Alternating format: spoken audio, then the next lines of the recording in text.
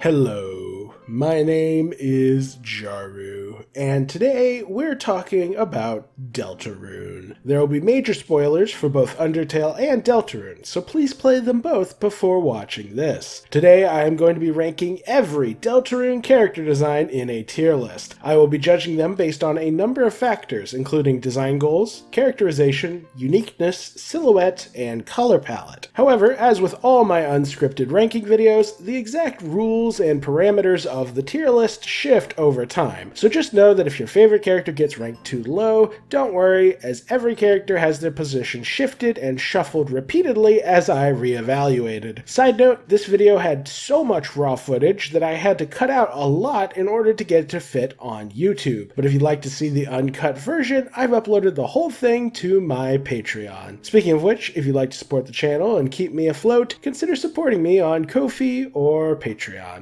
But that's enough of that. Here's 200 Deltarune character designs ranked in a tier list. Alrighty, ladies and gentlemen, we are ready to get this ranking started. So we have the tier list here, and some little notes and parentheses to remind the audience and myself what those tiers represents. However, this bottom tier isn't really a tier. It's actually just here to remind me of the attributes that I am judging these characters by. I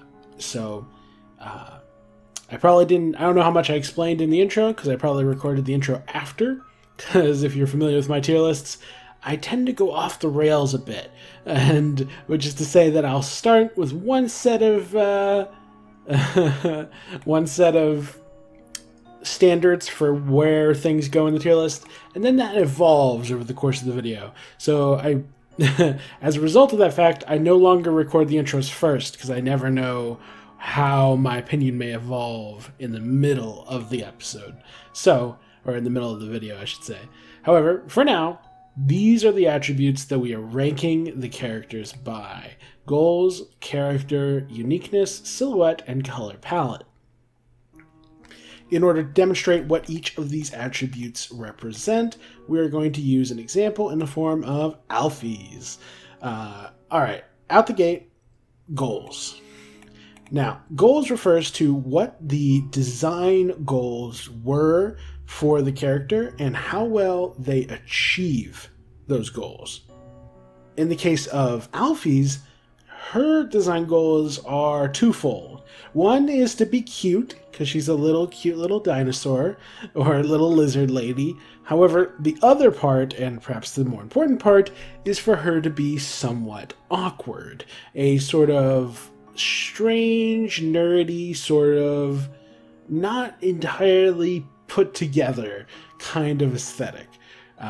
Those are the general goals of the design philosophy of Alphys, and I would say that she achieves those goals quite well. Now, to give some examples of what other kinds of goals are, because, Alphys' goals are pretty niche. Being a kind of cute yet awkward design is distinctly, Alphys. Whereas with other characters, someone like Berdly, his design goals may be to be, kind of geeky like Alphys, but in a more arrogant fashion. Whereas someone like Kris may be designed to feel ambiguous, mysterious, or even cool in some circumstances, depending on how you want to spin them. Same thing with someone like Susie.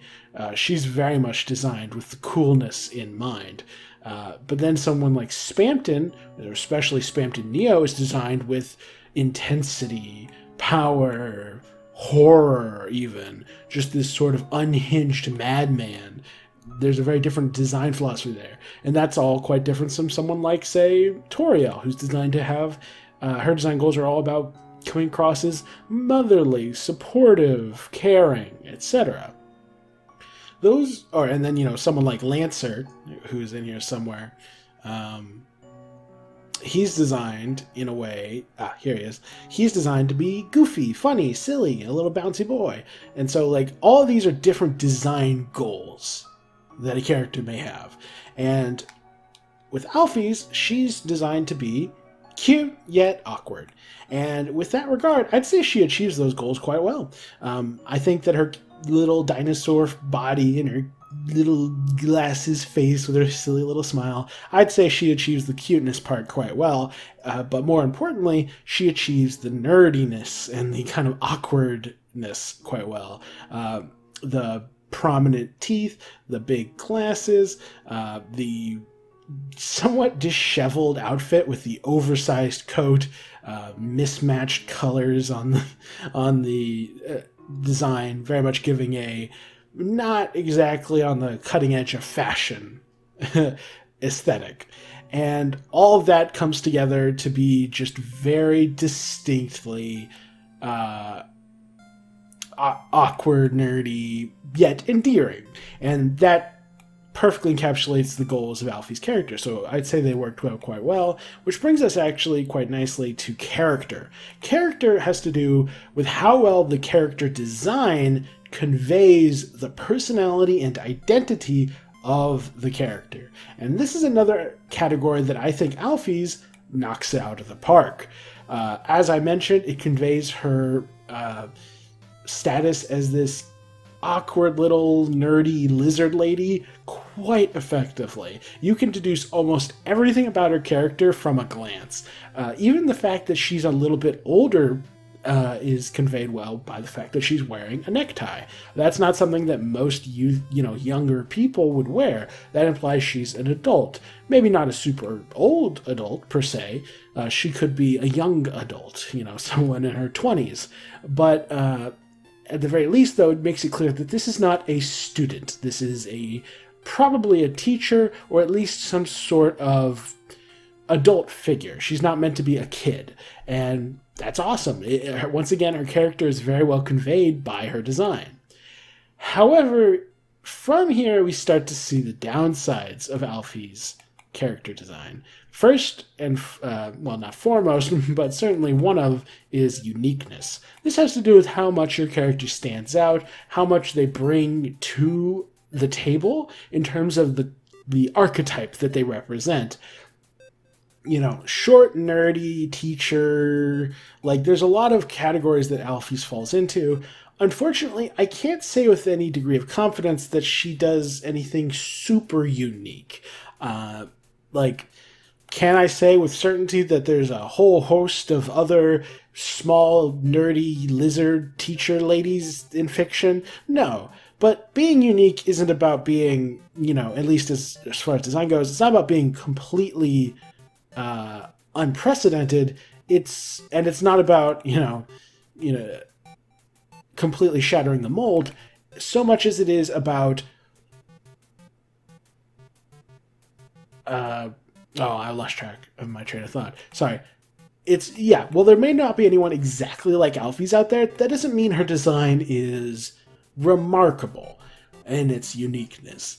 You could design a character who is a wholesale ripoff of an existing character while also still being distinct enough to technically be unique. So it's not necessarily about her being one of a kind, as it is about whether she brings anything distinct, memorable, or fun to the archetypes that she represents. And at the end of the day, small, nerdy, lizard lady, you could argue that it's somewhat unique, but it's not very inspired. It's just sort of, in a world where there are monsters instead of humans, it's certainly something, but I've seen lots of stories where humans are replaced with animals or monsters or aliens, and while she certainly may be slightly unique in that she's a dinosaur lady, I doubt she's completely unique. And even then, I just don't find what she brings to the table with her design particularly memorable or imaginative. And in fact, I'd go so far as to say that the original Alphys design in Undertale is a little bit better. I think the scientist aesthetic was a more unique and memorable design path for Alphys than kind of scraggly teacher aesthetic. And even then, Alphys in Undertale is far from the most iconic character in that game. Chances are, when you think of the top 10 most memorable or iconic Undertale characters, Alphys probably isn't in it.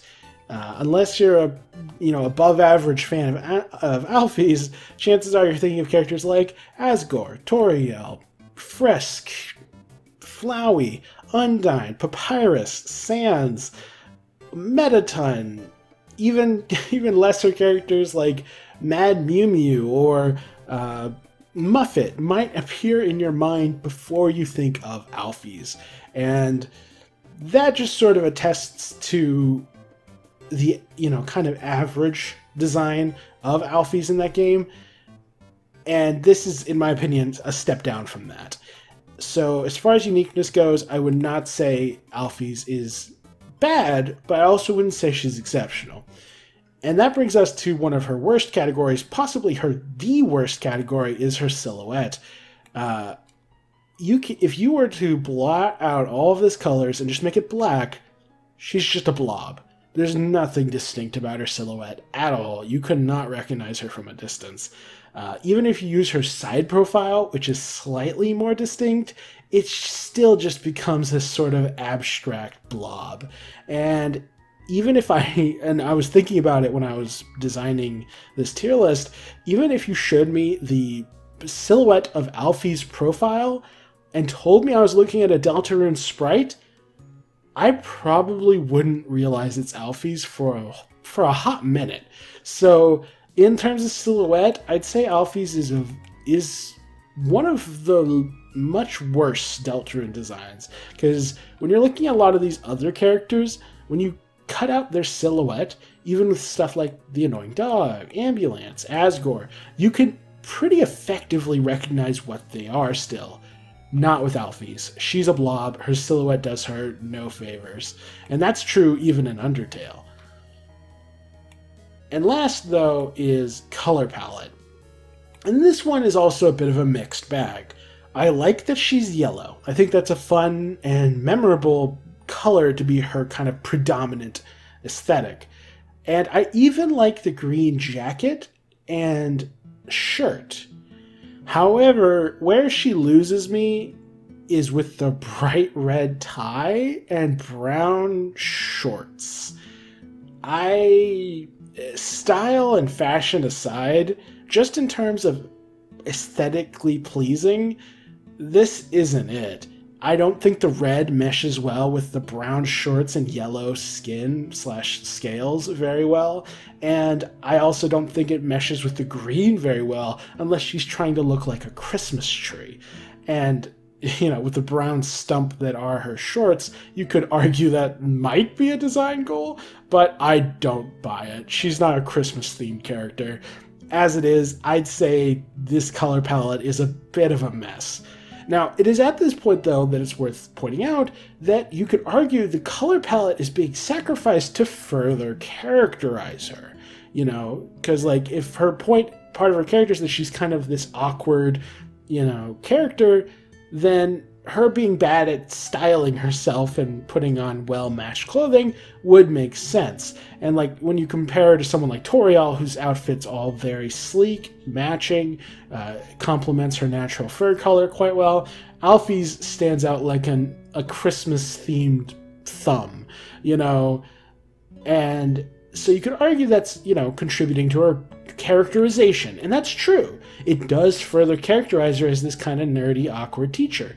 However, ultimately, it's not ideal for a character to be sacrificing one element of its design to enhance another one. In general, the ideal character design is one that can succeed in all of these categories without sacrificing any of them. And unfortunately, Alphys just doesn't quite manage that. And that is why she, in my opinion, lands on the low side of B tier or the high side of C tier. That doesn't mean she's bad. She's okay. I'd say she's a decent Toby Fox design. However, I would not say she's one of his best. I think he's made some truly fantastic designs over the years, and Alphys just really isn't one of them. Now, again, you could argue she deserves low B tier, because maybe the good elements of her colored palette combined with her more unique concepts might just edge her out into like B- tier. However, for the time being, and I might change this as we progress down the list, I would say Alphys is a C+. I think she's good, or well, maybe not quite good, but she's decent. She's above average. You could do a lot worse than Alphys. And from here on out, we're just going to go in alphabetical order, but I felt that Alphys was a good starting point to help us kind of get an idea of what we're looking at in this tier list. All right. Next up, we have Aaron. Aaron is famously a big muscle-bound doofus in Undertale. So Deltarune's Aaron takes a bit of a different direction. He mentions admiring this character for their workout regimen that somehow makes their hat grow. So it's like this is a version of Aaron who has yet to realize his dreams of being like kind of more macho. Or you could argue that in this timeline, since Aaron actually has something to do with his life, he's kind of let his physical shape kind of fall by the wayside, his physical fitness fall by the wayside in pursuit of career. Whereas in the Undertale reality, people could kind of just sort of coast by existing. And so their main focus was on their mental health, and so they just did what made them happy, which in Aaron's case was bulking up. I'd love for some fleshing out of Aaron's character in this game to kind of get us a better idea of who he is beyond muscle-bound dude bro. Unfortunately, though, we haven't really gotten much of Aaron thus far. He just sits at the counter in the QC diner. We don't even have a front-facing sprite for him. It's just this. So, as it stands, that probably kind of hurts him a little bit. And it's kind of hard to tell from the back what aesthetic they're going for. He's clearly not muscle-bound anymore. But whether that means he's a failed fitness kind of guy, or whether he's like a different archetype who just secretly kind of has dreams of being more fit, it's unclear. And because of that, it's hard to tell what his true design goals are. Like, is he an artist? Is he an engineer? Is he, a scholar? Is he, like, what is he? Who is Aaron? And he's a mermaid kind of creature, like half horse, half fish. And, and that's a fun kind of combination of creatures, but it's just sort of a random chimera. And it doesn't necessarily lend itself towards any clear-cut design goals. As such, it's kind of hard for me to say whether or not his design is good or not in that category. Then there comes his character, and in this regard, with what little we know of his character, I'd say it's decently successful. What we know is that this version of Aaron has not achieved his fitness dreams, and as a result, he's not very large, he's not very bulky, he's a bit slim, his muscles aren't very prominent, and he's just sort of chilling at the bar, drinking coffee. And so it's like, I'd say that this design characterizes him decently well. From what little we know. Uniqueness is an interesting topic. Can I say I've seen a half horse, half fish mer creature before? Not really. It's pretty distinct. Now, in the world of chimeras, theoretically, what does he bring to the table? A lot of, chimera concepts lend themselves towards part human, part animal. So taking two different animals and then kind of making them anthropomorphic is an interesting design direction. In that sense, I'd actually say Aaron, while somewhat simplistic, and especially so in Deltarune, is still a unique character design concept, and I appreciate it in that regard. As for silhouette, this is where things get a little more dubious. he just sort of is this vague blob. Like, you could probably tell that he has a snout of some sort, maybe a hat. He has a humanoid arm and then a long tail. But I bet you would you'd probably think this was some sort of snake creature or some sort of like part human, part snake amalgamation. It doesn't quite scream mer horse or whatever you want to call it. It's not bad. It's definitely better than Alphys in the silhouette regard, but I also wouldn't say it's exceptional. He's probably getting like slightly above Alphys at this rate. Well, actually, I forgot about how we don't really know his goals. So yeah, he's still kind of neck and neck with Alphys.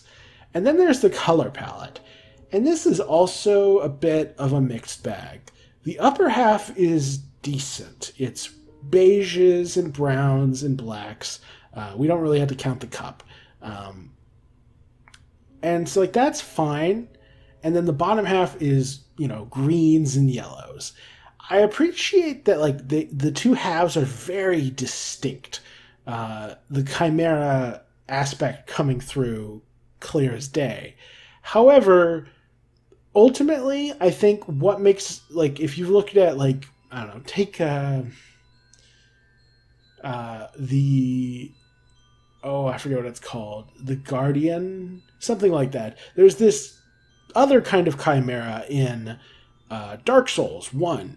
It's got like a scorpion tail and bird wings and a lion's head, and it's an amalgamation of things. However, the aesthetics bleed into each other. Like, it has a white mane, if I recall correctly, which blends into its white feathered wings.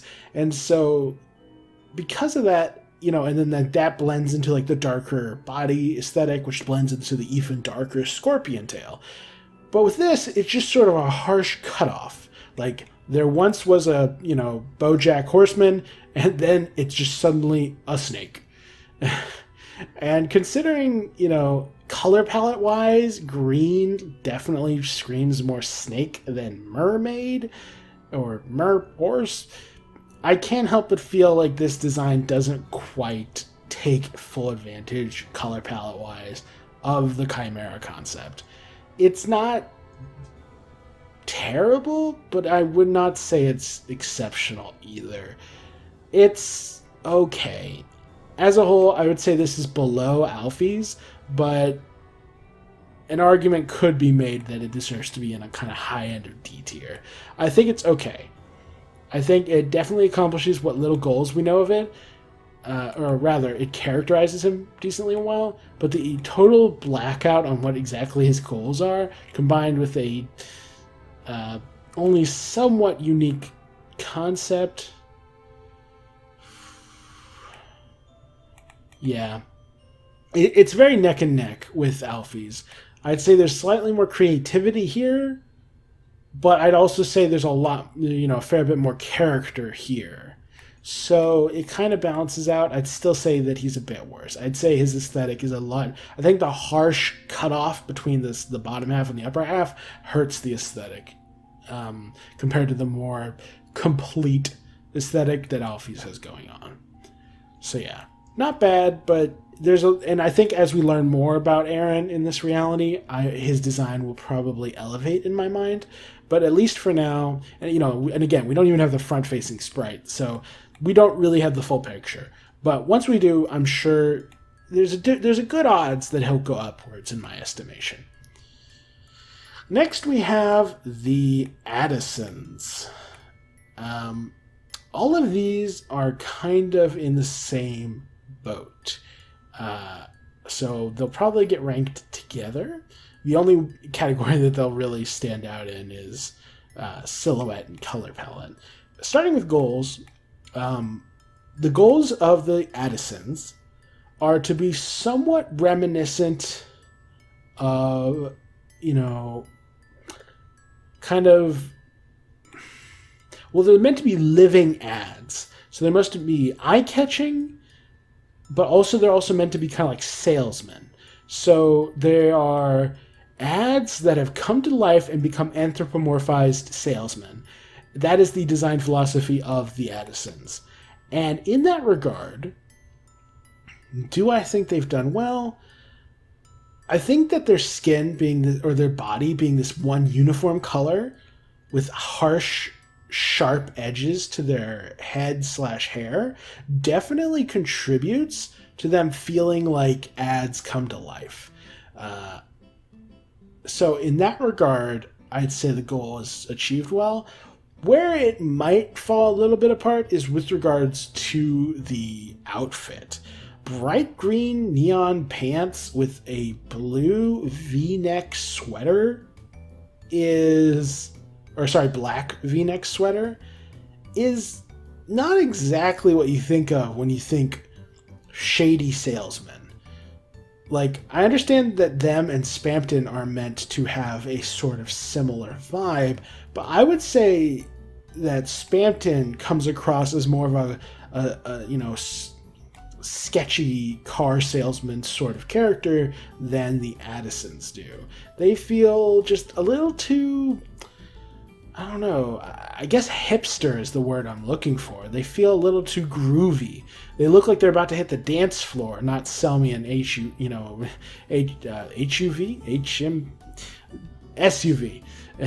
They don't feel like they're about to sell me something so much.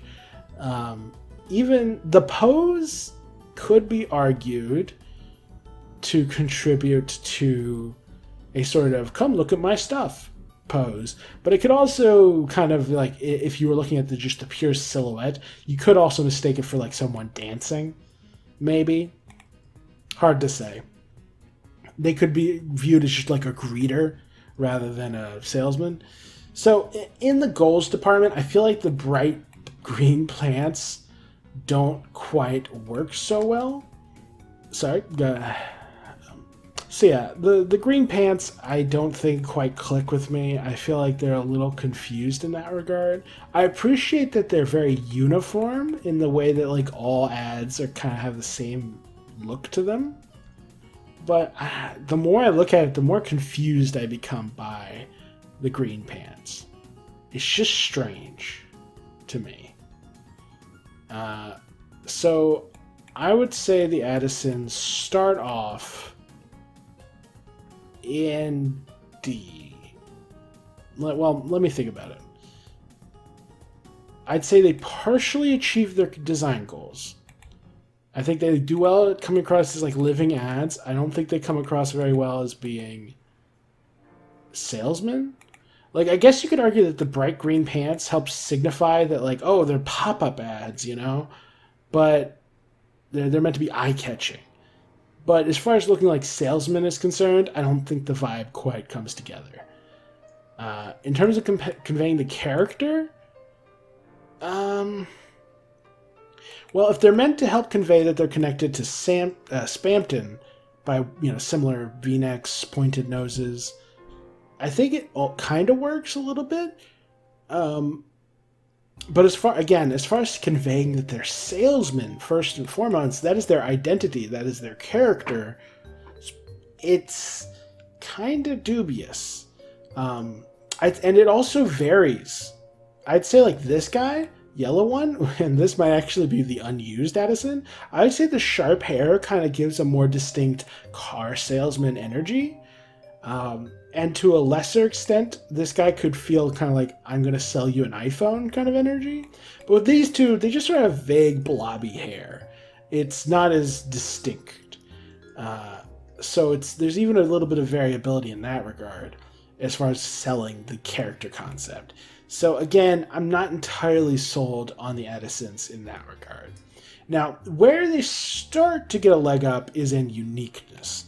As far as uniqueness is concerned, the consistent color of their skin, the bizarre green pants, the black sweaters, it's all very iconic, and iconic might be the wrong word, but very memorable, very distinct.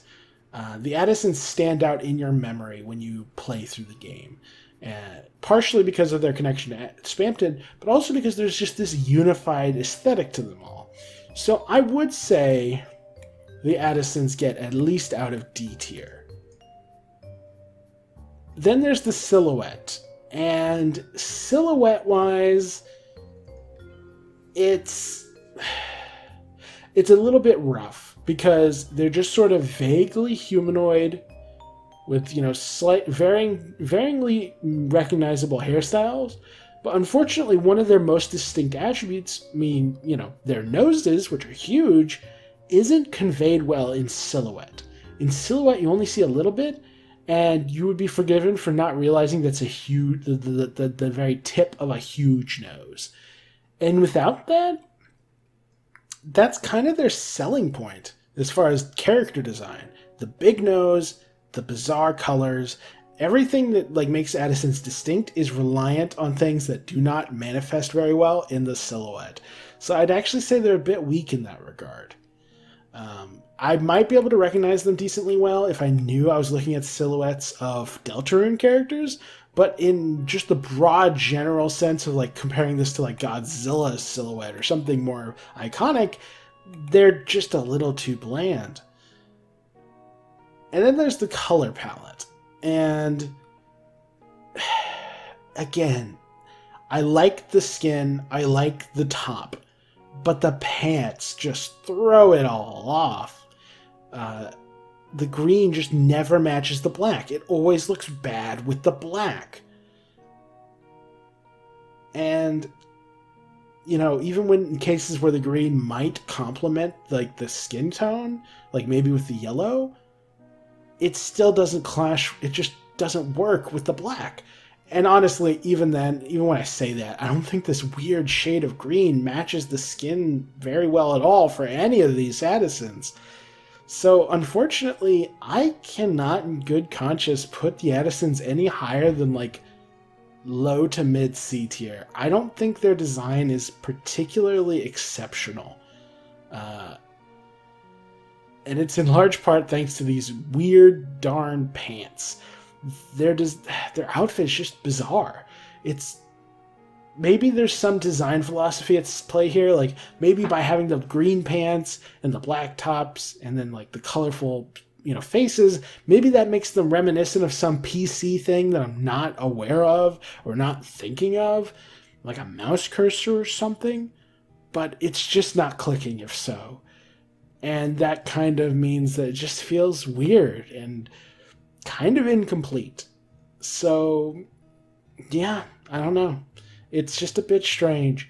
I would say that the yellow Addison is the best, shortly followed by the pink Addison. And then... These two are pretty arbitrarily. They're pretty much identical. I'll put blue higher than orange just because I like blue more. But this is how I would rate the Addisons compared to each other. Overall, I would say that these are substantially worse than Aaron and Alphys. I'd say that if these are high C tier, these are pretty low C tier, which may come as a surprise because these are kind of iconic characters. But honestly, I think they're only as iconic as they are because they're connected to an infinitely more iconic character who we will not be covering for a hot minute. So yeah, that's where the Addisons end up. Next, we have Ambyu-Lance, and this is a design I am quite pleased with, in some regards anyway. First, design goals. This is meant to be the personification, the anthropomorphizing, I don't know if that's the right word, of a antivirus software. And so it is combining both the idea of being an ambulance with the lights and the syringe. So yeah, okay. So yeah, it's an antivirus software brought to life, but the way they represent that is by it being something that counteracts wounds, injuries, illnesses in real life creatures, which would come in the form of ambulance. And so you just have this mishmash of ambulance iconography with the medicine iconography. So you have like this plus shape on the chest, which is sort of meant to be like the symbol for like healing, health, etc. You have the light from the Ambyu-Lance on top, which actually shines in their overworld sprite. You have their head, which is literally like, this is like some Alice in Wonderland stuff. Just a straight up syringe for a head. And I love that. That's my favorite aspect of Ambyu-Lance, and I think it contributes a lot to their character design. They also carry like an axe, I think. I want to say that's an axe. It might be like some other like obscure medical device. Like it might be that hammer that doctors uses like on your knee to test your reactions. A little hard to tell. So as far as achieving the goal of an antivirus software brought to life in the form of an Ambyu-Lance themed entity, this thing knocks it out of the park. I think this is an incredibly memorable enemy design.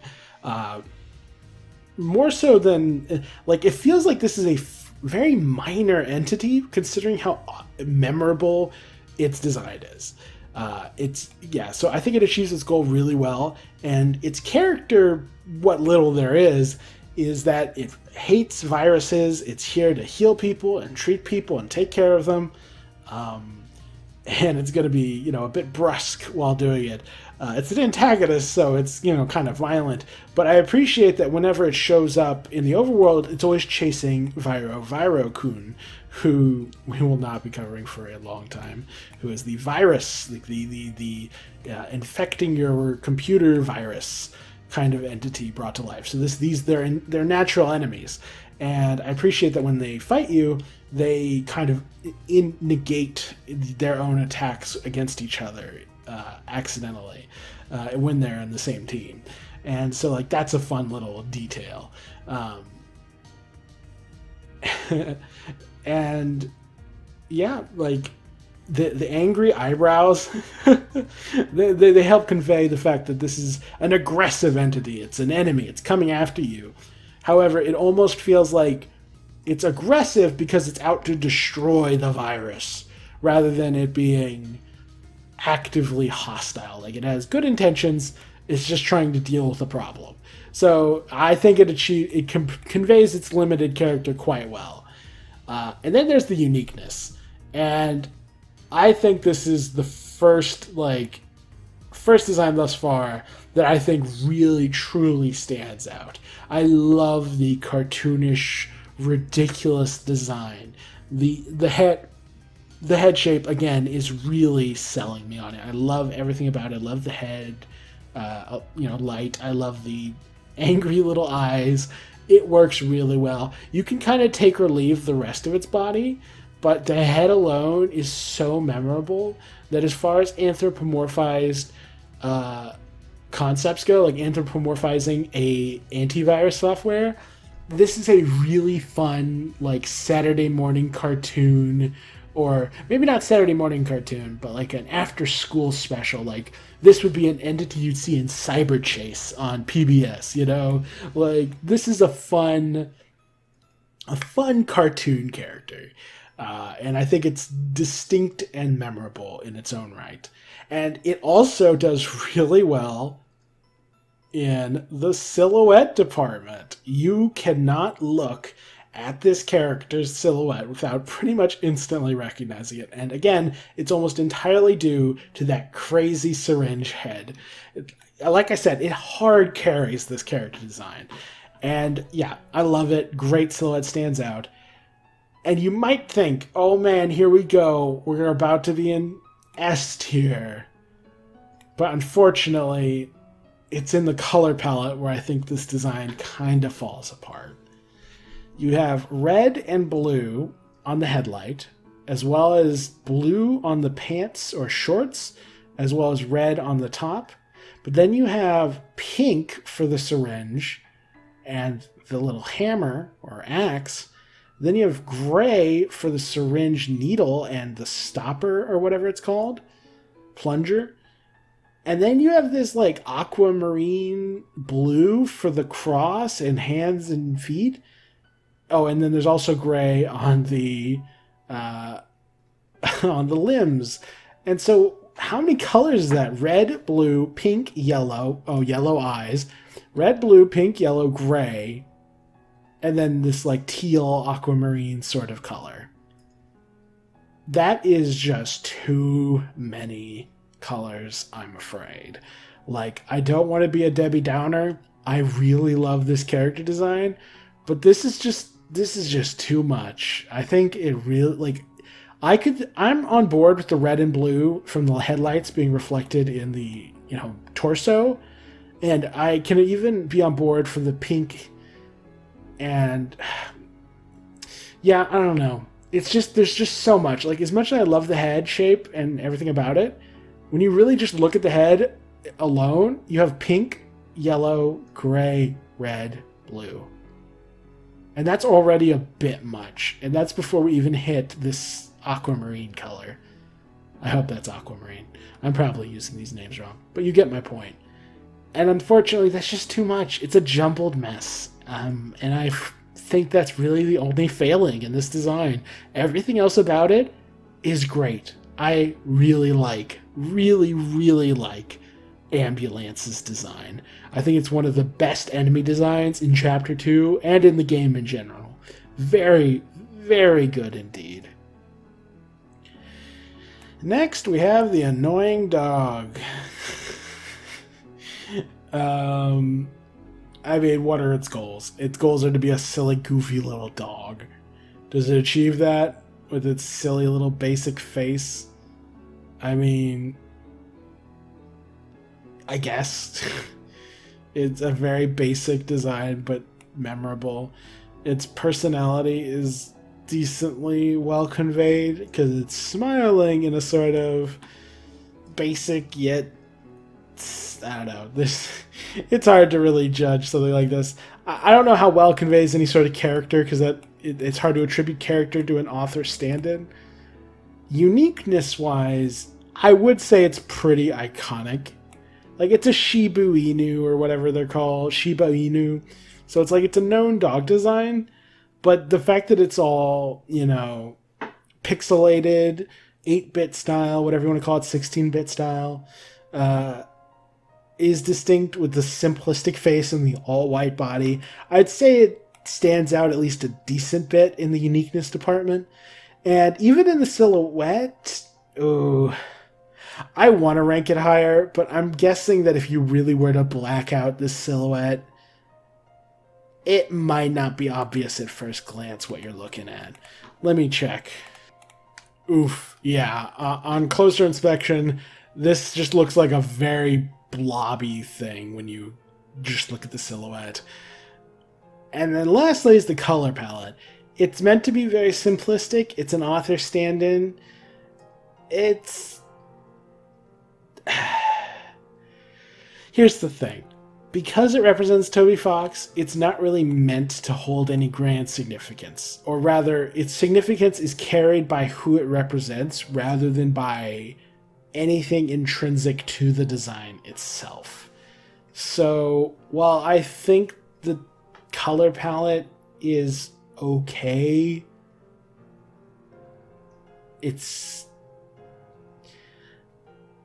I don't know. I guess I could say that if I say the color palette's good, I feel decently comfortable bumping it up to B tier. I mean, the annoying dog is iconic, Do I feel right putting it above Alphys? I do kind of feel alright. Yeah, I'm going to put it at like the bottom of B tier. It's fine. I mean, it's good. It's hard to judge these author stand-in characters because it's not meant to represent anything really. It's just meant to be kind of a tongue-in-cheek, oh, there's me, I'm gonna shake some maracas. Yeah, it's a silly little thing. Next, we have Asgore. Now, let me just check something. 3, 4, 5, 6, 7, 8, 9, yeah. Next, we have Asgore. Goals. So, goals-wise, this is meant to convey a big, burly, likable dad. That is the main goal of this version of Asgore. It is meant to be likable and friendly and dad-like. And in that regard, I think it achieves its goals pretty phenomenally. The big hairy arms, the kind of unkempt dad hair and beard and mustache, the big Hawaiian shirt and blue jeans. It's all very dad-like. And he gives off the pink shirt gives off a very comforting, pleasant, and the soft facial expression gives it just a very genuine, nice vibe. And so I think it achieves its goals very well. In terms of portraying his character, it's hard to judge what Asgore's character is in Deltarune distinct from Undertale, but if we assume his personality and identity are pretty similar to there, he's a character who is nice and sweet and soft at his core, but is more than capable of being very strong and even harsh if his back is against the wall. And I think his design conveys that pretty decently well, because you have this big burly guy, and while he's very, soft aesthetically, it's hard to ignore those clenched fists and the big arms, the big prominent horns. This is a character who, if he got an angry expression, you'd start to feel a little nervous. The fact that he looks so similar to a sort of satanic figure with the big horns is enough alone to kind of convey that dangerous element of him. And because of that effective combination of softness and hardness, of gentleness and, brutality, I think this conveys his character very well. Even before you find out he used to be the chief of police, you could believe that he's capable of violence, if, to protect his family or something.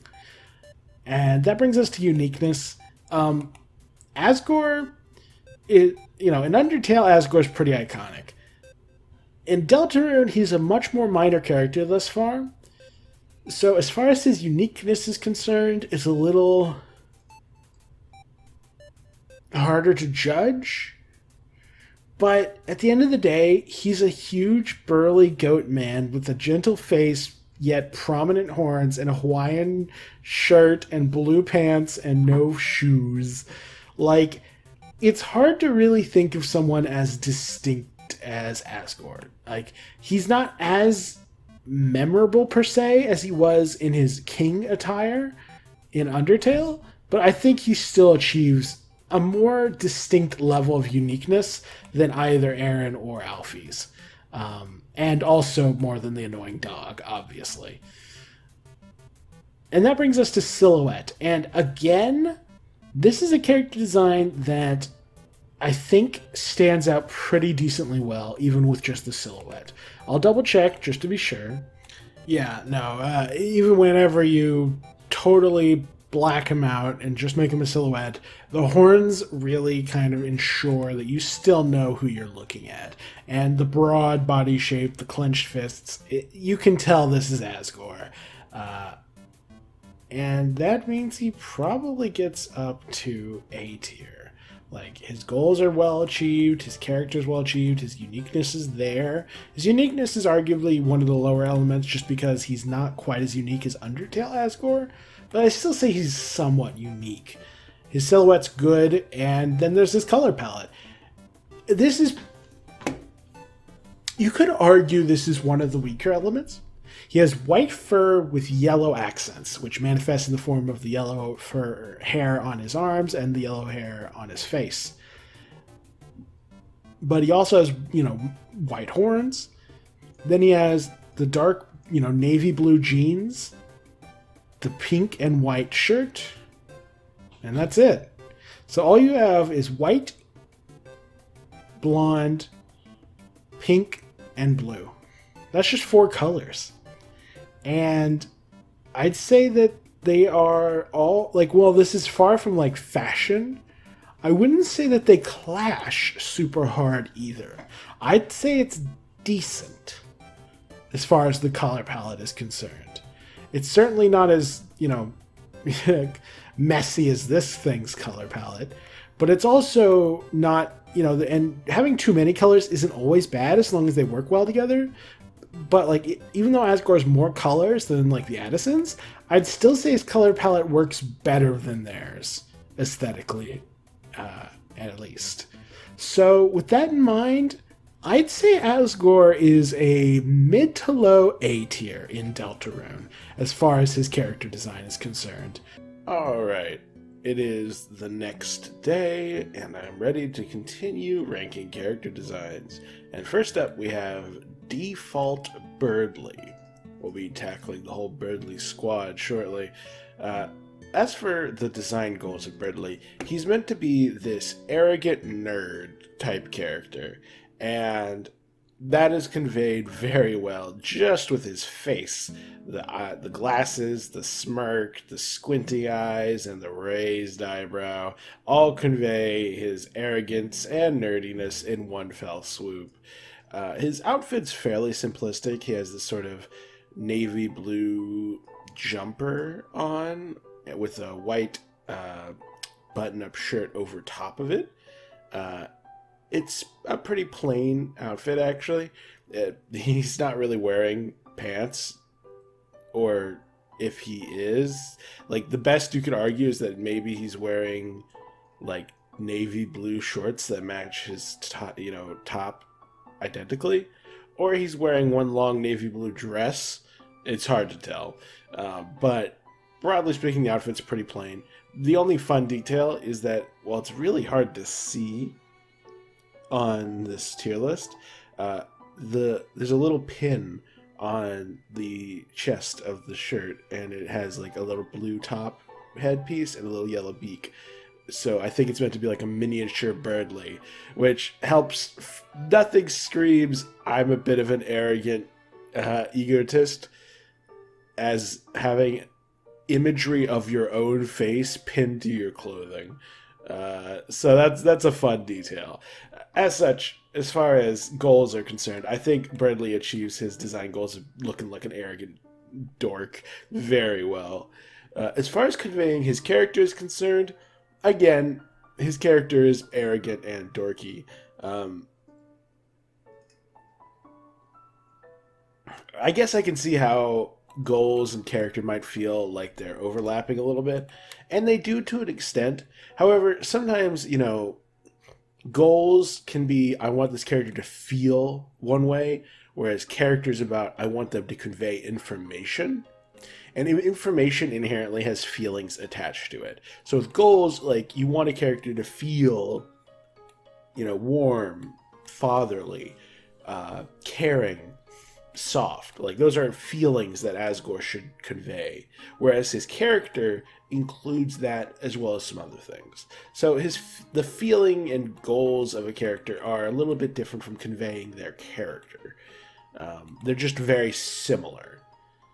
Although I can acknowledge that they do feel like they overlap a little bit. But I digress. As far as Berdly's character is concerned, arrogant nerd is the surface level identity of Berdly. So, and we've already established that it conveys that quite well. There's a deep-seated insecurity to Berdly, but that is not really revealed until much later, and it takes a lot of digging to really get to it. So it makes sense that it wouldn't be blatantly visible in his character design. If they had found a way to convey that in his character design, that would be really cool. But as it is, I'd say he accomplishes his character's aesthetic goals pretty well, as well as conveying his identity as a character. Then there's the matter of uniqueness, and this is where things get a little more bland. The issue with monsters in Undertale and Deltarune versus animal people in other media is that with some characters, like, say, what's a good monster example? There's gotta be one in here.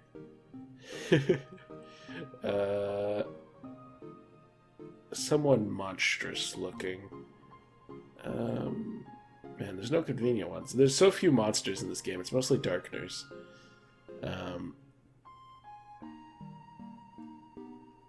Oh, okay, like this thing, for example. This is a very monstrous-looking creature. It's like a tentacled horror. Or even something like, say... Oh...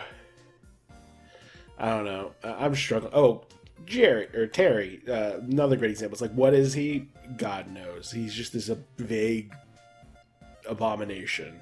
And the thing is, monsters are a lot less common. Monster people are a lot less common than just sort of like anthropomorphized animal people in media. So I guess the point I'm getting at is like a lizard person, a bird person, a goat person. Like these are all things that have existed everywhere. Like they're all over media and all throughout history. Whereas something like, say, a half horse, half, fish, that's a lot more distinct. That's more monstrous, less anthropomorphized animal. Which isn't to say that anthropomorphized animals are a bad design choice, and you can have uniqueness while doing anthropomorphized animals, but it's harder to carve out a niche, just because it's a much more populated genre of character.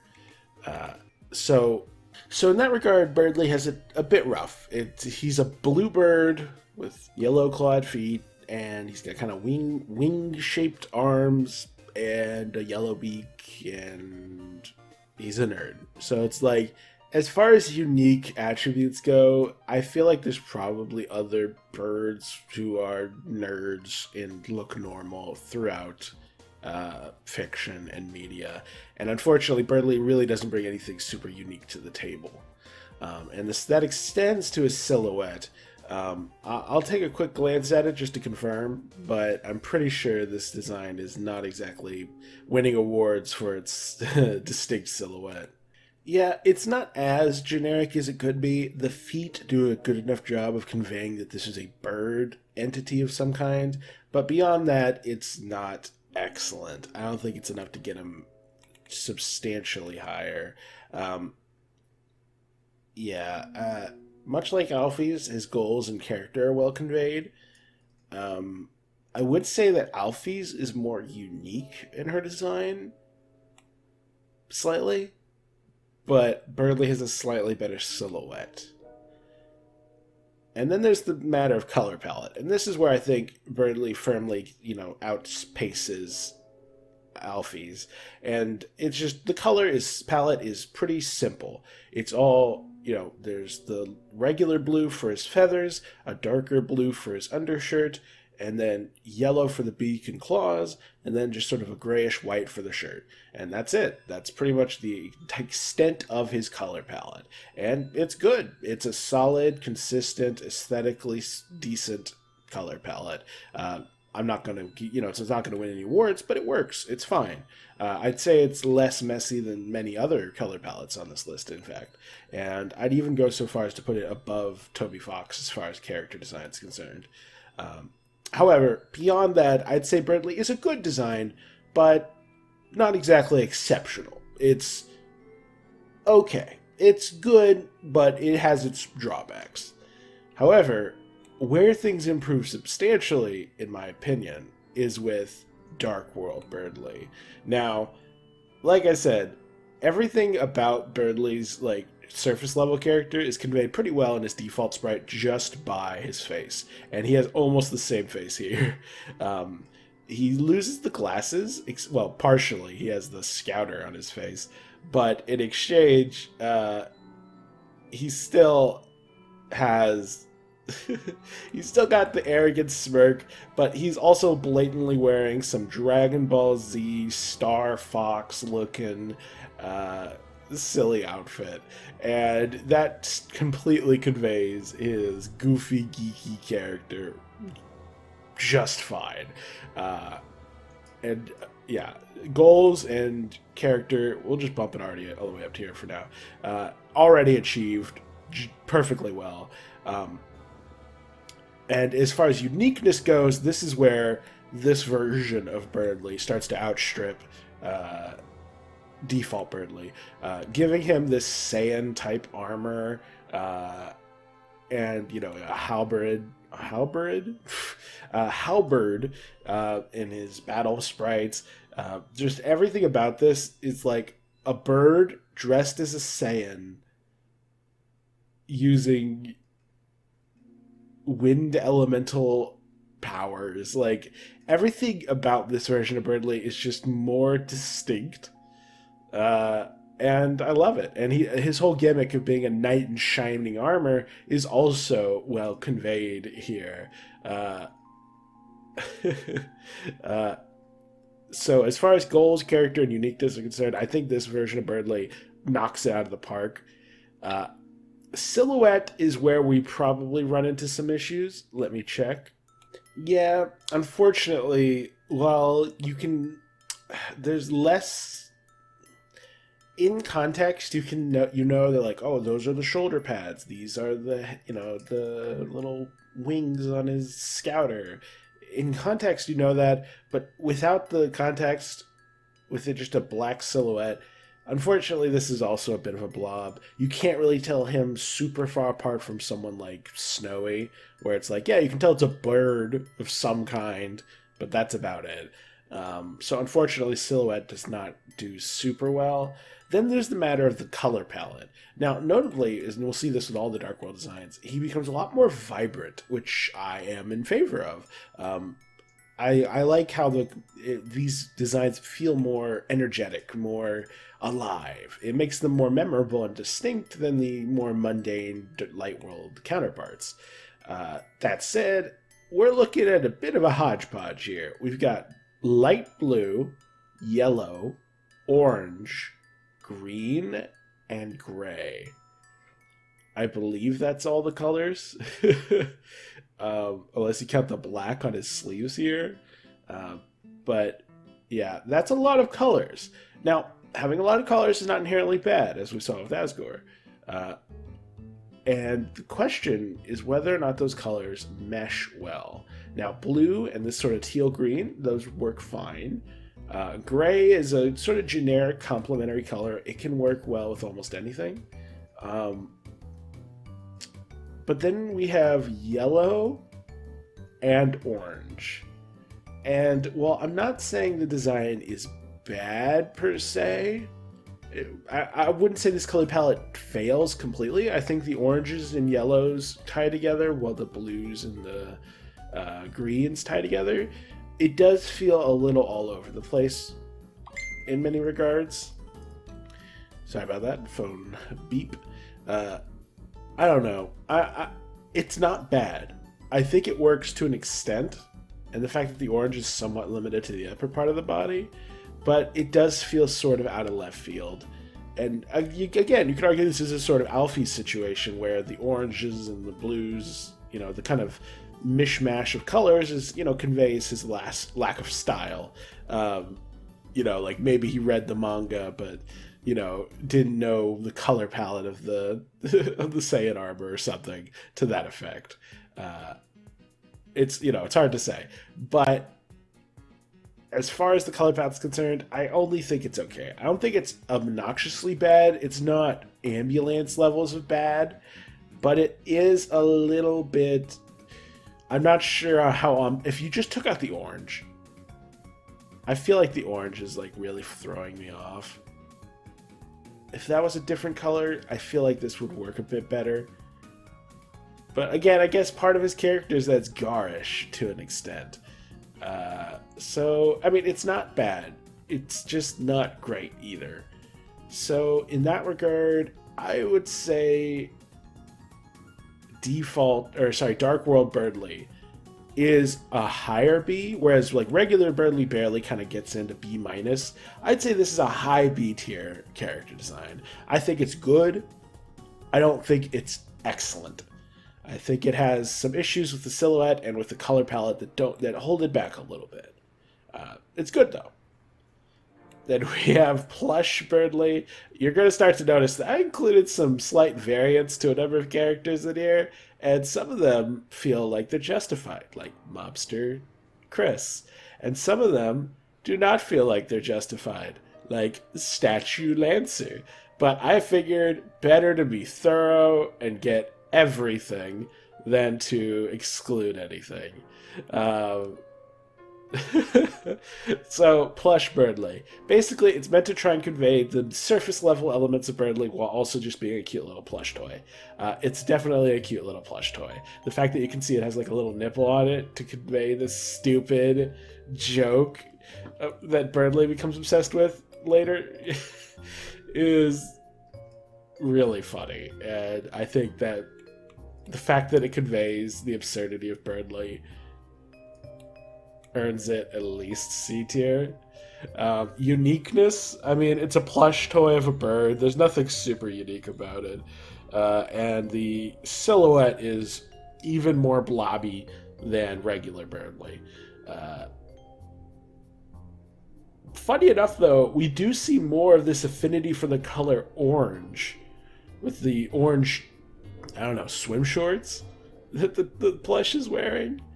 And in this context, I can kind of see how it works, because it's like orange is an extension of the yellow. So all you have, but the reason it works better here, actually, I think, ironically, I think the color palette actually works better in this version of Berdly than it does with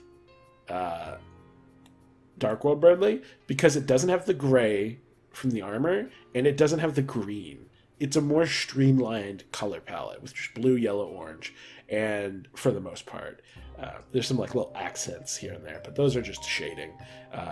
Default color palette, I think this actually works better. Then we have the Chad himself, Golden God Berdly.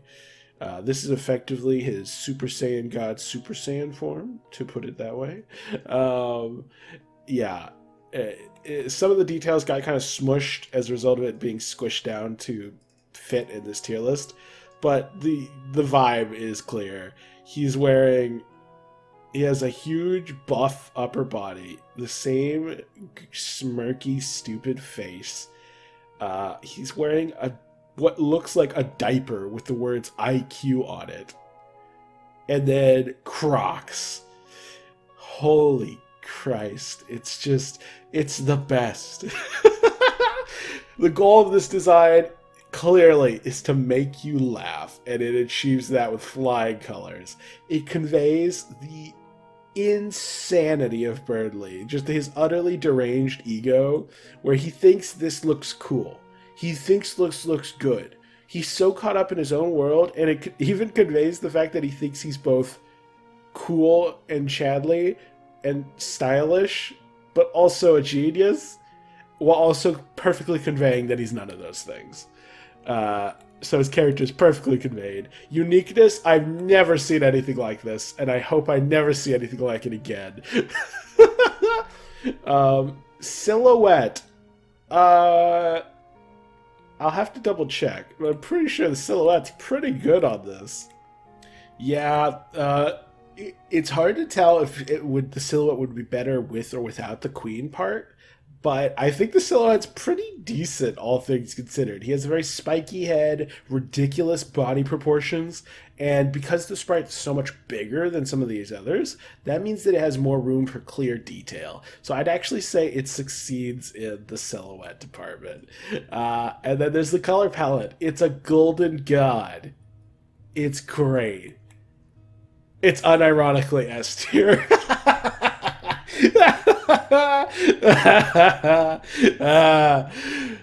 God bless America. God bless you, Toby Fox, for making the epitome of comedy in Deltarune. Just truly excellent. And I love that it's 2 whole tiers higher than the rest of the Berdly character designs. Mwah. God bless. Oh, man. Alright, gotta move on. Thank you, Berdly, for contributing to my mood. Next, we have the Block Tree. This entity, for those who don't remember, it's in the forest area of the Card Kingdom, and it's the puzzle where you have to run in a circle and the screen gets darker and darker, and then you go to the top of the screen and you click on this. And it is an actual entity. It has legs and a body and an eye in the center. So it's a character, technically. So goals.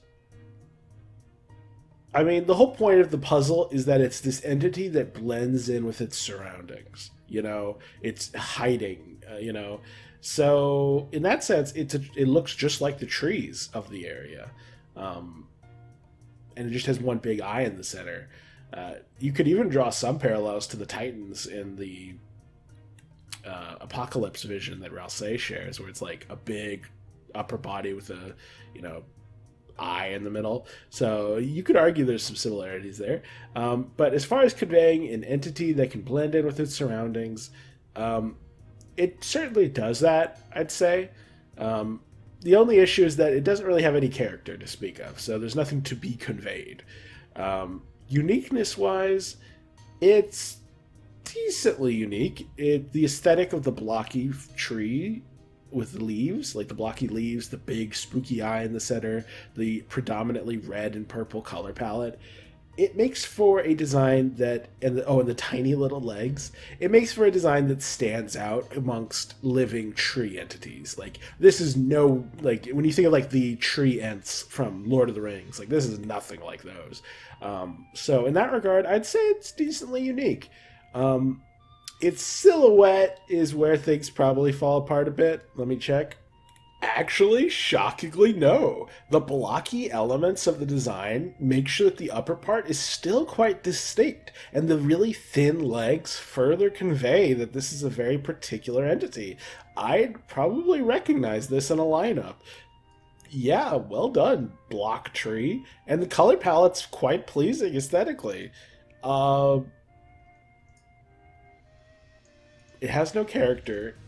It's pretty unique. I mean, 1, 2, 3, 4. It's got 4 things going for it, so I would actually rank this decently high. How silly is that? Here's the thing. It's a cool design.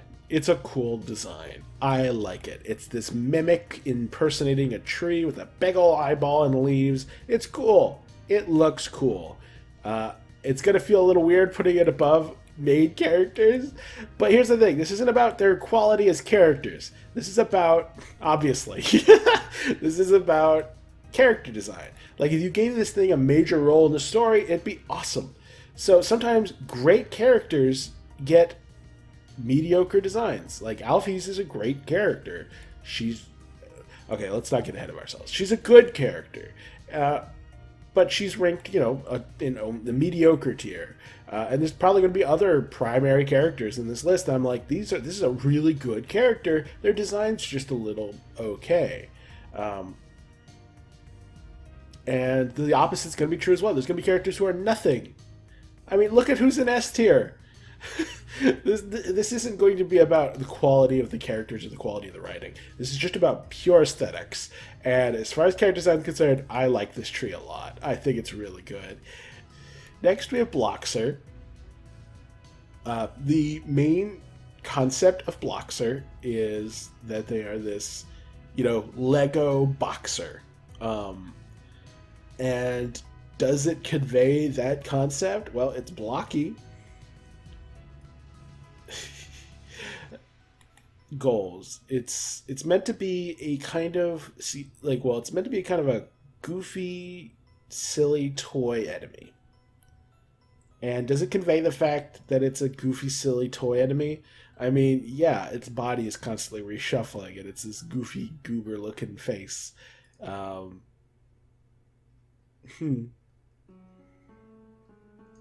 Yeah, I'd say it achieves its limited goals pretty well. And it conveys the limited character as well, in the sense that it's a boxer. It has a big old boxing glove for a hand.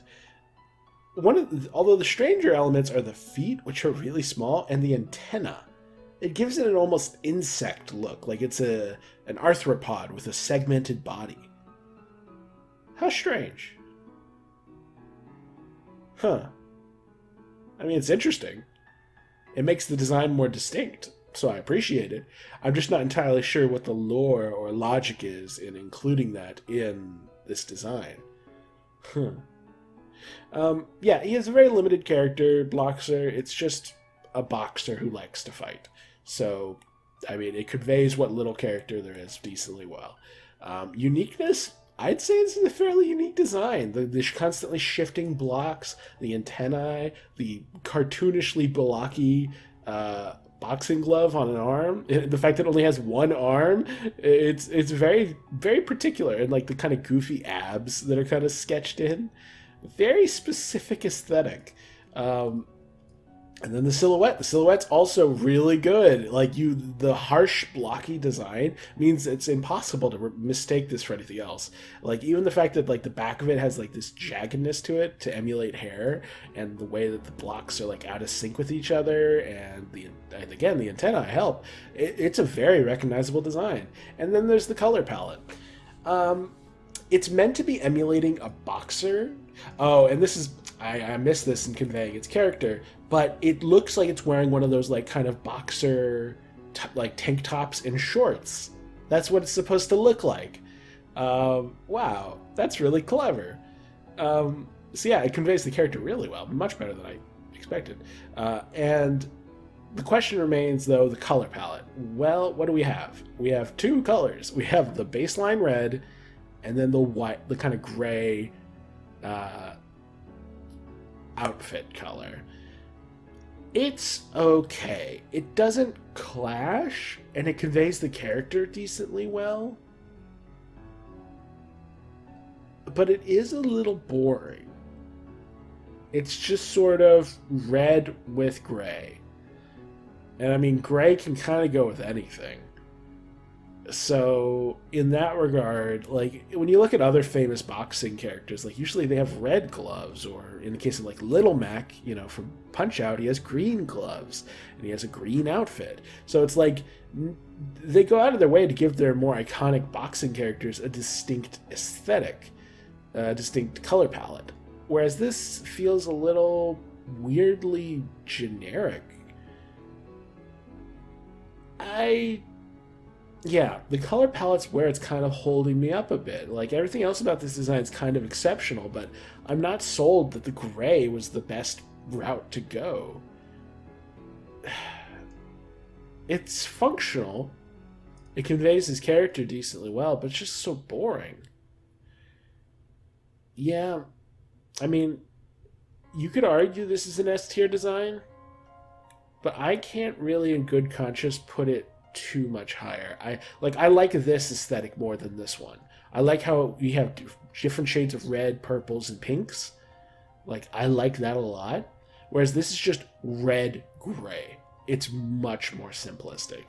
So yeah, I think I'd put Bloxer right here. I think it's a great design. There's a lot of clever and intelligent elements to it, and it stands out really well. But the color palette's where it loses me. It's just a little too bland. Next, we have the two block dudes. I guess these things are supposed to be like the letter blocks that you play with, like the ones that used to spell out words. Let me double check that real quick. Yeah, they refer to themselves as blocks, so I think they are meant to be those like letter blocks. If they're meant to be conveying that they are an anthropomorphized version of letter blocks, I'd say it's partially successful. It's clever how they integrate the letters. Like, it's only now, looking at it in detail, that I realize how the letter B is integrated into this face. It's like a domino mask in the shape of it. And like, that's clever. I like that. This one's more simplistic. It's just an O, and it just forms one big old I.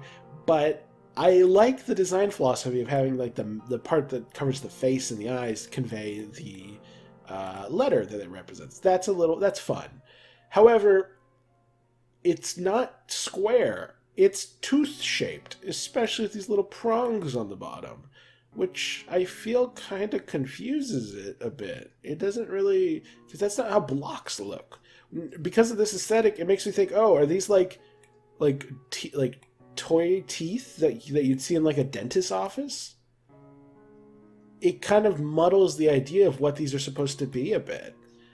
And because there's no letters on the upper sides, even though we can see the tops, it also doesn't convey the idea of these being the letter blocks that we see on the floor of the unused classroom.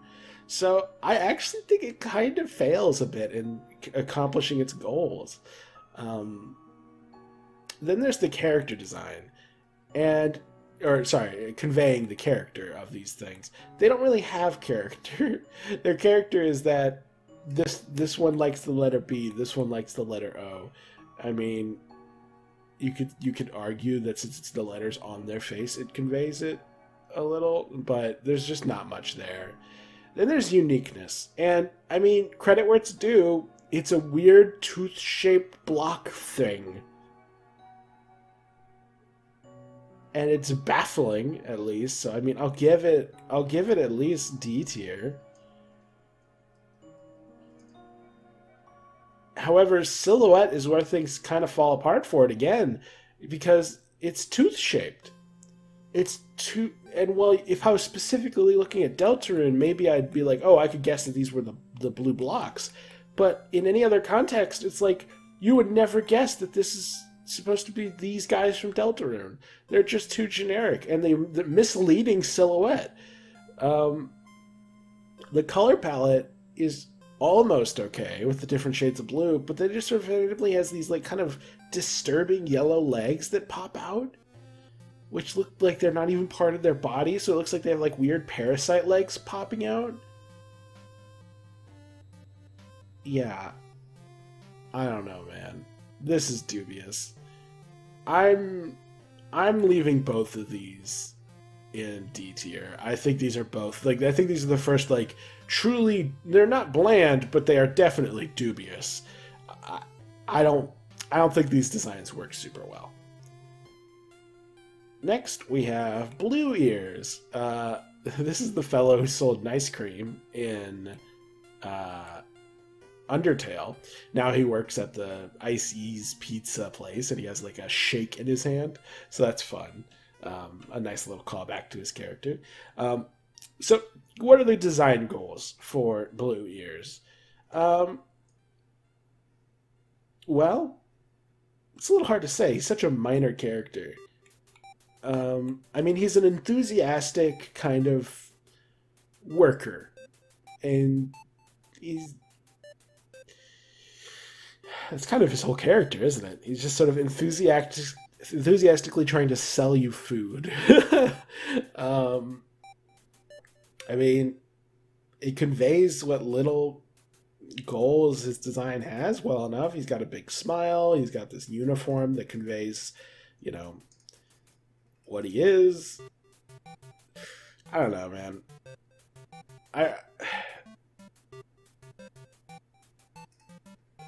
The goals is starting to... I'm having difficulty distinguishing a little bit. Because, like, what would you say the design goals of something like Blue here? I mean, I know the difference. This is like, is the character cool? Trying to be cool? Are they trying to be cute? Are they trying to be funny? Like, what is the design philosophy of a character versus what is their character? And so I understand the distinction. It's just like, what are the design goals of someone like Blue Ears? To be just a filler NPC? They kind of feel like a filler NPC. They're like a blue rabbit thing. But like at a glance, like we have rabbit characters down here somewhere. Somewhere. Yeah. Oh yeah, here's something. We have rabbit characters that clearly convey that they are rabbits.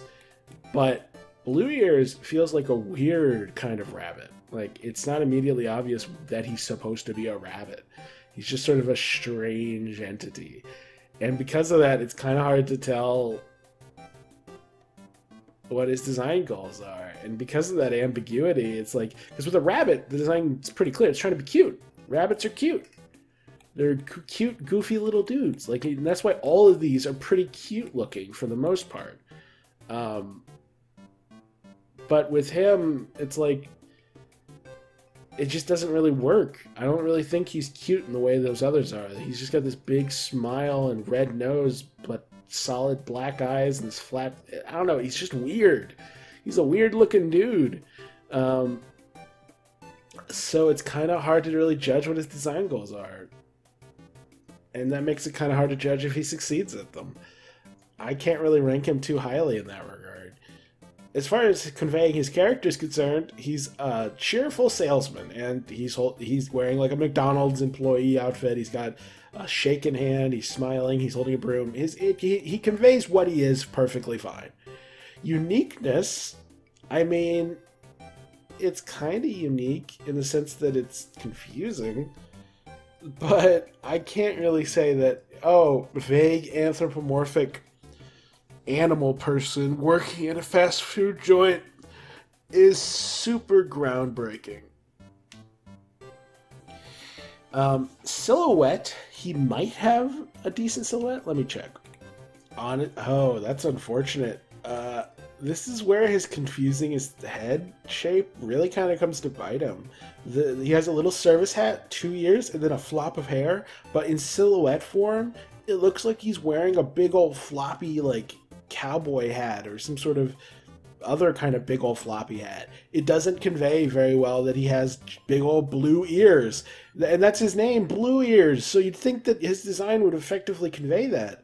Also, for a character called Blue Ears, his blue ears are not exactly the focus of his design. They're very subtle.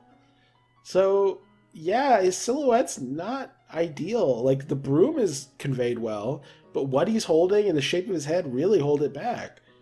And then there's the color palette, which is, we got blue skin, or fur, a red and yellow employee outfit. I mean, it's not terrible. He's wearing a uniform, and uniforms to an extent are meant to convey that sort of garish aesthetic. So I can respect this color palette to an extent. I don't know.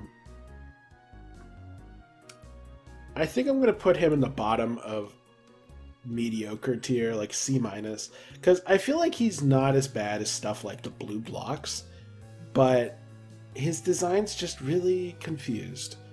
And I like Blue Ears enough that I don't want to just dump him in D tier, but I can't really in good confidence say this is one of Toby's better designs. Next we have Bratty.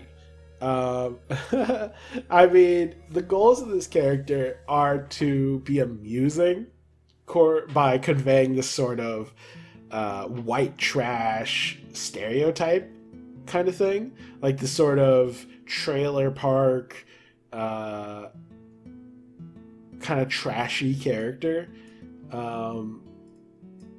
Obviously she's not, white because she's a crocodile, but you get the point. Like, that's the kind of aesthetic stereotype. Think like the Cranker sisters from Ed, Edd and Eddy. Like, that's very much the philosophy of design, like the vibe she's supposed to be giving off.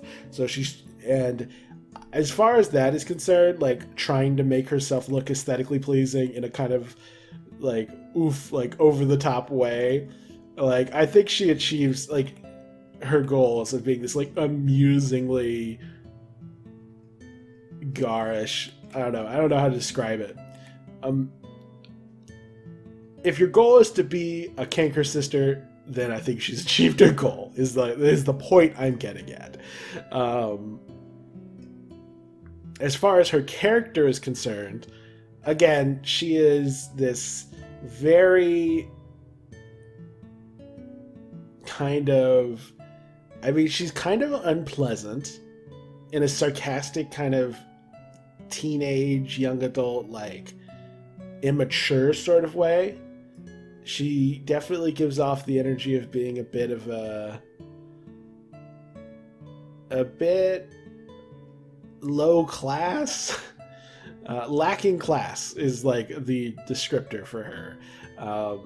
And she's just like constantly like amused by getting in trouble and doing inappropriate things. Like, I think she's the one who kissed Azrael and gave Toriel a stroke as a result of the horror of the situation, and she finds the whole thing very amusing. And so like that's her character. And does her design convey that? I'd say it conveys it pretty well. You have this sort of cropped, what do you call those? Crop tops? Pink crop top. You got this black shorts with a heart on it, pink sandals, and then you have the really prominent like pink nails and pink lipstick and prominent eyelashes. So like, it very effectively conveys that like trailer park beauty aesthetic, like trying to pretty yourself up but having no fancy clothes to wear. So like that's very much the aesthetic that she's going for, and it conveys her character pretty well. Like the fact that she's a crocodile on top of it all just makes it extra funny, which is part of her design goals, is to be kind of this amusing thing. So it also conveys the idea that, you know, being with someone like this, you know, runs some risks. Like, I think like half of her conversations end with, oh, and that's how we got arrested. Like, she's very much a bad influence on people. And I think that's her being a crocodile helps convey that fact really well. And even back in Undertale, between Bratty and Catty, Bratty always gave the impression that she was the nicer one. Whereas, or Catty, sorry. Catty always gave the impression that she was the nicer one, while Bratty was a lot more cold-blooded. And that being conveyed by her being a friendly house cat while she's a literal alligator, I think is really clever. And that extends into this version, where Catty is still very much herself, and they're both very similar characters, but she's a bit more... She's a bit nicer. A bit less ruthless. So in all that regard, I'm saying her character's conveyed very well. Uniqueness, I mean, she's a canker sister if she was a crocodile. That's delightful. I love it. That's so unique. It's quite amusing. And as far as silhouette is concerned, I think she probably does pretty well. I'll double check just to be safe, but I'm fairly confident that Bratty has a very distinct outline. Unfortunately, Bratty in this pose, with her hand coming up and with her hair in the background, it actually obscures her snout quite a bit. And unfortunately, that's kind of her most like distinct attribute. And without that, her character silhouette becomes rather generic. It ends up looking like, instead of this being a snout, it's the other pigtail. And that makes the whole thing just sort of not click quite right. Which is a shame, because I quite like Bratty's design. So it's a shame that the silhouette doesn't quite come together. Color palette-wise, I mean, the green scales, the pink and black outfit, and then the blonde hair. It's not that many colors. Would she be better off if she dyed her hair a more specific color, something that complements her outfit and design better? Yes, she would be better off. But I wouldn't. But at the same time, it kind of complements her whole, like, trailer park aesthetic. So it's tough. Oh, I want to rank her higher, but between the silhouette and the slightly dubious color palette, I mean,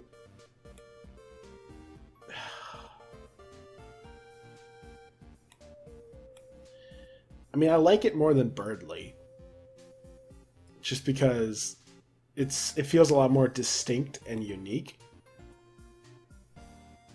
Like, people go for it's the nerdy character. Like, this is an archetype I've seen 1,000 times.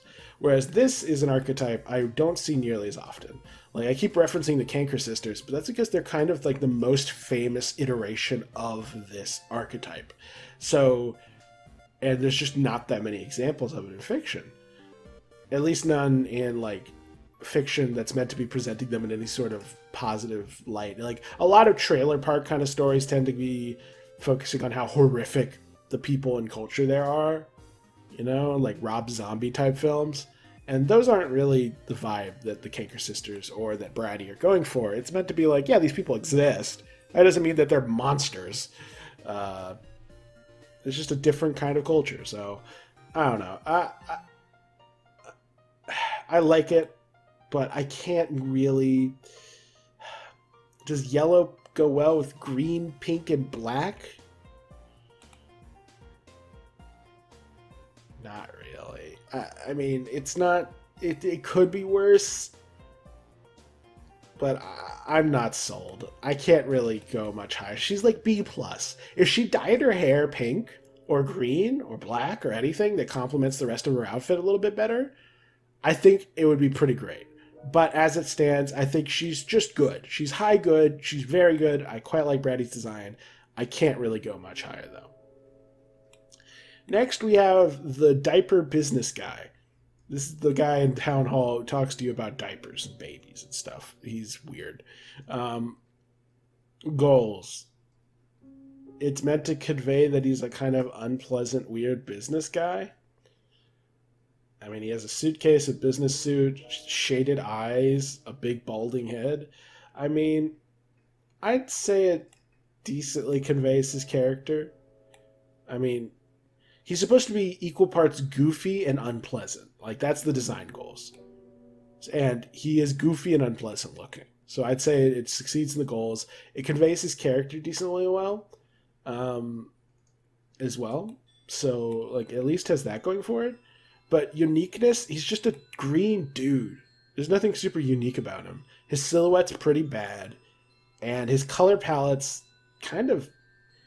I mean, we have black, this sort of sickly green, blue, and a different shade of blue with some whites and blacks here and there. I mean, it's not bad, honestly. But it's unpleasant. But unpleasant intentionally. He's supposed to be unpleasant, so that doesn't mean his design's bad. It's actually supposed to look that way. I don't know. It's a high C tier. I can't, in good conscience, put it above Alphys, though. And I don't think I can put it... Yeah, I can't put it above Aaron either. I think it goes right around here. I think it's... If Alphys is knocking on B tier's door, then this guy's a few steps behind that. So I think, yeah, it's okay. It's... The color palette actually is good at... Like, if it was just a little more, like, unpleasant, I'd be more comfortable putting him somewhere in D tier. Or C tier, I should say. But the fact that the color palette kind of works, it kind of... It is aesthetically pleasing enough that I can't, in good conscience, put him any lower than this. So, yeah, I think it's all right.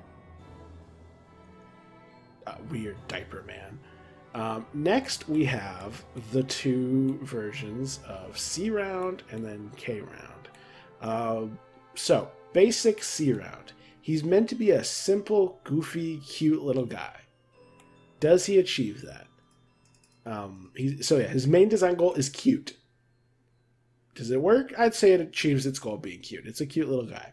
Character. It doesn't really have a character. It's sort of a mindless animal. Does it convey that with its design?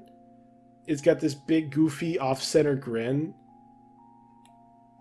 I don't know if the grin's actually off-center in the design. That might be a side effect of the compression. But a big, silly grin. It looks kind of dog-like. And all the dogs in Toby Fox games tend to be a bit goofy and simplistic. But it has human feet, which is the weird part. Because that's usually an indicator of higher intelligence. So, I don't know how well it conveys the character in that regard. Uniqueness, it's a checker piece with a dog face and human legs. It's pretty unique. Unfortunately, the silhouette doesn't know favors. Again, among DELTARUNE characters, a round body with a basic feet like I'd probably recognize C round, but in the broader sphere of character designs, it's a bit nothing as far as silhouettes go. And then there's a color palette, and here's where I'll happily give it a little bit of praise. I think the whatchamacallit, the just pure red with like different shades and then like the black for the accents works quite well. It's simple, but it works. Yeah, I think that this is a case of a character being simple yet effective. And I keep feeling bad every time I put someone so unimportant above Alphys. But the bottom line is, her design has more complexity to it, but that doesn't make it better. It just sort of makes it busy. Whereas this is much simpler, yet it's more streamlined, and that makes it more pleasing as a design. So yeah, it achieves its goals. It doesn't really convey its character perfectly well, but it's unique, and it's got a decent color palette, even if its silhouette's kind of bad. I'd put it... It's funny to have it right next to the dogs.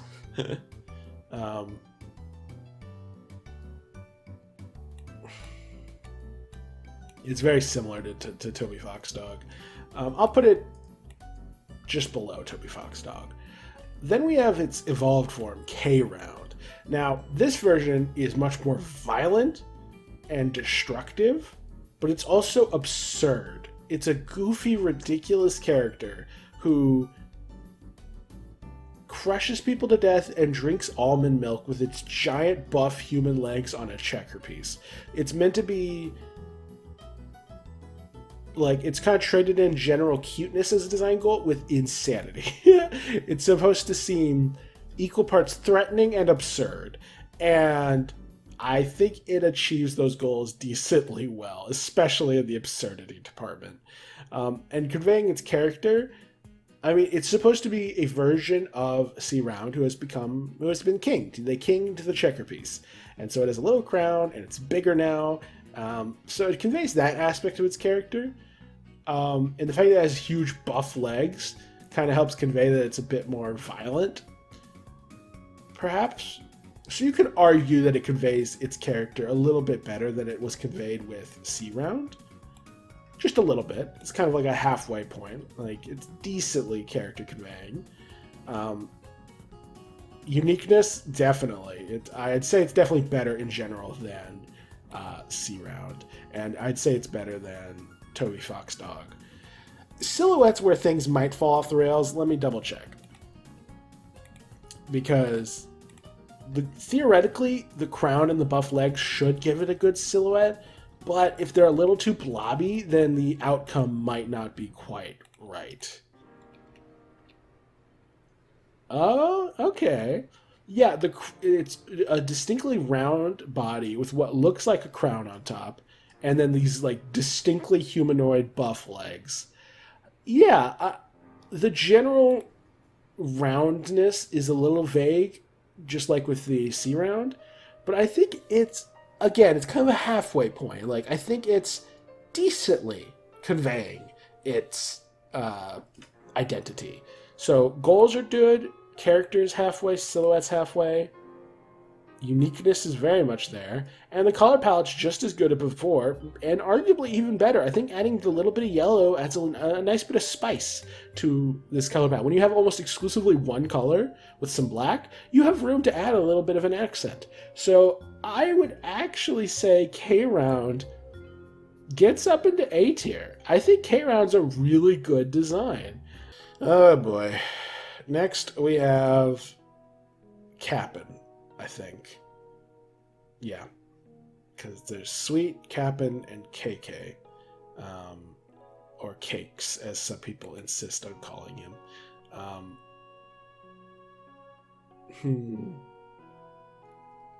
Goals. It's meant to be a hip-hop robot. Like, it's a boombox that has come to life in robot form. Does it convey... it? What is the design philosophy? What are the goals? It's supposed to be cute, I think.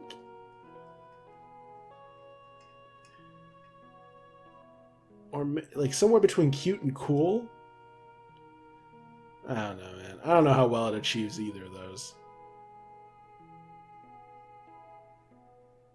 I think, actually, no. The Sweet Cap'n Cakes are supposed to be funny. That's their main thing. They're funny musicians. So I think Cap'n is sort of like the leader. So I think he's supposed to be the cooler one. Cool and funny. Does he achieve that? I mean, I guess. I don't like the Sweet Cap'n Cakes in case it wasn't well known enough. So, but it's got sunglasses. He's got the cool finger poses and the headphones and the backwards cap.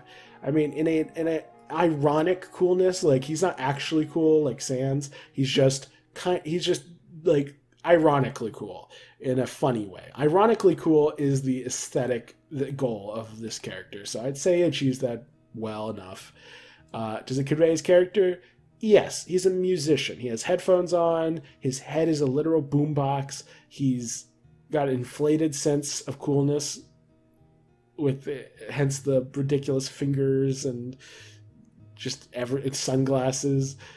Even though he lives in a dark world, so like, why would you need sunglasses?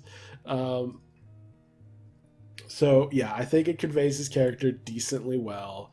Uniqueness, he's a boombox that has come to life and is a hip-hop singer artist character. Like, he's a DJ. So does he give off that DJ vibe? Yes. Is it unique? I mean, pretty unique. A DJ robot boombox that has come to life.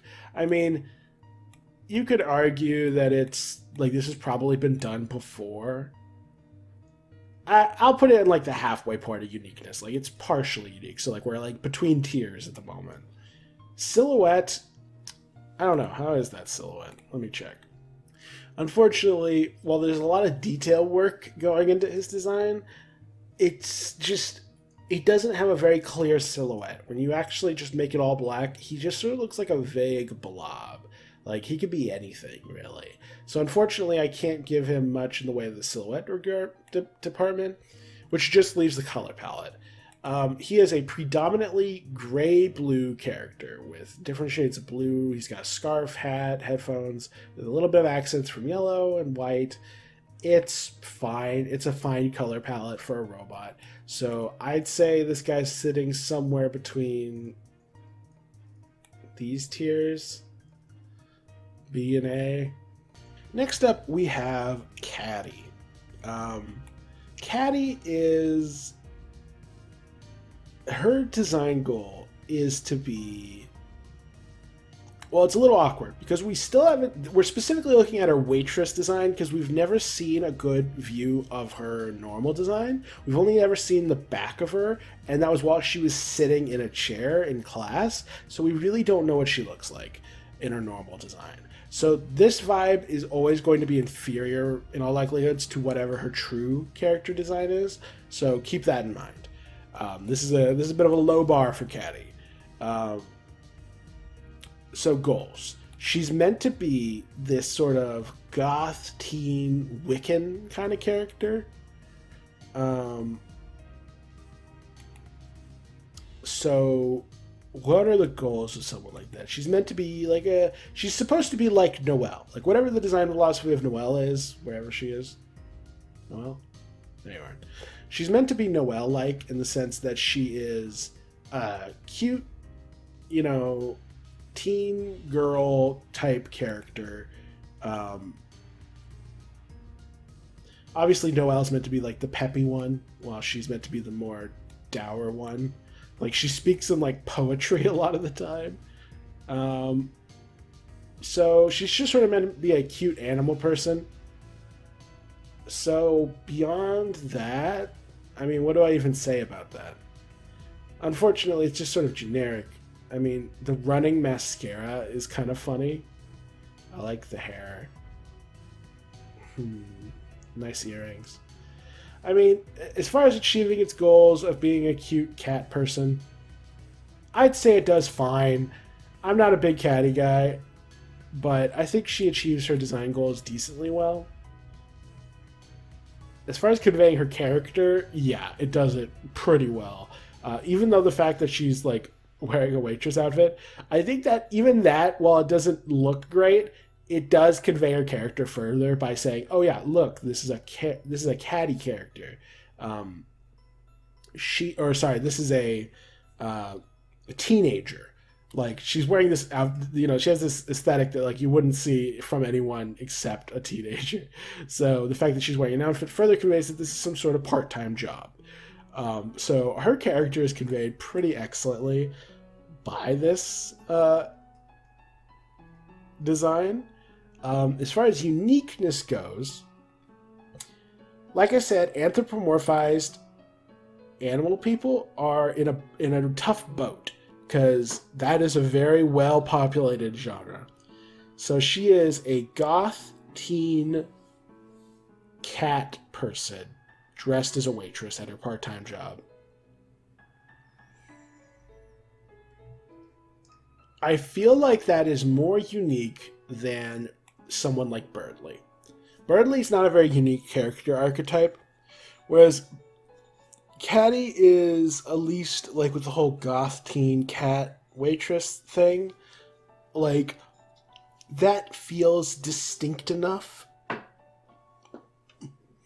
Like maybe there's like a horde of humanoid cat people, goth characters that I'm just not aware of, but as it stands, I feel like Catty's a decently unique character concept and character design. Then there's the silhouette, and unfortunately, I don't even need to check to tell you that this is just sort of a blob. I mean, I guess I can double check just to be certain, but I suspect this design does not convey sufficient amounts. Yeah, no. Unfortunately, her ears kind of blend in with her hair, so it doesn't even look like she's a cat. She's just a vague blob. Like, even the fact that she's wearing heels, unfortunately, doesn't come across, because the gap in the heels is only implied through shading rather than through the actual physical shape of the sprite. So it just looks like feet. There's nothing distinct there. So yeah, she unfortunately fails in the silhouette department. Color palette wise, again, this is probably where waitress Catty and regular Catty are going to diverge substantially. I suspect with a good color palette, and hopefully a slightly better, like if her silhouette in her normal outfit somehow manages to be good, and I know her color palette's going to be good, I suspect default Catty is going to be an S tier design. However, I doubt that they'll manage to make her silhouette great, so I suspect she's just going to be A tier. I suspect Catty's going to be like a high A tier character design once we get her regular outfit, but as it stands, her silhouette in her waitress uniform is not good, and her color palette's a little bit all over the place because she's in a waitress uniform. The waitress uniform is just different shades of like light blue, then you have like white fur, gold eyes and earrings, and then black hair and mascara, and then magenta hair, like streak with heels. There's just too much going on, and the white of her fur doesn't really complement the rest. Like the white of the fur with the outfit could work if it weren't for the bright neon colors of her shoes and hair and eyes. So yeah, I think the color palette doesn't quite work in this outfit, but I think as a broad whole, Catty's probably going to be a pretty solid design. It's just this particular outfit that I think doesn't do her justice. I think that regular Catty will blow well past Berdly and get into A tier, but I think stuck in this crappy uniform, this is as high as Catty can get. Alrighty, back at it again. Okay, back with more character design opinions, starting with Catty. Alright, goals. Catty's interesting. Given her connection with Bratty, you'd expect her to be a similar sort of like trailer park character, but in practice, she really isn't. She comes from what appears to be a kind of middle-class home, and she doesn't even really dress in a typical trailer park kind of way the way Bratty does. She honestly looks like she's on vacation. And given her like kind of 1950s bob of a hairstyle, it's kind of hard to tell what her age is. Like, are you 20 something or 40 something? Like, are you a young adult or just a regular adult? So it's a little unclear what kind of vibe she's supposed to be going for. She looks like a vacationing mom, is the vibe that Catty gives off. And that's not really her character at all. But what are her goals, I guess, is the real question. What energy is she supposed to give off? Well, we see her playing the ukulele. We see her being a big goofball who tends to get in trouble with the law, much like Bratty.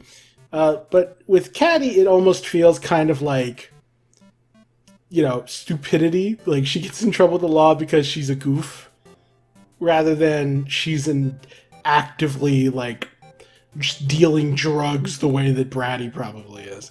So it's a little bit more innocent in that regard, slightly. So I don't know, she's just sort of a silly, funny character. Silly and funny is the energy Catty gives off. Does her design screen silly and funny? Silly to an extent. She's wearing this big, like, Hawaiian shirt, big necklace thing, shorts, sandals. Like, she looks like she's ready for the beach.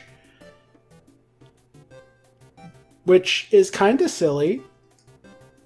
But, like, at the same time, because she could easily look like a mom, it's hard to say that she looks super comical. Like, there's nothing outrageous about her design. She just sort of looks like a cat person on vacation. So, honestly, I feel kind of mixed in both the goals and character department. I think it kind of fails as a character depiction altogether. I don't think it really portrays who Catty is very well. It's just an outfit that she happens to be wearing. And with goals, like, I mean, it leaves a kind of silly impression, like this big purple cat lady with a Hawaiian outfit on, like, kind of silly, kind of hits the goals, but only partially. Then there's uniqueness, and again, it really doesn't feel all that special. There's lots of anthropomorphized animal characters in the universe, and her only distinction is she's purple, I guess, and she looks like she's a 1950s mom on vacation. So, I don't know, it doesn't feel very unique either. Then there's the silhouette, and I will check what that is real quick. Yeah, unfortunately, that's pretty rough. It's just a blob. There's nothing there. And all that leaves is the color palette. And, well, we have purple fur, black hair, orangish eyes with a little yellow pin, a green, blue, and white Hawaiian shirt, red and white, or maybe just red, like, necklace, blue shorts, and blue sandals. So we have blue, purple, red, green, white, orange, black. That's a lot of colors. She actually looks like she went to the same store as Asgore when you look at them side by side. Very similar aesthetic. Now, at the same time, while that is a lot of colors, it's a Hawaiian shirt. It's supposed to be a mesh of various colors. So it doesn't look bad by any stretch. In fact, I'd say the color palette is acceptable. The fact that they're all toned down greens, blues, like very subtle, like they're not like neon like the Addisons, it doesn't aggressively contrast the purple fur. But at the same time, it's not like I'm looking at her and going, oh wow, that color palette's fantastic. It's just okay. Yeah, she's kind of a low C tier character, like C minus. Next, we have the animals. They're animal crackers, although I think they're just called caged animals on the wiki, if I remember correctly. Yeah, so they're just various generic, like an elephant, a bird, a monkey, something else in the background. They're generic animal crackers.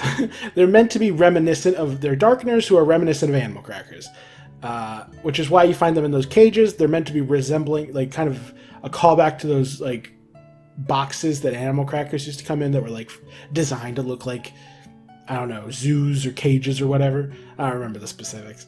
So, goals. It's meant to be a nostalgic kind of callback to a snack treat. it feel nostalgic when I look at it? I mean, kinda. I'm not like a big Animal Crackers guy, but I get what they're going for. I feel like the color palette doesn't do it very good service because a lot of cookies and a lot of crackers are not this color of brown. So that's a little weird. But, I mean, it does its goal okay enough. Character-wise, they don't have a character. They're just, like, jokey mass of crackers. Uniqueness? I mean, they're a horde of animal crackers come to life. I don't know. It's not that unique. Silhouette? I don't even need to tell you. The silhouette is a mass of blobby tendrils, like you would never guess. And color palette, again, I don't think it's very good. Yeah. I think this one's a bit bland. Like, these guys are dubious, but better to be dubious than bland. So yeah, Animal Crackers, they're a one-off gag that is just not that compelling, character design-wise. Next, we have Clam Guy.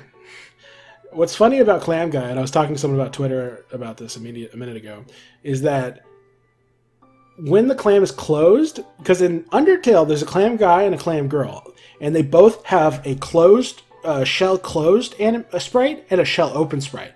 But what's weird about the Clam Guy in Deltarune is that when the shell is closed, he's using the Clam Guy sprite, but when the shell opens, he's using the Clam Girl sprite. Yet they're both referred to as just Clam Guy in the code. So that's a bit odd. Goals. What are the goals here? I mean, it's a humanoid body with a weird clam for a head with a little pearl inside that makes up the face with a creepy little dead eye stare and smile and crown. The fact that this thing turns into a Gaster follower in Undertale makes sense. It's creepy looking. So what are its goals supposed to be? Well, if it's supposed to be kind of creepy, if that's the main design goal of the design, then like sort of generic but also sort of creepy in order to surprise you with it being a Gaster follower, I'd say it achieves its goals okay, well enough. In terms of portraying the character, I mean, they don't really have character. They're just generic kind of NPCs. Really, the most you could say is, well, it's characters that it's a creepy Gaster follower, and therefore, you know, it being creepy informs you of its character a little bit, but that's a bit of a stretch. Uniqueness? I mean, it's somewhat unique. I'll give it that. It's the humanoid body with a big clamshell for the head. Like, that's decently unique. Silhouette. Yeah, I don't even need to check. It's got a humanoid body, but then it turns into this big shape that you would probably mistake for a hat. I'll double check just to be sure, but I'm pretty sure that's the vibe it gives off. Actually, upon closer inspection, the design is prominent enough that you might be able to tell it's a shell. Maybe. It's a bit of a coin toss, but I actually think it's not terrible. You can kind of make it out. And then there's the color palette. And it's a very pastel, like purples, pinks, and greens. That's the main makeup of it. It kind of gives the impression, again, credit where it's due, that does somewhat feed into its character of being this NPC that you don't think too much about. It just sort of blends into the background until it suddenly turns into a Gaster follower and freaks you out. Okay, right here's where Clam Guy deserves to be. Next we have Clover. Clover is interesting because they are a playing card brought to life to be a Darkener. So they are meant to... The ideal is that they represent, with all Darkeners, they are meant to kind of pay homage to what was used to create them. It doesn't need to be a clear transformation, like, you know, like the Addisons are ads come to life, but they don't resemble ads that much, and that's okay. It just needs to be a bit of an homage, just some details here and there that reference what they are. With Clover, they are made from, you know, a Clover type of playing card. I don't know if they're actually called Clovers. Yeah, it's like hearts, diamonds, clubs, and spades? 1 second. Okay, yeah. She is meant to represent the club's suit, and it's represented both in the shape of her triple eyes and in the shape of her tail. So that's the reference to that. So it accomplishes that. And beyond the whole, representing a type of object brought to life, I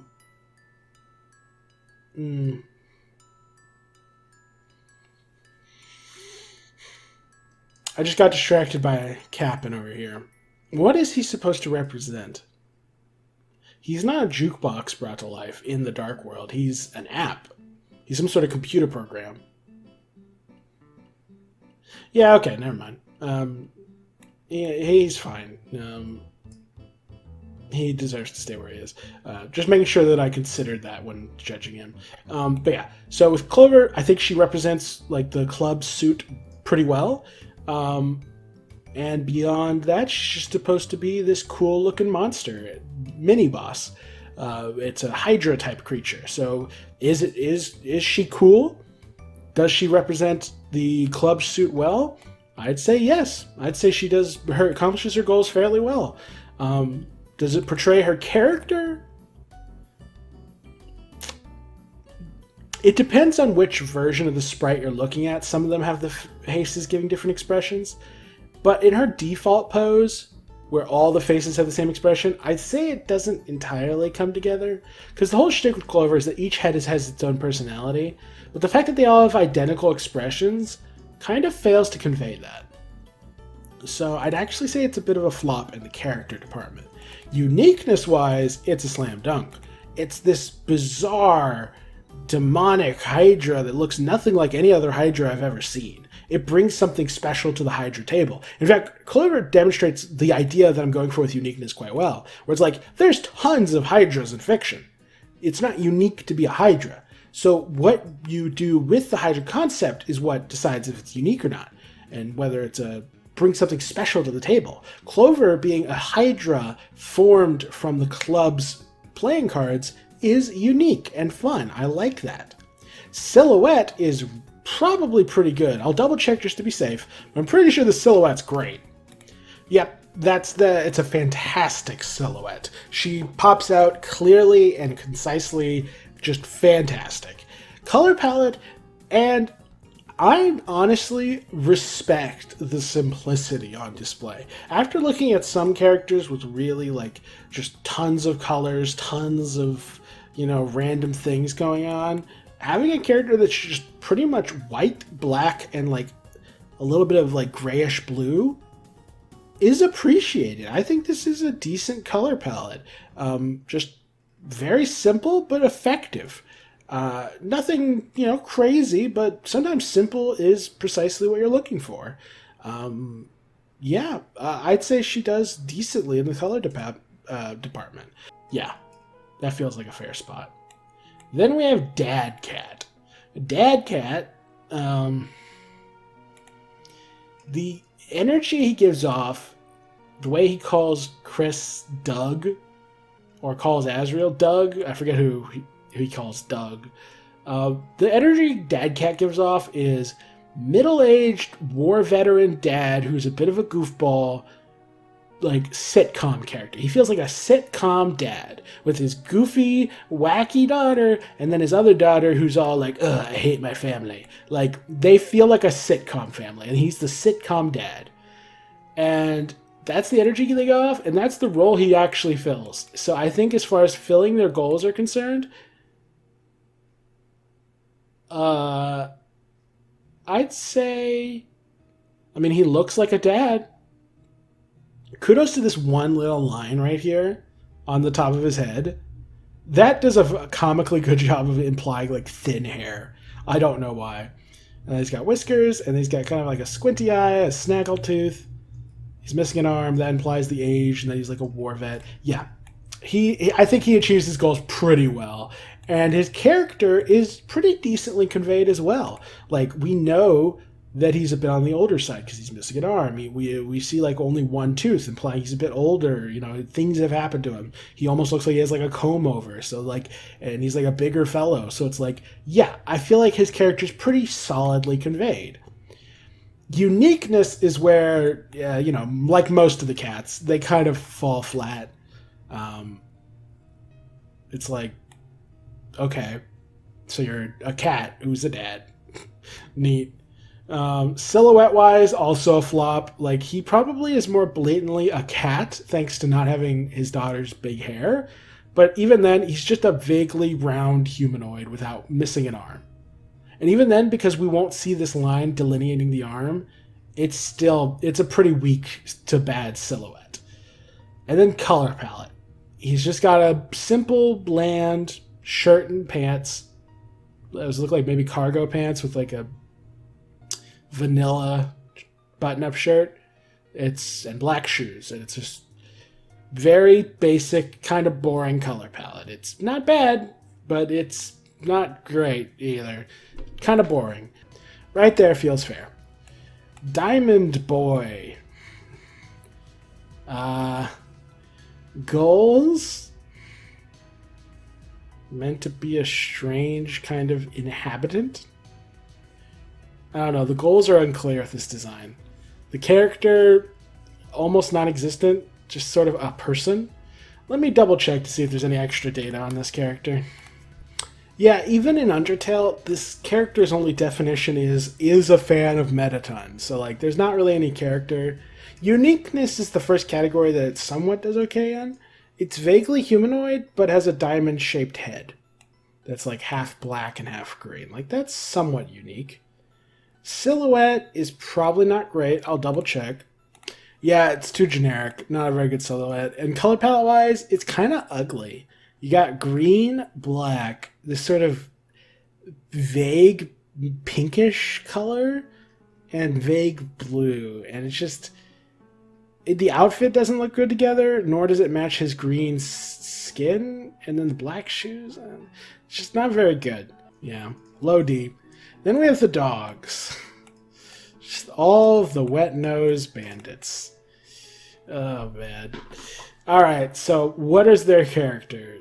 What are their goals? I mean, their goals are to be funny. Like Toby himself, all of these dogs are just meant to be cute, funny little guys. And all of them are pretty cute. I'd say the least cute is Doggo, but they're all funny. They're all pretty funny. So as far as like that, and you know, he makes cute faces. So like they all achieve their goals fairly well. The only extra caveat is that, you know, then there's the character, you know, that's the caveat. Does it convey their character? Well, they're kind of bandits in this timeline. They're silly, they're wet-nosed bandits because they're dogs. And so how do they convey that they're bandits, the criminals? They wear cliched jail outfits.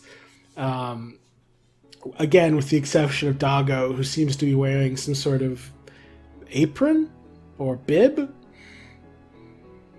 It's a bit confusing. Let me double check Doggo from Undertale. Yeah, in Undertale he's wearing like a t-shirt or like a tank top. So I think that's supposed to be what I'm looking at here. It's like a tank top version of a jail outfit, sort of. It doesn't quite match the others as much. So, starting with Greater Dog. Goals accomplished, we already established that. Character, he's a big goofy. He has a tiny little face. He's a big goofy dog. He's great in that he's big, but he's also a silly little doggo. What character he has is portrayed pretty well. Uniqueness, he's a giant buff Shiba Inu or whatever. He's basically this dog, but jacked. And that's very funny and very memorable. So I'd say in the uniqueness department, he's pretty solid as well. So, yeah, that takes him up to here. That brings us to silhouette. This might be his downfall. Let me check. The silhouette does fail him a little bit. He just sort of looks like a generic big buff guy. I mean, and it does convey that he's a big buff guy, but it doesn't convey the rest of his character very well. So it's only like a partial success, a pretty small success. Color palette wise, again, I think this is fine. Unlike Clover, who's perhaps a little too simplistic, Greater Dog, I think the black and white with the gray, like, jailhouse outfit works perfectly. It conveys the joke very well. So what that leaves us with is good goals, good character, solid uniqueness, poor silhouette, but good color palette. So greater dog gets into low A tier.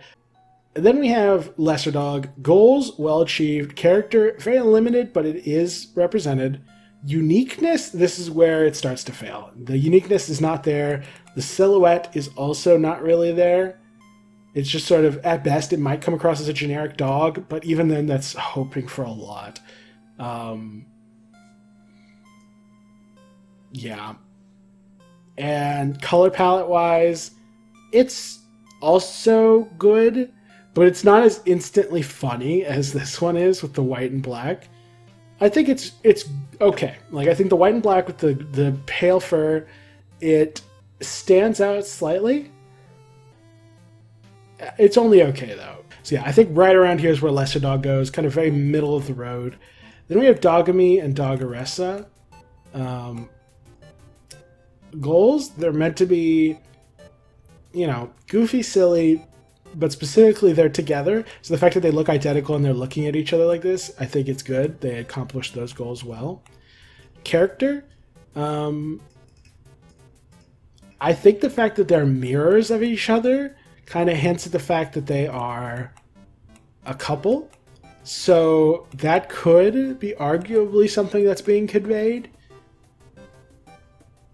But it's only a very slight thing. So I'd say it slightly conveys the characters. Uniqueness, they're just sort of dogs. Humanoid white dogs. There's not much uniqueness there. Silhouette. Let me double check the silhouette. I would say that the silhouette on these two is a little bit better than the silhouette on this guy. I'd say it's okay. You can kind of make out that you can tell it's a humanoid, and you can tell it has a snout. And I think that narrows it somewhat. It's more narrowed than this. This guy's just a blob, like a humanoid blob. Whereas these guys, you can kind of tell. Which brings us to color palette. And once again, I think having it be all black, white, and grays I like that aesthetic more than adding just like the little bit touch of color. It kind of makes them stand out, but I don't know if it does so in a fun way. I'm not going to make a big fuss about comparing them to this guy. We'll just put the dogs together. Then we have Doggo. And this is, in my opinion, probably the worst of the bunch. There's more uniqueness to it. Well, I guess the point with him is that he can't see things that aren't moving. So he has, like, partial blindness, I guess. So having these, like, fancy, like, almost shades kind of adds both to his bad boy, like, criminal aesthetic while also hinting at him being kind of vision impaired. So, as far as being like a cute/silly guy, I would say he's less cute and less silly than the others, so I'd say he fails in his goals slightly. But as far as his character is concerned, I would say his character is pretty decently represented. Uniqueness, he's like a bad dog criminal with shades. Like, it's not that unique. Silhouette, it's probably on par with these two. It's like not good, but not bad. It's only okay. Color palette, I actually think it's a little wacky compared to these. I don't like the brown. It's okay, but kind of on the downside. So yeah, that's where I think he goes. All right, we're continuing with the recording. You may notice that we've zoomed out a bit on the tier list. That's because I noticed that some of the characters in the far right were getting kind of clipped off. I'm very loath to zoom out because the whole point of this is we're ranking character design, so I want the sprites to be as visible as possible. But, you know, you gotta do what you gotta do. Similarly, down here, you can't actually see the far rightmost column because it's underneath the part of the tier list that's kind of been cut off, but it's the part that doesn't have any sprites on it in the tier list proper, so you just sort of can't see them. But you don't see this bottom part of the tier list very much anyway, so it doesn't really matter. This is just where the sprites are being kept until I'm ready to load them on, so I think this should be okay. With that in mind, let's move on to the next character, Father Alvin. Now, here's where things get a little tricky. because there's a better than average chance that there's depths to Father Alvin that we don't know about. So how well this embodies his character and how well it achieves the goals it's going for is hard to say. However, theoretically, as a priest who is pretty friendly and cordial, has pink hair, just generally a very cheerful fellow, I'd say that if the goal is just to be an affable priest, then it achieves its goal design decently well. You're wearing this long robe. You have like this clear like symbol on the front, which isn't something you'd see on, typical clothing. And that's kind of it in terms of clothing. All that's left is like the pink hair. You see a little bit of pink there in the chest area, pink eyebrows, and kind of turtle face. Does he look affable and pleasant? Yes. Does it perfectly convey that he's a priest with the robe? I mean, if you have the context of Undertale and know what Toriel looked like, maybe. Although you could argue that Toriel only wore that robe with that design on it because she's a member of the royal family, and this is the symbol for the Dreamer, family in the Undertale timeline. So, how well it conveys that he's a priest is debatable. I'd say it does a decent job. Not many people go out in robes, so I'd say it achieves its goals decently, using our knowledge of Alvin as he is now. Again, once we learn more, this could change a lot. But for now, I'd say it's decently achieving its goals. Character-wise, again, all we know is that he's a pleasant, affable old man.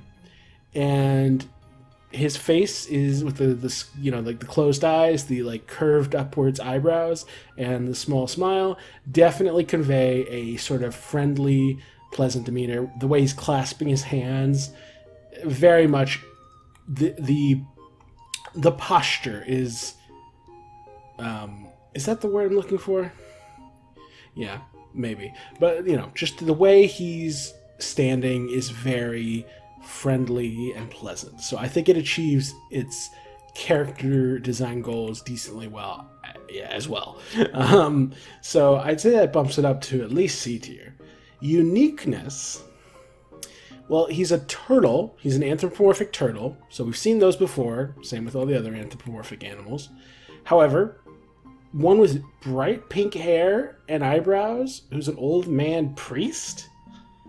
There's definitely some unique elements at play here. Which is good. Which may get him at least towards the upper end of C tier. Where he perhaps starts to falter a little bit is in his silhouette. I'm pretty sure the silhouette isn't good, but I'll double check just to be sure. Yeah, unfortunately, his silhouette is pretty much just a vague blobby mess. And color palette-wise, I'm a bit torn. Because the blues and the greens obviously go together pretty well. Where I'm a little torn, though, is with the pink. I like that he has pink hair. I feel like this is intentional, like a intentionally distinct design meant to connect him to the Roaring Knight, who I suspect will also have pink hair. So I think this is important design choice. However, does bright pink fit well with this turtle green and dark blue robes? It's debatable.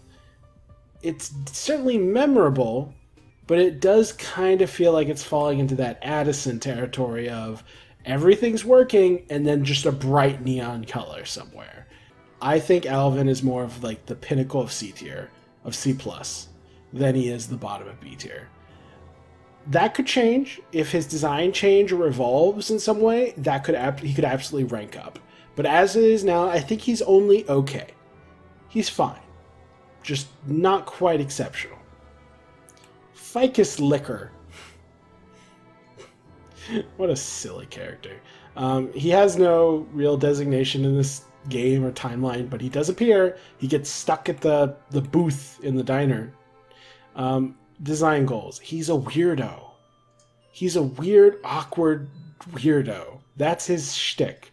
He's meant to be kind of uncomfortable, but not in like a threatening or scary way, the way Spamton is, but just sort of in a, that guy's a weirdo kind of way.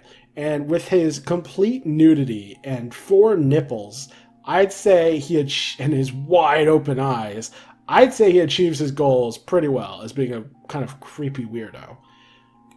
Character-wise, he doesn't have much character beyond awkward, nervous, weird guy. But I guess that's achieved by his design well enough.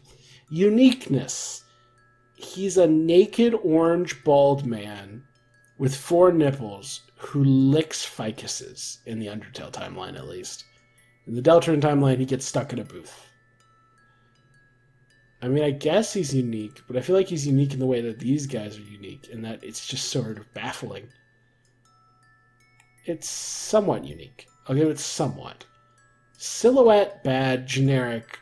Color palette.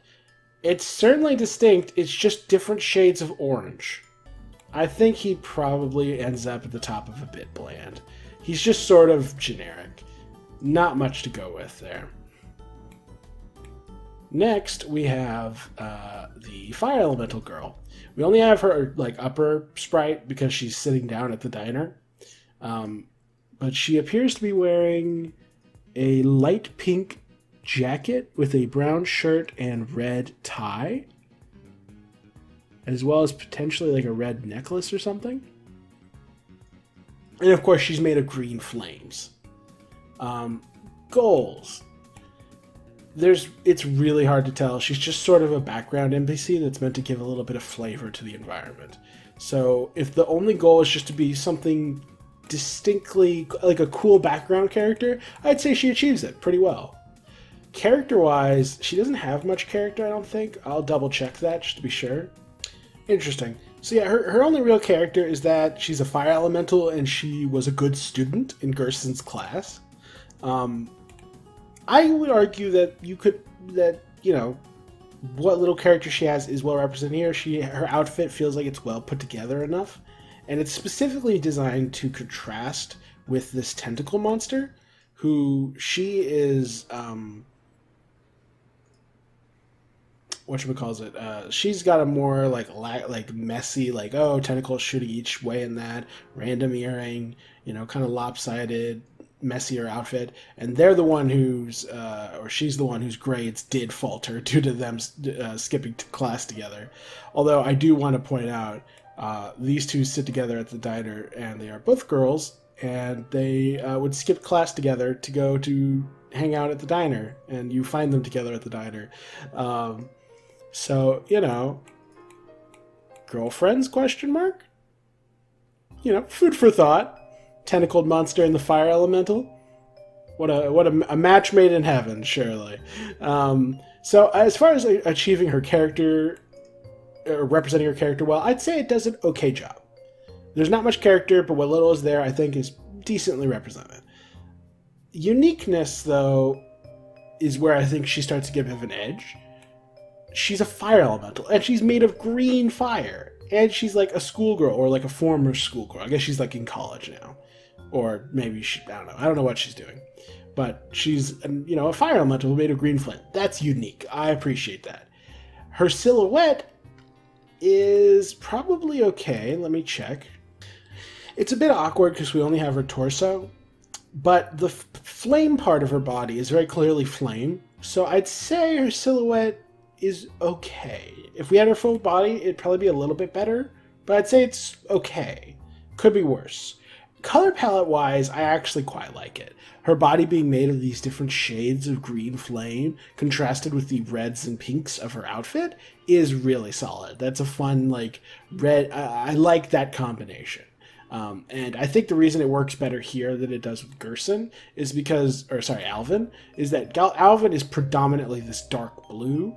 So the greens and pinks being these lighter shades feels like it's a little all over the place. Whereas this is universally very bright, and it's limited to shades of pink and red, or just sort of, which red is pink, so shades of red and shades of green. It's very it's using the most of a limited color palette. So I think that's ideal. So I think this is where she stays. Wow, I did not expect Fire Elemental Girl to creep all the way into low A tier. That's nutty. Next we have the Loox. What's her official name? This list is in alphabetical order. She is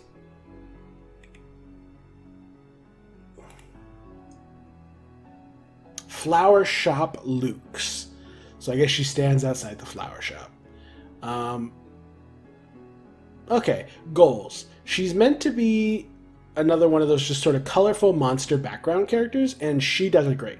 Loox in general, like, they convey that idea of you're a monster way better than a lot of these people are just anthropomorphic entities. This is a monster. I like that a lot more. Anthropomorphic animals, I should say. Whereas this is a monster. Character. Let me double check what her character is. Unfortunately, Flower Shop Loox has no character in this game, which is unfortunate because it means that she just sort of automatically fails in this category. Uniqueness, she's a cyclopean, Mike Wazowski looking monster with a ribbon in her hair, horns on her head, big old cyclops eye, and a toothy maw, and she's unique. I'd give her that. Silhouette, let me check. Yeah, unfortunately, Silhouette's pretty bad. It's just a ball. And that just leaves color palette. And in that regard, it's not bad. It's primarily this, like, oranges and pale yellows, which are kind of adjacent colors, and then this bright red on top to give it a little bit of flair. I like the cheeks. I like that. I'd say this is a decent design. So I'd say that, yeah, this is where the Flower Shop Loox goes. Again, sometimes you just get the most minor of characters all the way up in high tier. It's quite funny. Next we have, they have a weird name. It's Fommt, F-O-M-M-T. They are they're a floppy disk with arms and legs, and you can even see like an eye right here. So that's interesting. Kind of makes them a little unnerving, to be honest. As for their character, let me double check. They have no real character to speak of. So they're only characters that they mention saving, and then they're like, haha, I don't actually know what saving is. And it's a joke. It's a throwaway character, which means that their design is not really reflected. Goals-wise, it's just meant to be another, like, much like how the Loox is meant to just sort of fill out the world and give it like, oh, look at all these unique monster designs. This is meant to give Cyber City, the cyber world, whatever, its own unique cyber citizens. And in that regard, I think it achieves its goals well. There's no character to speak of. Uniqueness, very present. It's a floppy disk with an eye and arms and legs pirouetting. In the realm of Undertale, it's very unique. In the grander realm of fiction as a whole, it probably has some competition, but I'd still say it earns its place in C tier at least with that uniqueness. Silhouette, yeah, I don't even need to check. It's a blatantly cuboid shape with arms and legs. It stands out. I don't know how many people would instantly recognize it as Fommt, just because it's such a generic, or it's such a minor character, but if it weren't such a minor character, I think it would be pretty recognizable. So that means it's doing well in goals, uniqueness, and silhouette. Color palette, I also like it. I like the reds, the whites, blacks, and grays. It's a very simple, yet like memorable design. I think this one's slightly better, but I think this is right where Fommt deserves to be. Next, we have just the collective of the kings. It's a bit awkward to rank them, since we can only barely make them out. And they're also collective. Like, this is the dethroned kings as a whole. How do I rank them? So what are the goals? It's meant to be slightly comedic, because you have all these other kings locked up, but they're also meant to represent the different factions within the Card Kingdom. Does it do that well? Yes, I think so. I think that's the clubs, is represented by a Hydra-like creature similar to Clover, while the diamonds are represented by a Rudin-like creature, And then the hearts are represented by a Hathy type creature. So these are all well represented. So I think it achieves its goals quite well. Character-wise, we only get to talk to the king of the Rudens, and he's only obsessed with treasure, which is also a trait of the Rudens. So in that regard, while it's very limited in terms of character, I'd say it's achieved decently well. Uniqueness. I'd say each individual design is fairly unique. It's kind of riding off the wave of the full like Ruden and Hathy designs that we'll discuss later, but on their own, I'd say they're okay. Silhouette, this is where it kind of falls apart. They're stuck in this cage. There's no good silhouette. Color palette, again, it's kind of all over the place, but broadly speaking, I'd say they are decent to good. Somewhere between decent and good, again, coasting off of the designs of their minions. So in that regard, I'd say it gets this high and no higher. Then we have the Friend. This one's interesting, because this is an entity with eyes like Spamton, but a very different mouth, very Cheshire Cat-like, appears in the basement. I've discussed my own thoughts. Some people think this is Spamton. I don't think so. I don't think the eyes or the mouth shape work, nor does it make sense in context. But the files, if you've seen my Gaster Files video, suggest this may, or Secrets in the Code video actually, may be a minion of Gaster sent to spy on us. So, or Jeff, I should say, a minion of Jeff. So, in that regard, I think it's a very interesting entity. And it's very simple. It's 2 eyes and a big mouth, very Cheshire Cat. So, what are its goals? It's a spooky smile fading in the mist. It's meant to be kind of spooky and creepy. And I just think it achieves those goals quite well. Character-wise, it has no character at this stage. So, nothing to be said. Uniqueness. It's a Cheshire Cat smile with a 1 pink eye and 1 yellow eye.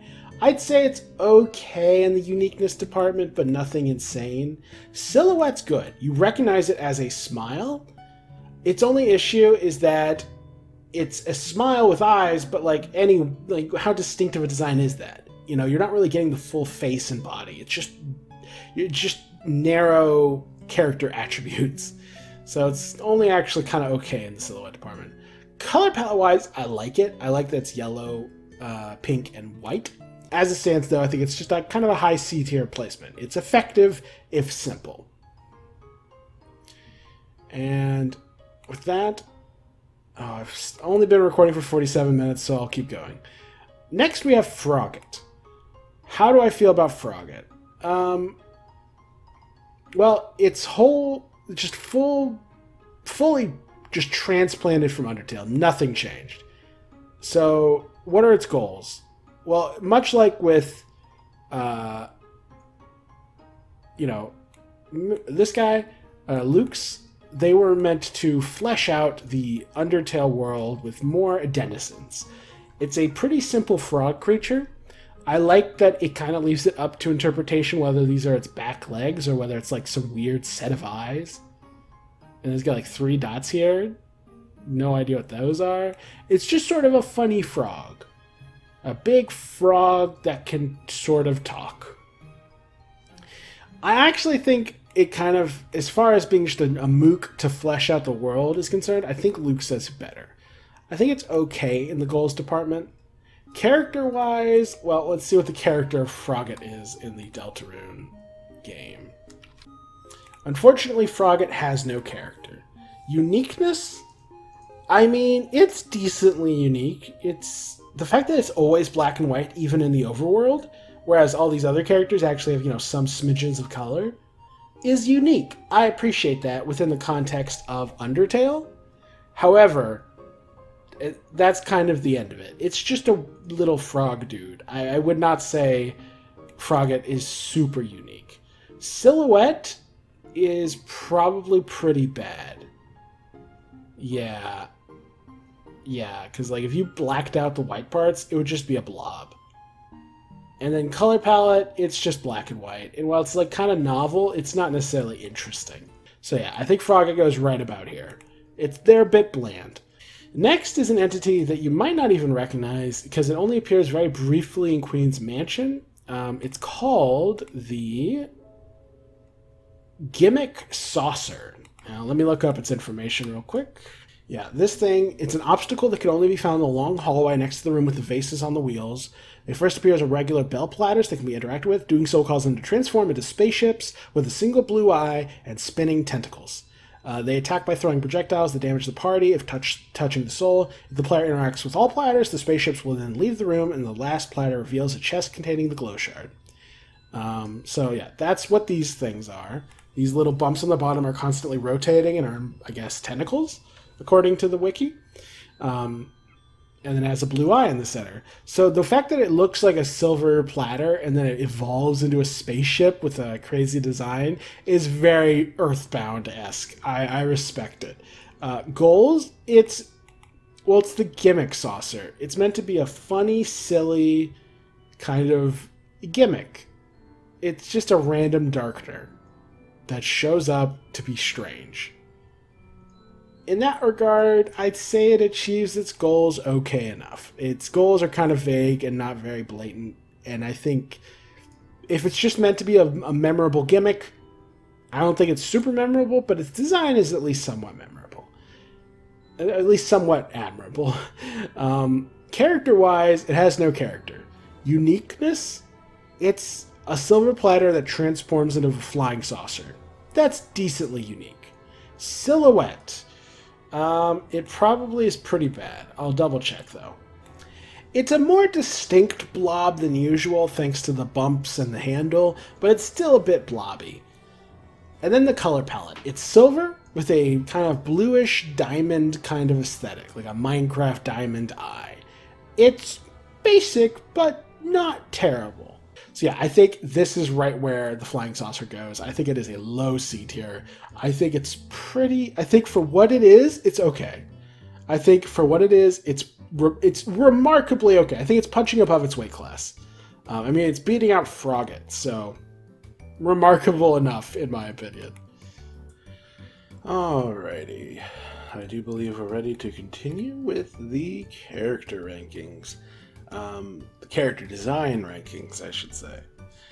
Next up, we have the Circus Cage, aka Goulden Sam. This is partially a play into the Animal Crackers, with it supposed to be kind of like resembling the Animal Cracker boxes, I think. But beyond that, I don't think it has any clear references or identities. I'll double check just that way I don't misrepresent anything. Yeah, no real character to speak of. Goals, they're meant to be sort of these like they're very much reminiscent of like the circus cages you'd see in something like Dumbo. But they're also animal cracker boxes, but they're also like little living dudes, little lion sun things, with little tails. Goals? I mean, it's just supposed to be a quirky nod, I think. And as far as quirky nods are concerned, it's fine. It's a quirky little thing. I remember Goulden Sam, so I remember it more than perhaps it warrants. So, you know, I'd say it achieves what little goals it has well enough. Character-wise, there's no character unique. I mean, I don't think you can deny that it's unique. It's a living cage that's part sun, part lion. Like, that's bizarre, and I respect it. Silhouette, again, I think it actually does. Well, I guess it depends on whether you fill in the bars. Like, if the middle bit is black all the way, then it would be a little harder. But if the bars are the only part that's black, then I think it would actually be pretty instantly recognizable by its silhouette.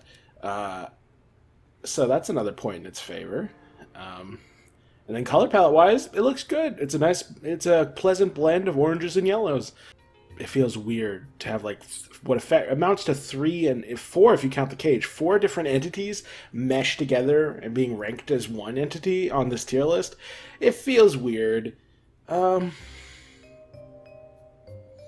I think we need to narrow the scope. The people in the background don't talk. You can't talk to them, and you can't talk to the cage. So you know what? I'm going to go ahead and make the executive decision and re-rank this based off of just the Diamond King, because he's the only one we can actually talk to. So with that in mind, goals. It's meant to demonstrate that this guy's the Diamond King. He resembles the Rudin. Goal achieved. Character. He's given some... I mean, his character is that he's the Diamond King, and so he likes wealth. Is that represented in his design? I mean, with Rudins, they have like the diamond shapes all over them, and even their eyes are diamond shaped. Like, it communicates that like their focus on diamonds. Him, I guess he does have diamond shaped eyes, and because he looks like a king of a character you've already met who are associated with wealth, I guess, yeah. So character wise, I'd say it succeeds. Uniqueness. It's an evolution of the Rudins, so how unique it is depends on how unique the Rudins are, and in that regard I'd say that they're decent. I think that they're pretty... Actually, the Rudins are very unique, so I think the King deserves to be ranked, given some credit in the uniqueness department. Actually, it only loses some credit because it's too similar to Rudins, but still fairly unique. Silhouette, we don't have much going on, but we can tell he has 4 arms and like a big slug body, so like that's kind of interesting. So it's a somewhat distinct silhouette. If he wasn't in a cage, it would be a little easier to recognize him, but that would help. And then color palette, his color palette's solid. Golden Sam's gonna destroy... This tier list is a farce, man. This tier list is absurd. Golden Sam's gonna get up to S tier somehow. I think it's slight edge to Golden Sam. Okay, Golden Sam goes right here. Better than Clover, worse than the block tree. What a joke. What an absolute farce. I have to tweet about this. 1 second. I'm pausing the recording. Alright. I tweeted. The tweet, it do be happening. What? Every time I look at this tier list, I laugh. S tier, Golden God Berdly. A tier, the only major character is Asgore, and he's not even a major character in this game.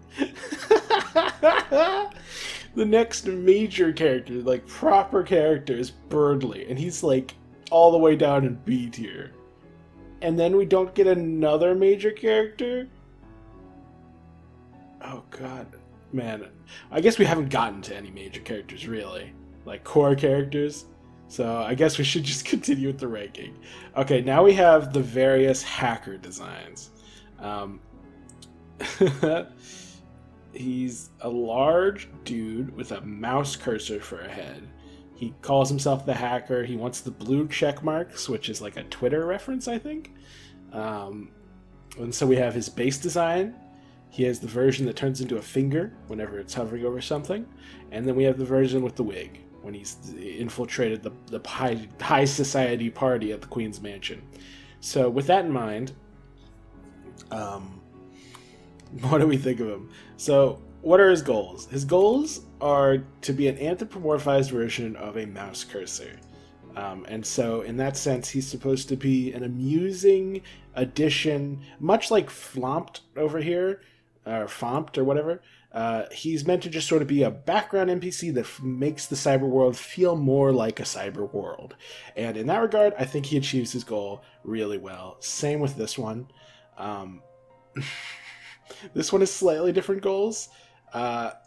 It's the same in the sense that he's still the hacker, but the wig is meant to... It adds the added element of not just fleshing out the cyber world, but being amusing, being silly. And I say it achieves the silliness. I think it's an amusing little wig. Character design, or character-wise, I mean, he wants to infiltrate. He's the hacker. He wants to get into the Queen's Mansion and learn all the secrets and stuff. And is that conveyed in his design? I mean, he has the thinking emoji finger. He's pointing at things, looking like he's trying to click on stuff. He's investigating. He's in all black. He wears like these sunglasses that obscure his eyes as he contemplates. I'd say he actually conveys his character decently well. Heck, even more so with the wig, because it looks like he's in disguise. So yeah, I'd actually say at this point, wig hacker gets ahead of the other two. I wonder which one of these conveys his character more. I feel like they convey his character pretty equally, but I do think the finger amuses me slightly more. Uniqueness, pretty unique. It's a large, rotund man in an all-black suit with a hand for a head, or a mouse cursor for a head, or with a wig. Pretty unique. I'd say he's kind of knocking it out of the park in the uniqueness department. Well, maybe not knocking it out of the park. There's probably been other characters in fiction with a similar concept, but I'd say that overall it's pretty unique. Silhouette, this is where I'm actually going to have to investigate. I'll be right back. Alright, yeah, upon looking at the hacker's silhouettes, the conclusion is that a baseline hacker is not recognizable, unfortunately, by his silhouette. And wig hacker is completely unrecognizable. It's just a blob. So the only one that actually stays recognizable to a decent amount is the finger hacker. This version, the hand is very clearly recognizable. You can tell that he has a hand for a head, and that narrows down the scope of potential characters he could be substantially. So at this point, finger hacker, which sounds inappropriate somehow, gets ahead of the pack. And that leaves color palette. How do we feel about the color palette? The baseline color palette is he's got this kind of, I'm not sure what you'd call that, pale green with a dark black and gray kind of, or dark bluish kind of suit. There's like a little glimmer of red in the glasses, but for the most part, it's a pretty consistent color palette. Pretty simple. The only exception is the wig version, which adds the yellow wig. I'd say color palette wise, he is okay. Nothing crazy, nothing super exceptional, but solid enough. I appreciate the simplicity of it, even if it might be a little too simplistic, perhaps. The wig adds some variety, and it adds an amusing splash of color. It's not necessarily aesthetically super pleasing, but it's amusing, which is its main point. I think regular hacker can just go right here. I think he's right next to wig hacker. I think that this is right in the middle B tier. They're both good, but I think the finger version of the hacker is a more distinct silhouette, and that kind of carries him all the way up to low A tier. Huzzah. Speaking of finger-headed people, we have the hand receptionist, I think her name is. I just noticed that she only has 4 fingers on her head. That's so weird. Oh, same thing with... Wait, no. 1, 2, 3, 4, 5. Hacker has 5, whereas she only has 4. How funny is that? Goals. She's just meant to flesh out the town and add more monstrous residents. I'd say she achieves her goals really well. Like, maybe more so than most monsters. Most monsters fall into the furry or, like, anthropomorphic animal category, or at best a chimera. Only a handful truly feel monstrous, and this is one of them. Really good in the goals department, like, A+. Character-wise, let me double check her character. She's kind of a brusque, sort of, don't bother me, the mayor doesn't want to see you kind of receptionist type. And I think that's conveyed decently well. She's dressed like a kind of stereotypical receptionist with like the hat and the really long pointy nails, and the dress. Like her aesthetic, her outfit feels receptionist-y. So I'd actually say it conveys that aspect of her character pretty decently well. Then there's uniqueness. Highly unique. She's got a hand for a head. Like, she's even better than the hacker, because the hacker still has a face. She doesn't even have a face. That's crazy. Then they have the silhouette. I'll have to double check the silhouette. This might be where she falls apart. Unfortunately, yeah, she does kind of fall apart in the silhouette department. It actually looks like a duck quacking with, like, this is all like a mouth shape. It doesn't really work. And then there's the color palette, and I actually really like the color palette. The baseline gray with the accents of the, like, oh, what would that be called? Aquamarine and purple. I really like that. That's really fun. I give full thumbs up to that. Yeah, I love it. So I think this is right where she belongs. I think she's better than the hacker, not as fun as the fire girl, or not as well defined as the fire girl. So yeah, right where the hand receptionist deserves to go. Next, we have Hat Guy. Let me double check what his name was. Hat Monster. That's his name. If I recall correctly, his character is pretty limited.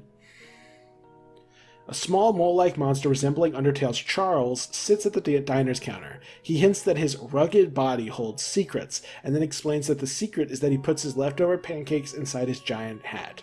I sure love pancake. Okay.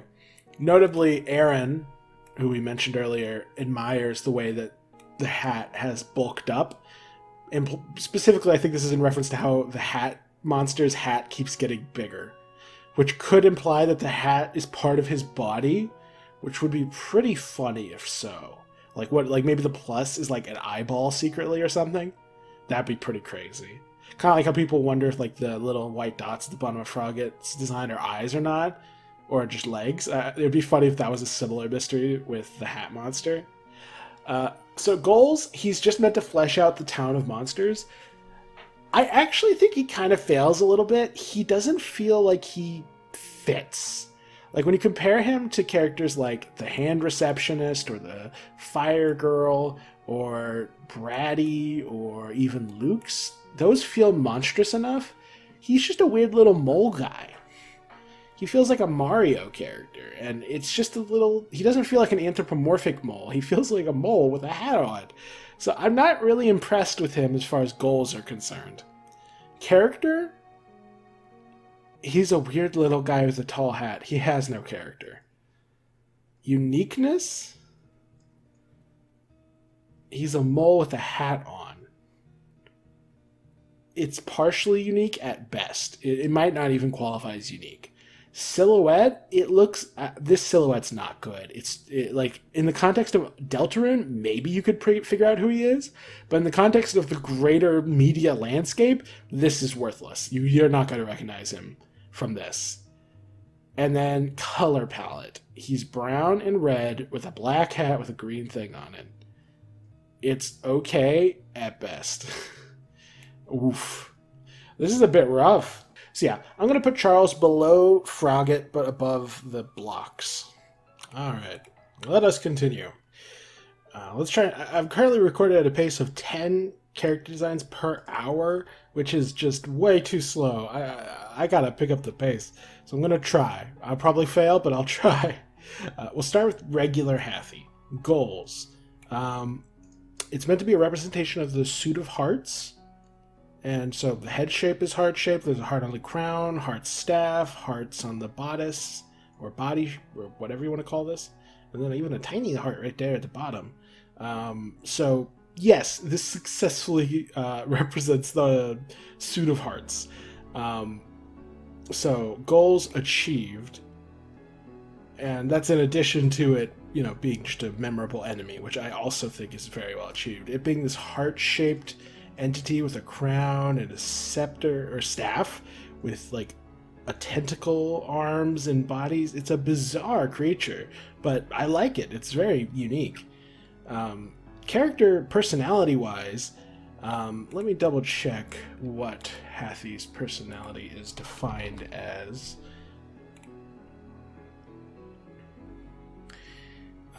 Hathy's action dialogue is described in the narrative style format. They are primarily referred to by name than a pronoun. Hathy can comprehend and sense other people's feelings. They appear to enjoy flirting and showing love to others. Yes, I remember that. Notably, they are one of the few monsters to have an interaction with Head Hathy in the cafe, where it seems like Head Hathy is a bit colder and reserved, and has fewer friends, and so Hathy enjoys, kind of getting them out of their shell. Quite a fun dynamic. But I digress. Goals, both achieve their goals really well. As far as their design differences, it seems like the core difference is that Head Hathy is less happy. They're blue rather than green. Their smile isn't there. They look a little more aggressive, which makes sense since they have the more aggro attacks. And, a blue... Even their heart seems like it might be a little bit smaller than the green Hathy.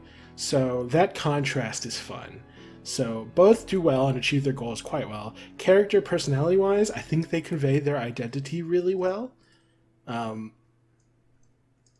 So I'd say they at least get to C tier. Uniqueness, very unique design. This tentacle heart card monster heart thing, very cool, very unique.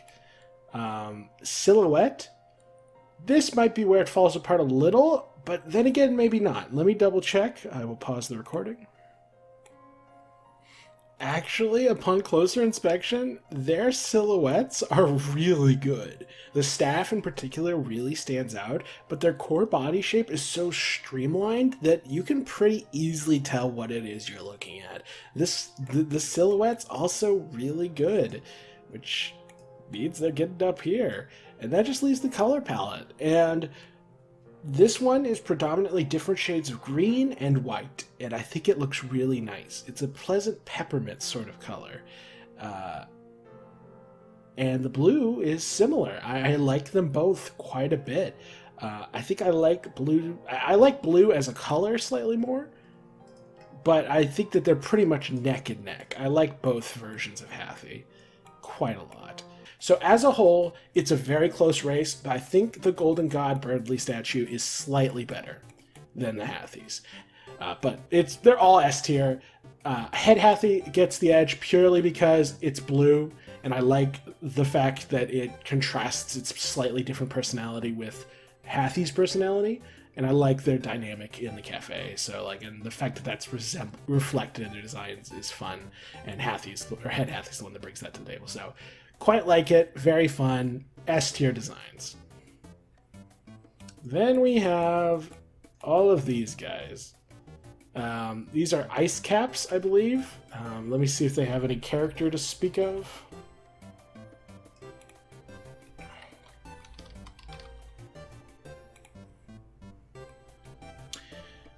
A group of ice caps resembling Undertale's ice cap NPCs appear outside the church alongside Terry. They appear to like hanging out with Terry, commenting on how he talks about not needing to go to the bathroom again. So in short, these guys do not have any character to speak of. Rip. They are, as far as their goals are, once again, like most monsters, they're just here to flesh out and diversify the monstrous energy of the hometown. And so in that regard, do they achieve that? Do they feel appropriately monstrous? Well, they have white bodies with a little blue shirts, green shirts, and red shirts, or orange, maybe. It's kind of hard to tell. They have a big carrot-like orange nose, which makes them look like snowmen. And then blue, green, and orangish hats that are presumably made out of ice. The issue is that while the ice cap really is very clearly a cap of ice on the blue one, with the green and orange, it's like, okay, are those actually just regular hats? So, I don't know. They're kind of weird. They're like snowman monsters with funny hats. So, I mean, I guess they achieved their goal. They're not animals, so I'll give them that. They're weird little snowman monsters. Snow people monsters. Character-wise, they have no character. Uniqueness? I mean, what if Frosty the Snowman was really short, had a really tiny body, and a gigantic hat made of multicolored ice? I mean, ice monsters aren't super unique. I guess the emphasis on the hat is an interesting spin. I'd give them half points for uniqueness. Silhouette? They might have a decent silhouette. Let me pause the recording. Yeah, looking at the full silhouette, it's okay-ish. It's, you can kind of make out the fact that it's a tiny humanoid with a big nose and a bigger hat. It's sort of like, I'd give them I'd give them like half points in silhouette as well. So I guess they're probably getting at least into the low C tier. Color palette wise, they're mostly white with an orange nose and a blue hat. And then, you know, with the others, they more clearly have like shirts, so like a green shirt and a green hat. I'd say these look a little bit better by having the more consistent green and orange throughout. But even then, it's kind of only okay, and the orange nose kind of throws it off. It's a little strange. It's like orange, white, and blue, orange, white, and green, orange, white, and red. I don't know. Or beige, even. It's hard to know what I should describe this color as. The color palette's, again, kind of half points. Alright, I might have cut out a bunch of my deliberations, I'm not sure, but here's the summary. Annoying Dog has fallen to the top of D tier. He's just a dog. Greater Dog has fallen from A tier down to the top of the dog bunch. He's fine, but ultimately he's a black and white buff anthropomorphic dog. It's kind of basic. And I think I was letting my love of Undertale Doggo or Greater Dog kind of bleed over, and it just wasn't fair. More importantly, though, is the changement of Doggo. Doggo was near the bottom of C tier, and he has risen substantially, and now he's in the middle of the pack, and all the dogs are together. It just makes more sense. I think their design philosophies rank very comparatively. I think he's got more depth in character compared to Dogaressa and Dogamy, but compared to Lesser Dog, I think they're almost identical, but I think Lesser Dog excels at being cute just a bit too much for him to lose to Doggo. And then I think Greater Doggo is just... I think these two are pretty much identical, but I think Greater Doggo has a slightly better silhouette and is slightly funnier. But they're pretty much identical. Still, I think all the dogs are just okay as far as character designs goes. They're just anthropomorphic dogs. So that's the update from that last reshuffling. Upon further consideration, I think the Ice Caps get ahead of the dog pack. I think just the fact that I think monstrous designs are more ideal than anthropomorphic animals. I think that's just a more creative approach and is more interesting for a monster design. I think this is more consistent. So yeah, I think it's more fair for Father Alvin and Alphys to be at the bottom of B tier than it is to be at the top of C tier. Upon further, analysis of all these sprites and all these character designs, I think this is appropriate. So yeah, that's where I'm bumping them up. We said this at the start of the video that Alphys and by extension Father Alvin might deserve bottom of B tier rather than top of C tier, and I think that's where I've convinced myself, because when you compare them to their immediate lessers, it feels like there's a gap between these two and things like this. So yeah, so this is where Bratty's new position is. After further consideration, I think she earns this much. Ice Wolf or Ice E, I guess Ice E gets slightly ahead. So Icy. It's the Ice E cryptid. So it's meant to be a combination of the creepy Icy mascot and some sort of bizarre furry cryptid.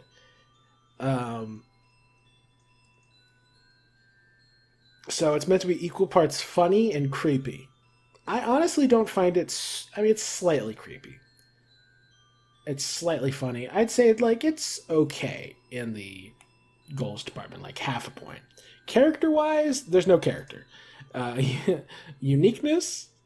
It's decently unique. It's this weird amalgamation of a cryptid, a mascot, and a throw pillow.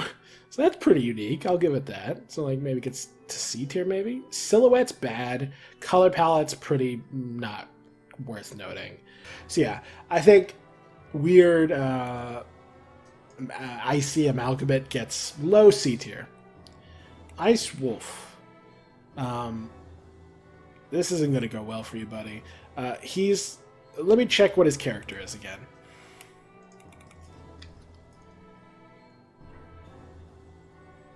Ice Wolf.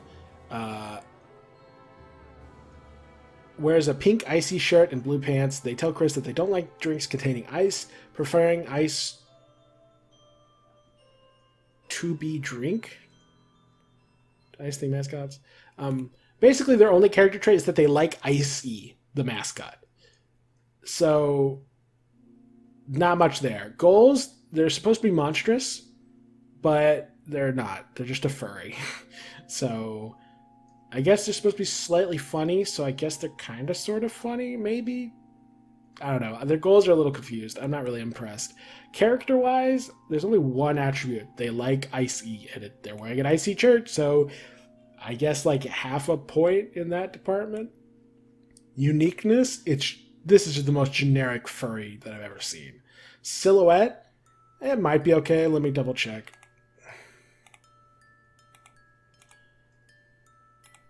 Shockingly, upon further examination, his silhouette's not bad. You can kind of make out that it's like a tail, there's some feet, and a wolf head. So, silhouette's actually kind of good. So, kudos there. That might get you to low C, maybe? Color palette? I actually don't dislike it. I like this color for the fur. And then the pink and the blue pants is kind of okay. It doesn't match the fur great. It could be better, but could be worse. It's a bit of a mess. It's like the low end of bad, or the low end of bland, where it's like, it's not quite bad, but it's not good either. So yeah, Ice Wolf gets the bottom of C tier. I think it is the epitome of a mediocrity, whereas this is just sort of the, like, bordering on mediocrity, but mostly just sort of basic. So yeah, that's where Ice Wolf goes. Next, we have Icon Man and his friend. Let me see what the character of Icon Man is. Yeah, so his only he has no character except he has a friend who has existential dread. He has existential dread, so he's a slight character, but it's not represented in his design. And that's the joke. This guy looks like he has existential dread, but he doesn't. He's talking about his friend. These are joke characters. They're the definition of it. So goals-wise, they're meant to be Cyberworld Darkeners. Do they convey that fact super well? I'm not so sure. They're icons. So, like, I guess their heads are supposed to be shaped like an icon on a desktop. Is that conveyed super well? I think it's a bit mid. I don't know. It's kind of... I'm not super impressed with these designs. I don't think they're super incredible Darkener designs. Character-wise, this guy doesn't have a character. This guy does, and it's not represented in his design. Uniqueness, they're just humanoids with big square heads. I don't think they're that unique. Silhouette, I mean, I'll check. Yeah, upon examination, it's somewhere, you can kind of make out that it's a body with a square head, but it's still kind of bland. It's somewhere between bland and bad, silhouette-wise. Color palette, I actually don't dislike the color palette. I like the mostly like light blue, sky blue with like a little bit of pink, a little bit of white. It's not bad. It's okayish. Ultimately, anything that falls back on anthropomorphized versions of something, I think I'm going to look down upon slightly. So I'm just going to put these guys just below the blue blocks. I think there's more pleasant to look at, but I feel like these were more ambitious, and I want to reward that. Comparing that to the animal crackers is not, like, these are the epitome of boring. Like, there's nothing. These beat that by default. So yeah, that's them. And now we finally get a proper major character in the form of Jevil, the first secret boss. Oh boy. Okay. Let's talk Jevil. Goals. He's meant to be a Darkener who represents a particular playing card, namely the Joker card. He's dressed like a jester, and he has a big J-shaped tail that references J for Joker. So I'd say, and then of course the goal, personality-wise, is to convey that he is an energetic yet slightly dark and perhaps a little disturbed. And I think all of that is conveyed pretty well by Jevil's design. I think as a whole, it accomplishes its goals pretty well. The only critique is that it doesn't represent the Joker card as well as it could, but as far as just the baseline, like just design as a whole, independent of the Joker card thing, I think this is pretty good. Character-wise, it's also really good.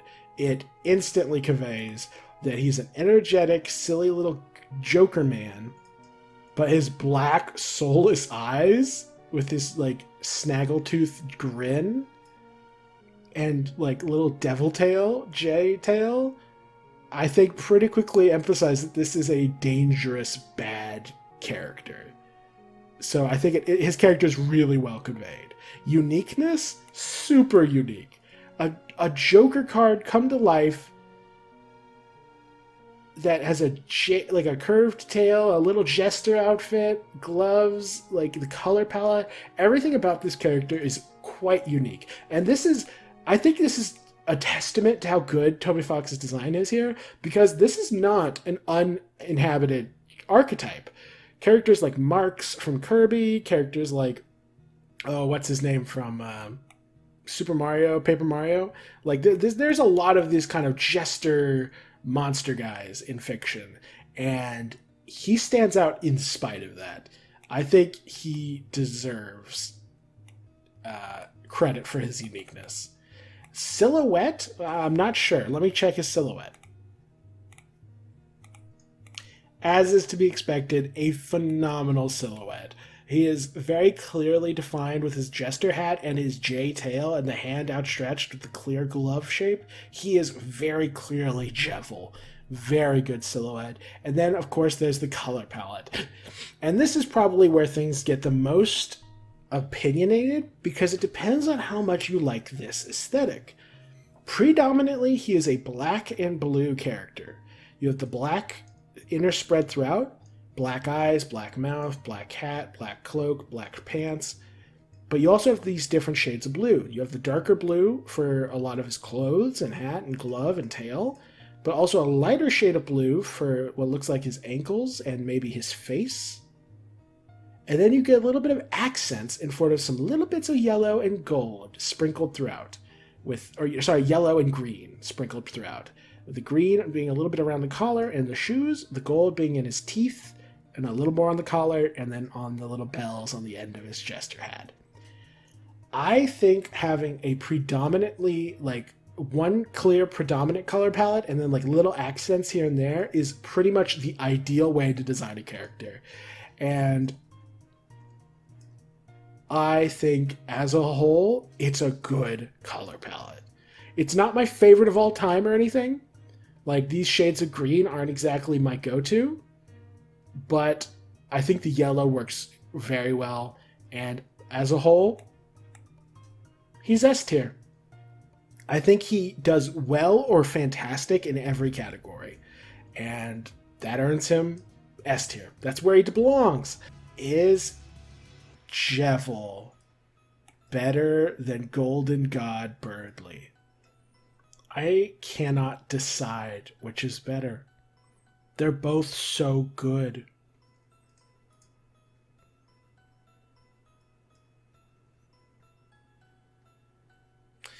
I think I have to give it to Jevil because of 1,000 tiny, tiny reasons. I think all of these S tier characters are pretty much identical in score. I would not blame you for rearranging them. I think I have to give it to Jevil. I think there's just a bunch of tiny, tiny reasons that add up. Like, this is a meme. This is a real character. This is a statue. This is the person in the flesh. This is meant to be so much more than just a guy. It's a darkener who represents things, but also has a ton of personality and depth to him. It takes risks with the character design. Whereas this is just a statue of a guy. It's just a bird dude, a dude who is a B tier design. So I think I have to knock him down a peg, which hurts my soul. It's so much better to have Berdly. It's so much funnier to have Golden God Berdly at the top. But I think objectively, I have to give it to Jevil. RIP. Rip the homie. We will always remember you. Please, an F in the chat for the Golden God, Berdly. He will always be remembered as one of the greatest. And with that, I have been recording for an hour and a half. I'm going to take another break. Alrighty, back at some more character design rankings. Next up, we have just an absolute horde of puzzle pieces, including one Jigsaw. Just a colossal amount. If I can knock these out quickly, I might actually, make time, or acquire time. I don't know. Yeah, English is hard. Point is, last recording session I tried to do more than 10 characters per hour, and I ended up spending an hour and a half on just 10 characters. So clearly this is hard. Going fast is difficult. Okay, goals. The goals of these guys is to be silly little goofers while also being darkeners who flesh out the card kingdom. Since the whole point of the card kingdom is filled with little card games and board games and other little silly children's toys, I think these guys fit in perfectly well. All of them, including you, Jigsaw. So I think they all achieve their goals, and they are funny little guys. Jigsaw makes some outrageously funny faces in the right contexts. Then there's character. Now, these characters... Well, what's funny is, and I'll double check, but I remember when I was looking these guys up that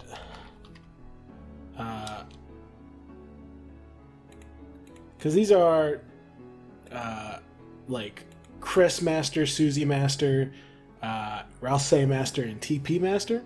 The Kris Master is purple. The Susie Master is yellow. The Ralsei Master is orange. And the TP Master is red. So it's kind of confusing. You'd think the purple one would be the one for Susie, but no. I'm pretty sure that's the Kris one. Yeah. So, I mean, if you look at it as like, it probably means nothing, but I just like the idea that, Kris loves Susie, and so the Kris Master is purple, and Susie loves Kris, so the Susie Master is yellow.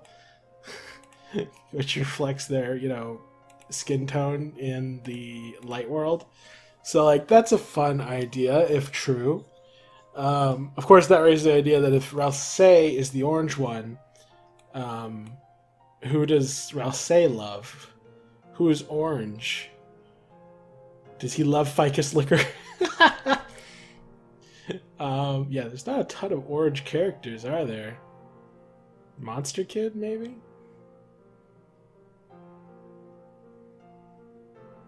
Burger Pants. Yeah, there's not a lot of orange characters. I mean, it could still be a character that we haven't met yet. You might say Noelle's orange-ish. But, I don't know, it's just a funny idea. And then, of course, that totally gets confusing when you get to look at TP Master. It's like, okay, why are you red? TP is orange. Although, I guess, since TP is orange, maybe that's why Ralsei Master is... orange, is because of the TP connection, and then the TP one is red because that was the color of Azrael's blood when Ralsei was made. Anyway, so point is though, these guys don't really have any character. Joe has some, Jigsaw Joe, as does Jigsaw. Jigsaw is like pathetic and sad and doesn't want to fight and just wants to make friends and is terrified of his boss. It is very emotional. Whereas Jigsaw Joe has, he has a family and kids and he's down on his luck, hence the stubble and the itchy beanies. So I'd say that goals-wise, all of these guys get up into D tier at least for goals. Character-wise, only I'd say Jigsaw Joe, like I think his stubble and his little hat convey his down on his luck shtick quite well. And then with Jigsaw, even the fact that they look more flimsy and like pathetic than the other Jigsaw pieces conveys how sad they are, and then their big, expressive, crying face also conveys it. So character-wise, they're conveyed pretty well by their designs. Then there's uniqueness. They are just Jigsaw pieces with faces and hats, which is kind of unique. It's not something I've seen tons of places. It's not like, furry animals like dragon people or whatever. So, I mean, I think it's at least on par with stuff like that. So it's like half a point in the uniqueness department. Silhouette is, I mean, technically, you can tell that all of these guys are Jigsaw pieces. And technically, by counting the number of hats, you can tell which Jigsaw pieces you're looking at, and from the pose, you can tell whether you're looking at the TP, the Rousey Master, or the Jigsaw Joe. And thanks to the little circular hat, you can tell if you're looking at Jigsaw. So technically, from silhouette alone, you can distinguish every single Jigsaw piece. Now, could you tell that these are specifically the Jigsaw pieces, guys, from Deltarune? I mean, kind of, sort of, because, how many games are you going to be looking at that have living Jigsaw people in them, And how many of them are going to be 8-bit, or I guess it's not 8-bit, 16-bit, 32-bit, whatever. Point is, they're going to be sprite-based. So I'd say they actually do pretty well in the silhouette department. All of them, in fact. So I'd say that means that the main crowd now get to come up to C tier, while Joe and Jigsaw go up to B tier. Then there's color palette, and these guys are pretty simple. The normal Jigsaw people have a singular color, and then they're accented with a sort of neon green. And then, some of them have black hats. I think that their color palettes are perfectly fine. I feel very neutral about it. I don't think their color palettes add a ton, but they also don't take away a ton. So, they're fine. The only exception is Jigsaw, who has pink, then white teeth, then, blue tears, and then a silver hat with a red pole on top. So, there's a bit more going on with Jigsaw, color palette-wise, but I still think that it's just mostly okay. There's nothing crazy here, but it's not bad. It's fine. It's just nothing incredible. I think these guys get to sit right here in A tier. I think they're great designs, great darkeners. They're just a little, just not as unique as they could be, and their color palette could be a little more interesting, which means they just get to hang out at the bottom of B tier. And I do think they're in B tier. They're better than partial designs or weird designs or kind of unsatisfying vague designs or generic furries. I think they get ahead of all that, but they are very much B- tier character designs. They're good, but they're a little simplistic. As for how to arrange them within their little ranking,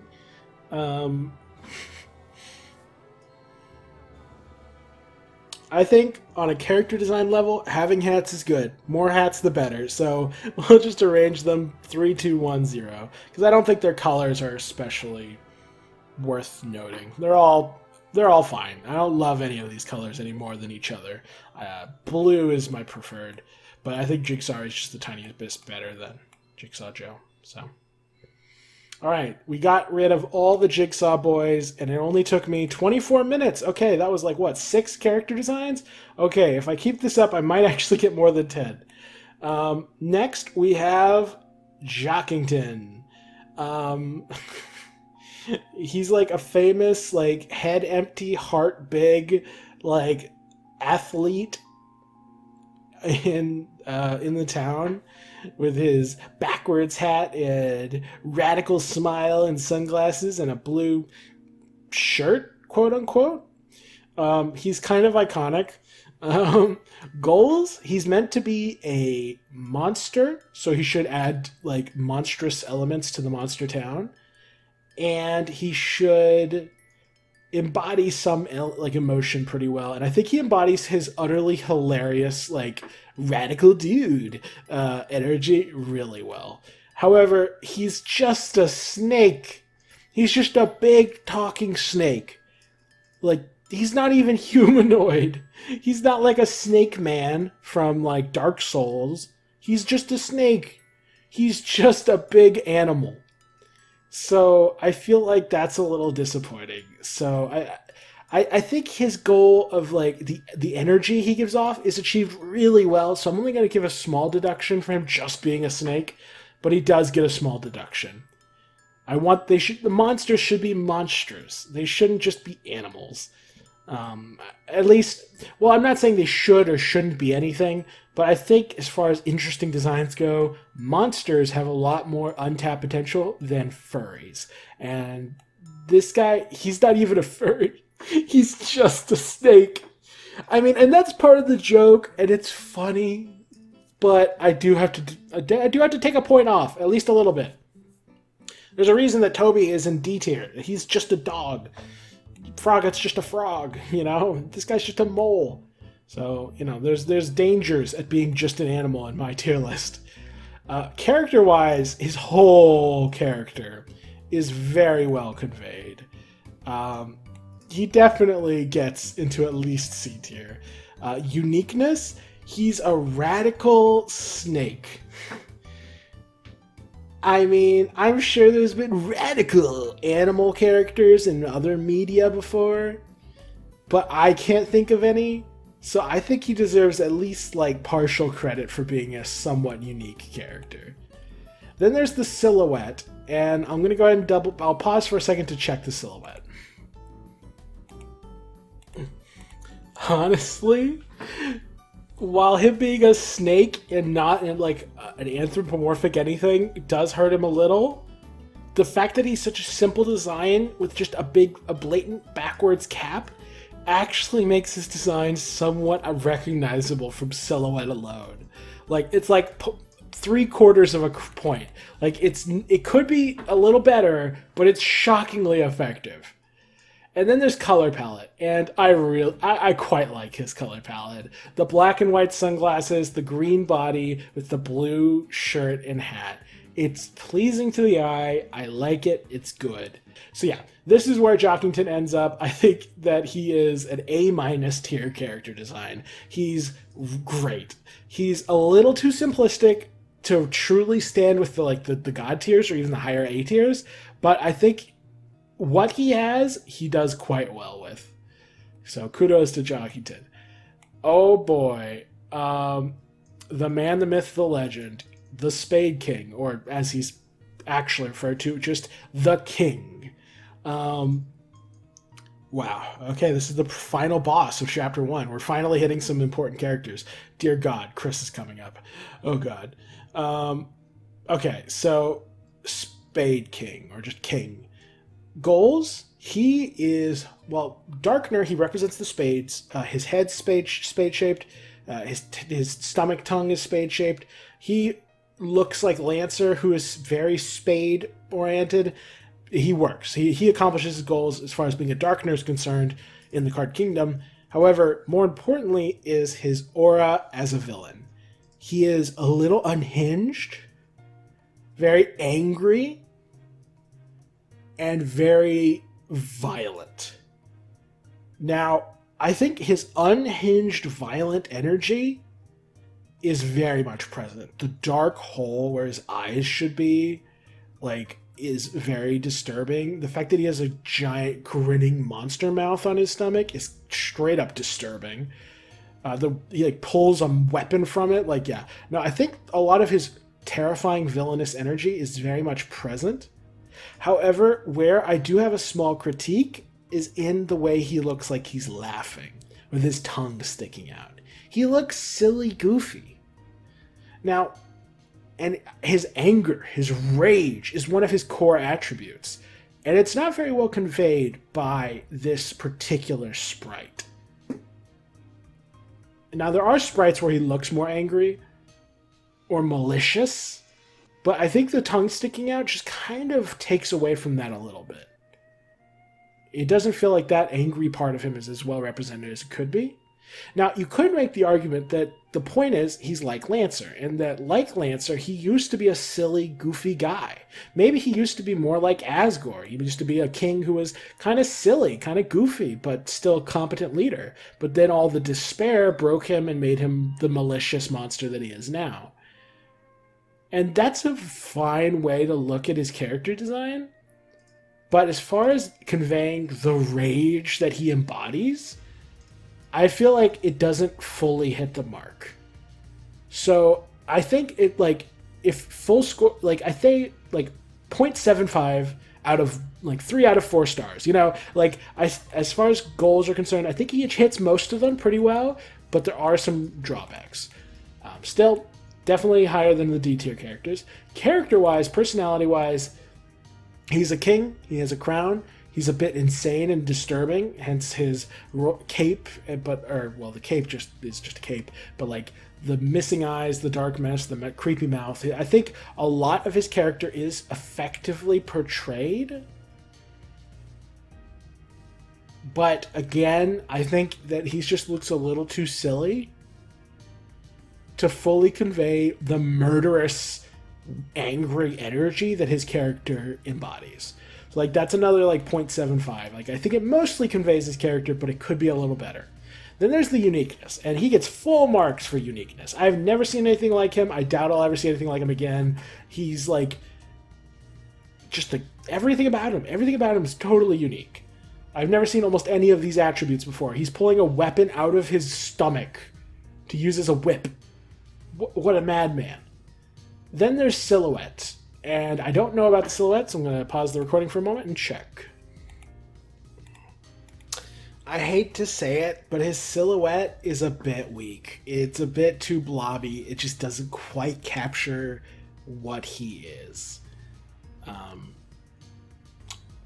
That's unfortunate. So far he's sitting at like a 2.5, so he's already, make no mistake, even without the silhouette, he's still like a pretty high tier good character design, which just leaves color palette. And his predominant color palette is one of white, blue, black, and gray. And once his cape flies away, it's predominantly just black, white, and blue.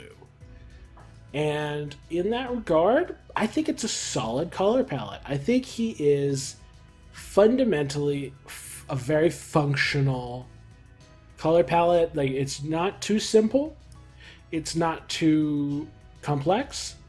Generally, character palettes that are more reliant on blacks and whites don't impress me as much, hence the dogs being so low. But the blues, I think, rescue it pretty well, and it makes for a complex and engaging design. So I'd say he has a good color palette. Unfortunately, as much as I wish I could have Asgore and King side by side, because I feel like that'd be pretty cool, Golden Sam fits right between them, sadly. People are going to be memeing on this so hard. Golden Sam, the greatest character design. Oh, God. I like Golden Sam. He checks the boxes. I'm sorry. Oh, man. And then I think only been recording for 44 minutes. That's pretty good. Okay, let's get rid of KK.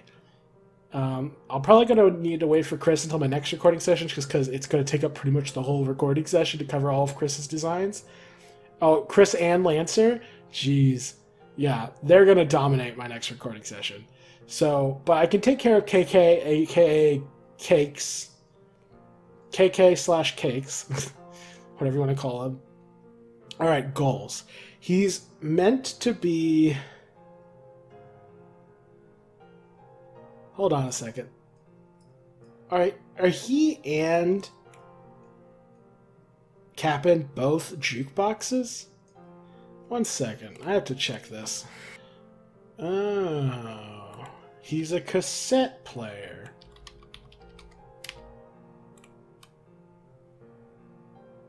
He's a cassette player? What?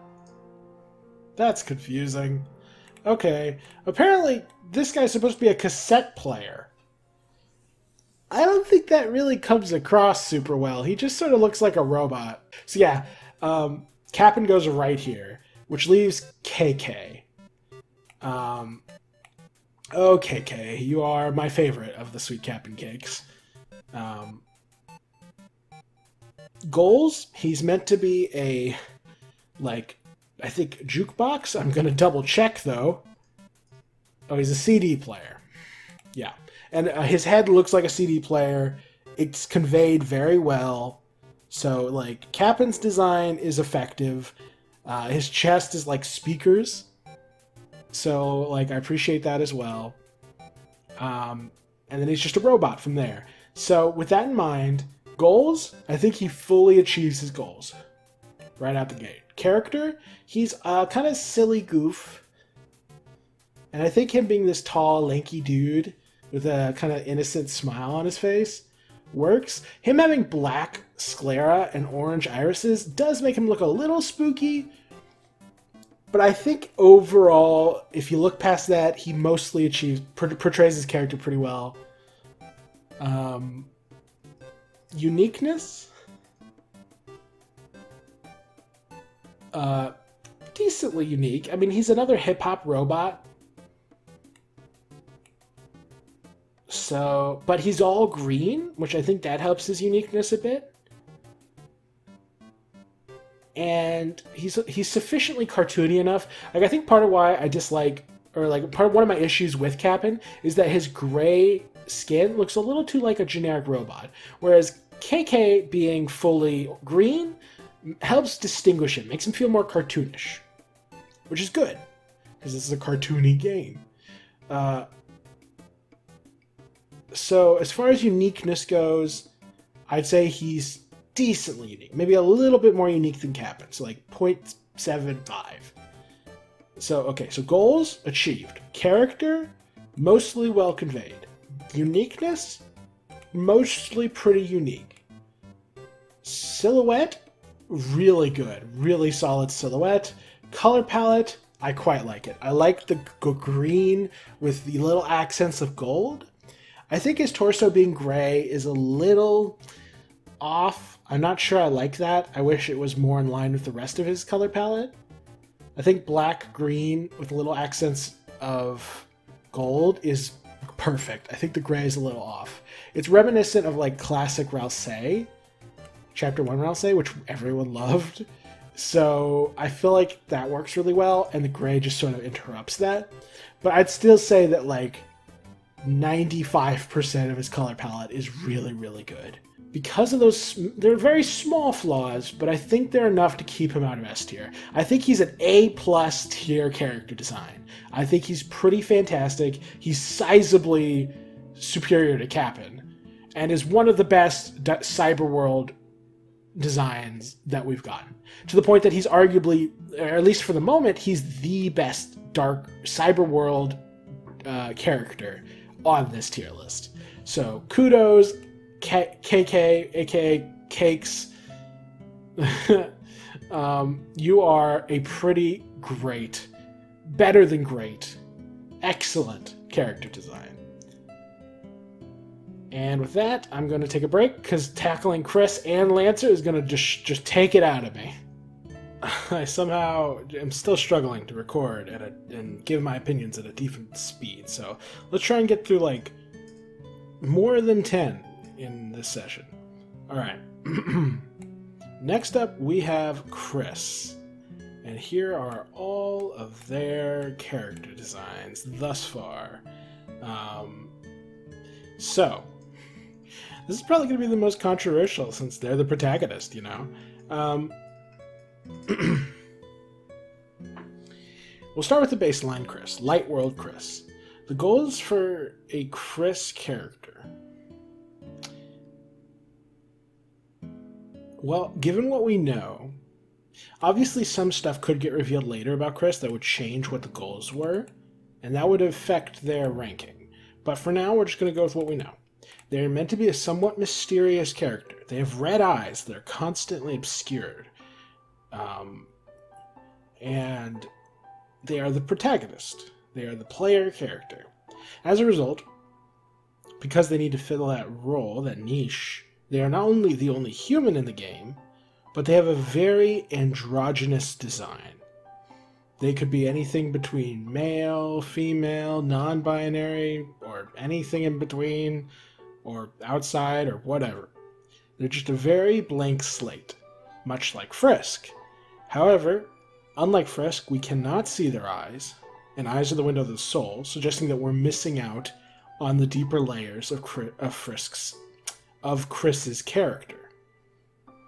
Which is revealed to be true when they, their eyes glow red, and they pull out a knife and remove their soul and are doing all sorts of crazy stuff. There's deeper layers to Kris. And that's all this, and so mysterious, potentially threatening, and simple are all the energies that the design is trying to go for. And I'd say it achieves those goals really well. From the species to the aesthetic, everything about it is very effective. Then there's the character that we know of Kris. They're a bit odd. They're a bit strange. They wear the most default outfit every day. And that's interesting. Especially because it's very reminiscent of the other outfits that the Toriel family, the Dreamer family, historically dresses their children in. Implying that Kris puts very little to any thought into their own appearance. So, as a whole, especially with their bangs covering their eyes, I'd say who they are is very effectively represented in this design. And since they're in a world, in a town, full of these complex and interesting monster people, to be the default human preset character, I could see how that's meant to reflect on their potential sense of inferiority or isolation inside the monster community. So, as a whole, I think their character is very well represented by this design. The red eyes simply hint at the more dark, mysterious, and potentially malicious aspects of Kris's personality. So yeah, very good for the character. Uniqueness. They're human. They're very androgynous. Brown hair. No outline. Well, they do have an outline, but I think it's brown. Yeah, either way, they have their aesthetic of their sprite is totally different from every other character. They wear a long sleeve kind of sweater with brown pants and shoes. They have their eyes obscured, a thin line for their mouth, and yellow skin. The yellow skin is really what kind of makes them stand out a bit. Otherwise, they're just human. But the yellow skin is so distinctly inhuman. Because, rather famously, nobody in real life really has yellow skin. Like, it was used as a derogatory thing in ye olde days for Asian people. But if you've ever looked at an Asian person, you'll notice yellow is not actually how they look. So Kris does not actually resemble a real human almost at all. Which is actually kind of clever. Because if they're meant to be just sort of someone for you to slip your shoes in, like they're meant to be the kind of blank slate character, protagonist, it makes sense that since you can't represent every ethnicity, every gender, everything, the simplest way to solve that is to give them a very simple design with an ethnicity that doesn't match any real one, and no clear gender. So as far as being unique in that regard goes, I'd say Kris is better than average. Like, I would not say it's completely unique. They're not on the same level as these truly unique character designs and stuff. But I'd say they're better than average. So, like, I'd say I'm giving them, like, 3.5, like, 75% of a point in the uniqueness category. Silhouette, I'm gonna have to check. 1 second. Honestly, as far as sprites go, not bad. The upper part of their body is a little generic, but the bob that they have for their hair in is very clear, and more importantly, their distinct leg design is very iconic. The 2 sprites on the left leg, and then like 3 sprite width on the right leg, you know what I mean, one leg and the other leg. It's very specifically reminiscent of like Toby Fox's art style for their protagonists. So in that regard, I think the silhouette is decently, like, it's actually one of the above average in the recognizability department, recognition department, whatever. It's a good silhouette is what I'm saying. Then there's the color palette, and this is where I have to give full credit for Kris, because I think their color palette in the light world is really good. I love the yellow and the brown contrasted, because it's a very dark, kind of murky kind of yellow. It's not a bright yellow like, say, this guy or even Alphys. It feels slightly darker, a little more just, you know, closer to brown is what I'm trying to say. And because of that, I feel like the yellow and the brown mesh really well. And then it gets even better with the shirt. There's a yellow stripe further connecting it, and then the green. I guess they have sort of a mustardy, golden brown kind of aesthetic to their skin, which is what makes it work so well with the rest of the brown. And then the green is a nice kind of extension of that. I think it's a nice little dash of color. As a result, while it's a very simple color palette, I think it works remarkably well. I don't think Bloxer's getting any better, and I have some issues, whereas Kris is nowhere to go but up. As more is revealed about their character, I might go upwards with their design ranking. So as a whole, I think Kris is slightly better. They're equals, effectively, on this ranking, but I think Kris goes just slightly higher. So that's where Light World Kris ends up. Which brings us to Dark World Kris. Their design changes drastically. Their skin becomes blue. Their hair becomes a darker blue. They're wearing armor, which is a sort of bluish gray steel. And they have a magenta ascot on. And they also have like dark blue to black pants, or or like some sort of like bodysuit underneath the armor. They are functionally an armored. Well, what's funny is they're described as being the leader or the commander or what have you, and I feel like that's well represented. It's just sort of ironic that Kris is because, like, you know, a leader in battle, they might not actually wear full armor. Like, they might be a little more, or they might wear full armor, but they might be a bit more fancy, like have a little bit of splash of color and charisma, because they're the leader. They're supposed to be a little special.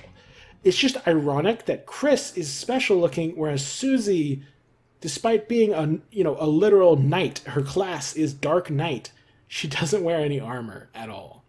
So that's kind of ironic. She looks more like a barbarian than a knight. So that's kind of interesting. And they've become the Dark World version of themselves.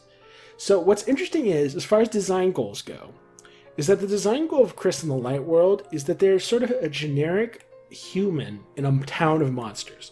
Whereas in the Dark World, they are a generic hero in a land of adventure.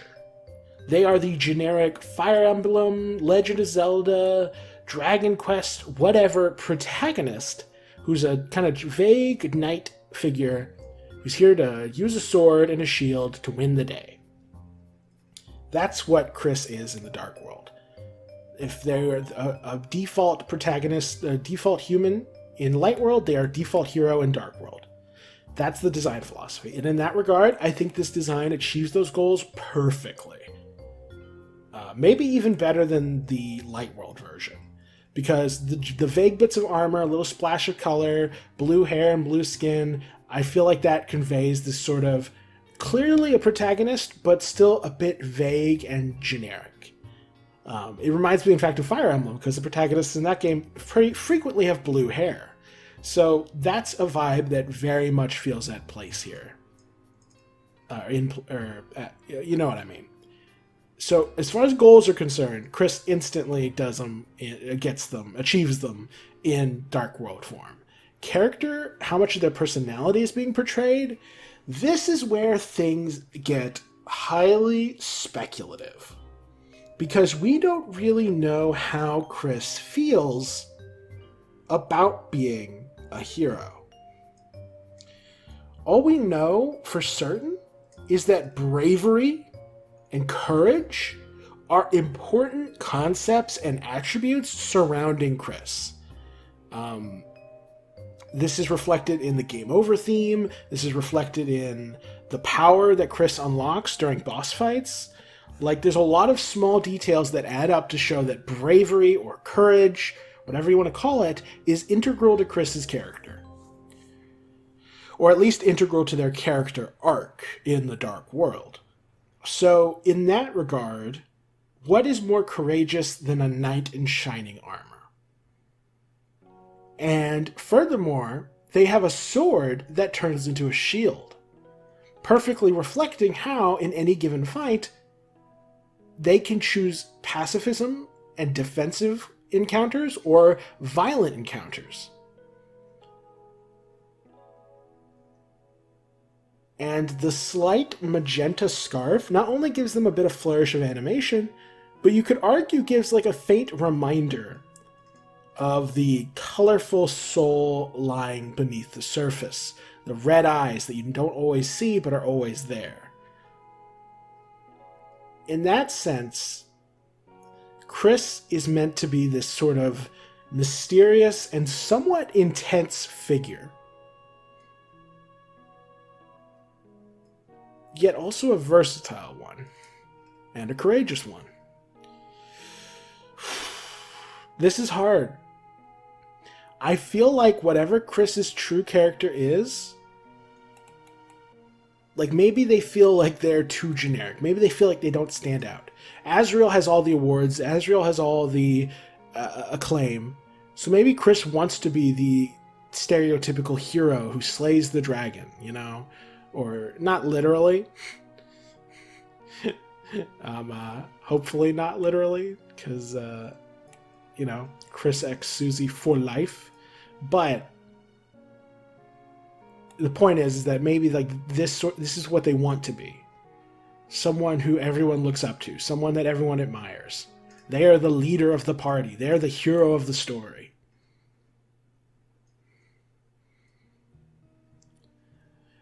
But that's the issue with judging how well this represents Kris, is that we don't know much about Kris's personality or their character. It's all left up to subtext and interpretation, which means it's really hard for me to judge how well this reflects them. I'd like to go out on a limb and just say that given Toby Fox's track record, that this is an effective representation of an aspect of Kris's personality. It might be a bit dubious to give that like benefit of the doubt when I probably have not given that benefit of the doubt to any of these other designs. But here's the thing. The whole point of Kris is the mystery surrounding them.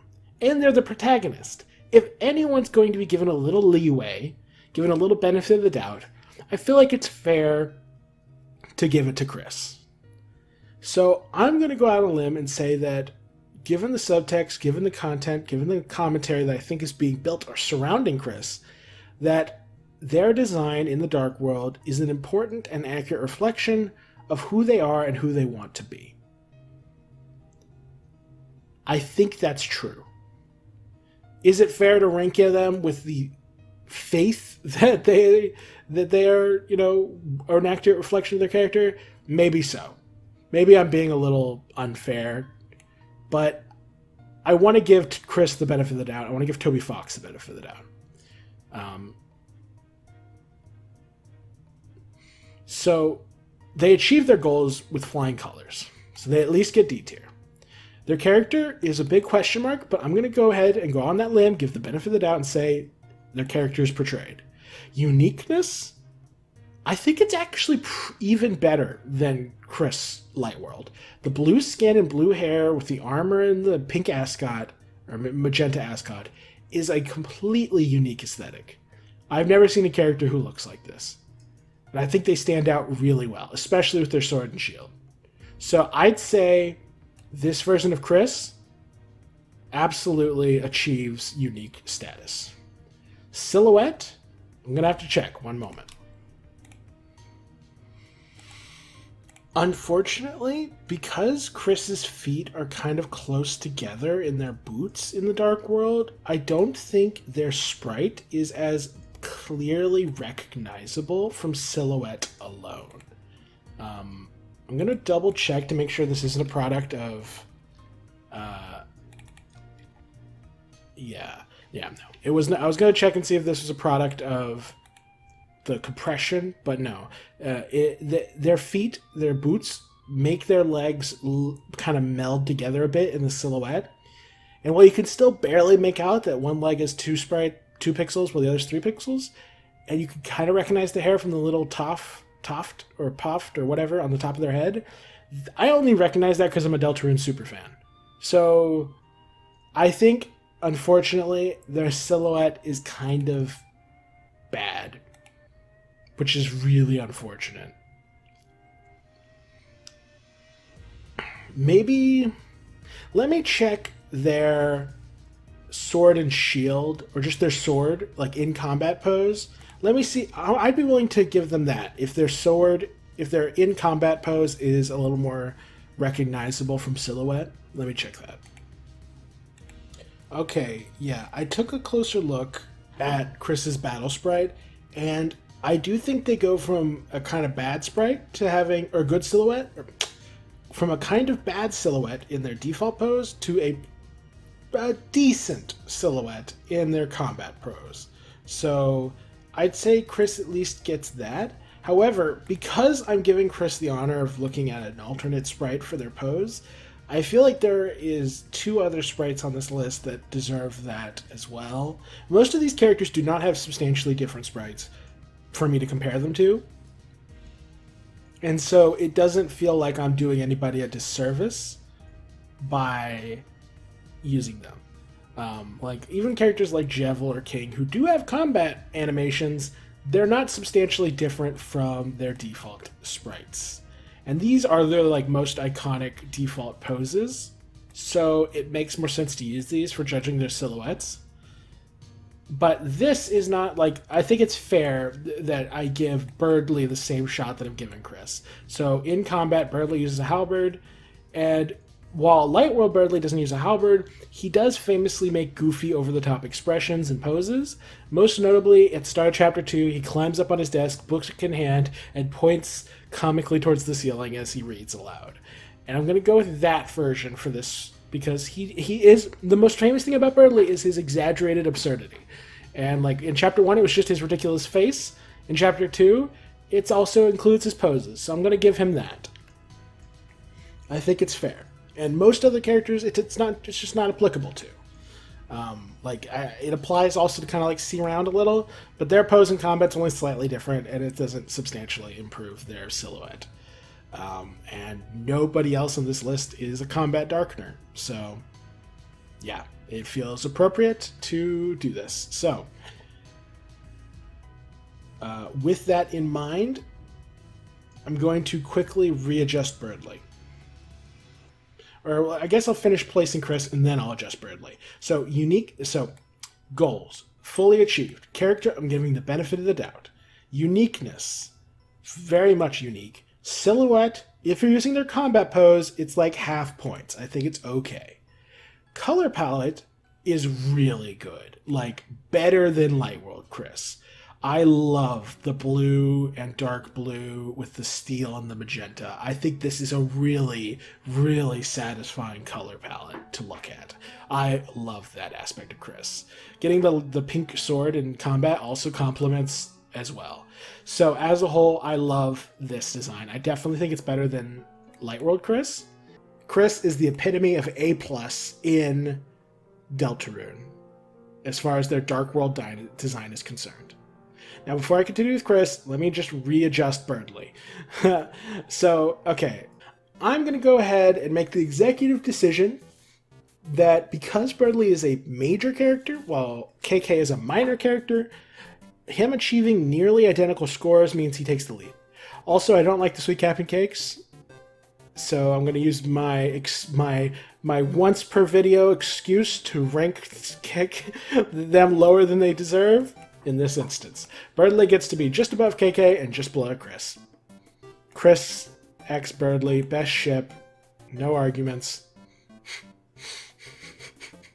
Curdly. Oh, hilarious. So yeah, that's where Dark World Berdly goes, upgraded from high A tier or high B tier to high A tier, and then Light World Berdly. So yeah, this is where Light World Berdly goes. He goes in low A tier. He's an A minus. Whereas Dark World Berdly, he goes Super Saiyan and becomes... No, excuse me. He goes Kaioken and becomes A+. Then he goes Super Saiyan and goes S tier. Oh, dear Lord. Okay. Back to Kris. Nurse Kris. This is Kris wearing a nurse outfit. It's not really representative of their character. It's just an outfit they put on. It's a costume for a single act. So, goals?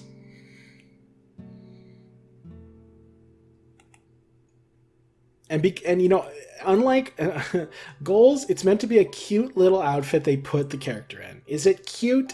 Yes, it's cute. Goal achieved. Character-wise, this is where things get a little awkward. Oh, wait. They're bringing hot cocoa, aren't they? It's a brown cup with a dark liquid, and it's steaming. And hot chocolate is like the most important thing to Kris, who connects it to their brother, who they love very dearly. Of course, Kris would try to make someone feel better with hot chocolate and some pills. Pills that maybe they know their former close friend Noelle may have taken. I was getting ready to give no points in the character category because, you know, it's just a silly costume. But the fact that each character brings a specific item, Noelle brings just a generic cup, like with pills in it, or a liquid. I forget. And she clearly has no idea what she's doing. She's not really personalizing it in her own way. But Kris and Rousey, who bakes cakes and does rainbows, and then Susie, who brings a skull and a giant needle. Yeah, it is personalized to reflect their character. And the fact that they're bringing what looks like hot chocolate is actually really sweet and kind of touching. Aww. Yeah, full points in the character department. Uniqueness? I mean, it's a blue person, but now wearing a nurse outfit. I think they deserve full credit for uniqueness. Silhouette? I mean, I don't need to check. I'll double check. One moment. Unfortunately, the train kind of stops there a little bit. The silhouette isn't great. It's not a blob. You can make out some elements, but it's like half points at best. And then color palette. It's a bit all over the place. Because you have this white doctor's uniform, the blue of their skin and hair, the brown little platter they're bringing stuff in on, which is actually distinctly them, because Noelle brings a silver platter, or gray platter, and they have a little cup with hot cocoa in it that's like silver or gray steam, and then red and yellow pills. It's like okay. It's an okay color palette. It's not bad, but I'm only going to give it like half credit in the color department. So Kris is better design. Nurse Kris beats King, but loses to Goulden Sam. That's really funny. Next, we have Cowboy Kris, or rather, sorry, my apologies, Western Kris, as I have labeled them in the sprites. Goals. So this is meant to be a silly Western themed outfit. It's sort of a respin on Kris's normal Dark World outfit. Like the ascot has become a bandana. However, their clothes have become just utterly silly looking. They have a black vest, white shirt, brown buckle, blue pants, dark blue boots with little gold, like, caps. It just looks really silly. Goals wise, I would say that, and like big poofy sleeves. Goals wise, it's meant to be if it's meant to be a silly outfit, if it's meant to be cool, it fails. If it's meant to be silly, then I'd say it succeeds. If it's meant to give any character to Kris, though, here's the awkward part. Kris in this game is associated with bravery and courage. Those are the attributes attributed to, I think, the Yellow Soul in Undertale, whose main attribute is also bravery/courage. So if you want to argue this is meant to be a kind of nod to that, you could argue this is characterizing Kris, but the issue is that Susie also wears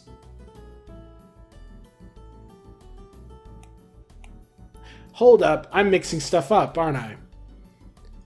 The Orange Soul is the one of bravery, and that's the one with fisticuffs. The Yellow Soul in Undertale was the one that was justice, and that was the cowboy. Okay, never mind. This has no character basis. It's just silly. Uniqueness? I mean, they're a weird blue cowboy. I guess it's kind of unique. Maybe like 0.75. Like, I'll give it's not as unique as some of the other designs, but I'll still give it to them. Silhouette? I'll check. One moment.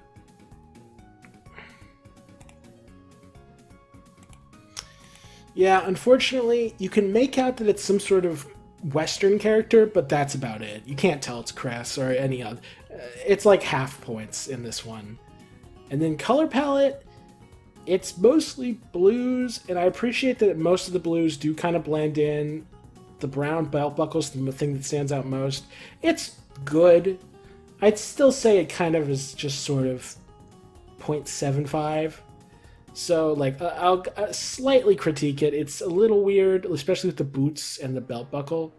But as a whole, it's okay. And then color palette, a 100% good color palette, a kind of flawed color palette. So, like, a full half-point lead to Fommt, which means Kris is, at best, bottom of A tier. This is not an A tier design. They get B+. I'm sorry. This is a B tier design for Kris. And then last but not least, we have the Mobster Kris, which is a design I think suits Kris far more.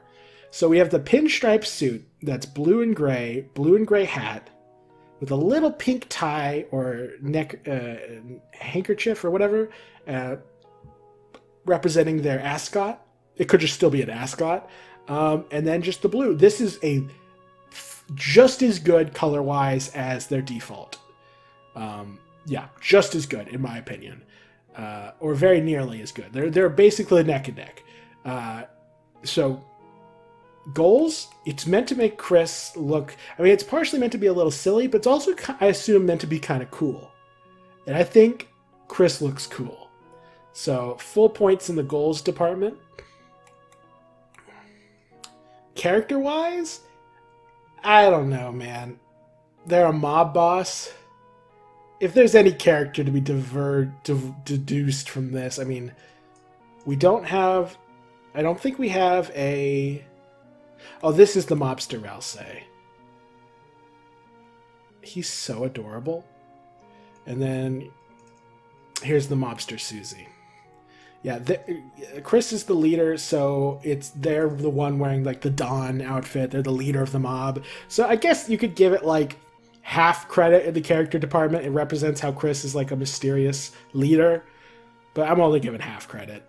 I'll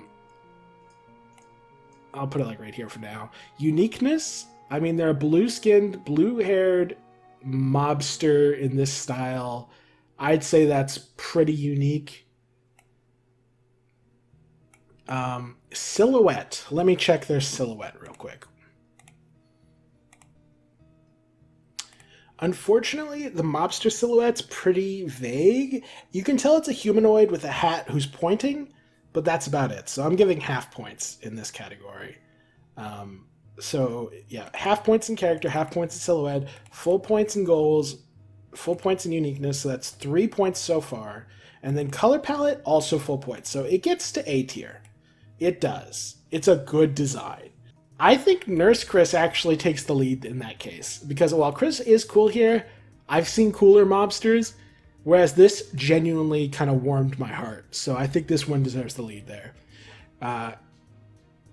However, since they're identical, they'll stay side by side. This is where Mobster Kris ends up. And with that, it's taken me an hour to cover all, like, 6, what is it, 1, 2, 3, 4, 5. Was there only 5 Krises in here? Really? 1, 2, 3, 4, 5. There was only 5 Krises, and it took me over an hour to discuss them all. No! Oh dear. I'm gonna take a break. I'll be back with Lancer shortly. Alrighty, back for more recording. I did the math, and at this rate, it's gonna take me 18 hours to finish ranking all these guys.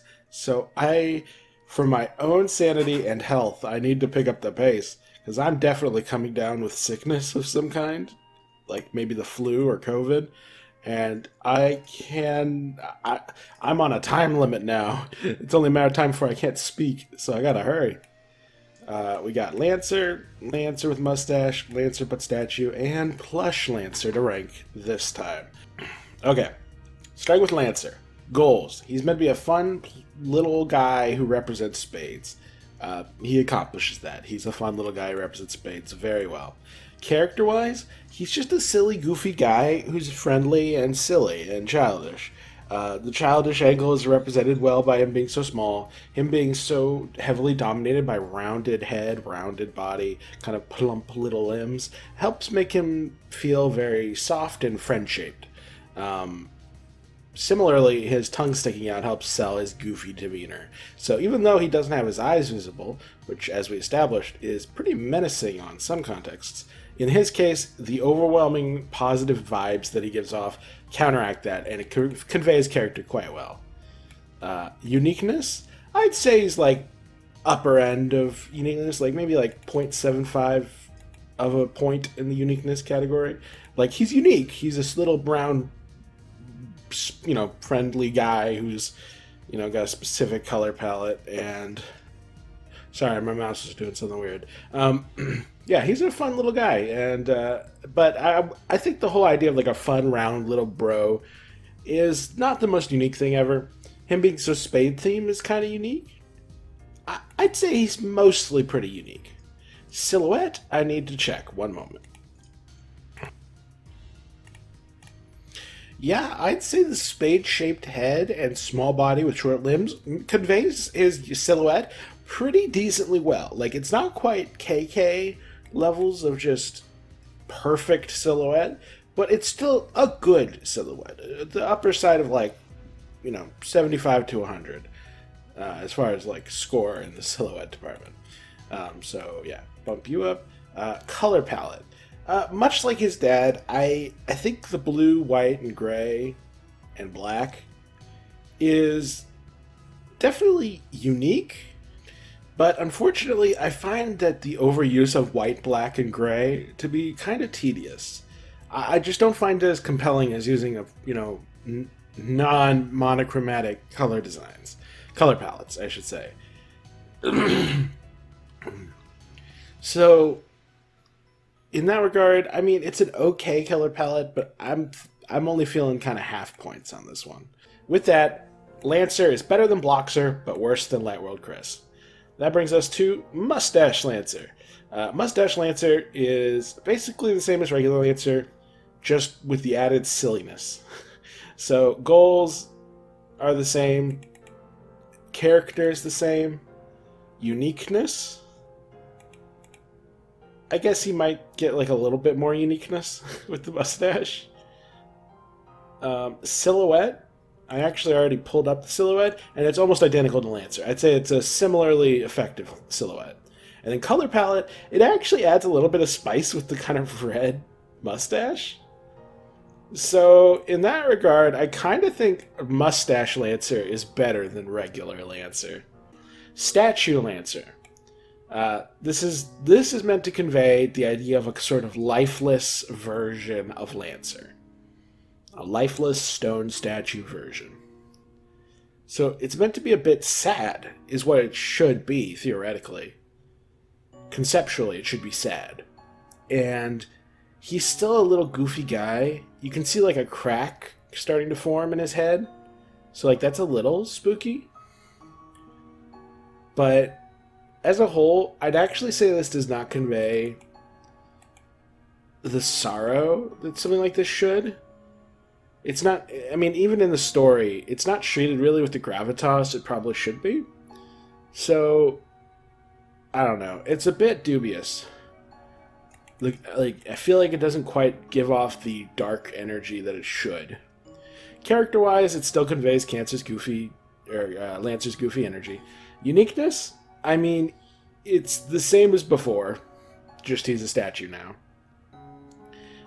Silhouette, same as before. Color palette is worse. It became even more boring. It's actually a little more consistent, but it's still more boring. So yeah, this is about where Statue Lancer goes.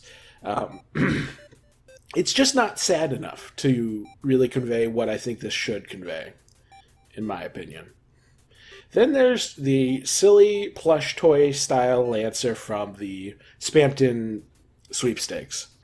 Goals are to be a cute little guy. Achieved. Character, to convey that he is a cute little round friend.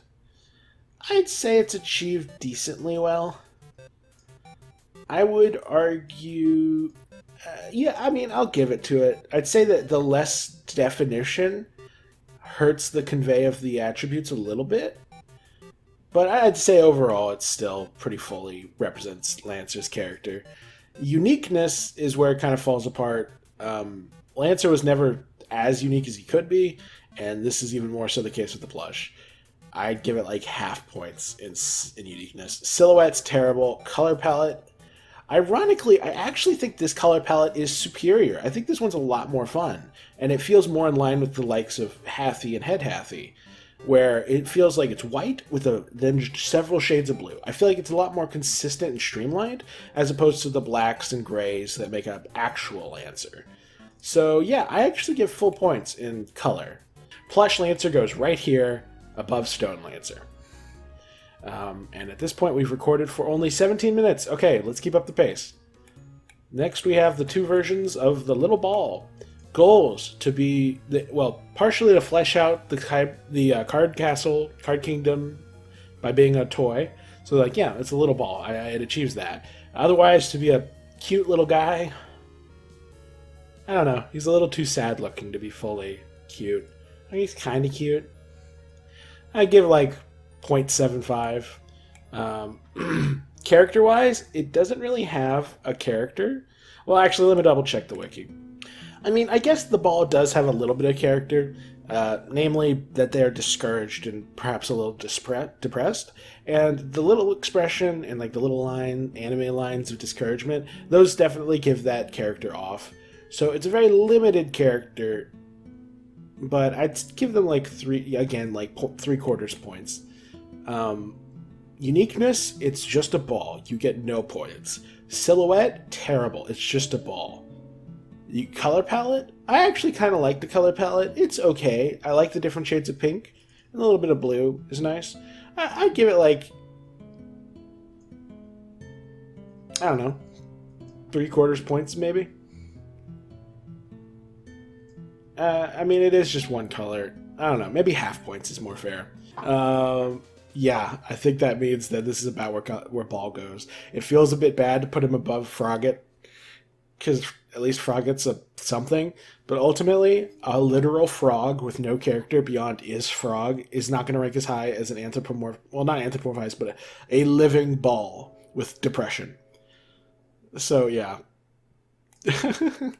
They're both bland, it doesn't matter. And then there's the wig version, who is actually a fair bit better. Goals wise, it achieves its goal of... What did it fail at achieving?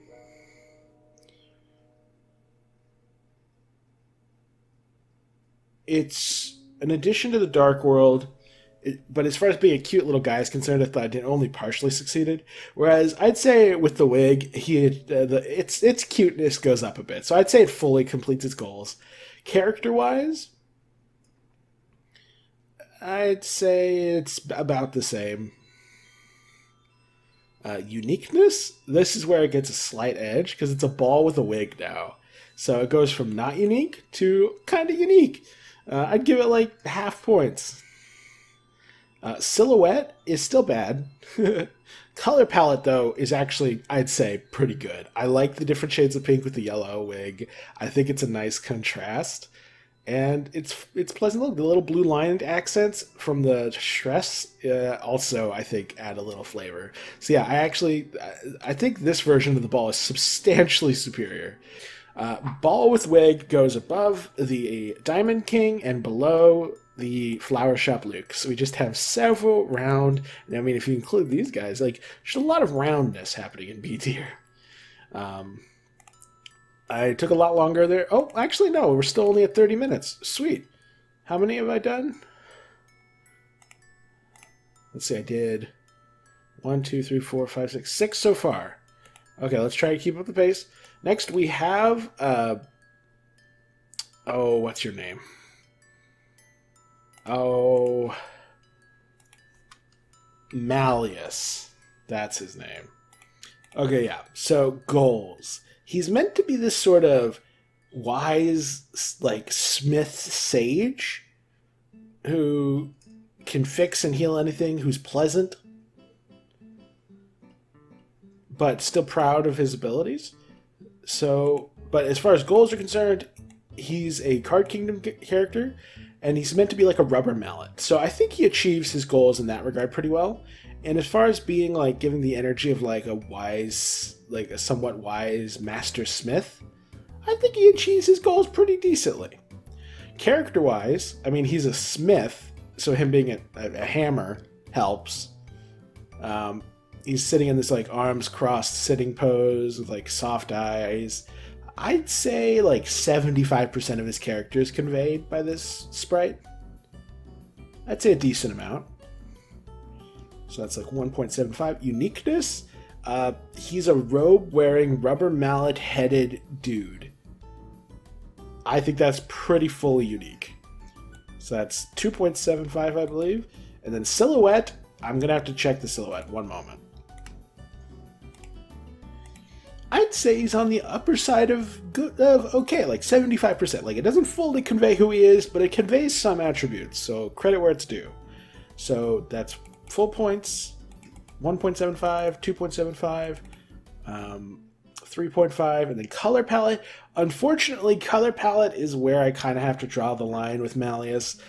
The red and yellow is good, but the weird, like, purplish green cloak feels kind of ugly and out of place. I don't like it. Okay, I've rearranged the bottom of A tier and the top of B tier a little bit. Jockington is now at the top of B tier. Catty is still right here. Berdly has fallen from A tier to high B tier. So has Fommt. And then we've rearranged the bottom of B tier a little. Malleus is here now. So is Western Kris. And so is Cap'n. So that happened. How are we looking at in the recording? 55 minutes in. We have ranked. Fortunately, I got sidetracked by bloody ranking, rearranging some rankings.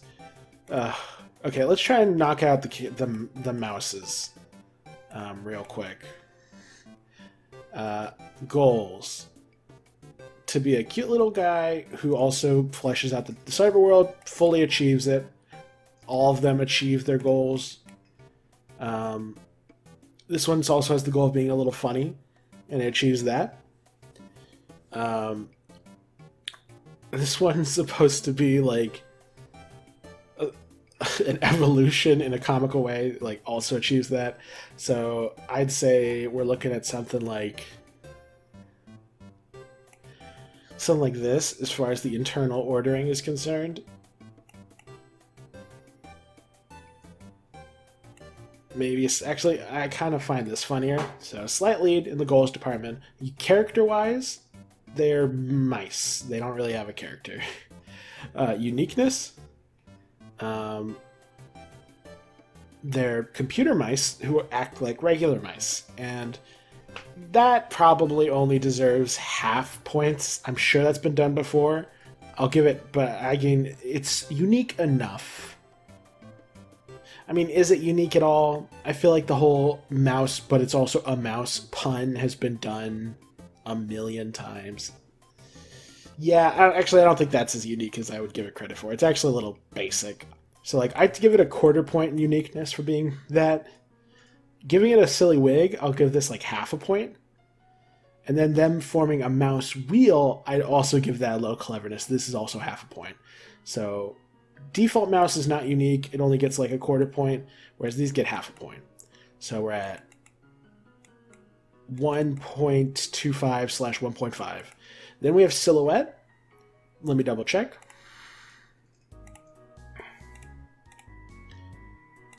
As far as silhouette is concerned, mouse wheel gets a full point. It's instantly recognizable. Regular mouse gets like a 0.75 as far as the point concerned. It's pretty recognizable as a mouse, but it's also a generic enough idea that it's not doesn't really deserve full points as far as like silhouette. And then this fails pretty hard. It probably only gets like a 0.25. Yeah, like it only gets slight. Like the tail is a little recognizable, but it's still not good. So that puts us, yeah. And then there's color palette. Default mouse, purple with gray. It's actually decently aesthetically pleasing. It's just a little boring. Mouse-a-million, or whatever it's called, he gets a little bit of yellow, but I don't think that really meshes as well with the purple and the gray. So I don't think his color palette's meaningfully better. I think it just goes from a little boring to a little messy. Then there's the mouse wheel, which gets a green circle connecting them. Purple and green can go together. I think that they're all pretty equal in the color palette department. This is where the mouse wheel goes. It's a high B tier design, or maybe a mid B tier. But it goes, a fair bit higher than the regular mouse. And with that, I've been recording for over an hour, and I've still only covered like 10 characters. Yeah, 10 characters exactly. RIP. It's because I keep getting sidetracked to rearrange characters. Gosh darn it. I'll be back. Okay, so I think I've found a solution to my extraordinary inefficiency in ranking in a timely manner. Looking back on the footage, I think the issue is that I spend too long going, is this character better than this character? Is this character better than that character? It's just too inefficient, and it's too touchy-feely. Like, there's not enough hardcore data.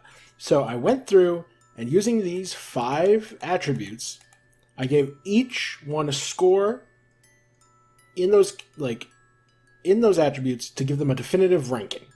If you have full 5 out of 5, you're an S tier. Currently, Jevil's the only S tier.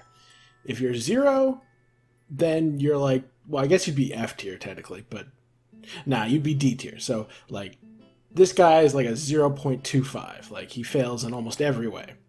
I've been recording for an hour just explaining the rearrangement of this tier list, but you know what? It was necessary, because I think from here forth, we're going to move a lot quicker.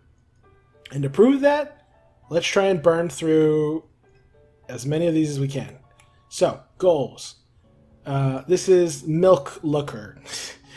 Monster Kid. Goals. They're supposed to be a monster and express the fact that they express a specific vibe. They're a kid. They're kind of your, not every man, but like your every teen.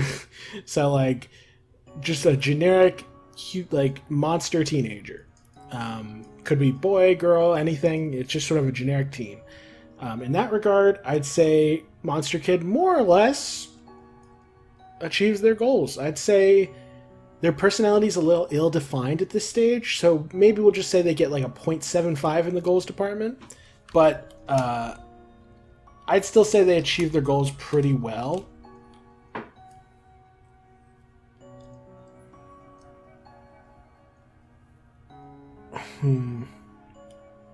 Yeah. For the most part, I'd say they achieve their goals. Character-wise, they're just sort of a generic teen. They don't really have any strong, clear identity. And I'm not sure how incredibly this expresses that identity. Like, they seem to be wearing a necklace with a little cross on it.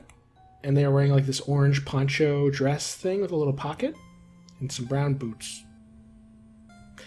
It's not stereotypically teen, but it's also not specifically anything else either. I'm not sure their design expresses their identity very well, and that's partially because their identity is so vague. Yeah, I don't think I can give any points in character. Uniqueness, though, they have, like, spines, no arms. I think they get full points in uniqueness. This is a monster kid. Like, Monster Kid read the assignment. They are a monster. Silhouette? I think the silhouette's probably pretty good thanks to the head spines. Let me check. Monster Kid, where art thou? Bloop, bloop, bloop. Bloop, bloop, bloop. Bloop, bloop, bloop. It's clearly humanoid with spikes on the top. I'd say it's a little ambiguous, but I'd still give almost full. I'd say it's like another 0.75 situation. Like where it's almost a good silhouette, which brings them up to 2.5. And then color palette, I actually really like Monster Kid's color palette. It's just a nice blend of oranges and yellows shaded across. You got light yellows, like a gold, like kind of a mustard yellow, then you got like a yellow brown, and then the orange. Just a really satisfying color palette, which knocks Monster Kid all the way up to 3.5. Congratulations, Monster Kid. You are on the border between B tier and A tier. They're definitely better than K round, that's for sure. Do they get into A tier?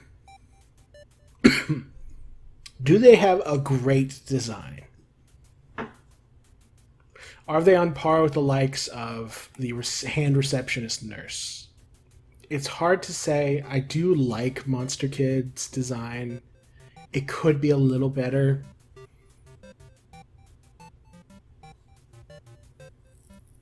I feel better with them being in low A tier. I think they've earned at least that. I don't think they're quite as good as the hand receptionist. They're more blatantly monstrous. Whereas Monster Kid isn't too far from being humanoid, but I think that they're still pretty good. I think I like them a little bit less than the tree, but I think they get to be at the bottom of A tier. I think that, you know, they're debatably a high B tier. Now that I put them in B tier, it does feel appropriate, doesn't it? Yeah, no. It just feels right. They're at the very top of B tier. Like, they're just a little too limited, a little too basic, not enough character being portrayed. Yeah. I think to the very top of B tier is where Monster Kid goes. Then we have Mr. Elegance, I believe. Yeah.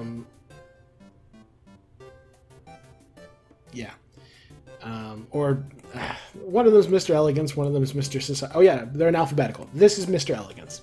Mr. Elegance is a chess piece darkener, specifically the horse. Or the knight, I should say. Goals-wise, he's a darkener brought to life who gives off a very specific vibe. His vibe is that he talks like a cowboy. Like, he says, hey, partner. Like, he says stuff like that a lot. And he's horse-ish. I'd say it could portray his character slightly better. But I think it mostly achieves its goals. Well, no, he's a silly character. He's a silly, goofy dude. So I'll give them full points and goals. I think he's achieves what he sets out to do decently well. He doesn't resemble a knight chess piece as well as he could have. I'm going to give him like 0.75. There's a few nitpicks I have. I think it doesn't achieve its goals as clearly as it could. Then there's character. He's kind of a gentleman cowboy type character. I mean, I'd say he has a very limited character, all things considered. He has engineering abilities. I mean, he has more character than some.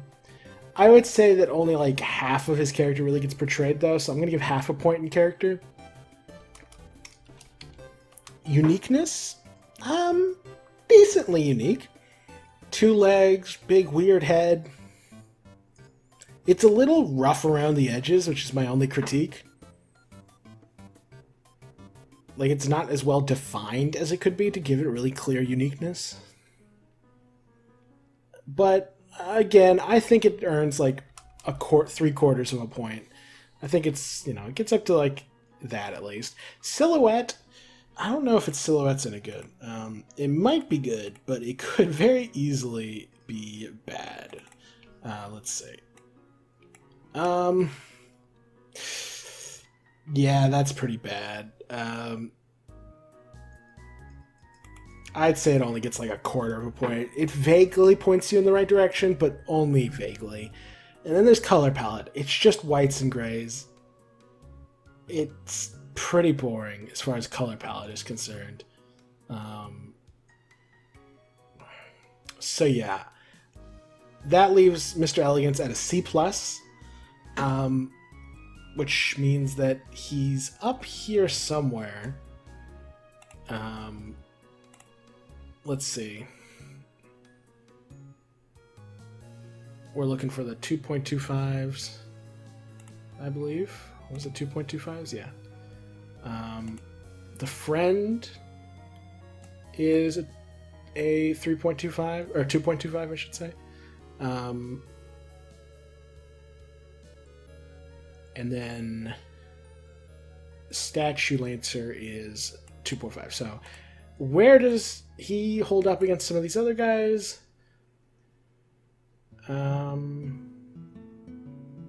Is he better than the Addisons?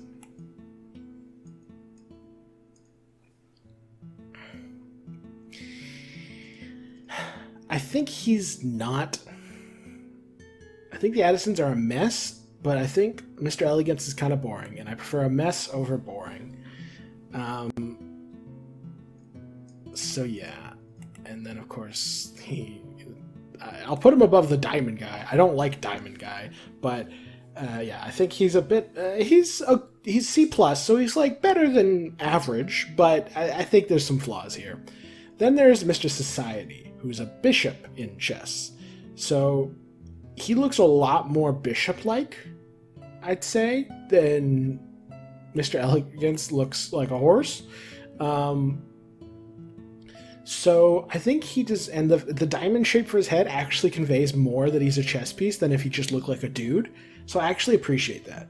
So as far as goals are concerned, and as far as conveying his personality, he's very wishy-washy, like uncertain, kind of cowardly, and I think his like flimsy, loopy appearance conveys that decently well. So I think it conveys the essence of his identity pretty well. So he gets a full point in goals. Mr. Society. Character-wise, he's just sort of a coward who can't really handle society, but wants to do what's right. He has like 2 traits.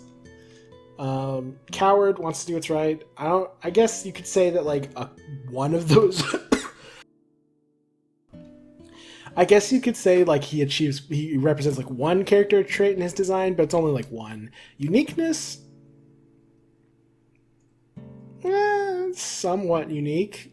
I'll give him like half a point.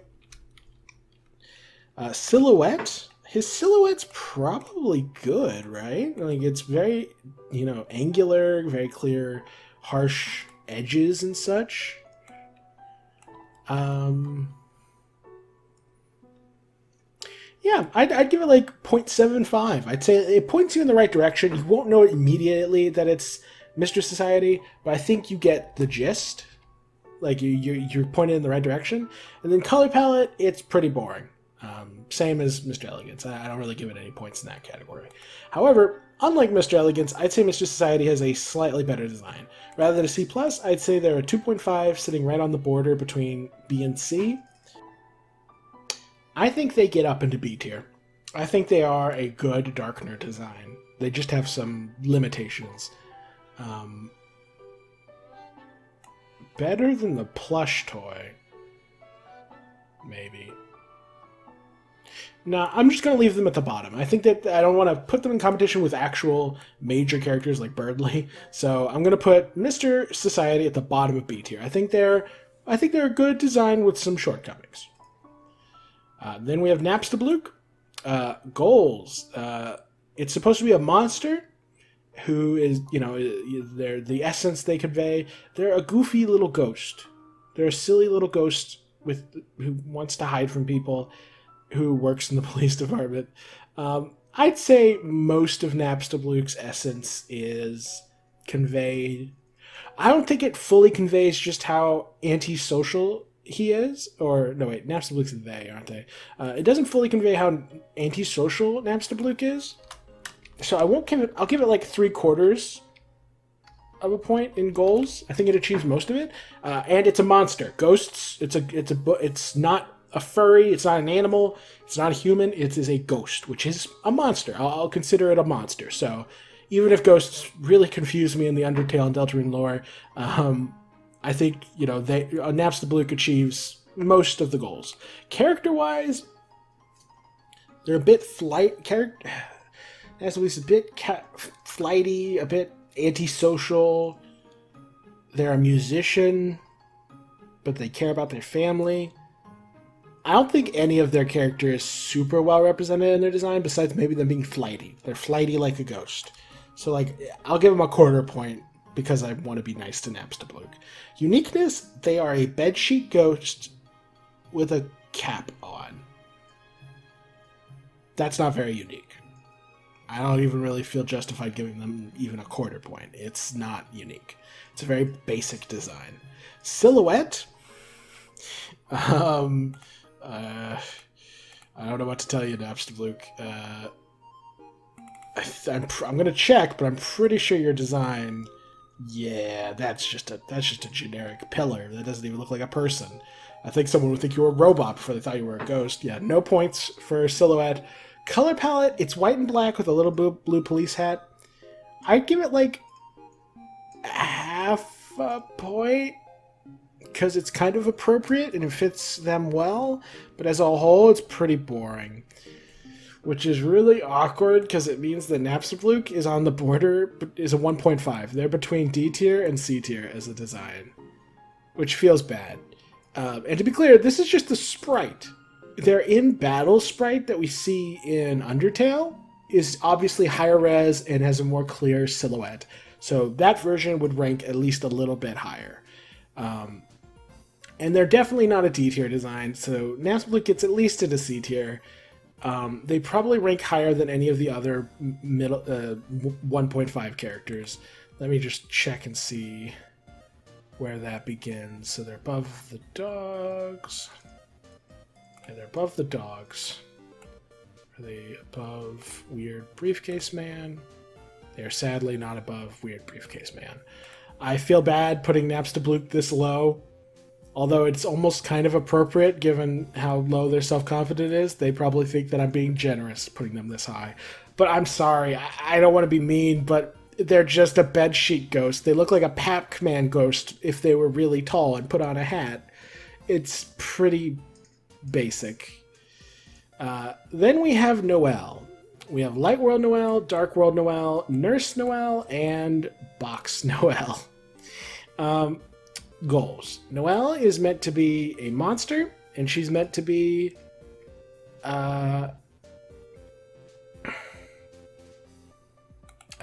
give off a friendly girl next door vibe. I think she achieves. Now, you might be surprised, because you'd think I'd give her no points, I'd give her half a point, because oh yeah, she gives off her vibe well, but she's not a monster. However, she has hooves. She has little hooven feet. I'm pretty sure. I'm going to double check, but I'm pretty sure Noelle actually has hooven feet. Okay, yeah, I looked into it, and canonically, Noelle has hooves. She does not have feet. And because of that, she is technically closer to being a satyr than she is to being a furry. Sort of. I might be stretching it a little bit, but I think she is at least slightly closer. She doesn't wear shoes. She has monster feet, okay? She has monster feet. And I think that means that she is slightly more monstrous than the other furries. I won't give her a full point. I'll just give her like a 0.75 in goals. But I think they made a slight bit more effort to make her monstrous, which I appreciate. Character-wise, when we're talking about default Noelle, Light World Noelle, she's the girl next door. She's friendly. She's got good grades. She's that stereotype. She conveys that concept perfectly. Her character is completely conveyed. She doesn't wear like a Catholic schoolgirl outfit, like she doesn't quite go that far into the cliche. But her design is very close, and like her parents go to church every Sunday and stuff like that. So it's like she's definitely in the same branch of design philosophy as the stereotypical Catholic schoolgirl. Uniqueness, yeah, she's unique. She's very close to just being a furry.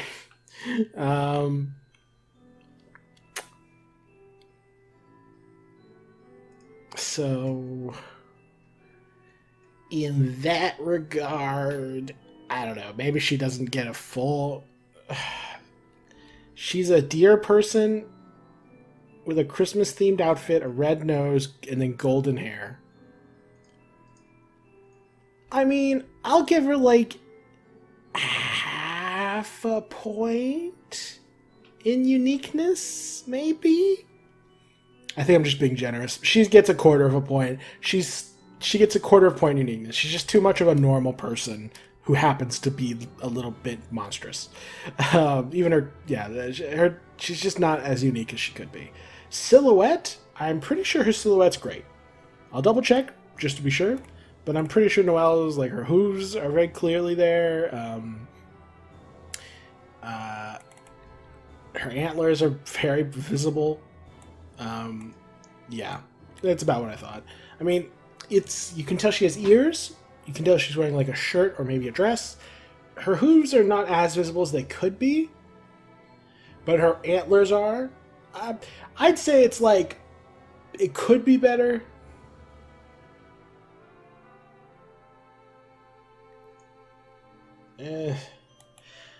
I'm going to put it like I'm going to be nice and give it like a 3/4 of a point. I think her silhouette mostly points you in the right direction. Mostly. Color palette-wise, Noelle has a great color palette. Her light world design is very fun and friendly and pleasant to look at. Overall, that means that Noelle gets a 3.75, which is to say she is... I believe that makes her 3.25, 3.5, and 3.7. I think that puts her in A tier, right?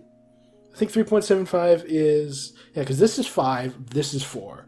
And A- is 3.75. So yeah, Noelle gets an A-. In her light world design, specifically. Let's see. It puts her near Mafia Kris, I think?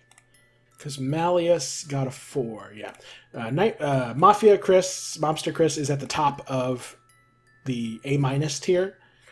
So who's better, Mafia Kris or Noelle?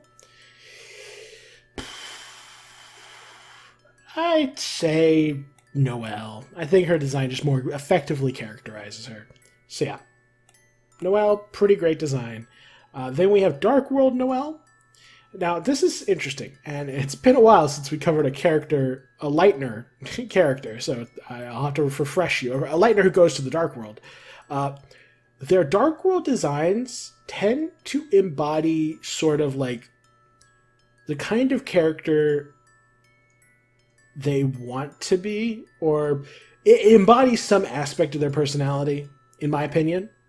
Because like Berdly, he wants to be this, you know, cool Giga Chad, but who also uses technology, so he's intelligent. Kris wants to be the hero of their story. You know, Susie wants to be a cool, macho, you know, warrior.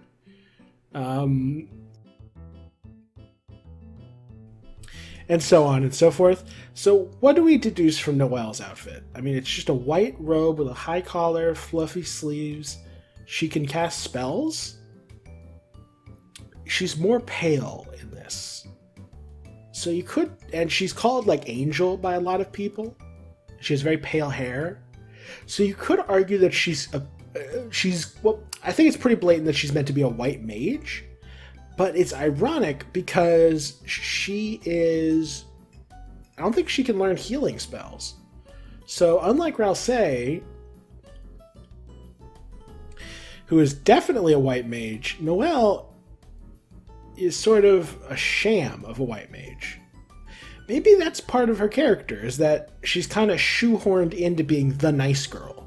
Everyone expects her to be the nice, well-behaved girl. When in reality, she would just like to be a little bit more than that. And that can be expressed darkly through violence in the Snowgrave route, or it can be expressed just through her affection for all things scary and spooky and inappropriate, aka Susie. That's an interesting bit of potential character subtext. So yeah, as far as her being like a white mage, it kind of represents how she's just sort of, her whole role in life is to be the nice one, the shoehorned in, supportive, nice, friendly girl. That is her character. So, Dark World designs. The issue is that it's hard to know with certainty what the goals are with Dark World designs for Lighteners. So we can only kind of guess. Because like with normal designs, it's meant to convey a very specific thing. But in the role of the narrative, like, what is she? You know, Snow is white. So maybe she looks like a white mage, but she's actually meant to be like subtly a frostomancer, an ice wizard. And that's what her design inspiration is from. That's a fun double entendre, if that's the intended reading of her character. It makes you wonder why she has this affiliation with cold. I mean, she's a reindeer, so that's... Well, I guess she's more of a normal... She's more like a white-tailed deer, actually. But I digress. Oh, man, people were memeing on the whole antler equals trans Noelle thing. It was pretty funny because I didn't know it was a meme on Reddit. There was something funny about that I meant to bring up. What was it? Oh, here it is. We'll talk about the waitress lion later, but if you want another animal reading of a character, lions, only the male lions have manes, so there's another trans character for you. And unlike Noelle, I think this is pretty blatantly canon, like 100%, because like they very famously switched from wearing a more masculine outfit to a more feminine outfit in Undertale. So I think her being trans is actually just straight up canon. But, you know, who needs antler arguments when you have lion bait arguments? I digress. But yeah, I think I'm going to go out on a limb and say that Noelle's Dark World design achieves the goals of her character pretty well. Character-wise, I think it portrays... I'm going to do another Kris thing and kind of go on a limb and say, well, we don't know the full depths of Noelle's character. I suspect her design reflects it pretty well. So yeah, another full point. Uniqueness? Unfortunately, much like regular Noelle, I can really only give her like a quarter point for being sort of unique. I mean, she is sort of just a furry in a dress. So 2.25 is where we're at. Silhouette, I think her silhouette's probably about the same as Lightner Noelle. It might actually be a little bit worse. Let me double check.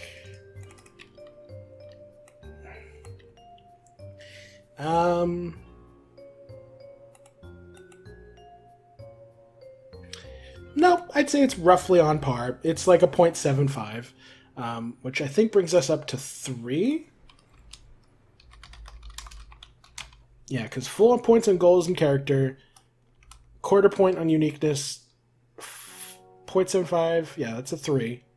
And that brings us to color palette. And I think this is a subtle color palette, but I really like it. I think it's really subtly satisfying, aesthetically pleasing. And so I'm going to give a full point for that, which gives her a total score of 4, which makes her ever so slightly superior to Lightworld Noelle.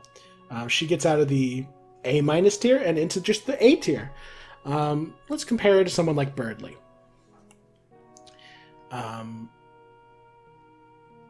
Well, actually, I don't have to do any comparing because we've already scored them. So it's just a matter of pure personal preference. I think I'm going to put her right here. I think she goes below Kris and Berdly.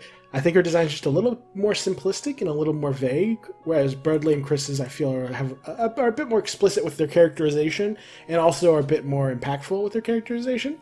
But I think she is at least deserves to be higher than the minor characters like Bratty. So, A tier for Noelle. And then we have Nurse Noelle. And she really doesn't change much.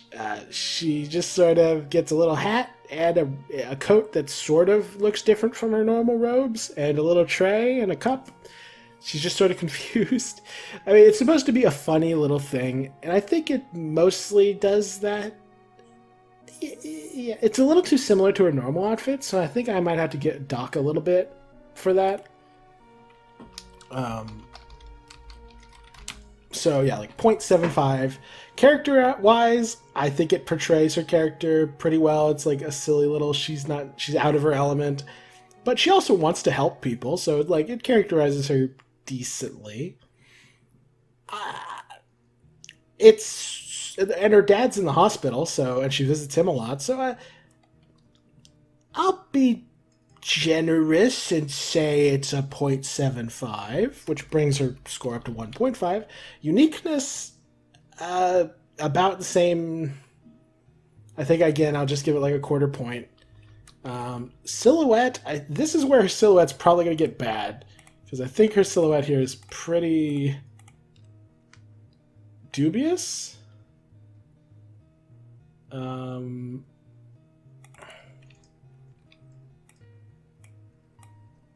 The question mark helps a little bit, but I think I can only give like half points for this one as far as silhouette's concerned. And then color palette wise, I feel about the same as I did before. I'd give her like, I don't know, a full point, or actually I think the faint bits of blue on her normal outfit kind of help really elevate it a bit for me. So I think I'll only get like 0.75 for the nurse outfit, which brings it to a total of 3. So she is just a solid B tier design for Noelle, which puts her in the same category, I think, as Alphys. Let me double check. Yeah, same category as Alphys. Or Alphys, excuse me. I think it's better than Alphys' design. And I think Aaron actually got into C+, if I recall correctly. Yeah. So, yeah, that's where Nurse Noelle goes. She's top of C tier. It's fine. It's just a silly little gimmick outfit. Although, now that we talk about it, it does remind me, I do need to take a glance at the silhouette of Noelle's battle sprite to see if that's any better. Because if it's better, then I might be able to rank her slightly higher. So, one moment. No, it's about the same. So, yeah, her battle sprite doesn't change her much. But since I gave Kris the benefit of the doubt in that regard, I had to give her the chance as well. Beyond that, the fact that she doesn't have a weapon of any kind kind of holds her back compared to Kris and Berdly. So, yeah. Then there's Box Noelle. Very silly. She has like a robot face on the front. Goals is to be silly. It achieves its very silly goals. So it gets that.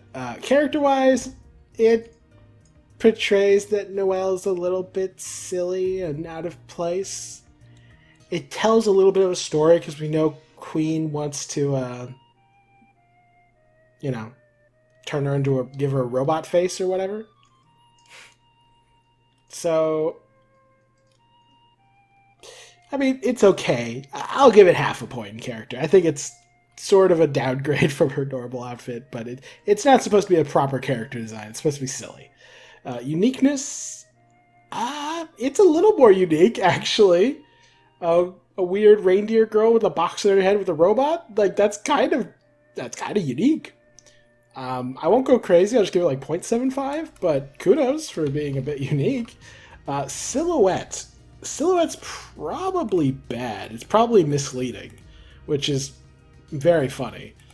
Yeah, that silhouette's not any good. It doesn't really convey who or what she is at all.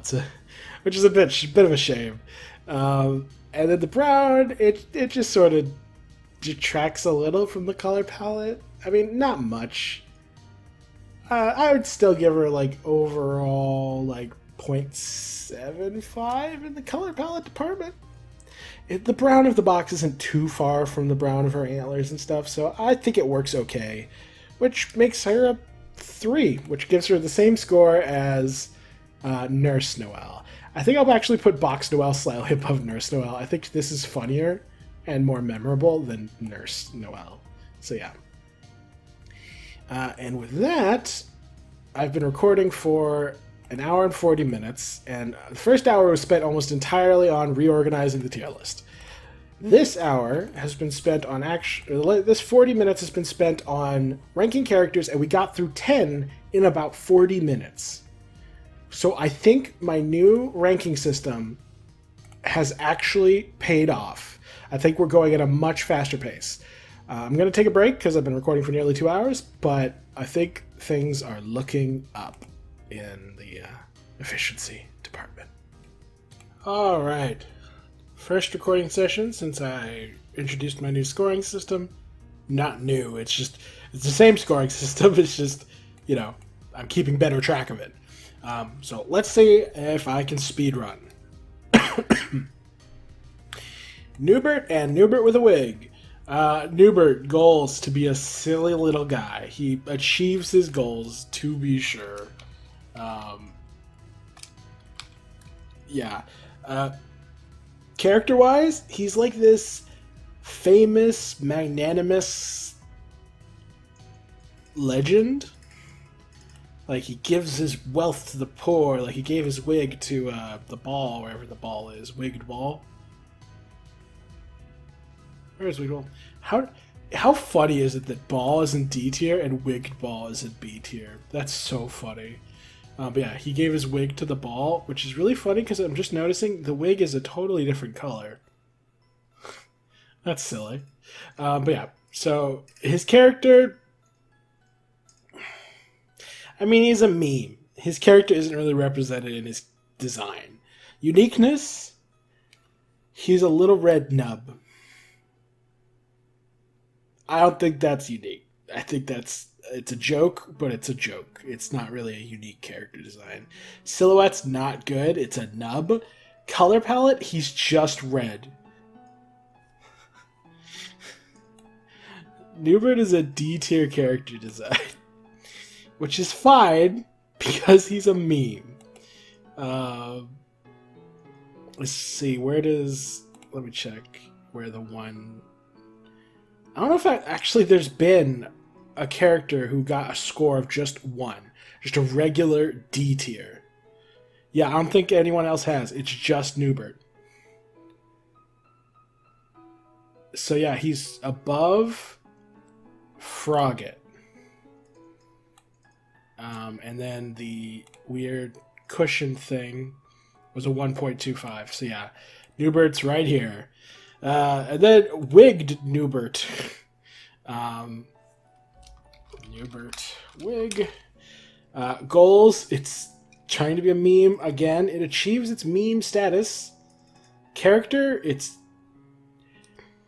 I mean, I'll give him a quarter of a point. And a little more of his magnanimous characterization is present thanks to the wig. He feels a little more famous. Uniqueness, he's a wig... I mean, he's a red little dude with blonde wig. I mean, he's kind of like an alternate version of the Alolan Diglett, you know? But honestly, that is somewhat unique. I'll give him like half a point. Silhouette is bad. Color palette, I mean, it's red and yellow instead of just red, so I'll give him a quarter of a point. Which means that overall, Newbert with wig is a full point better than regular Newbert. Which means he ends up somewhere in the 2. He's just a C tier character. Somewhere close to... I think close to Mouse somewhere, I think? Yeah, or Wigged Mouse. Wigged Mouse is the one he's close to.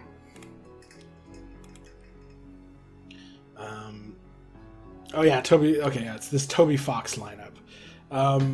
Is he better than the Dragon guy? I'd say he's better than half of a Dragon guy. Toby Fox and Newbert with a wig. I'll put Newbert with a wig over Toby Fox. Yeah, sure. He could be slightly above him. And I think regular Mouse got like, what, 2 point something?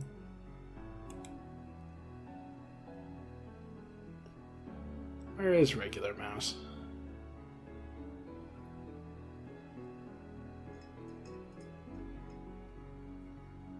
Yeah, regular Mouse was a 2.25, so Newbert, you're the top of C tier. Next is Onion. What a character. Goals. He's meant to be this ridiculous... I mean, he's another meme, but like with a crazy expressive anime face on an onion with tentacles.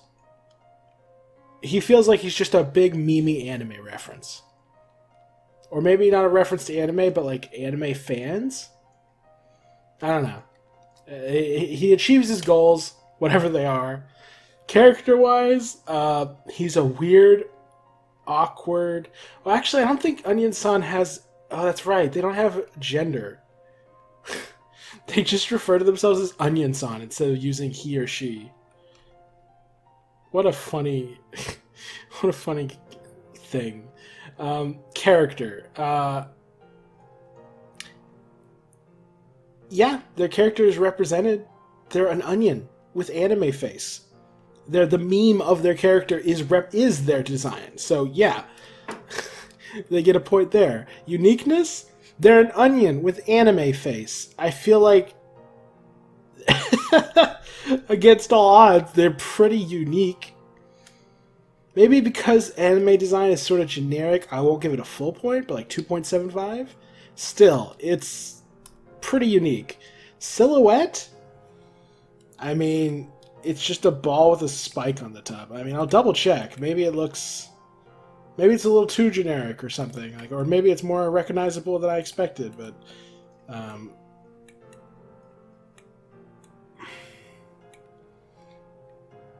that is not recognizable at all. It's just a ball with a spike on the top. Bad silhouette. Color palette, the pinks and the very, very pale yellow actually work pretty well. And then the white eyes, I think it's actually a decent color palette. I mean, it's not incredible, but I'm willing to give like 0.75 points to it. Which brings us to 3.5 for Onion. So, yeah.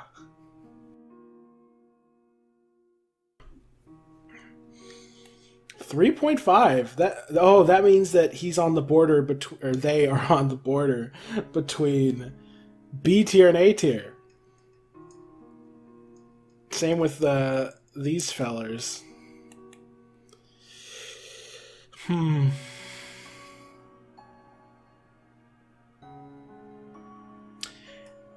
thinking it's a B tier. I think Onion falls below Monster Kid.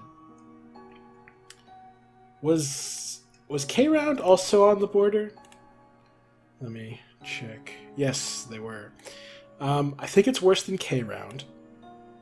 I think it's probably better than the Lancer plush, though. So, yeah. K-Round, you get to be Onion, you get to be high B tier. Next, we have the pair of eyes from the dungeon in the card castle.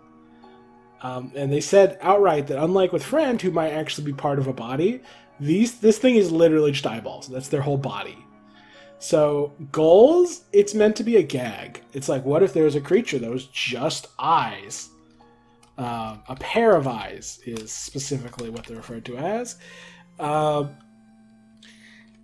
mean, it's a joke. I guess it achieves its goal of being a joke. Character-wise, there's no character. Uniqueness, there's nothing unique. It's just, I mean, I guess if they really actually used this concept to its full potential and just had eyeballs floating around, I think that could be kind of unique. So I'll give it like a quarter of a point. Silhouette, unrecognizable. It's just two balls, two circles. Color palette, nothing to write home about.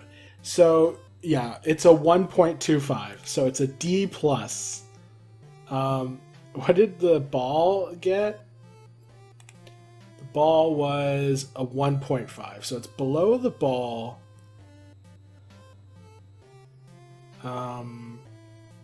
It's in the same tier as the cushion, and I think maybe Lesser Dog. Yeah, Lesser Dog and cushion. It's worse than the dog. And honestly, it's worse than the cushion. It's just eyeballs. You know, so it goes at the bottom. But it's really funny to include them. Then we have this thing. I forget its name. Pippins is its name. I don't remember what this is. So I'm going to pause the recording to look that up real quick. Okay, yeah. So they're meant to be dice. And Pippins is a reference to the pips. The little circles on dice are called, that represent the numbers. Those are called pips. Here's the thing. I do not look at this thing and think dice. I see a diamond shape. It wears a black suit with a red tie. It has red gloves. It has this weird red stuff connecting the gloves. And then black suit with like blue outline. This thing's kind of ugly. And weird and clownish, and also just not very dice-like. I'm going to be honest. So, I'm inclined to say it fails at representing dice. And it doesn't really have a character, because it was kind of a cut character, really. So, there's really no vibe for it to give. So, I mean, whatever goals it has, I think it fails them. Character-wise, it has no character. Uniqueness? I mean, it's a unique-looking thing. But it's basically just an it's basically a concept. Like, it's concept art rather than a proper character. I mean, I'll give it half points because it's so weird, but I can't really, in good conscience, give it much higher considering it doesn't really achieve its goals or have any character. Silhouette? Its silhouette might actually redeem it somewhat. It does have a very angular design.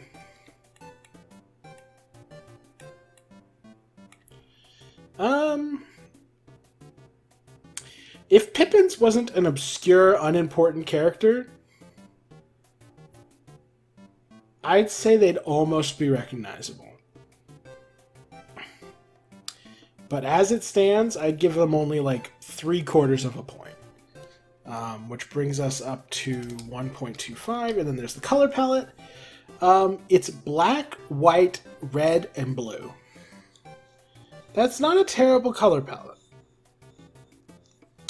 I don't think it entirely comes together, but I think it could be decent. So I'll give it like 3/4 of a point once again. So the overall Pippins gets 2 points, which is a C tier, which is in the same category that Newbert with a wig and Toby Fox and so forth. Thing is, failing in both goals and character really just it undermines my respect for the character.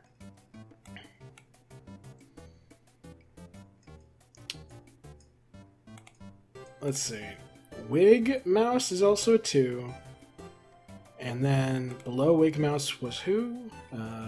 Ficus Liquor.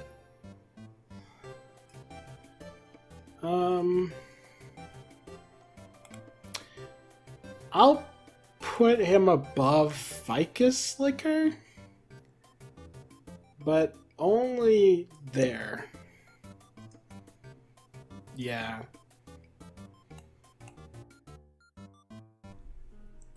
Yeah, I'm not a big fan of Pippins. It's an okay design. Then we have Burger Pants, aka Pizza Pants, although no one's referred to him as that thus far in Deltarune. He actually just doesn't have a name currently. So what do we think of him? Unfortunately, we've only really got this sprite and the one of him sitting down where he's wearing like an outfit closer to this, to what Blue Ears is wearing, but we can't really see any of Burger Pants' outfit in that sprite, really. So this is the best we've got. And I mean, goals, he's supposed to be a monster and he's supposed to give off his vibe. He's wearing a suit, like a mascot suit, because he's a minimum wage worker. So I guess it kind of conveys his character. I mean, I'll be kind because Burger Pants really needs kindness, and give him like half a point in goals. Character-wise, I mean, it conveys that he's a fast food worker, and that's always been his core profession. His expression is not sufficiently depressed to convey his full identity, though. So I don't think it works as well as it could, but I'll give it like half a point. Then there's uniqueness. And I mean, he's a cat guy wearing half of a mascot suit.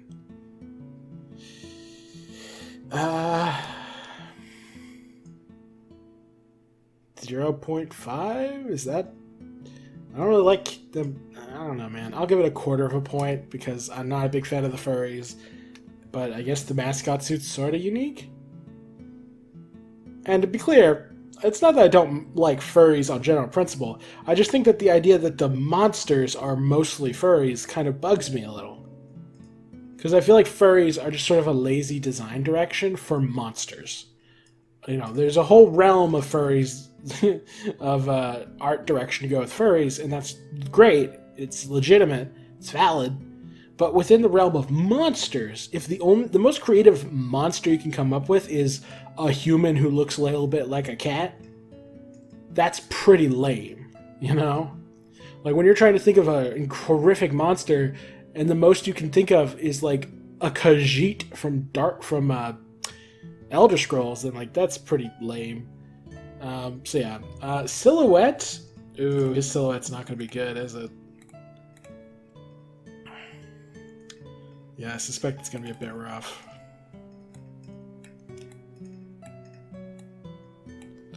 Yeah, it's just a vaguely humanoid. I mean, it kind of points towards it being some sort of animal person a little bit. So I guess I'll give it half a point in that regard. Color palette-wise, he's just sort of got this boring brown with this garish blue. It's like half... I'll give it half a point in that category as well. So yeah, goals, it gets half a point. Character, it gets half a point.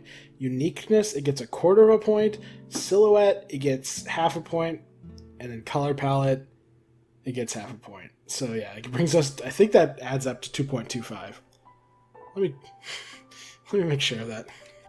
Yeah, he is a 2.25, which means he's a C+.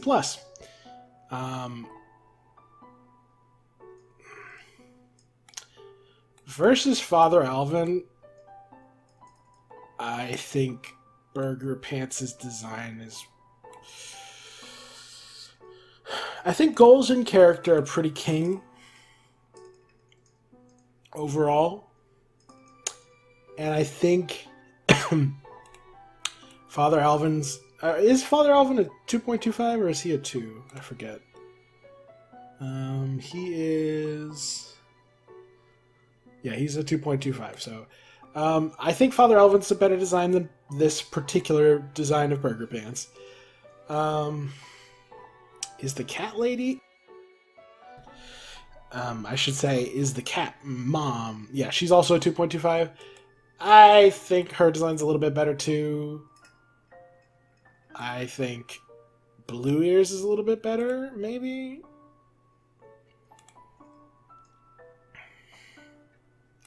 Yeah.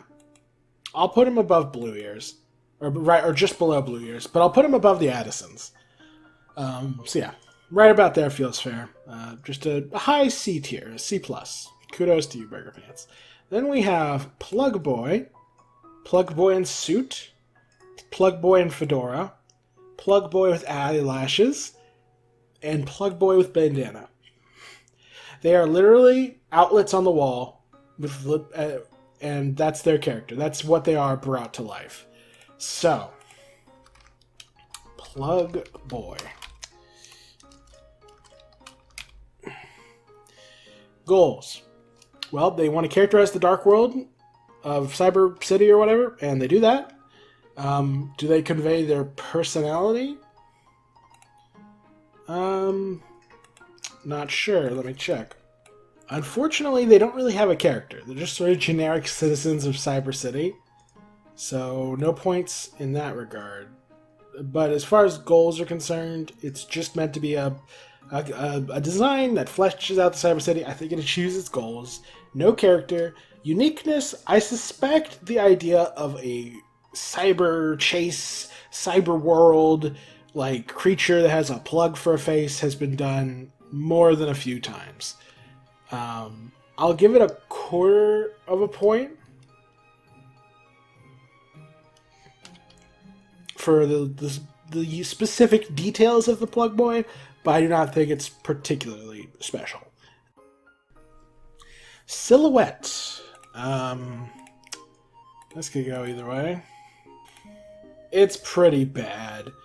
It might give a vague hint of what you're looking at, but the little like prongs on the head totally throw it off.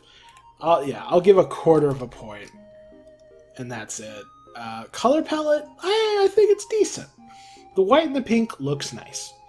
I don't think it's stupendous, but I think it's pleasant to look at. I'd give it like 3/4 of a point.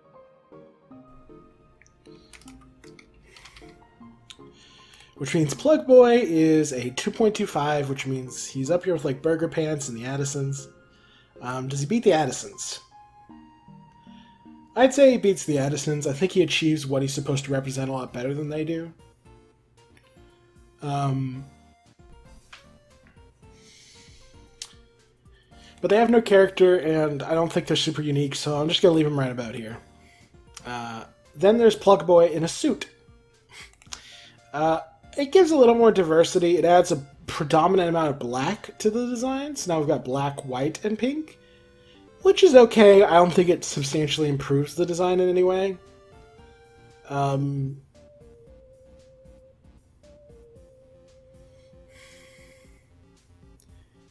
Yeah, I think it's pretty much identical. I'll give it a slight edge over the regular Plug Boy just because it has a suit and that's kind of interesting. Then Fedora Plug Boy. Notably, it's like squinting one eye and its mouth is open weird. Supposedly, people theorize this is supposed to be a parody of like, or reference to like the,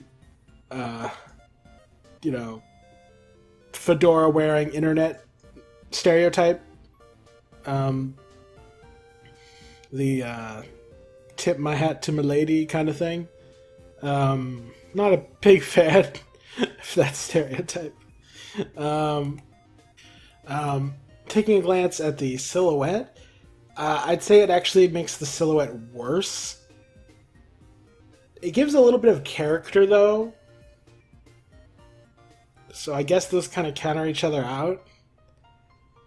Yeah, I'd say this is on par with the others. I'm going to put it below the regular Plug Boy, though, because I think the tip my fedora to my lady whole stereotype surrounding certain types of internet nerds was a little tasteless, a little hateful, a little hurtful. So I'm not a big fan of that. Eyelash, identical to regular. I'll give a slight edge because it's girl or girly. Bandana. I checked the silhouette. It adds very little. At best, it might help, but at worst, it makes it worse. So, how do I feel about the color palette change? I don't think it makes it substantially better or worse. I think it's about the same. Some people theorize this is a reference to one of the Jigglypuff skins in Smash Brothers, because she wears like a bandana in one of them, a green bandana, which is a cute reference, if so. I guess I'll put it slightly above regular.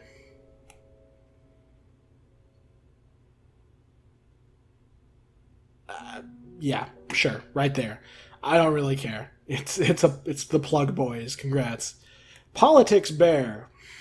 Will Jaru ever release that video? Find out next time. 5 years later. Politics Bear. How do I feel about Politics Bear? Let me pull up his silhouette real quick. Pretty decent silhouette. It's not exceptional, but it's decent. As far as, how he ranks in general. So, here's the thing. He's just a minor NPC meant to flesh out the town. He talks about politics. That's his shtick. That's his only character trait. He's interested in politics. As far as conveying his vibe, I guess it partially succeeds because he's wearing a suit like a politician, so there's that. I don't think it conveys much of his personality, though, and it completely fails at being a monster. I'm not even convinced that this is an anthropomorphized bear. This could just be a bear who talks. Another Jockington situation.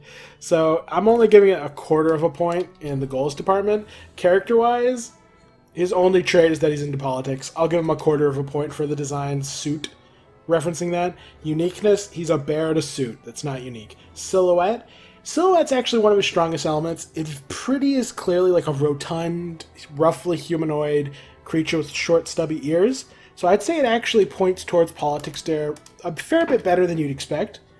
And then color palette, there's predominantly brown with a blue suit, white undershirt, red tie, black pants, brown shoes. I'd say it's solid. I wouldn't say it's exceptional, but I'd give it another 0.75. I think it's mostly a decent color palette, which makes him a C tier design overall. Which puts him in contest with the likes of Toby Fox and Newbert. I'd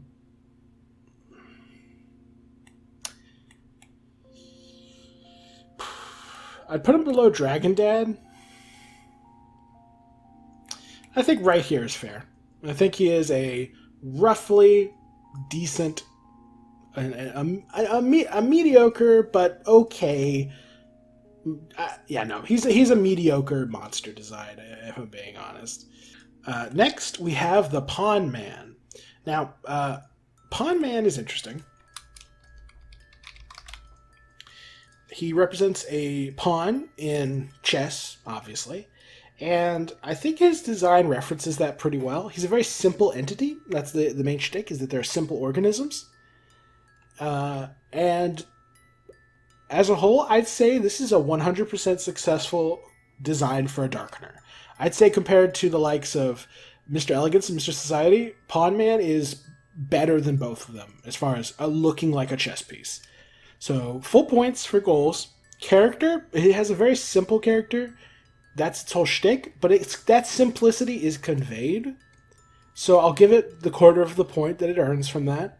Uniqueness, it's decently unique. The idea that you have this pawn and then you have this eye, and it's like, oh, it's not just the eye. It's also like the nucleus. So it's like of a simple organism. It's like, that's kind of creative.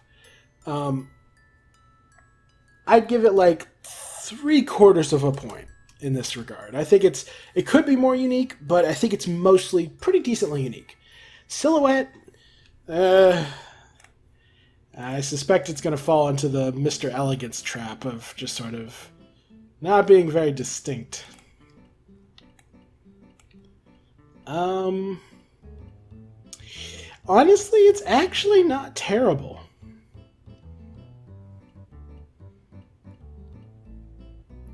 I'm not going to say it would outright pinpoint Pawn Man at a glance, but I think it would portray, I think it'd point you in the right direction. There's not many other things that this silhouette could be referencing. So yeah, I'll give it 3/4 of a point in the silhouette. And in color palette, it's really basic, but I feel like that works for Pawn Man. More so than it did for Mr. Elegance, Mr. Society. It's a bit basic. However, not all black and white character designs are created equal. I think this, like the Mr. Elegance black and white and the, where is he? The Greater Dog black and white, I find those really dull. I find those very uncreative. It's very uninteresting.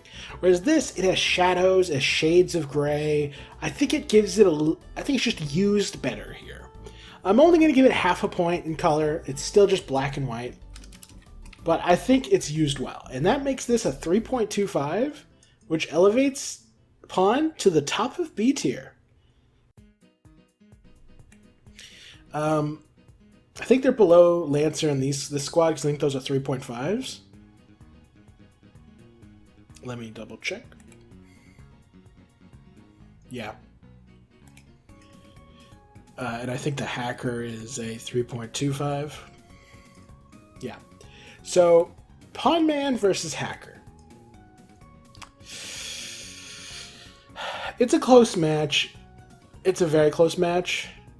I respect that Pawn Man doesn't go for the anthropomorphic look. I appreciate that it's not humanoid. I think that's creative. I always love that.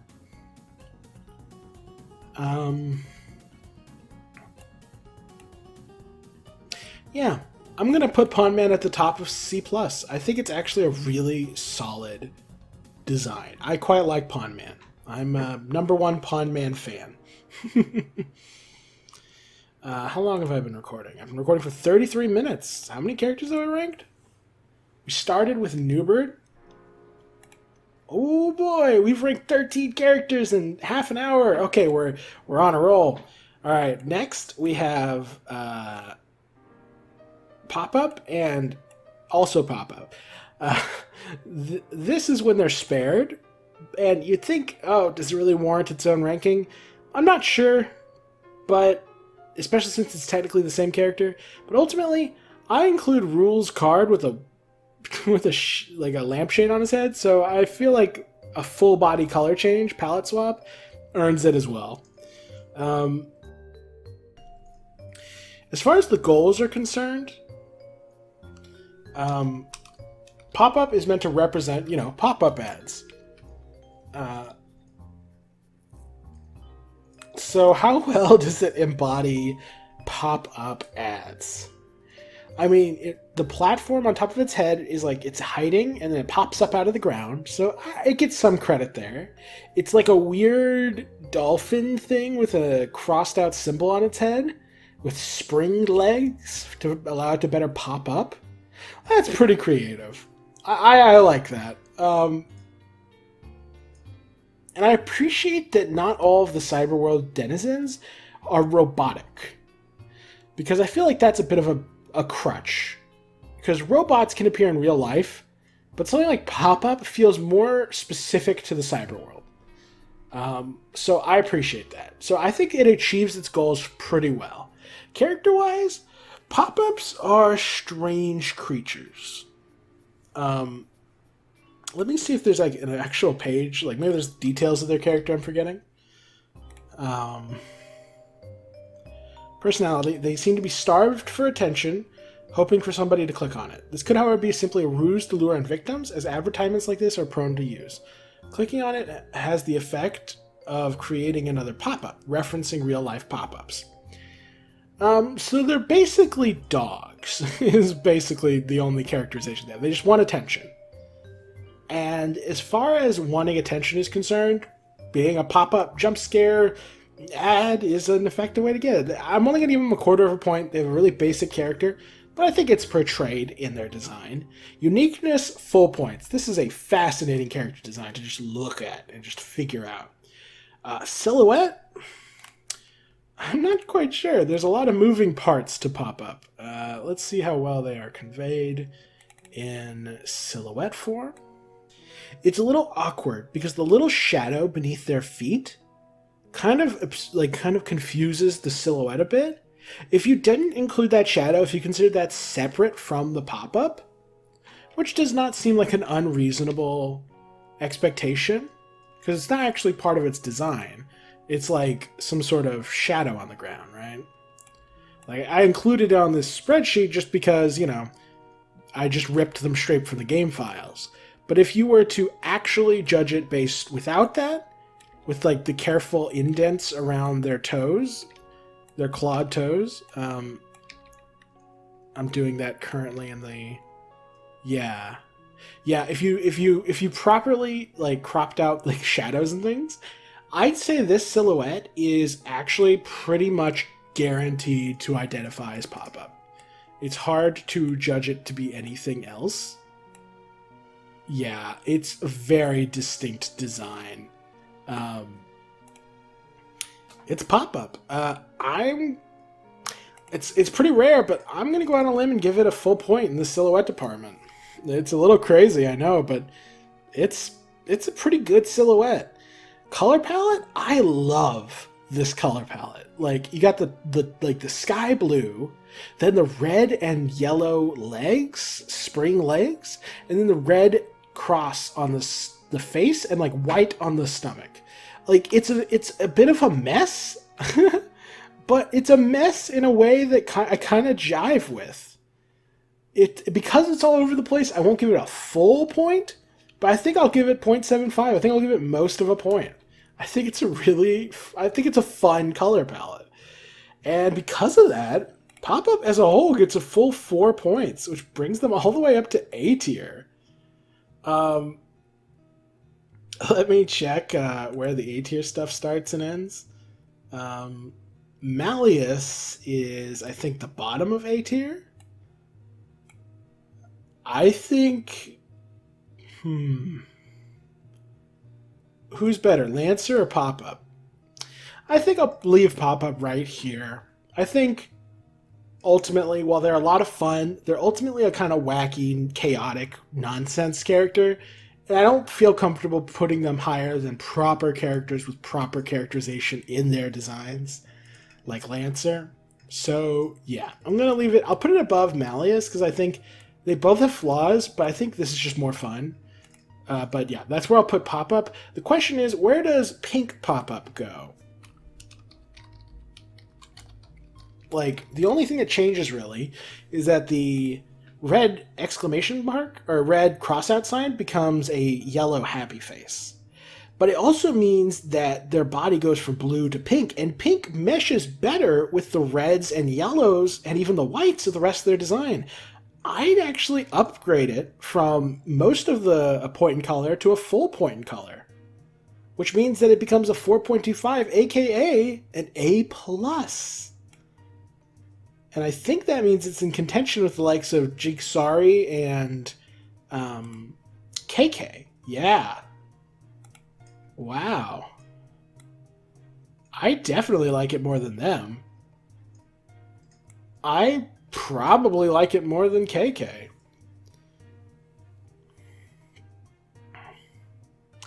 I don't think it's fair to put it above Mustache Lancer, but I think it beats KK. Yeah, Pink Pop-Up is a high tier character. I think it's just a really aesthetically pleasing version of what is already a pretty fantastic character design. Well done, Toby Fox. Alrighty. I just rolled out of bed and I'm incredibly sick, but I'm not gonna let that stop me.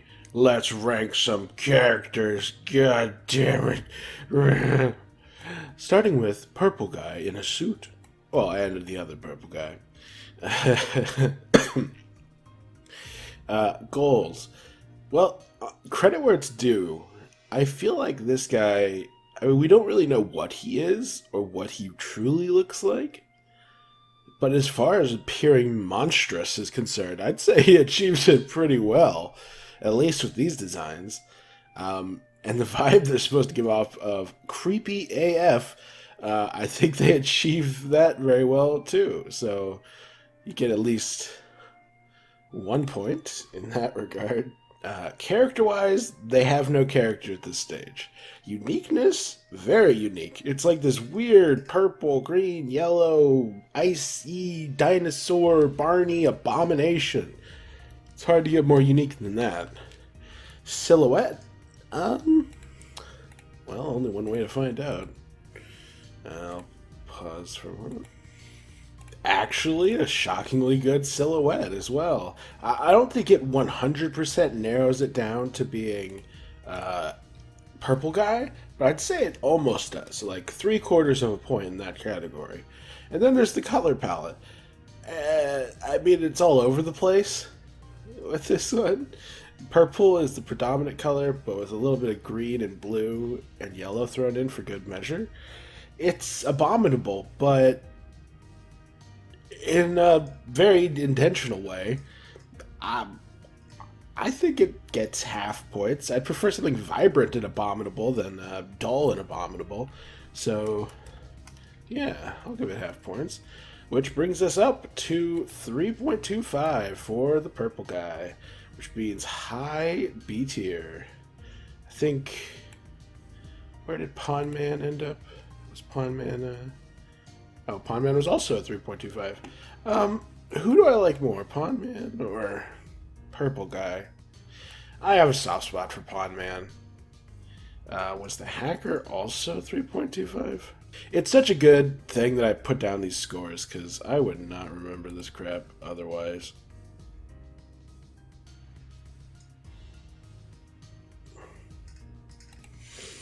Hacker versus Purple Guy. I'd say Purple Guy's a little more unique, a little more memorable. So yeah, I'll put Purple Guy right here. I think he earns that spot. He's very distinct. As for suit version of Purple Guy, he should be the same in almost every regard. Goals, I'd say, I mean, does it achieve the same creepy, abominable look? Honestly, yes. I think it does. Now, character, it's still nothing. Uniqueness, I'd say it's slightly less unique than the multicolored dinosaur abomination. I think the suit's a little more generic, but I'd still say it's decently unique, like 3/4 of a point. And in silhouette, it's probably the same. Oh, actually, did I accidentally look at the wrong silhouette before? I think I did. Yeah, when judging the silhouette from before, I accidentally looked at the wrong IC. But they're practically identical. Yeah, so no, same good silhouette. And then color palette.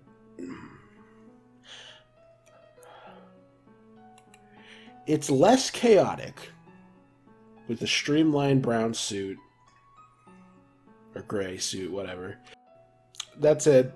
I guess blue and purple could go together. Yellow's a bit weird. I'd say it's the same score. I think it's traded in. I think it's a more consistent color palette at the cost of being a little more boring, which I think balances it out.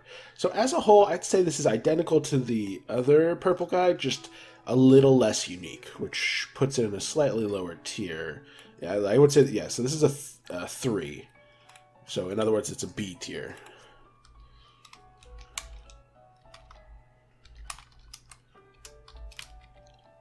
And as for who else is B tier, think it goes down. Was it like...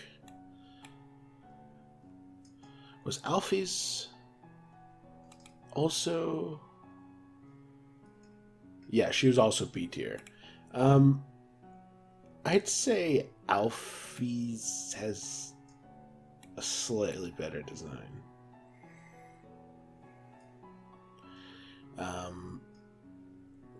Purple guy and C round.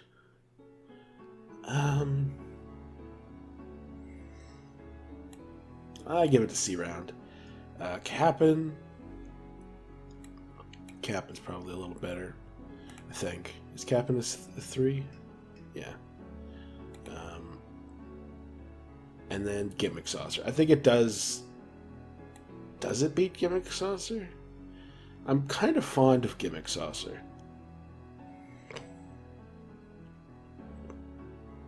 Yeah, I'm going to actually put Gimmick Saucer a little bit above. And then there's Ball with Wig. Was that also a 3? It was. I think I'm going to put him above Ball with Wig. I think he's a little more creative than that.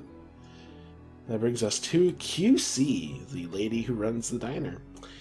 Goals: to be monstrous and to give off her vibe. It gives off her vibe very well. She's like a comforting, pleasant presence.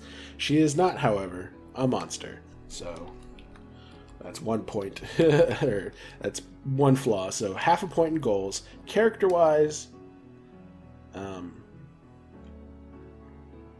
yeah, no, she's this friendly, motherly figure who's kind and supportive.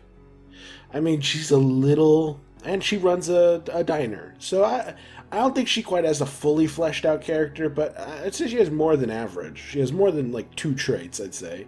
So I'll give her, like, 3/4 a point in the goals department. And then uniqueness, she's just a purple rabbit lady in like a waitress outfit. That's not unique. Silhouette, it might be decent. Let me check.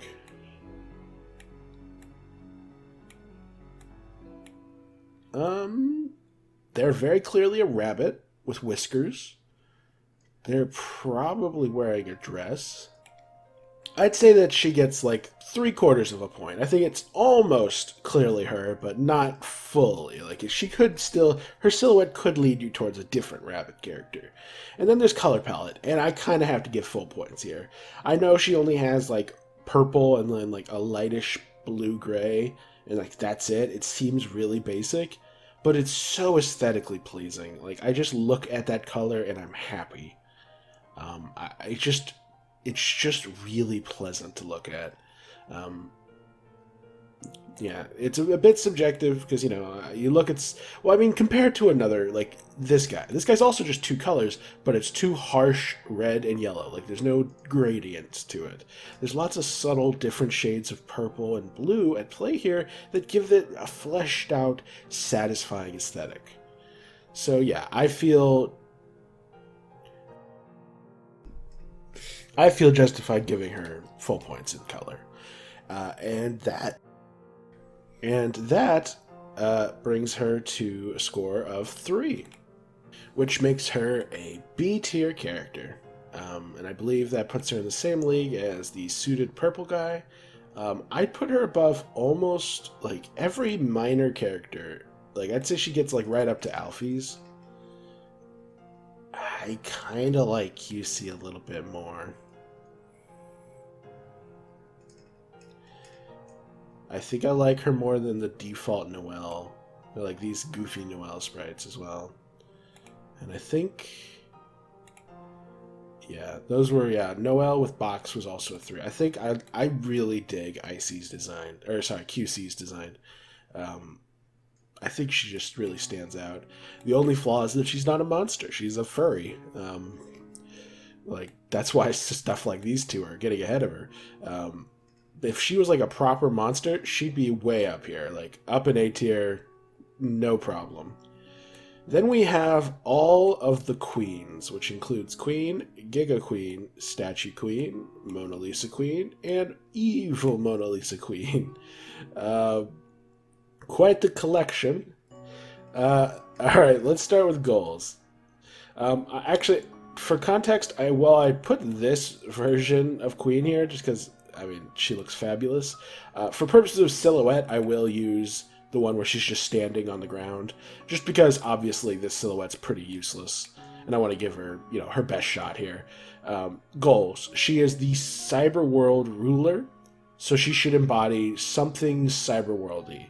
And she's the queen, so she should give off a pretty queenly vibe. I'd say she, like, as far as being a regal, self-important, you know, robot queen lady goes, I'd say she achieves her goals pretty well. I think she gives off the right energy. I think as being like a robot with like the black eyes that then show text is a fun subversion of the design we saw with Lancer and King, because they also have the black eye thing, but with them there's literally just, it's like hiding their eyes. It's like their eyes are in a hood and their eyes are you know, in shadow. But with her, it's because it's a screen, and that's so much more fun.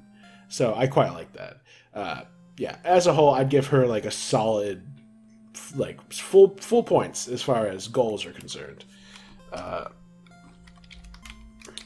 Character-wise, she's a robot. She's a bit self-important, self-aggrandizing. She cares about humans, but is a bit imperial about it. She's also, yeah, the issue is that some of the subtler nuances of her personality might not fully come through in her design, which is fine. You don't need to have every tiny aspect of a person's identity showing up in their, you know, face. But for the purposes of, you know, ranking character designs, having the more you represent them effectively in their design, the better. Let me pull up her standings, right, just so that way I have something to compare to. Yeah, she's a big smile, a big elaborate costume. Very, like, like, I think the eye shape actually helps sell how she's so imperious, and her being in these ridiculously tall heeled boots, I think sells it as well. I'd say it sells a fair amount of her personality. I don't know if it fully conveys her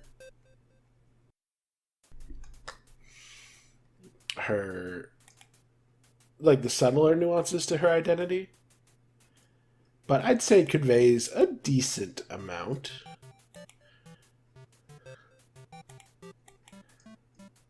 Yeah, I'd say Queen, like, I'll give her like 3/4 of a point in the character department. I think there's some, her design is a little too streamlined to fully convey what she's all about.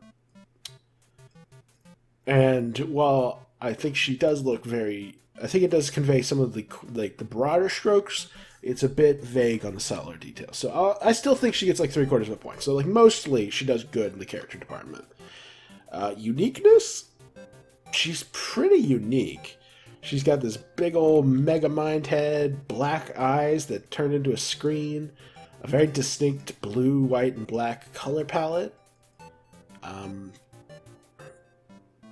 I'd say she's fairly unique, like, even among robots. I do think robots are a little overdone. Like, there's so many robot character designs in fiction, so it's like there's a lot of competition. Like, when you have a monster character design, it's like there's a lot, especially more creative monster character designs like the Hathys. It's like there's a lot less competition in this, like, niche. But with a robot, the robot leader of a faction, it's like, well, there's quite a few of those. I think she's fairly unique.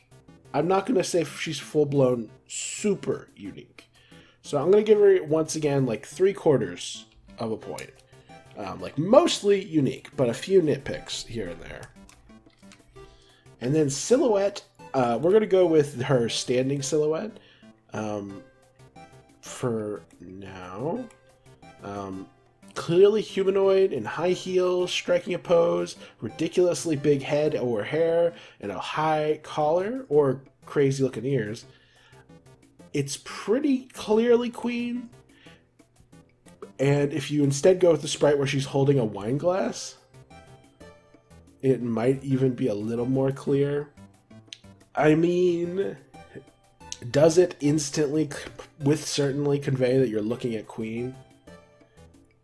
I'd say it doesn't perfectly do that. I'd say it mostly points you in the right direction, but again, not fully. So again, 3/4 of a point. And then lastly is color palette. I really like her color palette. I think she showcases the correct way to do this as opposed to the way King and Lancer do. King and Lancer have too much black, or not black, but gray in their design. I really dislike the gray cape and the gray chest of Lancer. Or the gray cape of the King and the gray chest of Lancer. I feel like it really doesn't mesh very well with the rest of the design. Whereas with Queen, she doesn't have any gray. It's just white, black, and blue. And I feel like the way it oscillates, like one leg's white, one leg's blue, but then black shoes, black waist, black eyes, white slit, like it feels more clearly delineating why certain parts of her body are certain ways, combined with her lips literally being half black, half blue. Like that's so fun. Like there's just this fun back and forth in her color palette that's just really fun to look at. And I feel like it works pretty well. You could make an argument that maybe it's a little too boring, but I think it's pretty excellent. I'm going to give full marks to regular Queen in the color department. And with that, we have gotten a 4.25 for regular Queen, which accelerates her all the way up to A+ tier.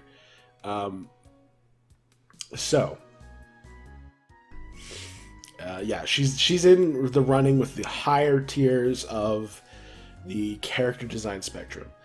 The question is, whose designs do I like better, Queen's or the Kris designs?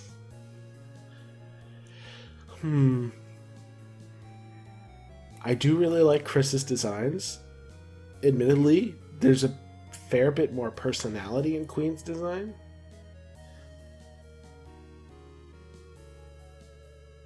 I think the color palette's a little bit better on the Kris ones, especially Dark World Kris. Slightly better silhouette, slightly more unique, maybe. Character goals.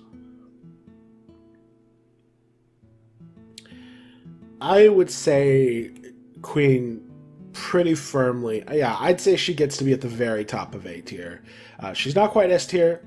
I think she's like there's a little too much generic robot here for me to put her firmly in S tier. Like if we wanted an S tier Queen, we'd want a design version of her that conveys a little more of her subtle nuances, has a little bit more uniqueness as far as being a robot is concerned, give her slightly more distinct attributes, silhouette being a little more iconic, like more clearly emphasizing her like body shape. And if you did all that, you'd have an S tier design. Like she is very nearly perfect in every way. So A+ tier for Queen. That brings us to Giga Queen. Now, the goals of Giga Queen are functionally to be a Super Saiyan version of Queen. So, how well does it convey that vibe? When you compare Queen with Giga Queen, what are the key differences?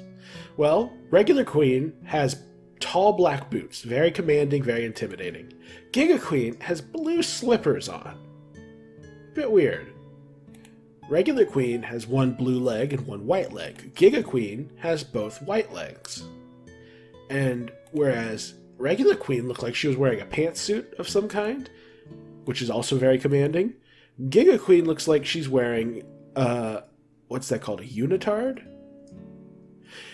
And given her pirouette move and attacks that she uses, it almost feels like she's meant to be a ballerina. Huh. She's got much more prominent shoulder pads, which is good, and she has the Super Saiyan hair, which is also very, transformation superpower mode. She also has the same blue gloves. She also now has the addition of a bright, like bluish diamond in the center of her chest.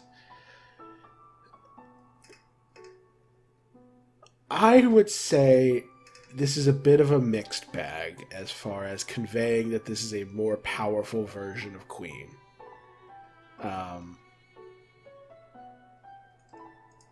Yeah. Like, there's elements to it that I convey it. The shoulder pads, the crazy hair, the diamond. But then, like, the weird unitard outfit combined with the little slippers, it just doesn't convey I'm about to murder you energy. So, and like, also in the battle itself, well, you can tell that it's a giant mecha when you're close up, zoomed in the cutscenes. In the actual fight, it doesn't really look like a giant mech, which I think hurts it. Yeah, I think I can only give like half a point in the goals category. I don't think it conveys that you're looking at a giant mecha Super Saiyan version of Queen very well.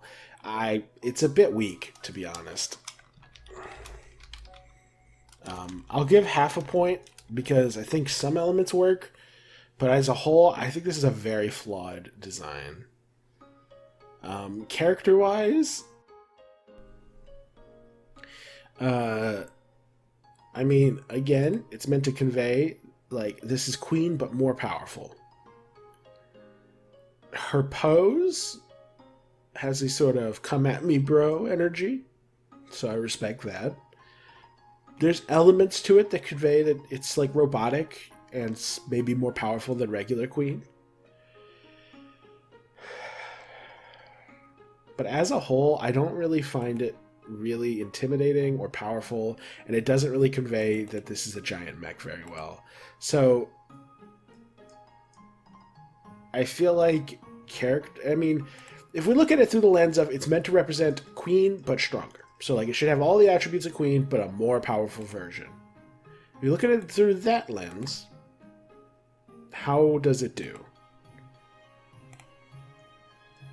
Because, like, what were the traits we look for in Queen? She's powerful. She's a leader. Does this look like the outfit of a leader? Kinda. Does she look powerful? Kinda. Does she look robotic? Sorta. Does she even look like a queen? Not really. I don't know, man. I don't think this conveys her character super well. I think I can only give it like half a point again. Then there's uniqueness.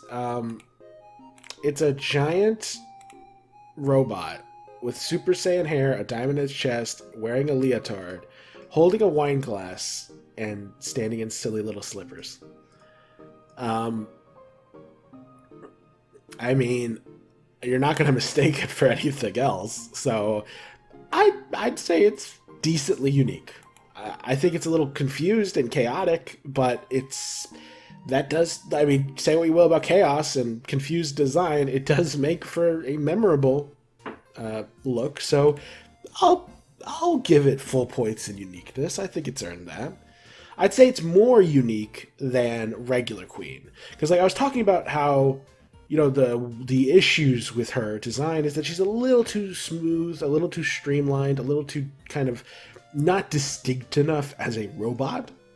Whereas Giga Queen, you know, as chaotic as her design is, it does have a lot of very distinct attributes that make her different from most other robot characters.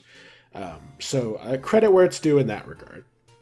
Then there's the silhouette, and I'm very curious about this. How good is the silhouette on this? The shoulder pads are clearly visible, the bending legs, the arm outstretched, the crazy Super Saiyan hair. It's pretty fantastic. Ironically, your number one concern would be mistaking her silhouette for like some sort of Super Saiyan. But I think the bending of the legs makes it it adds a slightly feminine touch to it that I think leads you in the right direction. I think it is debatable whether this fully conveys that you're looking at Giga Queen, but I think I'm leaning towards giving it a full point. I think it's a mostly pretty good silhouette. I think it's mostly pretty decent. Then there's color palette. And unfortunately, I cannot say that I like this color palette as much as I did with Giga Queen. Or sorry, with Regular Queen. With Regular Queen, she is predominantly blue and white with some accents of black. With this, she is much more blatantly white. Like, white is a much more prominent color. White face, white arms, white legs. Even some white in, like, the diamond, in the glass. And then that makes the unitard really stick out. We have a couple shades of blue. And then a splash of green from the battery acid is a nice touch. I think my main critique is that there's not enough black. Like, in the original Queen design, she had black boots, a black waist, black eyes. There's some black shading around her head. But, like, there's less black on her face now. There's less black at her waist. No black shoes. I feel like that took something away from her design. And I think if she was still in, like, black boots, I don't know, if she looked more like Regular Queen, I feel like, as far as color palette was concerned and maybe outfit was concerned, I feel like this would be a vastly superior design. Like, much cooler and much more memorable. I might take my crack at, like, redesigning this at some point, because, like, I'm just looking at this and I'm kind of sad, because it really kind of flops in a lot of ways as far as being a Super Queen design. So, color palette-wise, it's not bad. I'm not going to sit here and say it's bad. In fact, it's good. But I have critiques. I feel like it's a little too lopsided. Like, there's too much white on the bottom and too much blue on the top. It's a little too, like, divided in that regard. So, as a whole, I would say the color only gets it, like, a 3/4 of a point. Which means that with, half a point in goals, half a point in characters, full points in uniqueness, that's 2. Silhouette, that's 3. Color palette, that's 0.75. 3.75. Which means she is a low A tier. An A minus is what she is, I believe. 1, 2, 3.25, 3.7. Yeah, she's an A minus. Giga Queen, I think, as a whole, she is a great design with a lot of flaws. The flaws don't negate what makes her cool. And she's clearly way more distinct than a lot of the characters in this game. But comparing her to the likes of Regular Queen, Jevil, even the likes of Asgore, I feel like she doesn't quite hit the mark. She does surpass King, I'm pretty sure, though. Yeah, what was King? King was a 3.5. That's right. Kris was, like, Mobster Kris, I think, was at the top of... Was at the top of A minus tier, if I recall correctly. And then Regular Noelle was also a 3.75. So, like, Queen versus regular, or Giga Queen versus Regular Noelle. I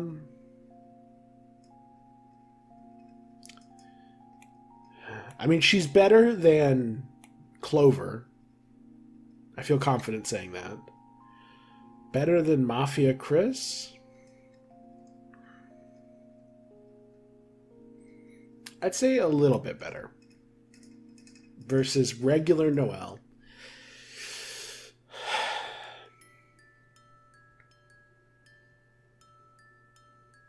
No, I can't in good conscience put it above Regular Noelle.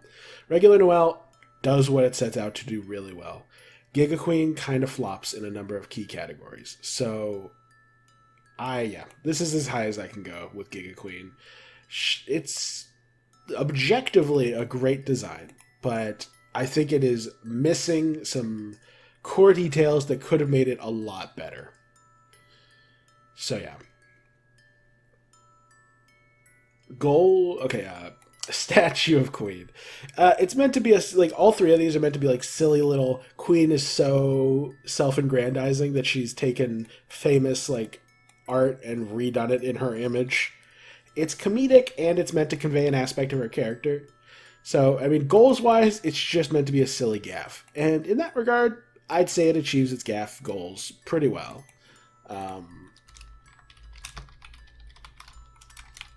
So, full point there. Character-wise, it actually conveys like two attributes of Queen, which is her ego, and also that she's a bit of a silly goose.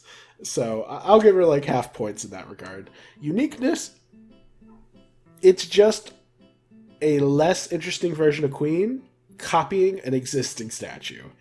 It's not super unique. Like regular Queen is only like 0.75 in uniqueness, and an existing statue is the opposite of unique.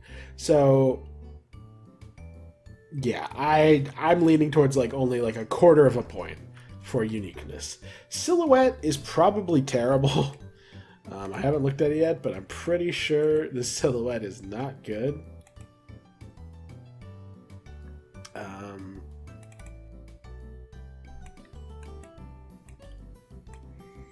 No, it's a blob. So it gets no points in the silhouette department. And that brings us to color palette. It's just different shades of gray. It's the definition of boring. So no points in that regard. It's... yeah. It's a C. It's okay. It's fine. It's just a silly little gaffe. It's not meant to be, you know, the epitome of character design.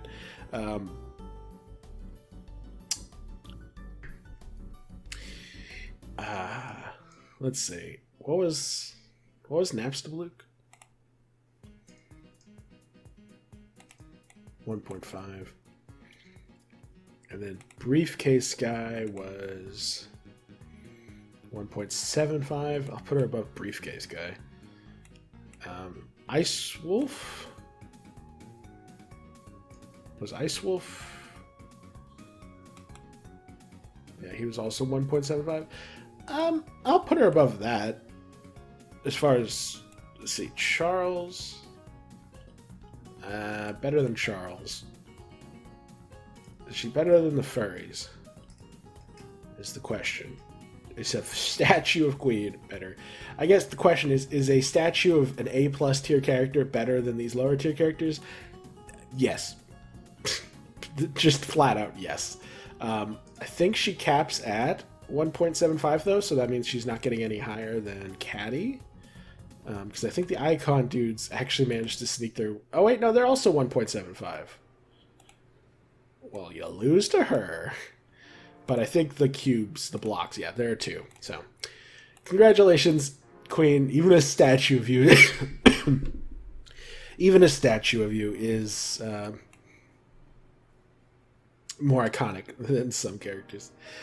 Similar stuff is happening with these paintings. Goals is to be silly gaffes that represent Queen's ego. They achieve their goals perfectly well, so they get a point. Character-wise, they convey the same amount of character as this, so like half a point. Queen paintings. Uniqueness. Again, like quarter of a point. It's just a silly... it's just a silly combination of Queen and an existing thing. If anything, I'd say it's slightly less unique, just because it's not just Queen. It's mostly Mona Lisa. But I'll still give it like the quarter point or whatever. Then there's Silhouette. The Silhouette's full bad because it's just a square, or rectangle, I should say. And then color palette. This is where it's actually a little bit better. This one has a gold trim and then like different shades of gray, of like kind of a pale green. And then this one's same but different shades of red. That's fun. I kind of like that. It's simple but effective. I'd give it like 3/4 of a point, which elevates it substantially. Actually, it goes from a C- design to in contention for potentially being a B-. Here's the thing. Is it better than Western Kris?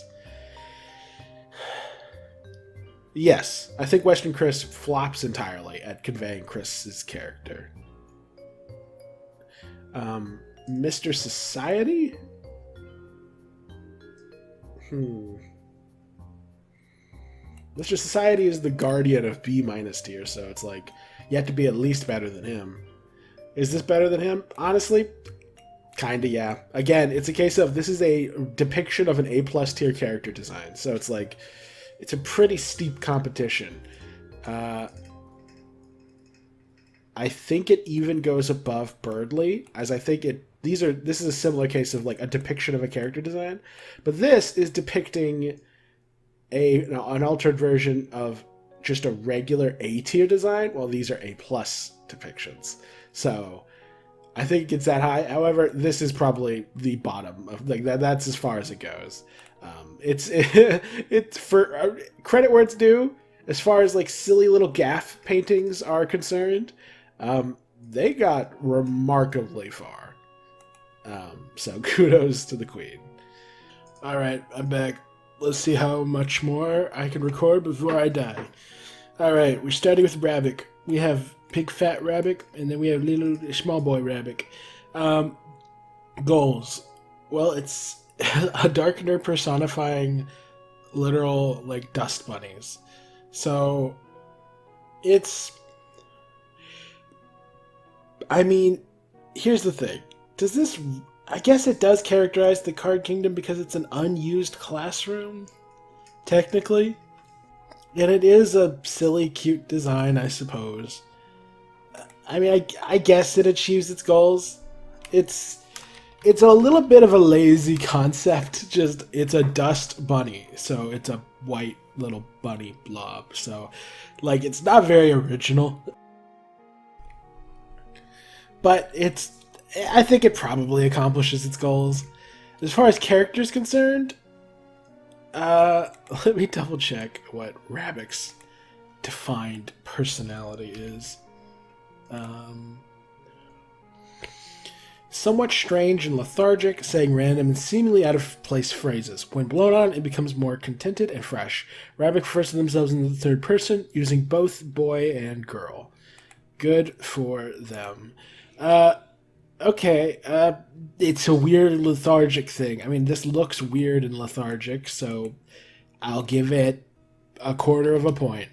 In uniqueness, I'm not giving any points. I'm sorry. It's just a dust bunny. It's this is not that creative. I mean, at best you could say, oh, it's kind of unique. That's sort of like a slime enemy from like Dragon Quest, sort of. But just the fact that it's so similar to like the default enemy in most like Dragon Quest RPGs, it feels a little, I don't know. It's just kind of not very unique. I might get hate for it, but I don't think this deserves points in the uniqueness scale. I'll give it a quarter of a point. Okay, I'll give this version of Rabbik a quarter of a point, because it is slightly like the goofy, melty face, the slimy body. I'll give it some small credit, but only small. Silhouette, it might not be bad. Let me check.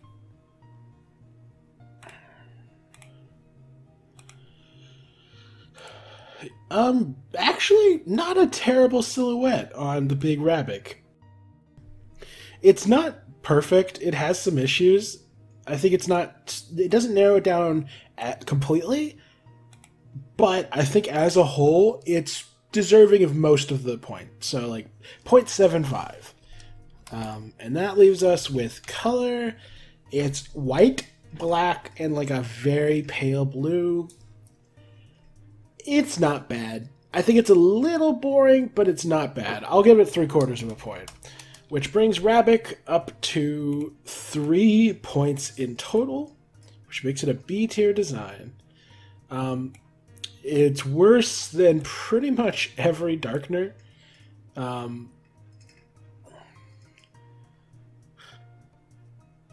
Is this guy a 3? I forget.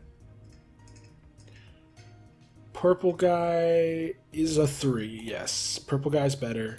Is the ball in a wig a 3? The ball in a wig is a 3, and I think it's better than Rabbik. And I think these guys are not 3? I don't remember now. Yeah, oh, they are 3. I think they're better than Rabbit as well.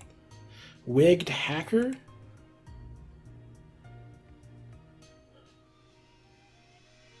It's better than Wigged Hacker, technically, because it's not a 3. So, yeah, this is where Rabbit goes.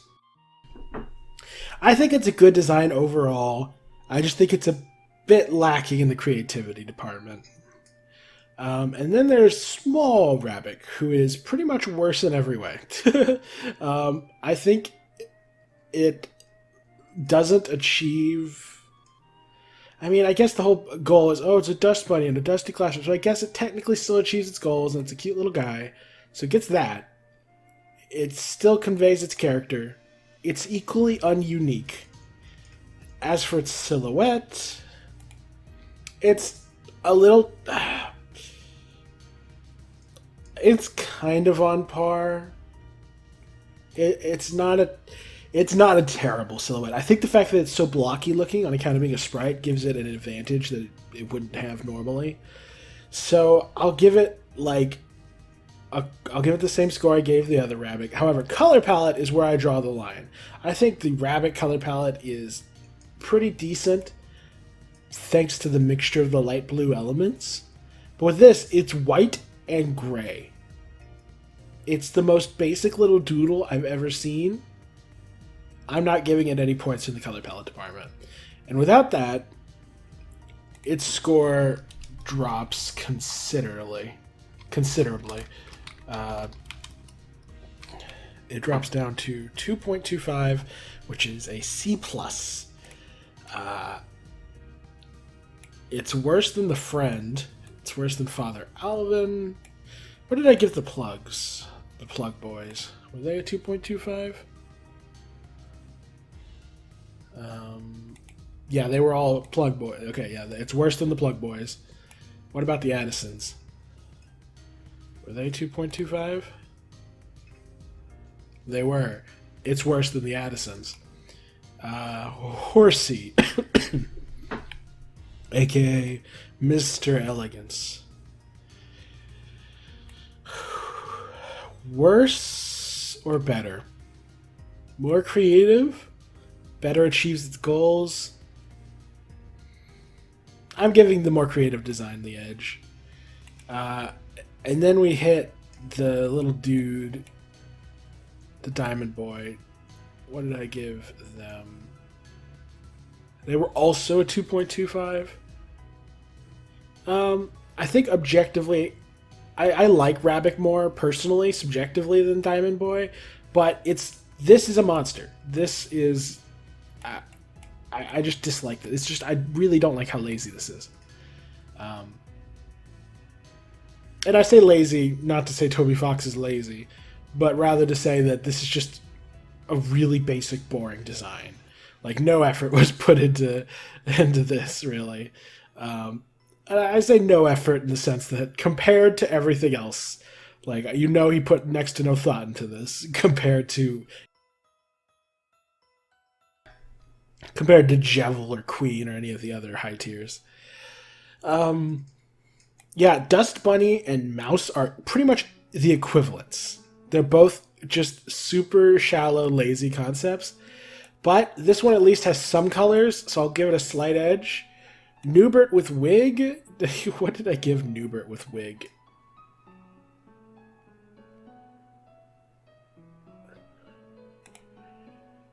Newbert with wig was a 2, so it's above Newbert with wig. But yeah, this is where the small Dust Bunny goes. It's not a bad design, but it is the definition of mediocre. Next we have Rabbit Girl, I think her name is. I mean, her only character is that she's like, has a brother she used to go on walks with, and now she's kind of sad because she has no one to go on walks with anymore. So,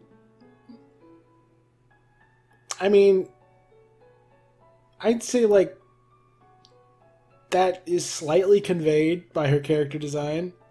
I don't know. I'm only giving it a quarter point as far as character goes. But as far as goals are concerned, is it a cute little design? Sure. Is it a monster? No, it is quite literally a furry. So it only gets half a point in the goals department. Character-wise, it gets a quarter of a point. Uniqueness, it is a generic bunny girl. Silhouette, it might have a decent silhouette. Let me check. No, that's a pretty bad silhouette. It's just a blob. You might accidentally mistake it for a lizard, actually. So no, bad silhouette. Color palette, actually I kind of like the color palette. I like this kind of off-color white fur with like little bits of red and pink. And then like the bluish green outfit. It's kind of like a greenish white almost. Yeah, I like it. It's a good color palette. I'll give her that. Which knocks her all the way up from D- tier to C- tier. Congratulations. Yeah, you're probably on par with a lot of these furries. Let's see. Yeah. You're better than Greater Dog. Maybe. I don't know. I'm gonna put her right here. I think she has less character than the likes of Dad Cat, but I just enjoy looking at her sprite more than Greater Dog. Next we have the small rabbit child, who you can see in a window. So it's basically a lesser version of Rabbit, which is already a C-tier design. So how does this character fare? Rabbit... What are they called? Rabbit Innkeeper's Child. Because that's who this is. They're the child of the innkeeper from Undertale. Goals. To be a monster, it fails. To be even a design at all, I mean, it conveys who it is. Its goal is simply to tell you who it is. I'll give it a quarter of a point. It doesn't really deserve much. Character, it has no character. Is young, is a child. I guess I'll give it a quarter of a point for that. Uniqueness, there is none. Silhouette, it's literally in a window. It has no silhouette, really. And it would look like a Lego block or a Tetris block. Color palette, it's nothing. So yeah, for partially achieving some sort of goal and for conveying that it's a child, it gets half a point, which puts it somehow... I mean, it's still... I guess it gets above the animal crackers? Is it actually better than them? It is. It somehow manages to be above them, and it's below... It actually got the same score as Froggit, but it's definitely worse than Froggit. So yeah, it's a nothing design. Then we have Rabbit... what's your name? Rabbit Kid is how he's labeled. His only attribute is that he's a child, and that I don't even get that. I thought he was an adult, so fails in that in characterization. Goals, he's supposed to be a monster, he's just a furry. And even as his design isn't great. Like, at least the other rabbit characters are cute. This dude's, like, lopsided and weird. So...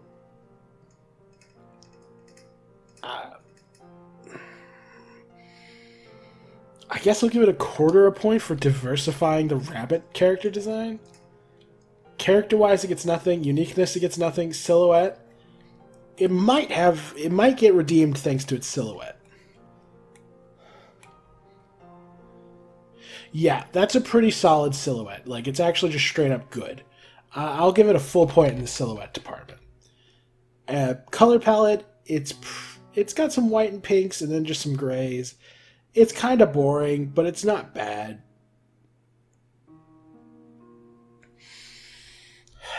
I'll give it like half a point. Yeah, so 1.75, that makes it a C-, as opposed to the rabbit girl who got... Oh, she also got a 1.75. Oh, it's because of his silhouette. His silhouette's so good that it brought him up. And that's one of the least important attributes as far as I'm concerned. Silhouette's like near the bottom of the list as far as like attributes I prioritize. I'm putting him near the bottom of the list. What was Briefcase Guy's score? Also 1.75. Napstabluke, what was your score? Okay, so it's above Napstabluke. This just looks like a dude, but at least it conveys some sort of character. Yeah, I'm gonna put you at the bottom of C- tier, my dude. You are the epitome of bland mediocrity. Next, we have Rainy.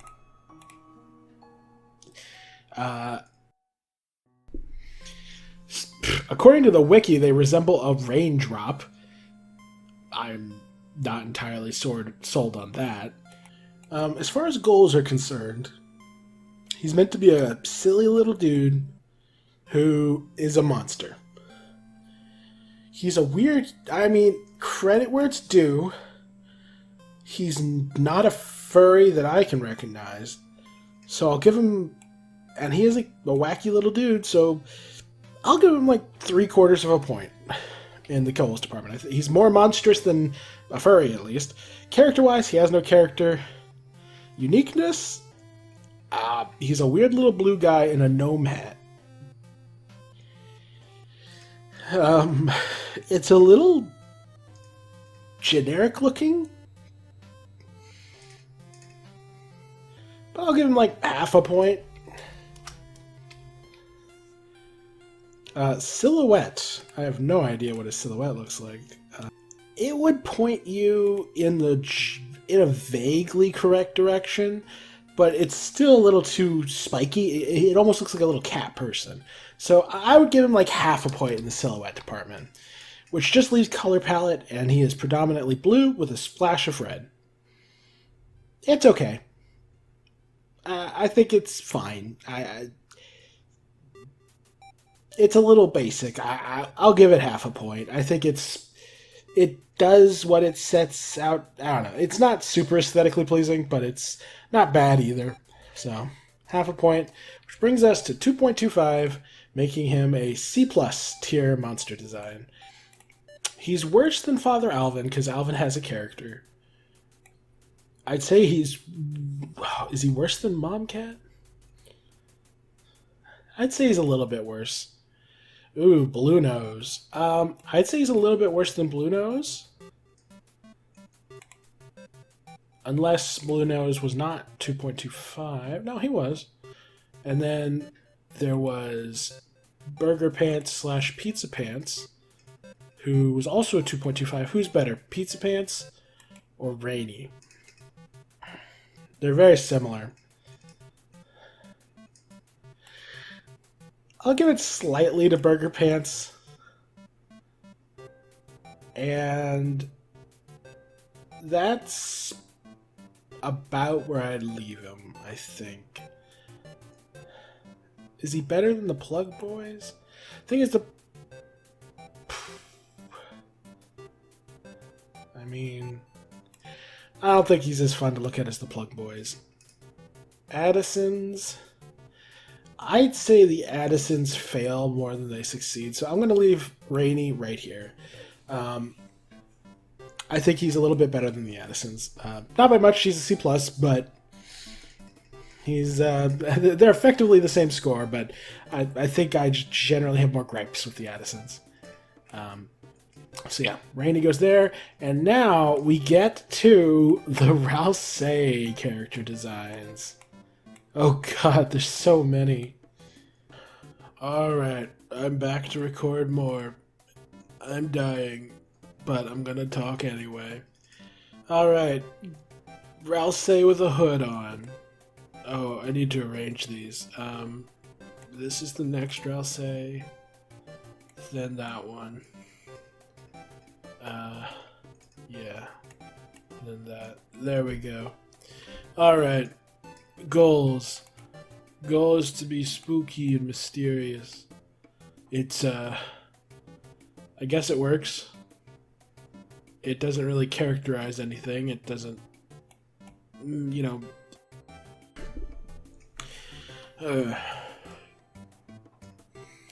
It doesn't characterize the castle town particularly. So I'll give it like half a point. I mean, does it even have the goal of characterizing a dark world? I'm not sure it does. Actually, I think its only goal is to just be mysterious and maybe make you think it's connected to the river person from Undertale. Beyond that, I don't think there's any greater goal, so I guess it accomplishes its goal. Character-wise, what does it characterize, or I'll say, as? Wanting to obscure his identity? Presumably because he looks just like Asriel and knows the effect that will have on Kris. If you follow my theories, then not only is Asriel dead because of Kris, but Ralsei knows it. So it would make sense if Ralsei, in order to not hurt Kris, tried to obscure his appearance as much as possible. Hence both the hood and the hat that obscures his face.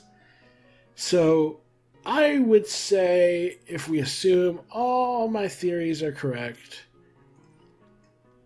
this characterizes Ralsei pretty well. But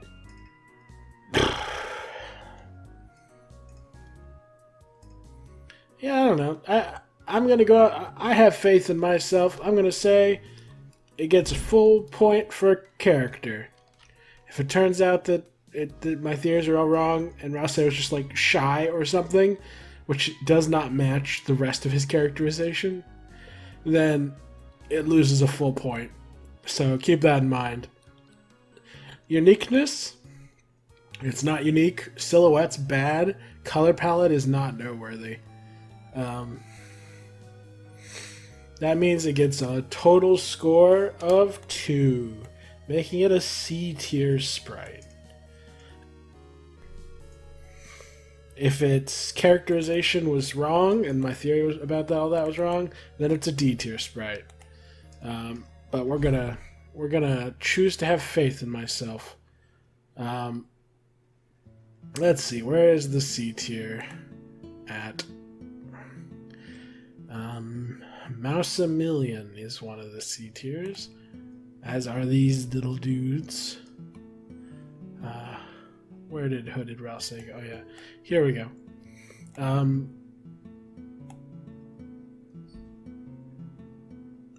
It's one of the most generic-looking sprites you've ever seen, so it probably deserves to go way below most of these characters. Unless my theory is right, in which case it's super clever. Ultimately, the question becomes, which is more important, a design that stands on its own or a design that requires a huge amount of context to be good?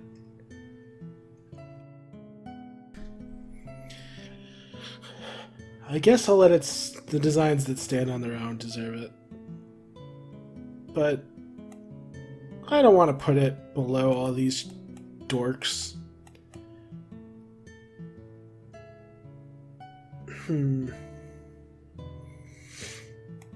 I'll let it sit below the mouse, though. At least the mouse has some clear-cut character design going on. Then there's Chapter 1's Ralsei. Once again, the goals of his design are dependent upon the story surrounding him. But I feel confident, given his central role, that pretty much everything here has a purpose and a meaning. The heart symbol, the fact that, just like Kris, he has like a magenta scarf / neck piece thing, which in and of itself could be hinting at how Kris wishes they were more like Asriel, which is a fun little detail. The fact that there's a hole in his coat that's in the shape of a heart gives the vibe that, he is connected to some sort of soulless situation, which, if my theory is correct, then he is quite literally Asriel, but without his soul, and reanimated by a dark fountain. So that would be pretty clever. And of course, he's a cute little nice guy who casts magic, and is a bit of a geek. Or maybe not geek, Berdly's a geek. He's a bit of a nerd. So, in that regard, I think this design characterizes Ralsei really well. And the fact that you can subtly make out the horns sticking through the hat, like poking up the hat, is a really clever and subtle detail that hints at Ralsei's true nature. As a whole, I think this design is really good and achieves its goals really well. Character-wise, I think it characterizes Ralsei really well, not only characterizing his backstory, but also his personality, and even hints at like the fact that he doesn't want to reveal his appearance to Kris until he absolutely has to. So yeah, as a whole, I'd give Ralsei a full points in both goals and character. Then there's uniqueness, and it gets full points once again. Having the figure silhouetted in black and then the details of his face highlighted in green is so fun and so cool. And I still remember the fun early days of DELTARUNE, back when everyone thought this was just Ralsei's normal design. And the fan art of it was really fun.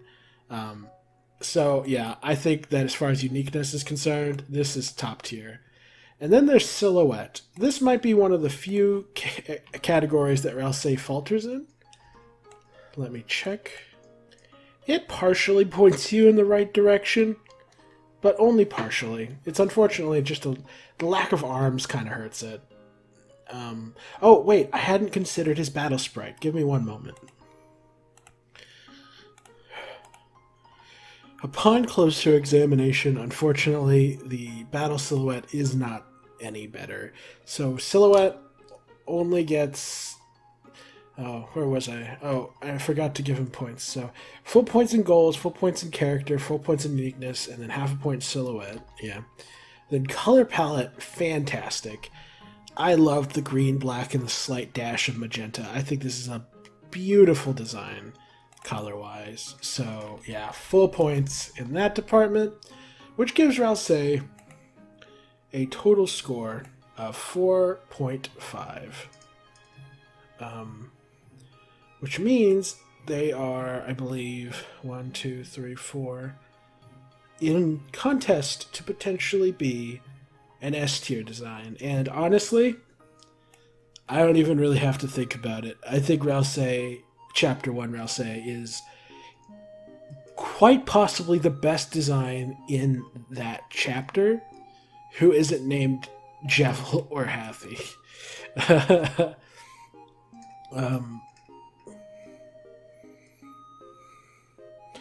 In fact, he probably gets above Golden God Berdly.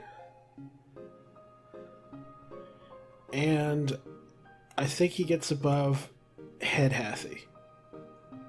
He doesn't get all the way up. He doesn't get all the way up to regular Hathy, but I think he beats everyone else in the 4.5 tier. Yeah. He's kind of fantastic as a character design.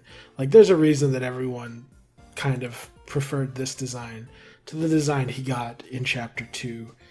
But let's pause that commentary to instead talk about that design. This is the default Ralsei for Chapter 2. Now, what are my thoughts on this design?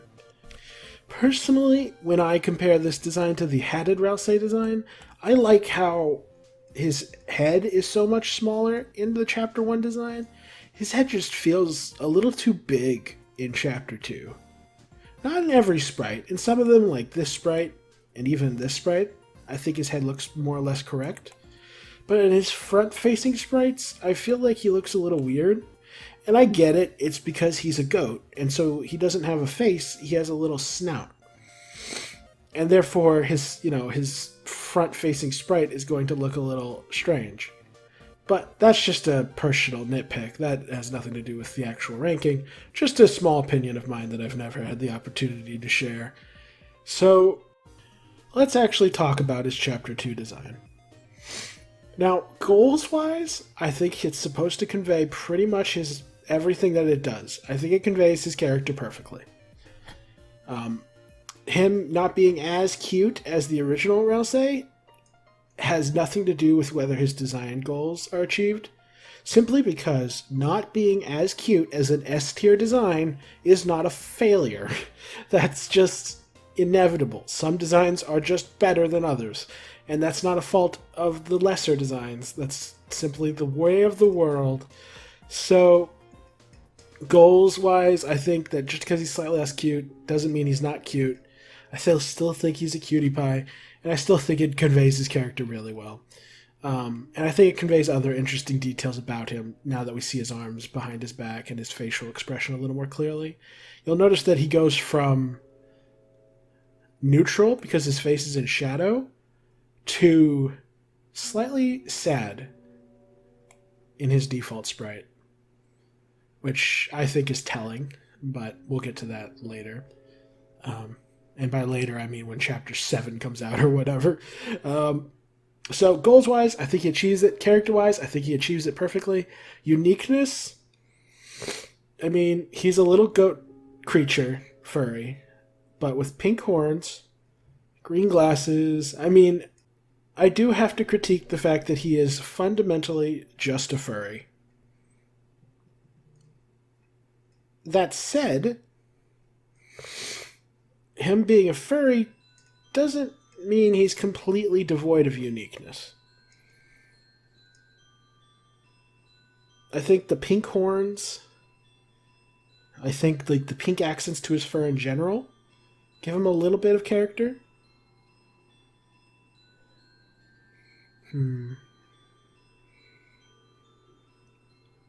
Yeah, actually, the more I think about it, it wouldn't really be fair for me to give him too much credit when I dunked on all the other furries throughout the video.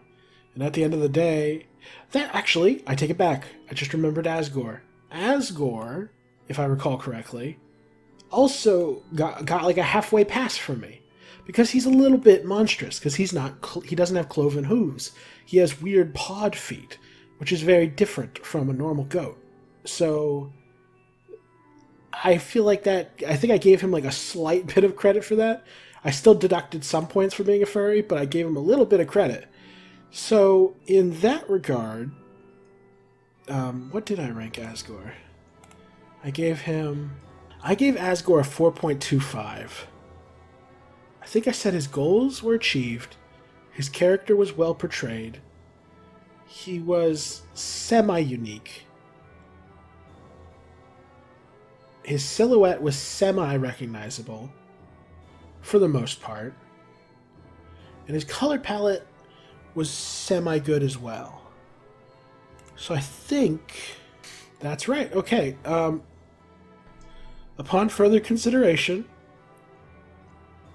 I'm pretty sure I gave Asgore almost full, like 0.75 in the uniqueness department, because I think the way that he resembles a demon, I think that's interesting. I think my logic was that unlike cats and bears and dogs, which actually do have like little paws for feet, goats do not. So by giving him paws for feet, it gave him a sort of half bear, half goat kind of demon-y energy I gave him a slight nudge up because of that. So, in a moment of pure irony, instead of talking myself into giving Rouse a higher score, I just actually talked myself into giving Asgore a lower score. I wanted to give him some credit as the king of the monsters, but he's just not this design. He's just a furry. Nothing about him is monstrous. He's just a midway point between a human and a goat. That's it. And that's just a furry. Which is really, it's already bad for the monsters in general to do that, but it's worse with Asgore, because he's the king of the monsters. Ultimately, in Undertale, he's the king of the monsters. In Deltarune, he's a retired king of the monsters. Presumably. Either way, he's not the king in this timeline at this point. So, as far as conveying his character, it does really well. Yeah, though it hurts me to say it, I kind of have to downgrade Asgore substantially.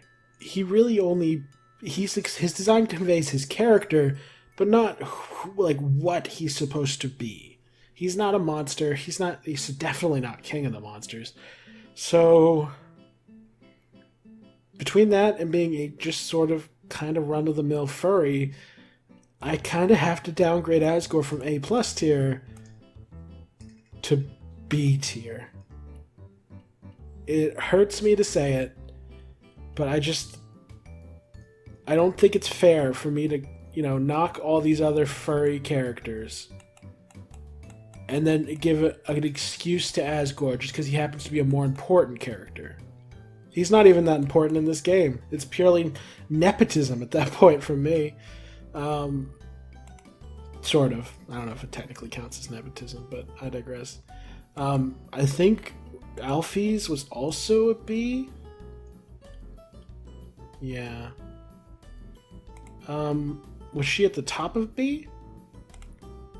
I think she might have been, because I think Nurse Noelle... Oh no, Nurse Noelle was also in B, as was QC. As far as my personal preference is concerned, I clearly have a fondness for Asgore.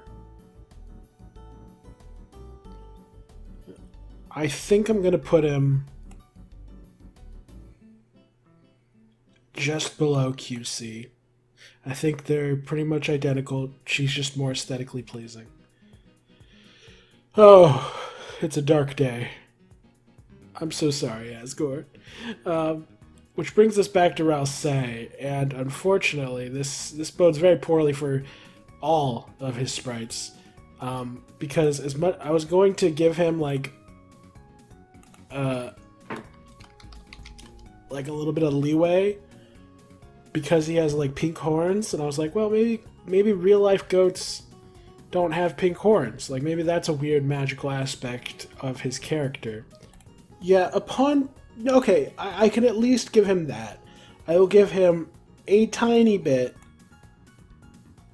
of... Oh, God. Here's the weird thing. Ultimately, Rousse's goal is not to be Asriel. His goal is not to look like a monster. His job is to look like Asriel. A darker version of Asriel, but, Asriel nonetheless. I think the pink highlights on his fur and the pink horns and the pink eyes, might earn him... I mean, you can't really see the pink eyes in this sprite, but you get my point. The pink elements of his design might earn him a tiny, tiny ounce of uniqueness. And as far as goals are concerned, it needs to convey his personality and convey what he is. And what he is a darker version of Asriel. In that regard, I think it conveys his character really well. I think he looks like Asriel, but with enough subtle differences to clue you in that it's not Asriel. I like the pink elements of his design, and also, more importantly, the fact that he's so small and young when the real Asriel should be much larger. So, in that regard, I'd say Chapter 2 Rouse fully achieves his goals. Character, I think it fully conveys his character. Unfortunately, uniqueness is where I can't really give him much credit. I think the pink horns are probably the most unique thing about him. Otherwise, he's just a furry. So I'm only giving him a quarter of a point. And then silhouette. His silhouette might be a little better now that his horns are visible. Let me take a look at that. Actually, credit where it's due. That is instantly recognizable as Rouse. There's actually, it hints at too many of his subtle attributes for you to think it's anybody else. I think that gets a full point in silhouette. Oh. Then there's the color palette. And here's where I have one small nitpick. With classic Rouse, it was just black, green, and magenta. Those were the shades we were dealing with. There's some slight variations in the green, which was good. But otherwise, it was just 3 colors. like there's like white pupils, but those are not important. Then we have Chapter 2 Rouse, and he is pretty much an equal parts white, green, black. Well, not equal parts, but he's equal parts white and green, and then accents in the form of black, magenta, and peach. Now, the magenta and the peach can be excused for being slightly different because, you know, they're both at least a shade of, you know, pink or, you know, of that spectrum of color. But having both black and white, unfortunately, just, I think, makes the sprite a little too busy. I think it's just, there's just a little too much going on. It's not a bad color palette, but I think it's a little messy. Let me check the battle sprite real quick and see if that changes my opinion.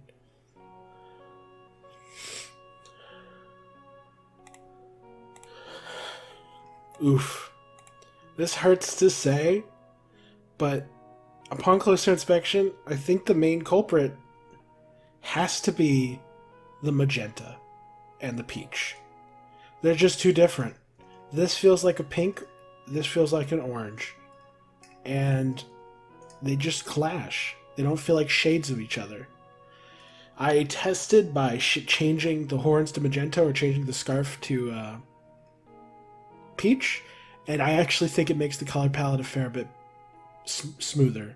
As it stands, I think it's a bit of a mixed bag now. I think there's just, it goes from 3 simple colors to the better part of 4, because white, green, black, and peach.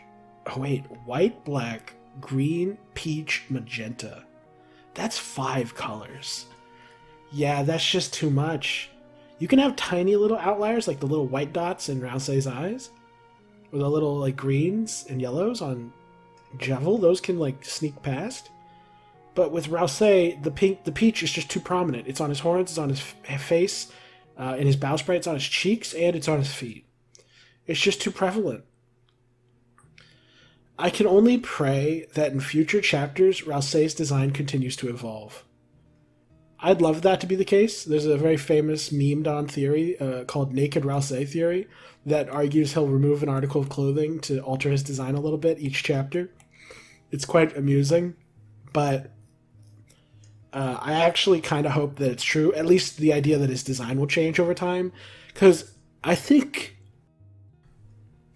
the idea of this being an intermediary design between who he was pretending to be and who he actually is, I think it works a lot better. If this is not his final form, I think this is a perfectly acceptable Rousey design. If it is his final form,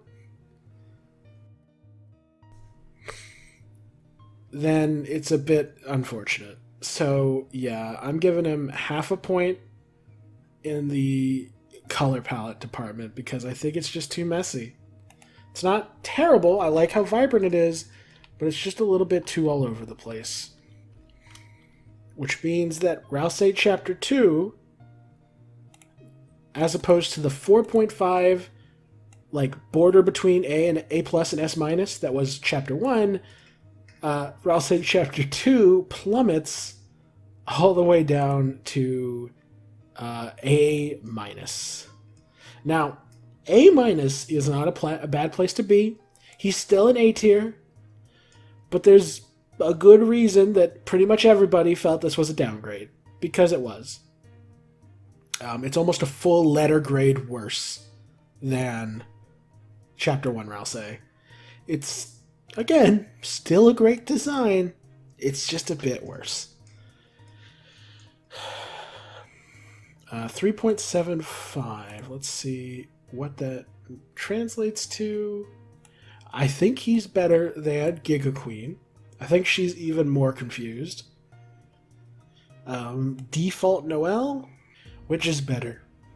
Aiming for the sky and missing, or aiming something a bit more cliche and succeeding? I think the fact that Giga Queen is below Noelle is enough answer for me to know where I gotta put him. I think Rouse is right about here. I think he's got a worse design than Noelle, better than Giga Queen, and that's about it. I think it's unfortunate, but A-, far from a bad score. I mean, when you think about it, all you have is S, S-, the middle ground, A+, A-. Like, he's in the top 10 types of rank you can get. Oh, God. So you can, take a little solace from that. God, I'm so sick. Oh, God. Next, we have Nurse Rouse, who is easily the most gung-ho about it out of anybody. Other than maybe Susie, but he's the most gung-ho about actually being a nurse. Alright, goals. It's meant to be a silly little version of Rouse that also, conveys his character, and I think it does both of those things really well. Character-wise, I think, or not conveys his character, but conveys the vibe, which is a cutie patootie, and I think he's very cute. In fact, I'd go so far as to say this is one of his better looking sprites, just because the color palette is less all over the place. Then there's the character. I think it conveys his character really well. Uniqueness, he's a little goat boy with pink horns giving you a cake. I don't think I can really give bonus points for profession. He's just a furry who's a nurse. So I'm still only going to give him a quarter of a point for the pink horns. Silhouette. This should be interesting. I would say this silhouette is not quite as good as Rouse Chapter 2's design, but I would say it's slightly better than Rouse Chapter 1's silhouette. So I'll give him half a point for that. No, actually more than half a point. I think it points you in the right direction. So yeah. 0.75 points for Nurse Rouse. And then color palette, it's mostly white with little bits of, it's a little bit boring because it's mostly just white with a little bit of accents. But I honestly think it looks better. I think having a predominantly single color outfit with accents that are a different color can still be quite engaging. Like, that's why C-Round got as high as it did, because I think its color palette, while somewhat simple, is really good. So I actually think this, it doesn't need to get full points. It's a little basic, but I think it gets 3/4 of a point. Which means that its final score is the exact same as Chapter 2 Rouse. What are the odds? It got a slight lead over Chapter 2 Rouse in the color palette department, but it also lost a little bit in the silhouette department, which is why it ended up with the exact same score. That said, I actually do think this is a better design than default Rouse. Like I said, silhouette's the last thing I care about. So give me a more aesthetically pleasing design any day. I'm still probably going to leave him below Noelle. I don't think it's a massive improvement. Actually, you know what? I take it back. I'm going to give him just above Noelle because I think Noelle is a bit more of a boring concept, whereas this is a slightly more interesting concept. So yeah. Nurse Rouse gets A-.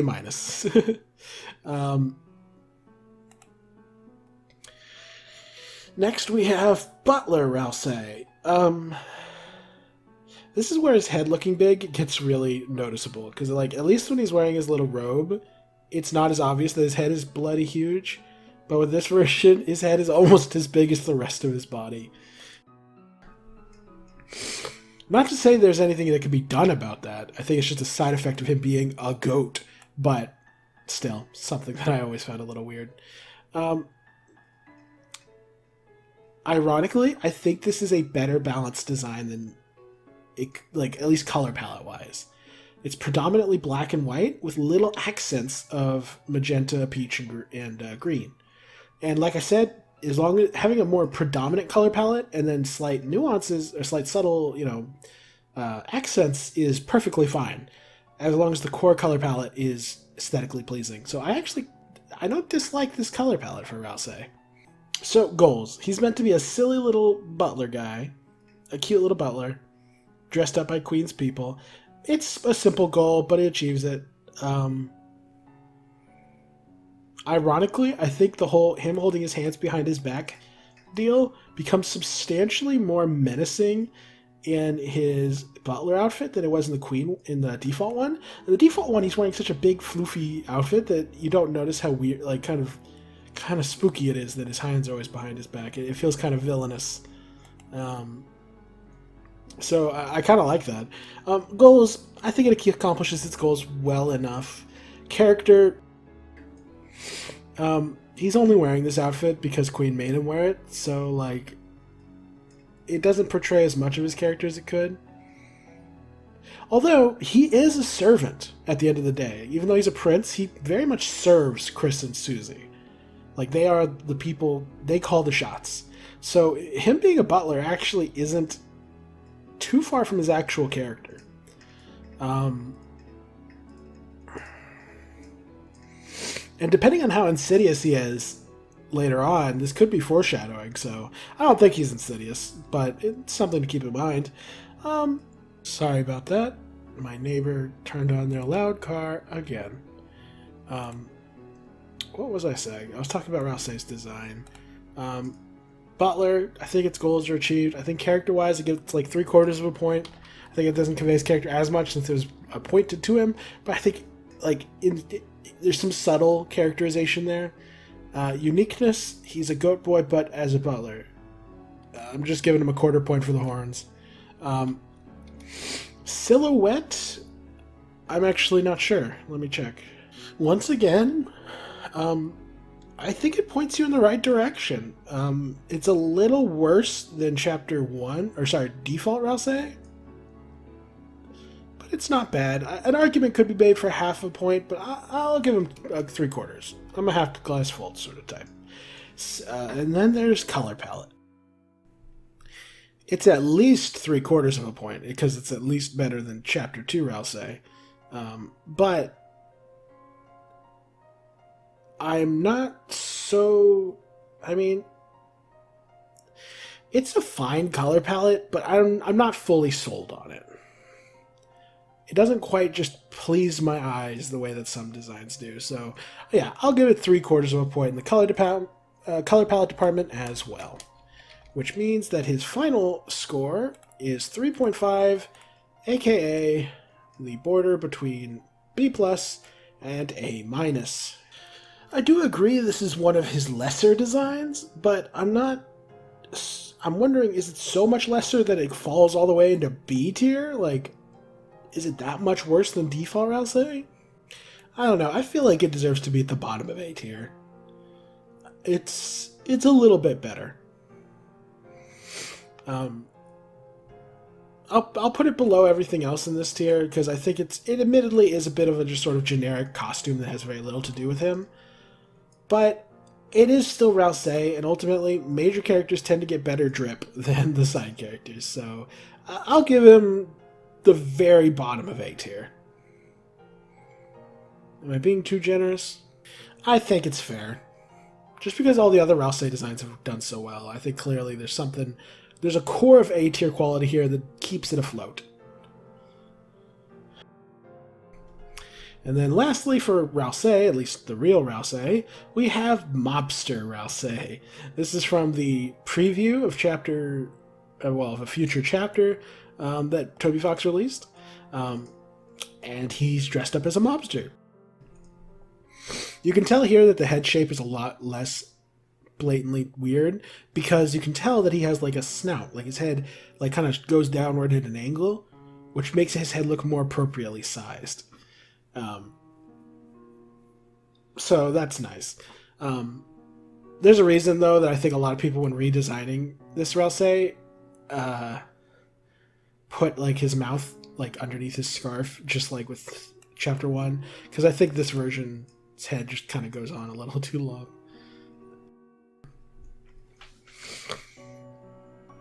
So yeah, goals. It's meant this much like the nurse outfit, and it's just a little silly outfit that appears for a brief moment.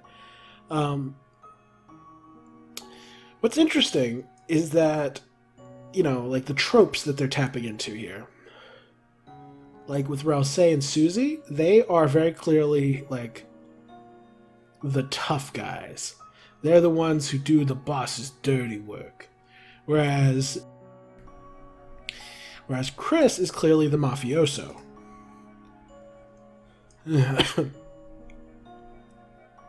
If I were to guess, Susie's like the proper tough guy, and then Rousey's like the little wormy one that every mob has for some reason.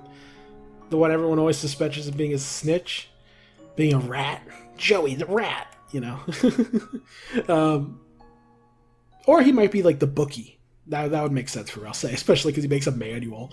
But I digress. So yeah, goals-wise, I think it achieves its goals. It's meant to portray that, you know, Rousey's character while also being, you know, a silly design. And I think it does its goals well enough.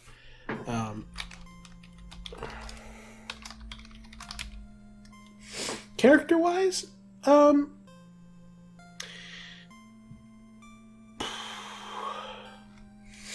wouldn't say it conveys as much of his character as, like, some of his designs. I think it's a little too gimmicky. But again, much like with the butler, this design has him dressed like a lackey rather than the boss, which makes sense for Rousey. So I'll give him like 3/4 of a point in the character department. Then there's uniqueness. He's just a mobster goat with... he's just a mobster. Sorry, he's just a furry goat boy dressed as a mobster. Nothing like... I don't know. It's just a furry in a costume. It doesn't impress me. And unfortunately, his horns are obscured, so I can't even give him credit for that. Rip. Then there's his silhouette. It's clearly someone in boots, pointing with a hat on.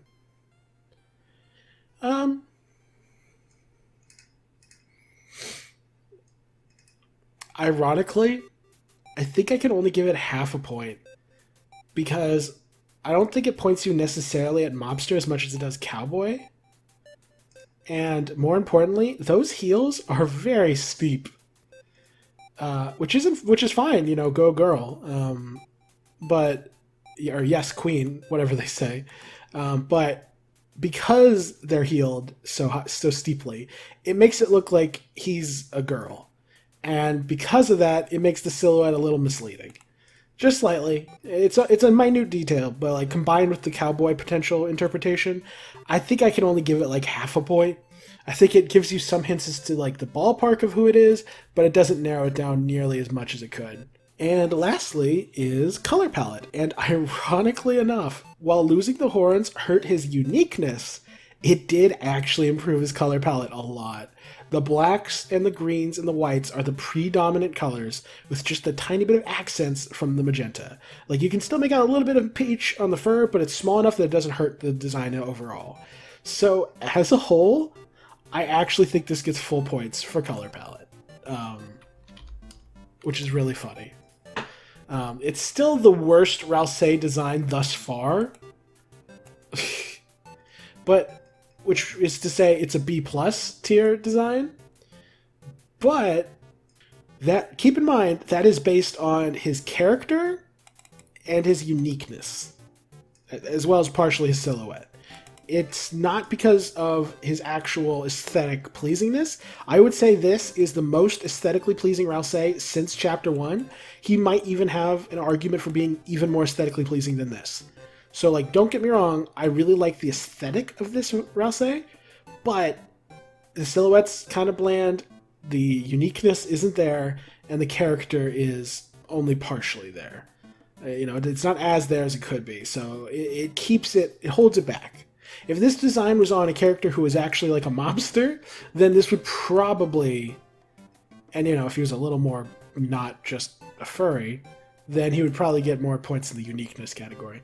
But I digress. B+ is still a respectable tier, and for what is effectively one of the lesser designs, considering this is literally something that has yet to appear in the game itself, it's just in a preview, it did pretty well. So yeah, it's a pretty solid design overall. Oh wait, I need to figure out... exactly where he goes. What did Onion get? Sadly, this is still in the squad of characters who are like who are contenders for A-. So Rouse has to go below them. Pawn Man. He's in the same tier as Pawn Man. So I'll put him at the top of the B+ tier. Like he's very, very nearly right there alongside Butler Rouse, but there's just a few tiny nitpicks that drag him down to B+. So still great design overall. Or, you know, a good design.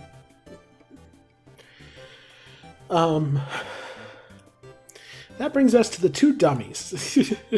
One dummy is dressed as classic Rouse, and the other is also dressed as classic Rouse, but with, you know, in the nude. Goals, it's meant to be a reference and like a callback to the dummy from Deltarune, or sorry, Undertale. And it's meant to resemble Rouse, and it's just sort of meant to be kind of cute. And I think as a whole, it accomplishes all of its goals really well. Character-wise, it's a dummy. It has no character. It's not alive, so rip. I mean, it might be, but if it is, we don't know it yet, so no points there. Uniqueness. It's a weird dummy. Dummies are kind of unique. It's a dummy on a stand who resembles the best design of Rouse. I'll give it half a point because it's literally just sort of copying Rouse. Or does it deserve more because it's copying the best version of Rouse? You know what? I'll give it 3/4 of a point. I'm feeling generous. I'll knock off 1/4 of a point because it's literally copying Rouse and it's just a dummy. But it's unique enough and it's copying an S-tiered character design. So I'll give it a little leeway. Silhouette. Let's see how that silhouette looks. Unfortunately, the silhouette's kind of bad. The silhouette actually looks like it's a ghost, and like the base is like of a shadow, and it's a ghost floating in the hair with a little witch hat on, which is not Rouse. I would give it half a point, but I think the fact that it kind of very easily misleads you hurts the silhouette a little. I'll give it 1/4 of a point. It narrows it down a little bit, but not very much. And then the color palette. And in the color palette, it does have this stark white outline around it, which I'm not a huge fan of, but that's mostly a nitpick. As a whole, it's the same as classic Rouse. Does that earn it? Well, I do kind of dislike the white outline, because classic Rouse has a green outline. So I'll knock off 1/4 of a point. So I'll give it 3/4 of a point, which means that Dummy Rouse gets 2.75, which is a B-.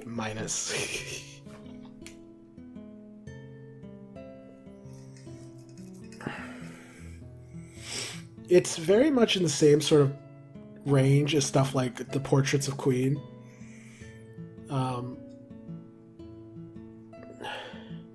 Although I think the Queen portraits ranked a little lower. Yeah, they rank 2.5. Rouse is a 2.75. As for Berdly and Jockington, regular Berdly was... Jockington was also a 2.5. Loox, I think, was also a 2.5. Catty was also a 2.5. Which just... as for the Jigsaw, they were 2.75. Rabbit was at the bottom of B tier, and so I would say this is at like the top of B- tier. Imitating one of the best character designs in the game will get you far in this world. And then there's just the naked Rouse dummy, or Nugu as it's called in the code. Maybe that's Japanese. I don't actually know. Let's see. Rouse dummy new goo.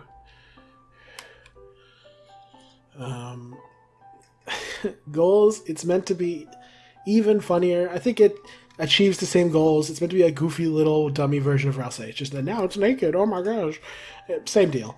Character-wise, it has no character. Uniqueness, I think I gave it quarters of a point before. It lost some of its outfit, so I think I'll knock off a little bit of point. I think I'll drop it down to half a point in the uniqueness category. Silhouette, though, might actually have improved, ironically. Nope. I mean, you can sort of tell that it's not a witch ghost anymore, but instead of that, the thick white outline around the stump makes it look like you're looking at a person's legs and big old feet. So I'm only giving it another quarter of a point. I think it only vaguely points you in the right direction. And then color palette, I mean, it's just black with a little bit of green and white. It's not good. It lost the magenta, so I think that alone does some damage, and it just sort of becomes... I mean, it's not horrible. I don't know, the white really bugs me. Like, the more... Now that there's not, like, all these other colors to distract me and design details, the white annoys me even more. So, I'm gonna knock it down to just a quarter of a point. Which means that whereas Rousey Dummy was a B-, this is just a regular old C. Which is actually the same score we gave Hooded Rousey. I'll put it just above Hooded Rousey. I think they're pretty much identical. And with that, we've ranked all of the Rousey designs. How long did it take me? An hour. No. Oh, I'm just so sick. And I only ranked 8 designs. I mean, they were Rousey, who's arguably one of the most contentious and, like, detail-oriented Deltarune character designs of all time. So, maybe it's not the end of the world. Oh well. Regardless, that's all for now. I'll be back after a break. And we are back with more character rankings. I took a bunch of drugs. Let's see if that improves my performance. Alright, goals. I would say that the big red mouth monster nurse achieves its goals quite well. It's one of the few monsters that looks like a monster, and it conveys that she's a nurse working in a hospital, so it conveys everything there is to know about her. So it gets at least 1 point in that regard. What is she called exactly? Red Big Mouth. What a strange designation. Character-wise, she doesn't really have any character. She's just a nurse. So, but I mean, that's conveyed. It's just there's not much to it. Uniqueness, very unique. It's a giant Langolier-looking monster that's pink with bright red, or not bright red, but like a sort of salmon-colored lips with crazy jagged teeth and a cute little pink outfit and a little nurse hat. Like, that's super unique. Silhouette, this is probably where this design goes downhill a bit, I suspect. One moment.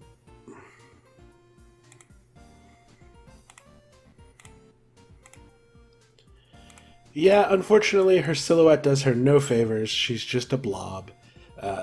Color palette, though, is pretty good. It's mostly different shades of pink, pinks and reds and salmons, with a little bit of white for flavor. It's a little basic, but it's pretty aesthetically pleasing. I quite like it.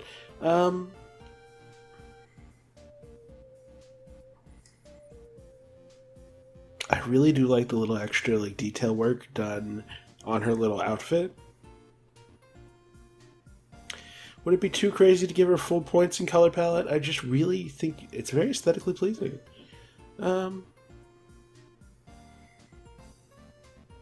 I think I will give it full points. I think it's closer to being like it's probably between like 3/4 points and like a full point, but you know, half glass full. Half glass full? Oof. That's not even, I can't even blame that on disease. That's just my brain. So yeah, I will give her a full point in that regard. In summary, she fully completes her goals. She conveys the little character she has. Her uniqueness is off the charts. And her color palette's quite good, which gives her a total score of 3.25. Which means she is a B+ tier character design. I'll put it below Mobster Rousey. But I think it goes above everybody else in this tier because I think it's just really fun and really aesthetically pleasing. And I think it gets slightly above Pawn Man just because it's a slightly more complex design and color palette, which I appreciate. So yeah, next we have all of the rules cards. So we have default rules, pirate rules, statue pirate rules, and lampshade rules, which is from the preview we saw where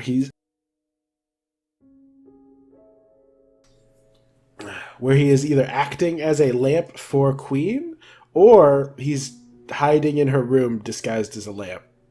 I really can't tell you which one it is. Goals. So he is originally a Card Kingdom Darkener, and he is specifically the rules card.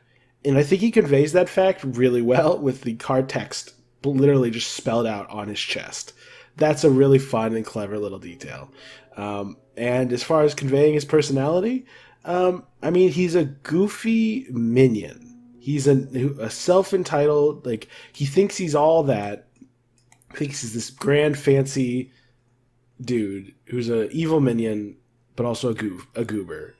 So in that regard, how much of that is conveyed through his design? I think his big, goofy smile and silly eyes help convey it to an extent. He has this sort of hairstyle that might be read as perhaps pompous, maybe. But definitely the strongest element contributing to it is this, like, pseudo-military uniform with the shoulder pads. I would say it conveys some of his character, but not all of it. Obviously, this is dependent upon, us knowing what his character is. So if in the future we learn more, his design could go up or down. But as far as conveying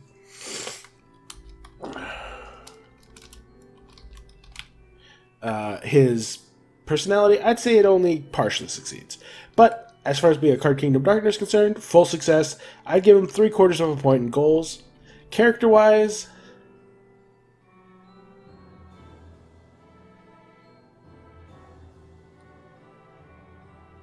I mean, I guess with goals, it's supposed to give the vibe of the character, not tell the character of the character. So what's the vibe he's supposed to give off? Trying to be menacing, kind of failing. Because he's a goober.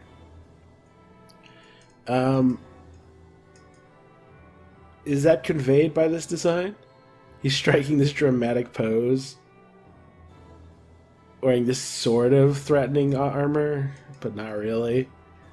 With a big evil smile, but goofy slanted eyes that, like, make it look like he's falling asleep or something. Not falling asleep, but, like, kind of confused or sad.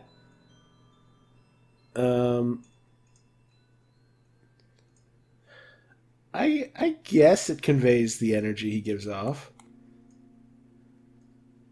No, I think it still only gets like 3/4 of a point. I think it doesn't.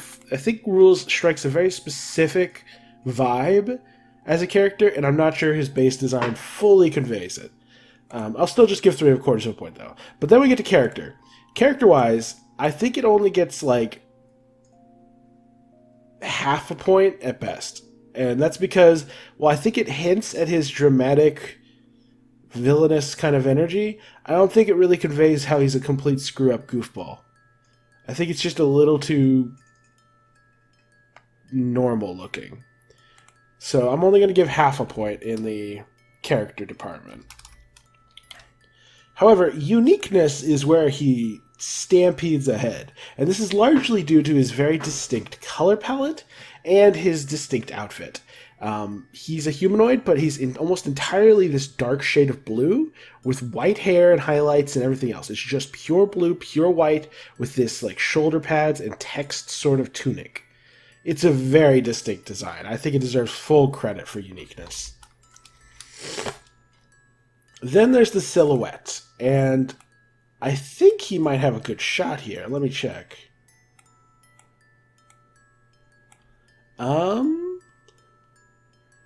Honestly, yeah, I think the pose is what gives him away.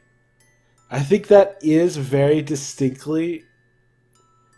I think it's mostly distinctly... If you were looking at Deltarune only sprites, you'd know instantly who this was. If you're looking at sprites in the larger world,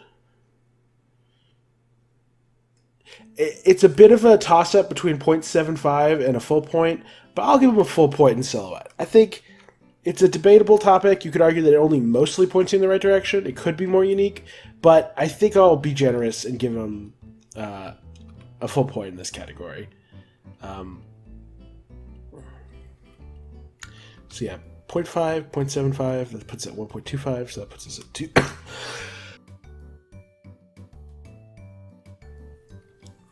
2.25.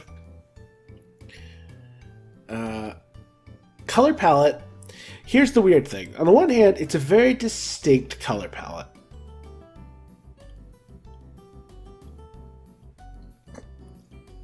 And it is very memorable. Just the two shades, like the two colors, just two. But like, it is drag... Here's the weird thing. On the one hand, normally when I give credit to like characters just two shades of like just two colors only, it's usually character designs that like, oh, what's a good example? Maybe like, there's not a lot of high tiers with that attribute. Oh yeah, like Hathy. She's almost entirely just green and white, but there's multiple different shades of green integrated throughout, which give variety to her design. By contrast, Rules is one shade of blue and one shade of white, and that is it. However, that starkness and the intricate detail work make it work really well despite that. So, that puts us in quite the little pickle. I think I have to meet just sort of halfway and say it's like, I'll give 3/4 of a point in the color palette department. I respect the creativity on display here, using just two colors.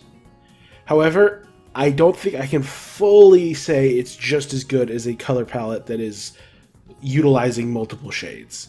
Like, I can't say he looks quite as good as the likes of Hathy or Head Hathy, and definitely not quite on par with the likes of, like, you know, Kris or,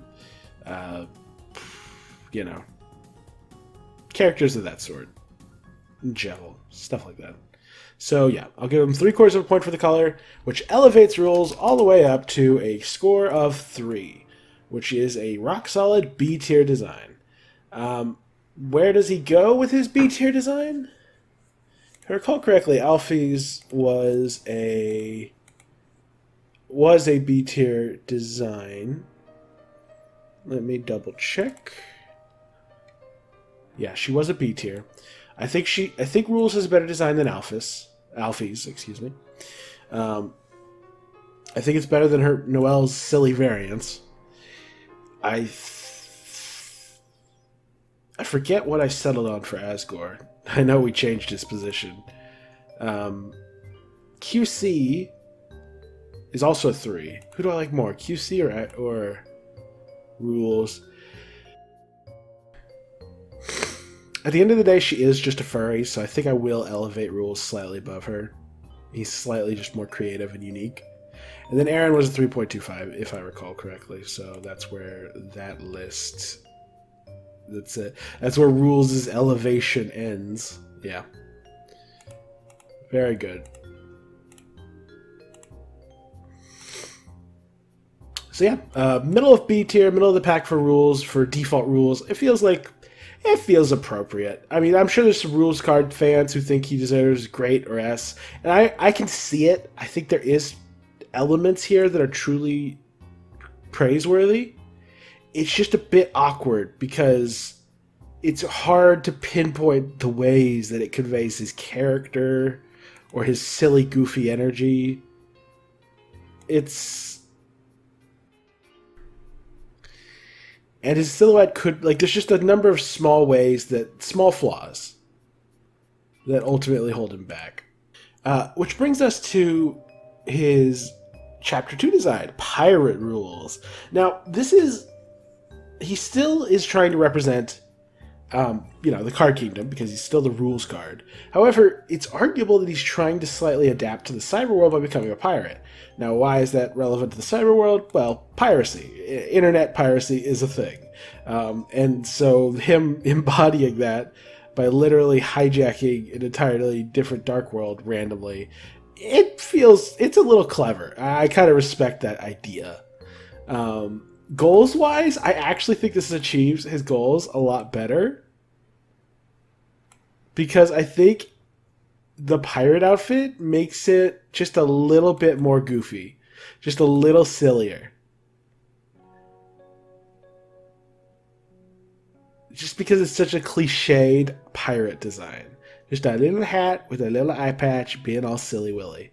So I think goals actually get a full point. I think this is a slight improvement over default rules in the goals department. Character-wise, I believe I only gave half a point because I thought it didn't quite convey, or default rules didn't quite convey his goofy silly. This definitely conveys more of his goofy silly.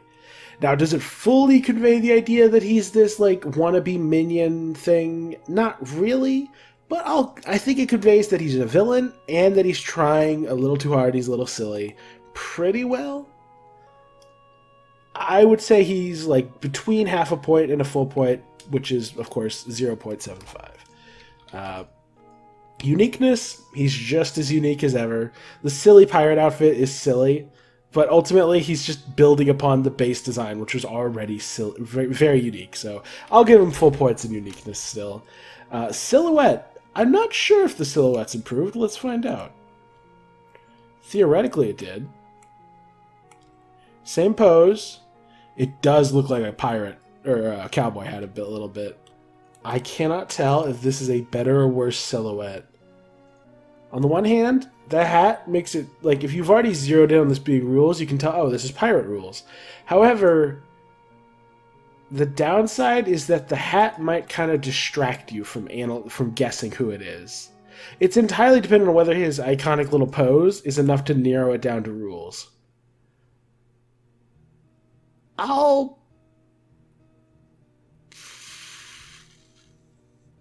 think I could only give 3/4 of a point in silhouette. I was already, like, on the fence between 3/4 and a full point with the normal rules design. I think this one makes it just the tiniest bit less clear. So, 3/4 of a point, which brings us up to 3.5. And then color palette, same score that I gave before, which is another 3/4 of a point, which brings us up to 4.25. Jesus Christ. Wow, how did he get so much better? Did I do my math wrong? I think I did do my math wrong. Goals. I think it achieved his goals. It conveyed slightly more character. Uniqueness is the same it ever was. Silhouette gets it up to 3.5. And then color palette is just a full point, I think I gave. No, in the other one I did not give a full point, did I? I gave it a 3/4 of a point. That's right. So, as far as improving on the other, it got 1/4 of a point more in goals. It got 1/2 a point. No, wait. My math is really bad. So, goals. He achieves most of his... Actually, no. I think I said it achieved his goals pretty well. So it got a full point. Character-wise, it conveys more of his character than his default, but only slightly. So it only got 3/4 of a point. Uniqueness, full uniqueness. So it's a full point. Silhouette, only 3/4 of a point. Which brings us up to 3.5. And then color palette, also only 3/4 of a point. So in short, it improved by 1/4 of a point in goals,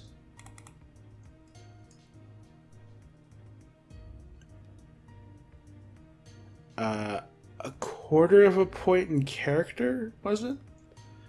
Yeah. Uniqueness was the same. Silhouette actually went down a quarter of a point. Color palette was the same. I'm a little confused. Did I mess up my ranking of rules card? I think I might have. Give me 1 second. With default rules, his goal was to convey that he's a Dark World guy.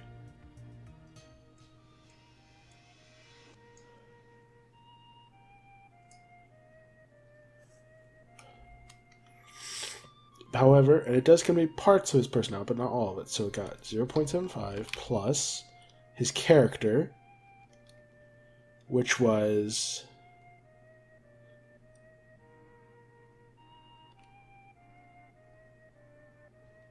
in the default, it only conveyed half his character. Uniqueness, full points. Silhouette, I gave him full points. And then color palette, 0.75. Which equals... Okay, I figured it out. Rules is not a B tier character design. I'm just bad at math. I'm going to blame that one on my sickness. The flu, it broke my brain. It's not that he earned a 3, it's that he earned a 4. He is not a B tier design. He is an A tier design. That makes a lot more sense in my head, actually. Even as I was ranking him, I was like, weird. It feels like he's better than just B tier.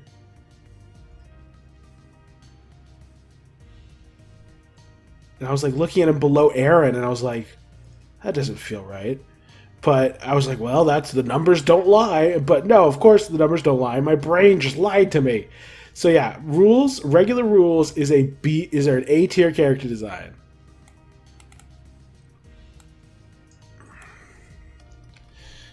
Which means he is, let's see, who is he in contention with? Default Noelle is a 3.75, so he beats her. Ralsei Nurse was also a 3.75. That's right, so he at least beats these guys. Is he better than Pop-Up? That's a hard one. I really like Pop-Up, you guys. It's such an imaginative character design.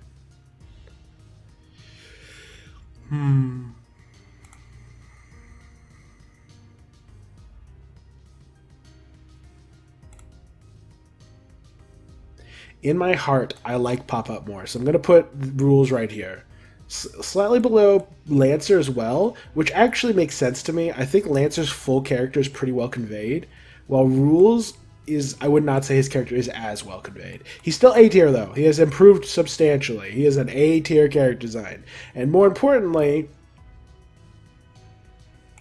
Pirate Rules is a slight improvement, going all the way up to 4.25, aka A+. I think he achieves his goals a little bit better than this Rules. I think he conveys a little more character. And while the Silhouette is a slight downgrade, I think overall it is an improvement.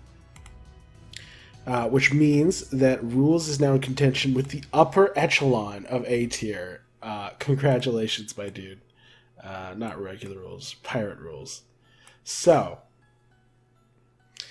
where does he end up?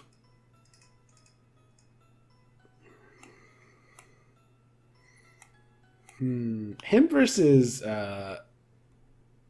KK is an interesting matchup. Because I believe KK, yeah, he's also a 4.25, aka an A+. Who has a better design, Rules or KK? Goals, they both achieve their goals. Character,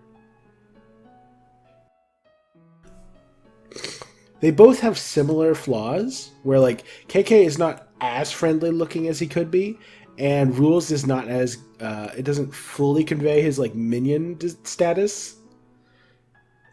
Uniqueness, Rules is a bit more unique in my opinion. But KK has a slightly better silhouette. And a slightly better color palette.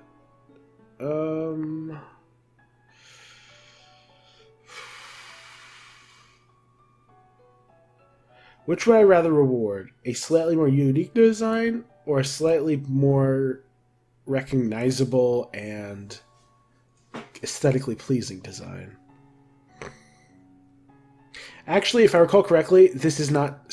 I think I took like a quarter of a point off for the gray. So actually, they're kind of equal in the color palette department. So it's just a question of which is better, being more unique or being more recognizable. I think being more unique is more important. So I think I'll put him like a micro fiber above KK. I don't think I could put him above Pink Pop-Up, just because Pink Pop-Up is just a delightful little gem. Or can I?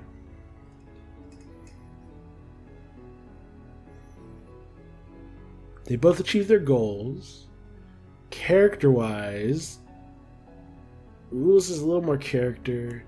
Uniqueness, I'd say Pop-Up's pretty unique.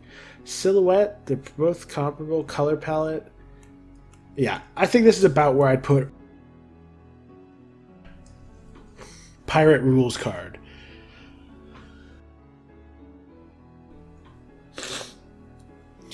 Yeah, I think this is about where I put Pirate Rules card. I think he's just above KK, but below Pop-Up and Mustache Lancer and all these other major characters. I think he's a pretty great design, but there are a few tiny, like just personal preference alone, I slightly prefer Pop-Up, but that's it. It's just pure personal preference. He is an A+ tier design. You could argue that he deserves to be at the top of A+ if you wanted to. But I'm going to leave him right here. That brings us to Statue Rules card. Unfortunately, this is more or less just a straight downgrade from regular Pirate Rule card.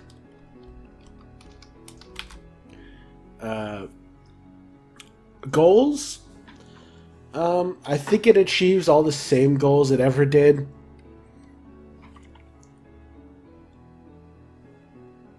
In addition to talking about the whole turning to statue lore plot point. Character-wise, it achieves more or less the same character amount as the other one. Uniqueness, it's more or less the same.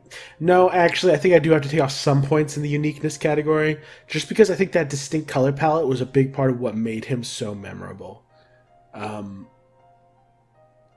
Yeah, I think it kind of loses, like, maybe half a point. Because when push comes to shove, it's that distinct, inhuman color palette that makes Rules card stand out as a Darkener. Without that, he's just a guy. So, a very specifically designed guy, like, he's not completely ununique, but I think he loses, like, half a point without that color palette, as far as uniqueness goes. Silhouette is the same as before, which is to say 3/4 of a point. And then color palette, I mean, it's not as bad as other statues because it's actually somewhat still resembling the default Rules design. But I think I can only give 1/4 of a point for that. As a whole, I think this is just the worst Rules design that I've ranked thus far. But because Rules is just such a solid character design in general, even a bad Rules design is still a B+ design. He still gets a 3.25, which is crazy. Dude is a statue and he's still taking W's, which is quite in contrast to his actual character. So Mobster Rousey was also a 3.25. I think Rules is worse than that. Mouth was a 3.25. I think Rules as a statue is worse than that. I think he's worse than Pawn Man. Is he worse than this disturbing thing? Yeah, probably. Was Purple Guy 3.25? Yeah. Then the Hacker and the Mouse Wheel. Yeah,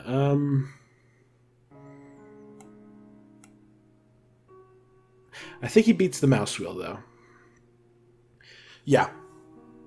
I think this is about where Statue Rules card ends up.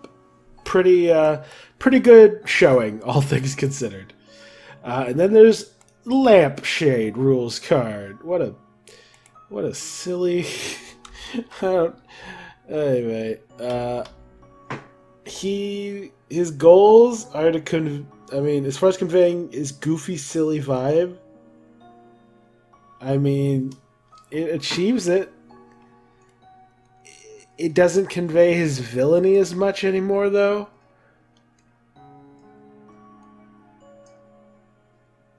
So, I'd say in the goals department, it only gets 3/4 of a point. I think Rules is equal parts villainous and comically inept. And I think this conveys the comical ineptness, but not the villainy. He's still a good Darkner design, though, so he still gets like 3/4 of a point in goals. Character-wise, again, he's half... he's this guy who wants to... Well, he's not half and half. He's a Darkner who wants to be the number one minion, but he's kind of stupid, but he's also self-aggrandizing, and he's a bit of a simp. I guess I'll give half a point if I'm being generous in the character department. It conveys that he's a silly goober. I'm not sure how much of his villainy is really being conveyed, though, or his desire to be a minion. I mean, it's dependent. I mean, he's still wearing that kind of pseudo-military outfit, so I guess I can be generous and give it half a point. Uniqueness, I mean, it's still Rules card. He's still pretty unique. He's just also wearing a lampshade. I'll give him another full point. I think he's still pretty unique. Silhouette, though, this is where things probably get a bit silly. Actually, against all odds, it's kind of on par with his normal design. Like, his normal head shape is already kind of lampshade looking, so it actually... Like, you might struggle to distinguish between this version and the normal version, but that's kind of like picking at straws. It's more important that a silhouette be distinct as a character than it is to make every costume distinct, if you get my gist. So I think as far as silhouette's concerned, he gets another full point. And then that just leaves color palette, and I mean, does the lampshade add or detract or do nothing to my opinion of the color palette? It adds a little bit of boringness to it with a silly lampshade. Having a third color would be fine if it wasn't just blatantly not designed to fit the rest of his design. It looks like he has a lamp for a head, which is weird, and I don't think it meshes super well. Yeah, I think part of the appeal of Rules design is the fact that it's just two colors, so I think I will actually take off a little bit. So I'll only give half a point in the color design department, color palette department. So in short, because I've had a bad track record with counting with Rules card, goals, it achieves like 0.75 worth of goals. Then, character, it only gets half a point. And that was me being generous. Uniqueness, still very unique. Silhouette, still good color, still good silhouette. Color palette, though, was a bit downgraded to half a point. So, that's 3.75. Yes, 100%. Which means that we are looking at an A- design for Rules card. That feel when almost every version of Rules card is better than the King. That's pretty funny, man. Mobster Kris. What did I rank Mobster Kris? 3.75 as well. So, comparing Mobster Kris to Lantern Rules, I definitely prefer Mobster Kris versus this feller.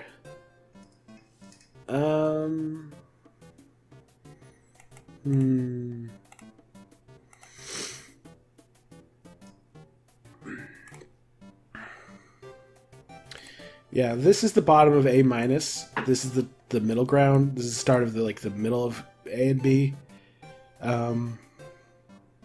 So Rules is definitely better than...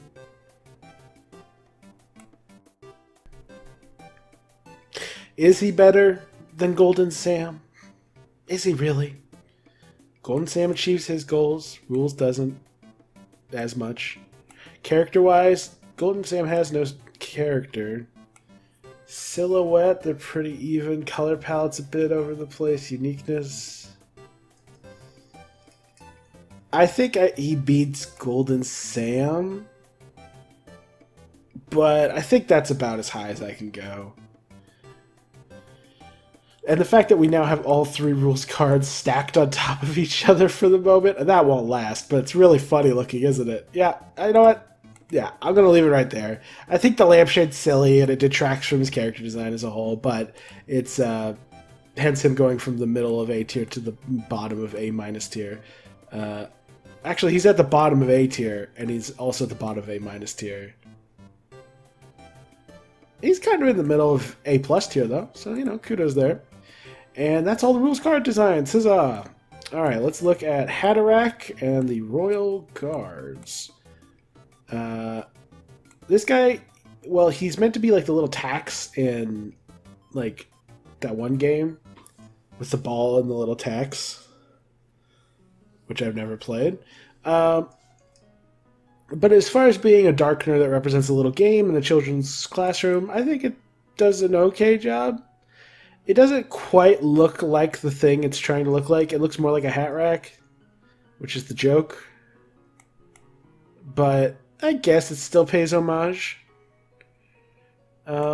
Goals, he's just meant to flesh out the cyber...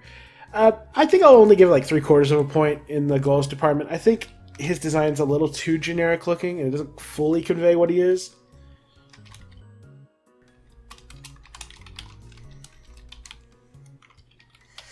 Character, he doesn't really have a character, he's just a hat rack. Uniqueness, he's fairly unique. It's a cat hat rack with eyeballs. That's kind of unique. It's also a little lazy. It's just sort of took a normal object and gave it eyeballs.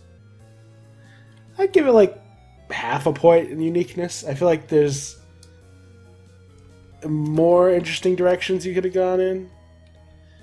Silhouette? The silhouette might not be bad. Yeah, it's a pretty good silhouette. It's a little bizarre looking, but once you really think about it, it narrows the field pretty much all the way. And then color palette, it's just different shades of gray. It doesn't really get any points in that department.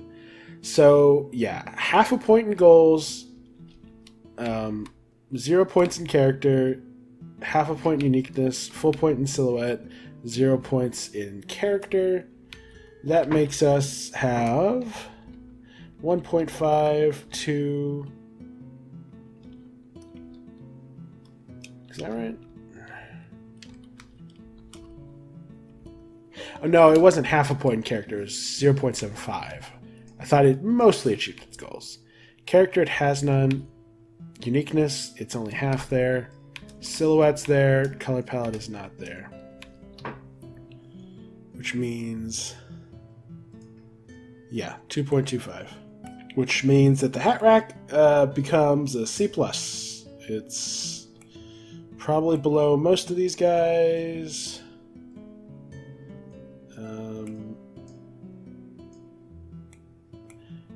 It's pretty much right here with the mouse. I mean, the mouse is less creative, but at least it's more fun to look at.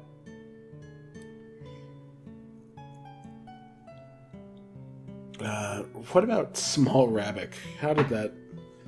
yeah, it also had a 2.25. I think it beats Small Rabbit, at least, but it's not great on general principle. Then there's the version with Ralsei's hat. I mean, it can... I actually will give slight credit. I think this one gets the same exact score, but a slight boost in color palette because it has a little bit of green, and a slight boost in character because it conveys that he's a hat rack. So what that gives us is a half-point boost, which means that he goes from C+ to B- against all odds. Unfortunately, neighbor, very loud. Yeah, so that puts, I mean, I think he's still at the bottom of B minus. I think he's below all the other Darkners, but he beats out these dudes against all odds somehow. If you're wondering how he beat Catty, it has to do with her failing in her goals on account of not being a monster. She gets a slight edge in character, but she's just a furry, so nothing unique. Well, she got like a slight point uniqueness, I think. And then Silhouette, bad Silhouette, or mostly bad, and this one's like really good. And then color palette. Maybe I need to reevaluate Catty. Let me do some rechecking real quick just to make sure I've judged these characters properly. Yeah, upon further consideration, I actually think Catty deserves to go from 2.5 to 2.75, which makes sense, because just looking at the hat rack versus Catty, the idea that this thing's better than her feels just wrong, and that's enough for me to elevate her substantially. The bottom of... Let's see, he's 3.25, and he's the bottom of it. And then this is where we get to the 3s. And I think those continue on to purple guy in business suit. Yeah. No, wait, yeah, okay, yeah. Catty is a B minus. Oh, and then like these guys are also still in the 3s apparently. Where did the dummy end up? Rouse dummy was also 2.75. She beats the Rouse dummy. Rabbik was a 3. Rabbik was the bottom of B tier, and Rouse dummy was at the top of B minus tier. Until now, maybe? Who's better, Rouse dummy or Catty? I mean, Rouse is an S tier design. He's copying that. So I think I do have to give him the slight edge. But otherwise, I think this is where she actually belongs. I think she deserves B minus. Yeah, she deserved a little higher than that. And in fact, I'm going to take this opportunity to double check a couple of the major characters. I'm not going to double check everybody, and I'm not going to do it on screen. But I'm just going to make sure that my opinions of some of the characters I rearranged at the start of this are where they should be. So give me one moment. Okay, so I ran through some of the more major characters just to double check and see if my opinions on their rankings had changed at all. And the answer is that some of them have changed a little bit. So previously, Alphys was sitting at a solid B, and I've actually decided to knock her down to a B minus. I think I gave her too much of a pass on her outfit. I think... Yeah, I think my critiques still hold. It's mostly a fine color palette, but I think I do have some small critiques. Which knocks us down to... What was Gimmick Ball? Yeah, it knocks her down a ways. Was it Catty who... Yeah, so she's like just below Catty now. Catty, of course, just a moment ago ascended from the C tier area to... Or no, she was at the bottom of, like, B tier, was she? Anyway, point is, she's a B minus, she's a B minus, they're both B minuses. Ambyu-Lance... Let's see.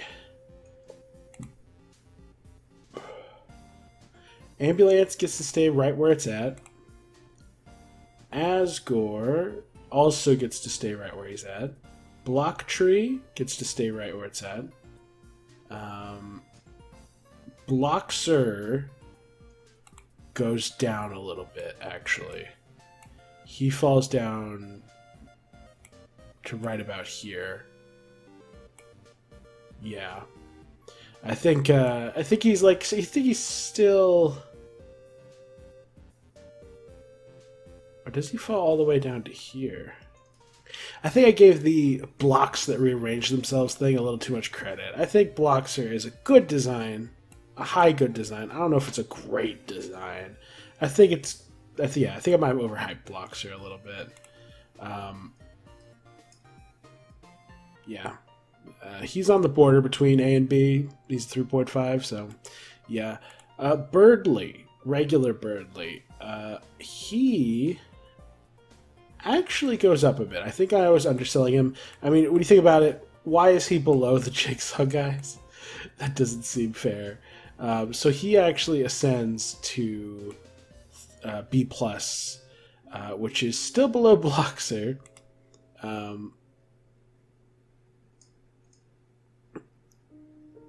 Yeah. Lancer Plush will be changing position shortly, so don't focus too much on that. Rousey with Mobster outfit was also a 3.25. I think that version of Rousey is a little cuter. Red Big Mouth was also, I think it has a better monster design.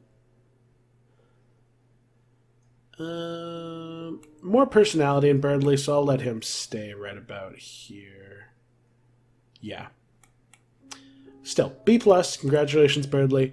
Then there was Dark World Berdly, who I've actually suddenly seen the light. I think that I was overhyping the downsides of this color palette. I still have critiques. I still think it's a little flawed, but I think as a whole, it's vibrant, it's fun. I think it's mostly functional. And because of that, rather than being an A+, I think he's an S-. I think he's ascended to the S- tier.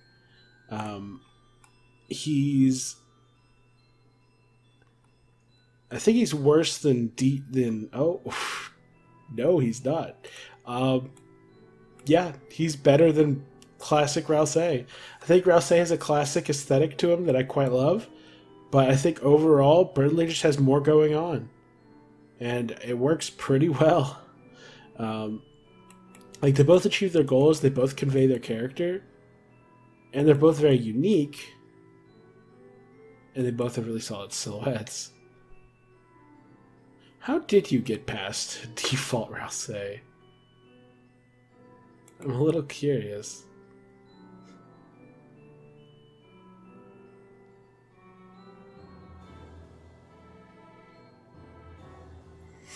Well, it doesn't really matter. All that matters is that he has gotten past him. I think this version of Berdly achieves everything it sets out to do.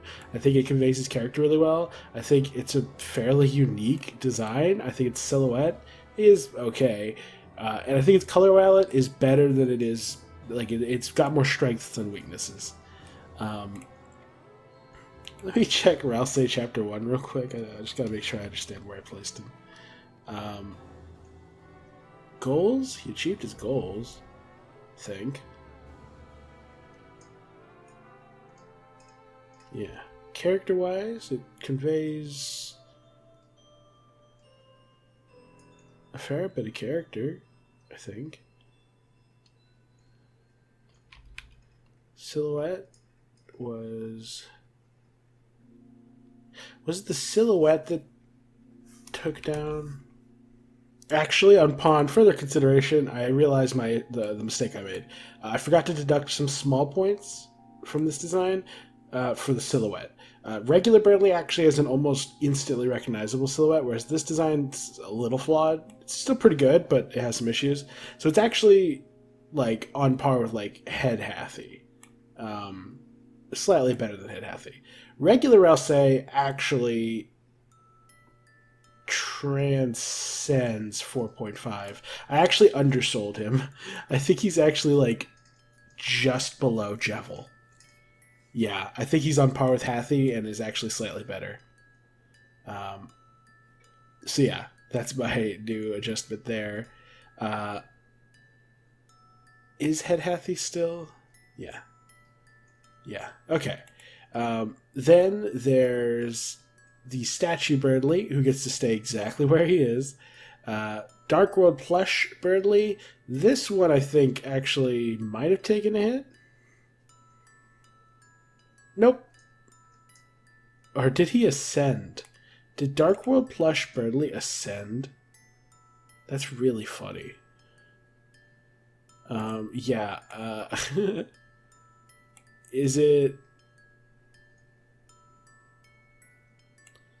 I mean, what did I give Loox? I think I gave her 2.5. Man, I feel like she deserved better, but she has no character. That hurt, and her silhouette's really bad. Whereas this at least conveys some character. So yeah, it's a little bit better than this guy. It's probably better than the Jigsaw guys. It's, I'd say right about here. This is where Berdly plush gets to go now. And then Bratty. Oh yeah, Bratty. This sucks. I hate to do this, but I think I realized in my bias in favor of Bratty, had failed to punish her an appropriate amount for being a generic furry. I was pretending that her being a crocodile counted as her being a monster, but it doesn't. She's just a crocodile furry, or scaly, whatever you want to call it. So she actually falls a fair bit. Bloxer is a 3.5, so she's below that. She's on the same level as Rouse. I think Mobster Rouse. Oh.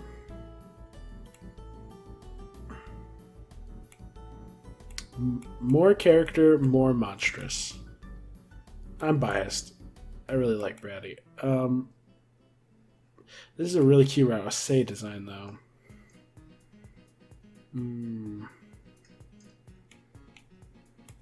I like them both a lot.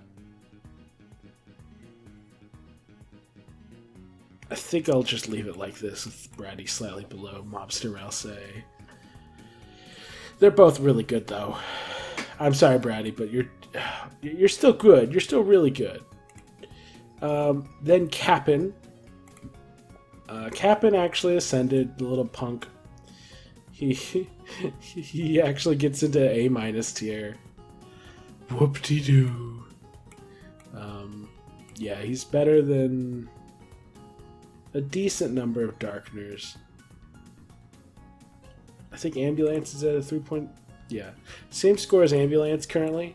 I think he's worse than Ambyu-Lance, but better than Rules Card with a lampshade on his head.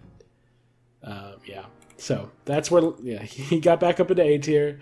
I'm gonna have to put a disclaimer on this video and like, don't worry about the position of your characters; they will change at least 3 times. Other than Cap'n, there's also Catty. Did Catty actually change? She was 2.75. She did. Okay, so Catty went from being on the border of C and B tier to being at the top. Oh, wait. Of course, we already talked about her. She was the first one we ranked. Never mind. Ignore me. Clover. Clover actually falls a little bit. She falls from A- to just like the border between A and B. Is she better than the King's design? I think not. Actually, did the King's position change? It did. So ignore that. Hand Receptionist is still here. I think I like Hand Receptionist more. I think the block tree stayed here. I think because Clover actually represents a card in the card kingdom, I'll put her just above. Yeah, just above this tree. And then C round actually plummets a little bit down to B-, because on closer examination, he's a little basic. Like, he's worse than any version of the Hacker. I think he's worse than Fommt. Is he better than Berdly plush? Sure. Yeah, we'll leave him right here. He's a B minus, but could be worse. Yeah. Okay. But for what it's worth, while regular C round fell, I do believe K round has risen. Yes, he has. Instead of being a B minus character or a B plus, actually he was like on the border of B and A. He has just straight up hit the big times. He is now an A plus tier character. I think his silhouette was better than I gave him credit for. I think his color palette was better than I gave him credit for. I think there's even a tiny bit of character given by his dog face that hints at him being an animal that I was not giving him credit for. So, with that in mind, where does he deserve to be? I mean, he's in the 4.25 tier, obviously. He's an A+ tier design, but he's up against some pretty steep competition. He's better than Jigsaws. Is he better than Pirate Rules Card?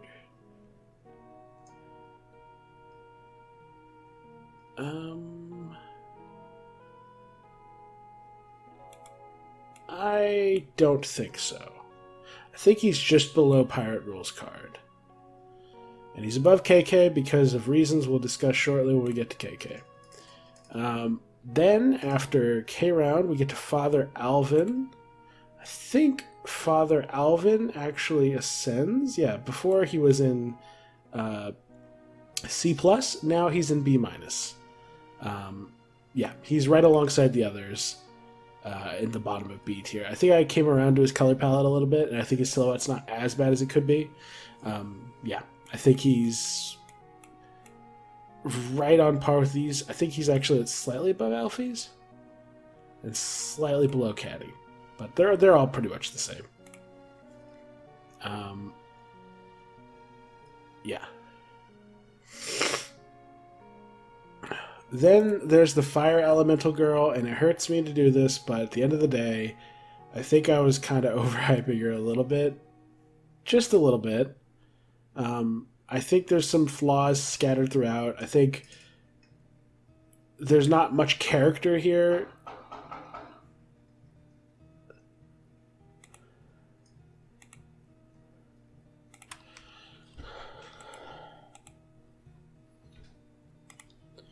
Sorry about that. I had to pause for a moment. My neighbors may or may not have been firing off guns. I'm not sure. Doesn't really matter. What was I talking about? Fire Element. Oh yeah, Fire Elemental Girl. I think her design is really good still. I think her color palette in particular is really good. I think she's pretty unique. But I think at the end of the day, her distinct lack of character and her somewhat subpar silhouette does kind of drag her down a little. She's still good. I think she's still a B+. But I like her probably a little bit more than Monster Mouth. But I do think she's perhaps been overhyped by me. Then there's the Friend. Now there's a character who's ascended from C+ to B+. Yeah, I think there's just I think the main reason he ascends is because I think obviously his character isn't super deep, but I think he's a somewhat unique spooky Cheshire Cat smile, and I think his color palette's actually just straight up good. Oh well, let me rephrase that. He has no character, but I think he achieves his goal of being spooky really well. And while he's not necessarily the most unique or has the best silhouette, I think his color palettes, I think that he does okay in uniqueness, okay in silhouette, and I think his color palette's above average. I think it has issues, it's a little too simplistic, but I think I think its simplicity is a strength. So yeah, Friend gets right here. I think it's, or maybe it goes a little bit lower. Yeah, maybe right here. Gimmick Saucer. I think the Gimmick Saucer actually went down a little. Yeah. No, wait. No, it didn't. I just put in the wrong final number. Nope. Gimmick Saucer stays more or less right where it's at. It's still a solid B tier design. Then Golden Sam. I think Golden Sam. Golden Sam actually stays more or less right where he's at. The Hacker stays right where he's at, as does the Hacker Finger. Hacker with a wig also stays more or less right where it's at. Hathy is also staying where she's at. Hand Receptionist is also staying where she's at. Head Hathy stays where she's at. Jevil stays where he's at. Jigsaw and Jigsaw Joe stay where they're at. Jockington stays where he's at.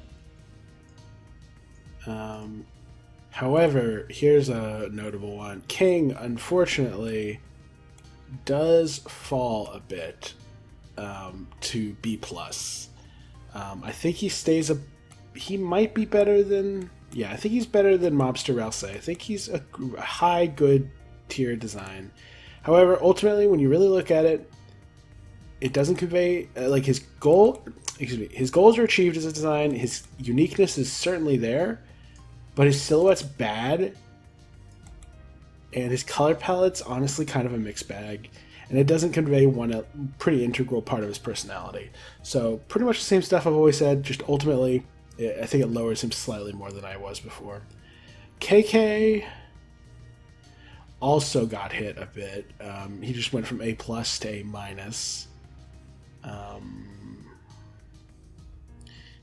I think he has the same score as Cap'n now. Yeah, same score as Cap'n. He's definitely better than Cap'n. I think putting them together right below Ambyu-Lance is probably fair.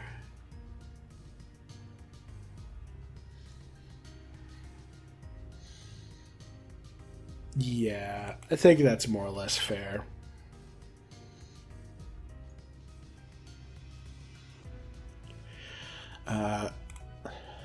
Then after KK is...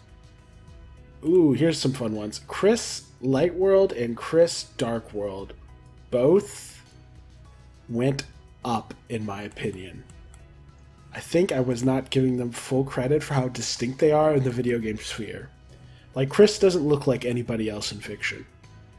Like, sure, the broad concepts of, oh, humanoid, brown hair, you know, simple expression. Like, theoretically, these are generic designs.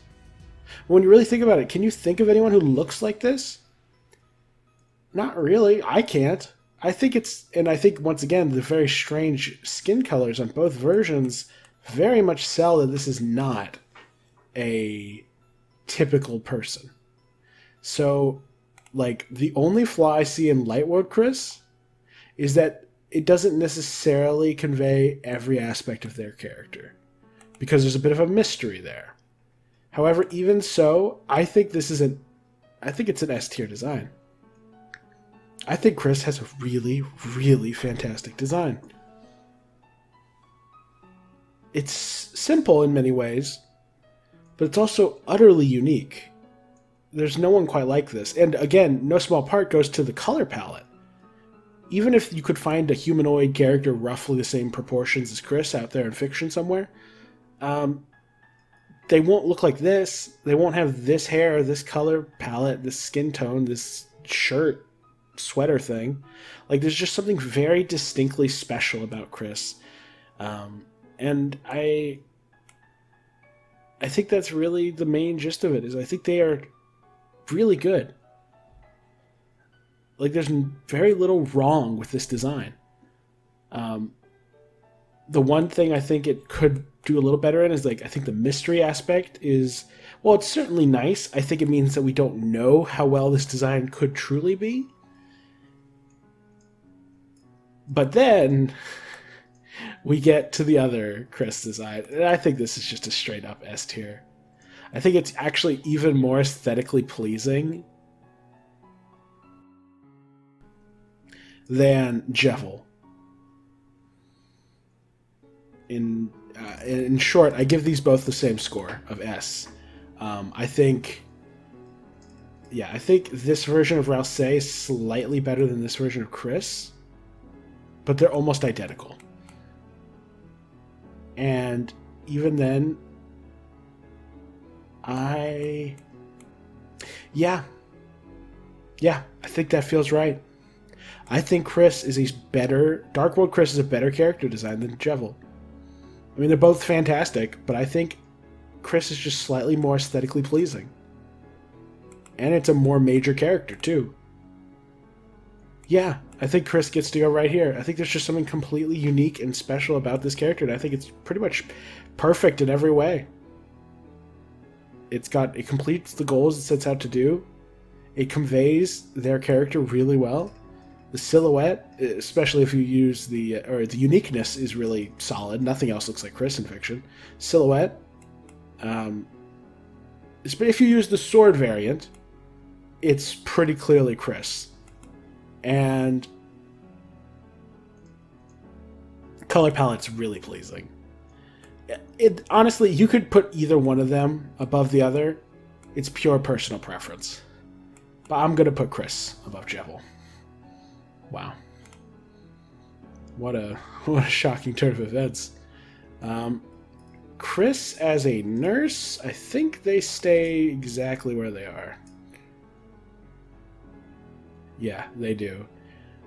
Kris as a Western, though, actually goes up like a whole letter spot. I didn't want to do this, but I think that's the problem, is that my bias against Western-style Kris is blatant. Just as, like, I gave Bratty too high a spot because I love her aesthetic, I hate this aesthetic, and I think that colored my perspective too much. I think they deserve to be right next to Rouse. I think Rouse looks better. I think it characterizes Rouse better, but I think they're both B+ tier designs, as much as I hate to say it. Then there's Kris as a mobster. And Kris as a mobster actually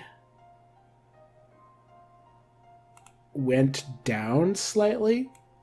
I think it doesn't characterize Kris nearly as much as it could. And now it's at 3.5. I think it's still better than Western Kris, but I think it's worse than Nurse Kris.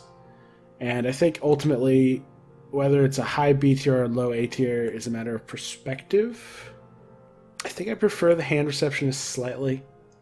However, I think that's more or less where I'd put Mobster Kris. I think it's not a bad design by any stretch. It does characterize Kris to an extent, but I think my main critiques of it are that it doesn't convey nearly as much. It could convey more of their character. It could be more unique. Its silhouette is actually one of its major faults. It's just really not very clear. You're more likely to think this is a Western than anything. And then the color is good, but it's not as good as the regular Kris designs. So yeah, still pretty decent though. Lancer, regular Lancer, is, I think, staying exactly where he currently is. Yeah. However, I think his variants change. Yeah. Mustache Lancer needs to get the heck out of A+ tier and be just right next to regular Lancer. There's no reason for them to be so far apart. And I don't know. I feel like regular Lancer might be a little better. I mean, they're the same thing. It's pointless trying to distinguish them.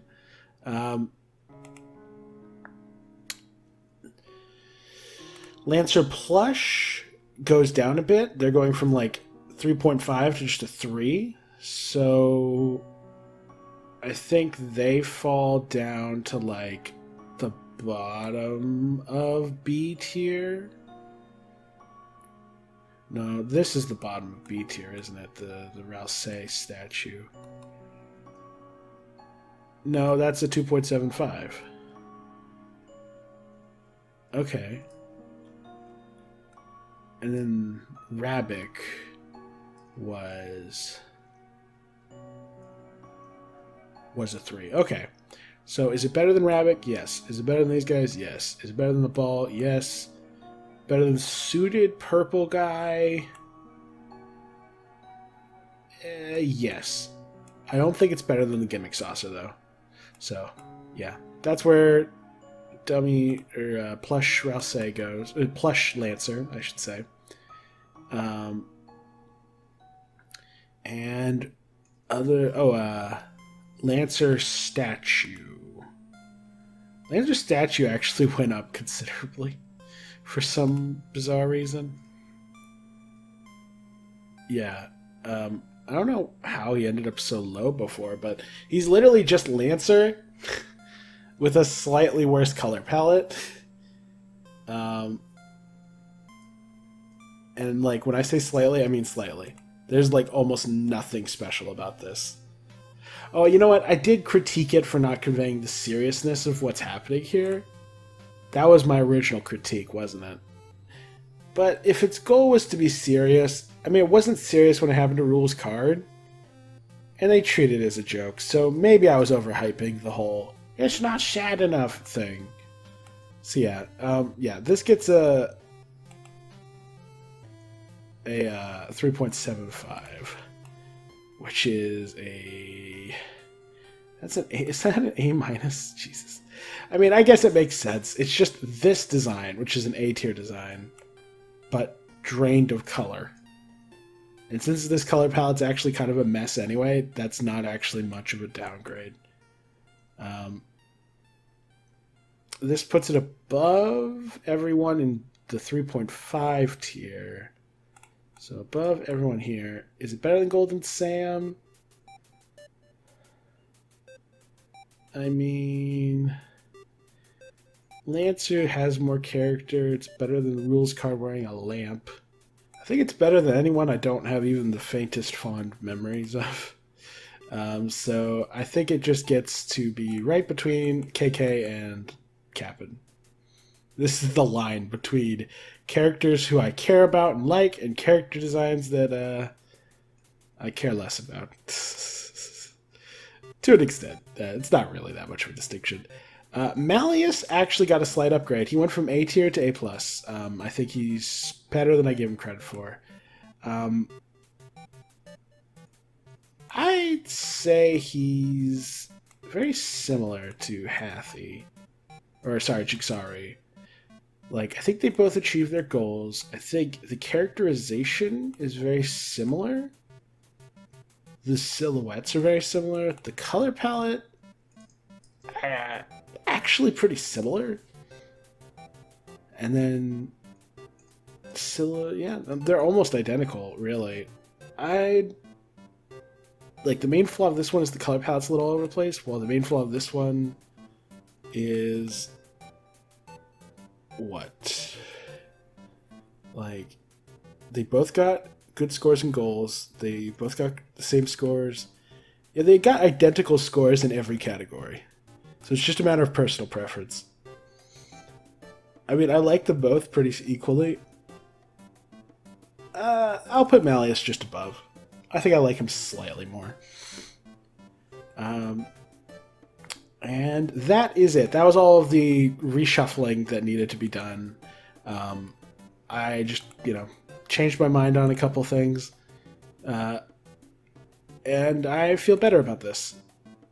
I feel like trying to peer past your own biases is really hard.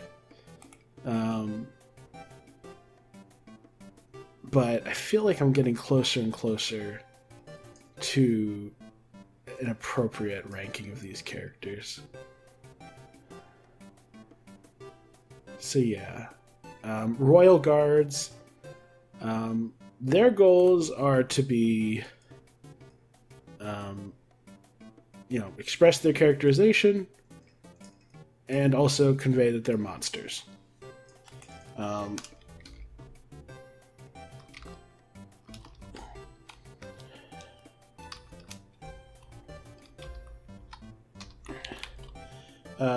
Unfortunately, this one doesn't get any points in that regard. I mean, yeah, no, it doesn't get it gets points in conveying the vibe. In that these are like two bros, just like every dudes, macho dudes.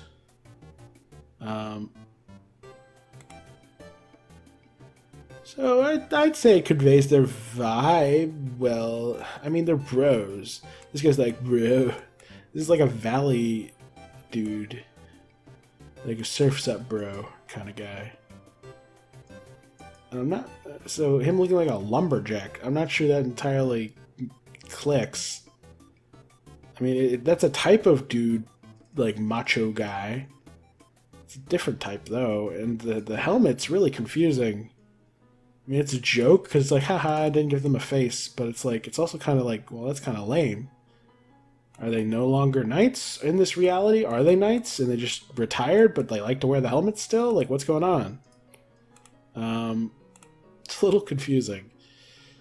I'm actually only going to give a quarter of a point to the bunny guard. I think he only slightly conveys his character, and only slightly conveys his vibe, and he completely fails to convey that he's a monster. Character-wise, he's a dude bro, chilling with his bro, 2 inches apart because they are majorly gay. Which is a parody of a meme song. Don't take that out of context. Character-wise, he's like a dude bro. Like, does it convey that he's this, like, surfer dude bro? Not really. Not at all. I think it fails to convey his character almost entirely.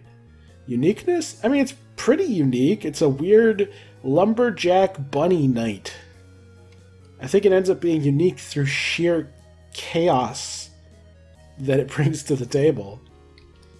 I'm only going to give it a half a point because the individual elements are pretty generic, but combining together in this nonsensical way is at least somewhat unique. Silhouette? Well, I can check. For some reason, I have my doubts it's going to look too clear.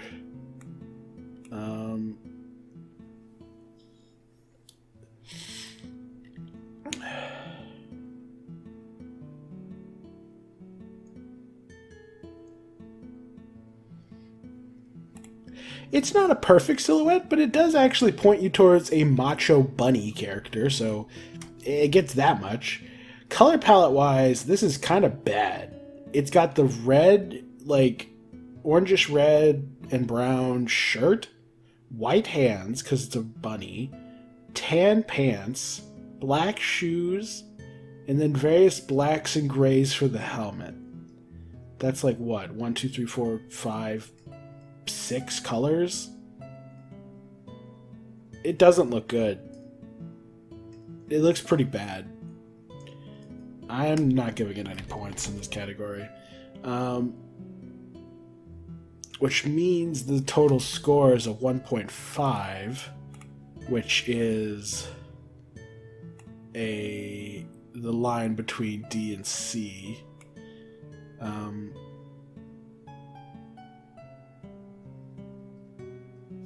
What was the doggo? Was the lesser dog... Like, did he end up... He's firmly in D tier.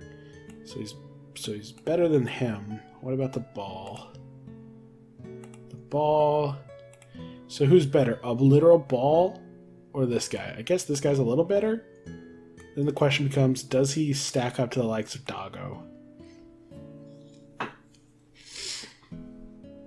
I mean, is this a bit bland or dubious? I mean, it is kind of dubious.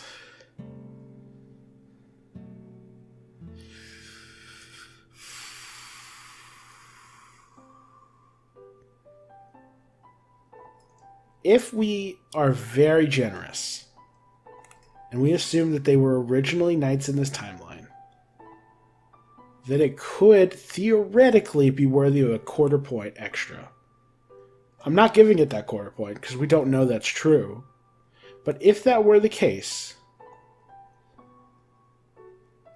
just because that's a possibility, I think I will allow it to slip into the very bottom of C tier as just the bottom of mediocrity and dubiousness. Because I think this is a mess of a character design. I would prefer if they just didn't wear the helmets and you saw their faces.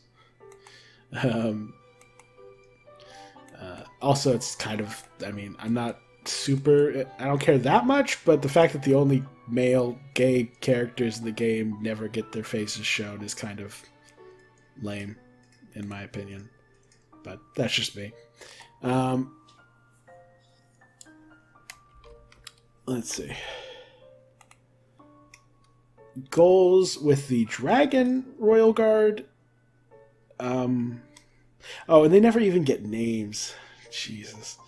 Royal Guard Dragon. He actually is a dragon, and he has like little bat wings on his helmet. So, like, at least he...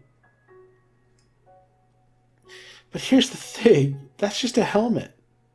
We know in the code that he's supposed to be a dragon, but the only hint that's true is the hands. Otherwise, he's just a dude.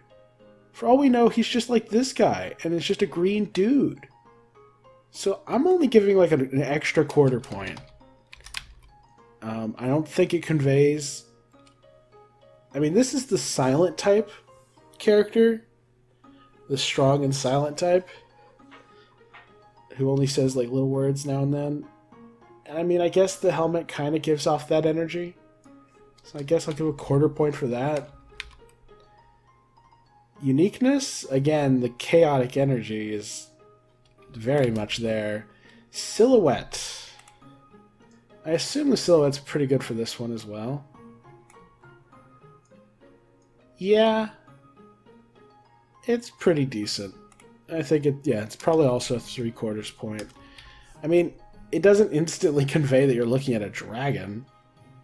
Really. I mean, you're looking at a humanoid with little weird horns or bat ears. Potentially multiple horns. Actually, I think I'm only going to give half a point in silhouette.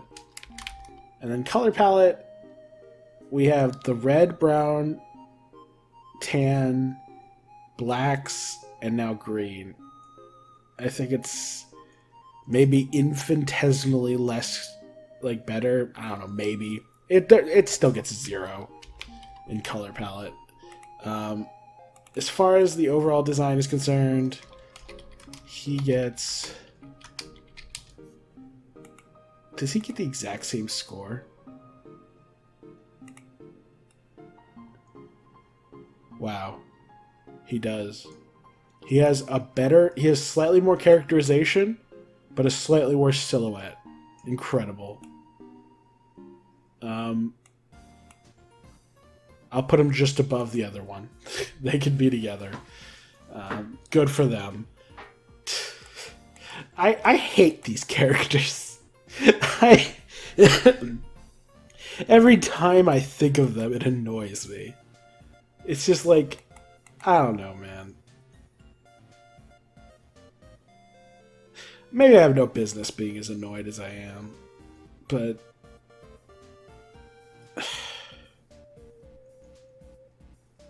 I'm just saying, we've already got like multiple lesbians in this game. Could we have some named gay characters?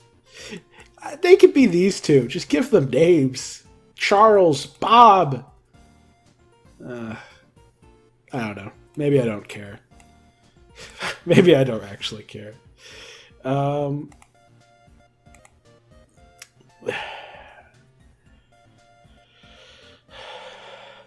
think I'll do these Rudens and then call it for the session. Default Ruden, regular Ruden.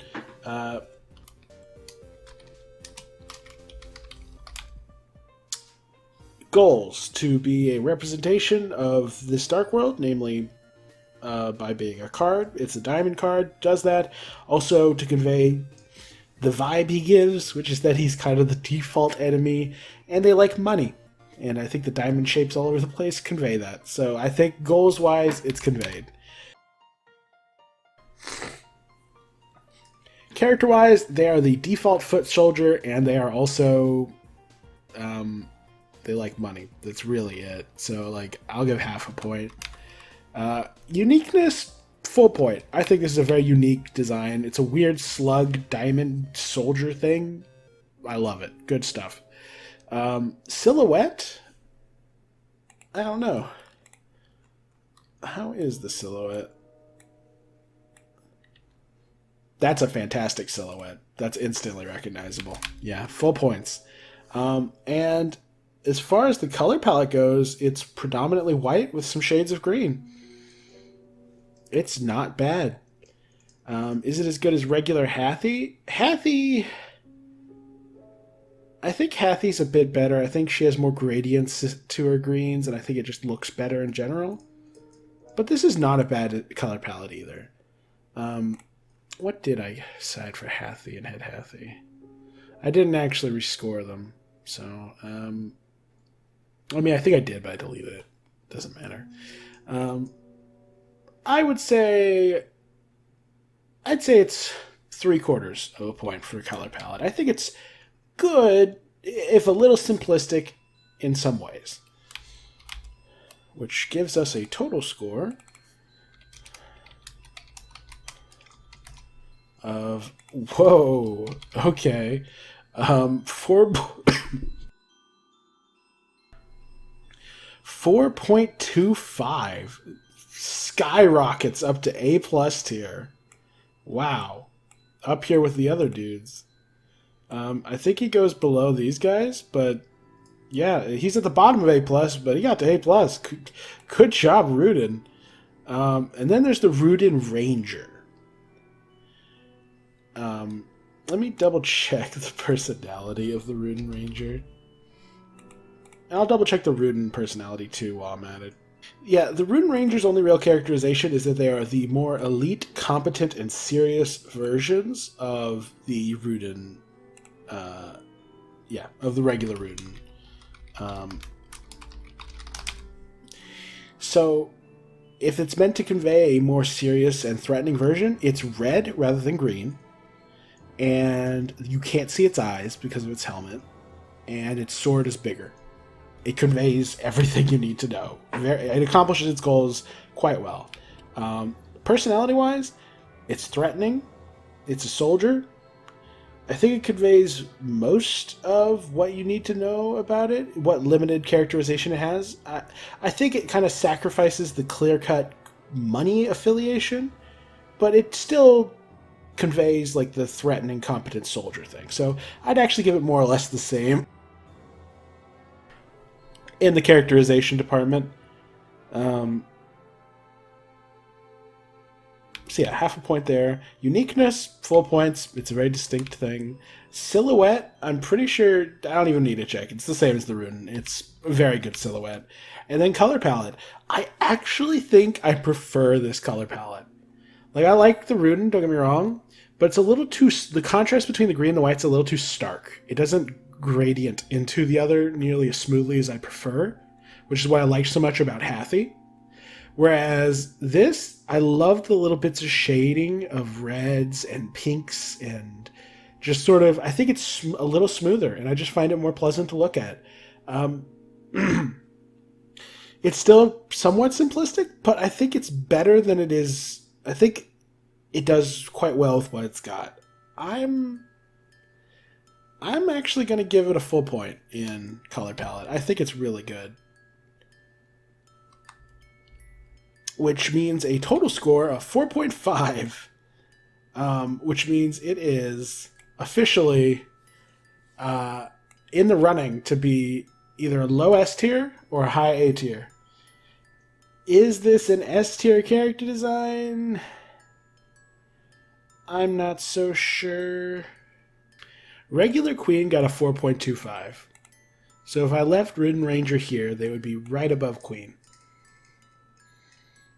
which is really funny.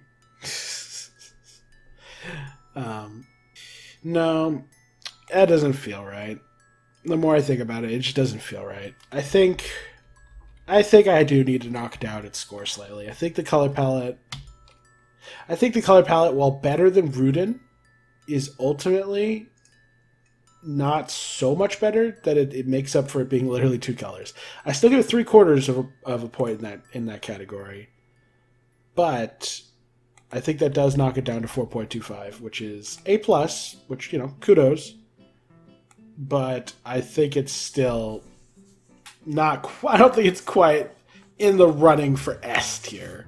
It's a little too simplistic for that. Yeah, I think that makes more sense. Better than Rudin, though. So, victory there. And with that, I'm going to take a break. Alright, time for a very brief, but hopefully efficient recording session. Alright. Rudy Holiday. Goals. He's supposed to be a monster, and he's supposed to express his character. He's a little bit of a jokester, silly dad. I think his expression, and then like the goatee and hairstyle, I think it conveys his dadliness and his jokey nature, as well as, most of his character is conveyed. So I'd say he gets half a point. Obviously, he does not get a full point, because he is not a monster. He is a furry. I can't believe furries have become such a prominent talking point in this video. It was not my intent. Character-wise, he's a nice, jokey dad who's a bit sick. He is that's kind of his whole character.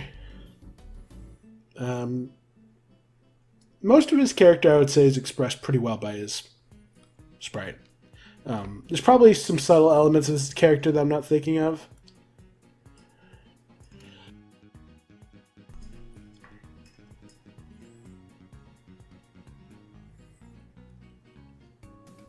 But I think for the most part, it's a very effective portrayal of his character. The only question is whether his character is complex enough to justify a full point in this category.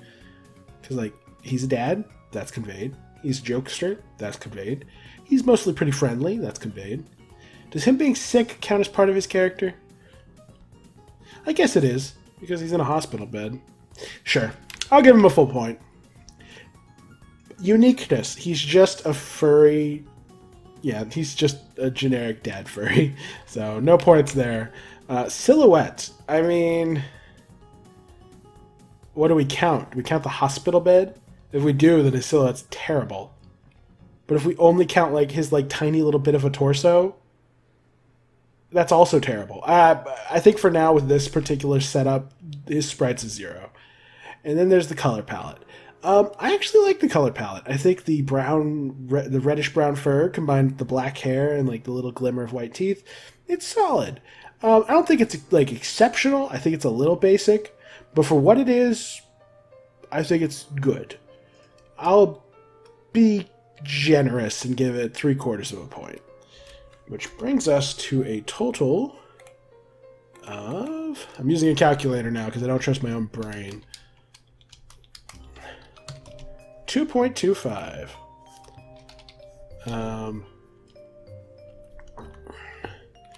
Which means he is a C+ character design, which makes sense. I mean, he's been confined to a hospital bed, so it's not exactly he's got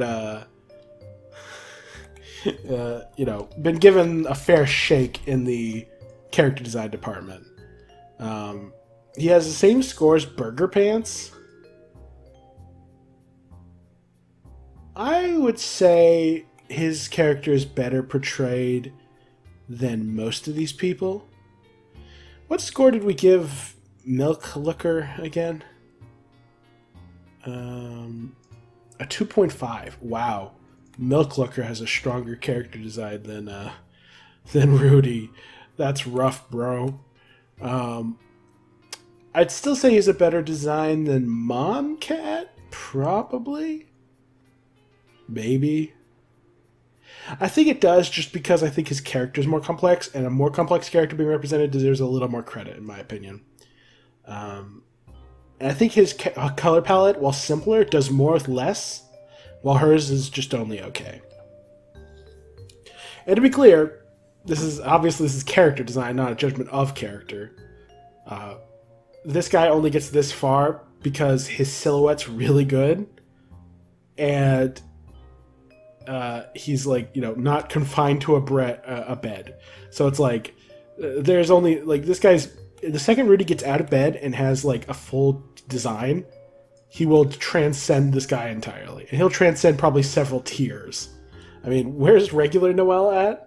Middle of A tier. Yeah, no, Rudy will be fine. Then we have Sans the Skeleton.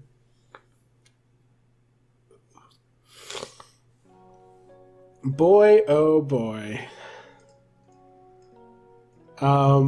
What a funny thing to rank. Because what do we know about him in Undertale? He's a bit of a troll. He's pretty friendly. He gets along with people well. He's a business runner, or a business owner. He has a brother.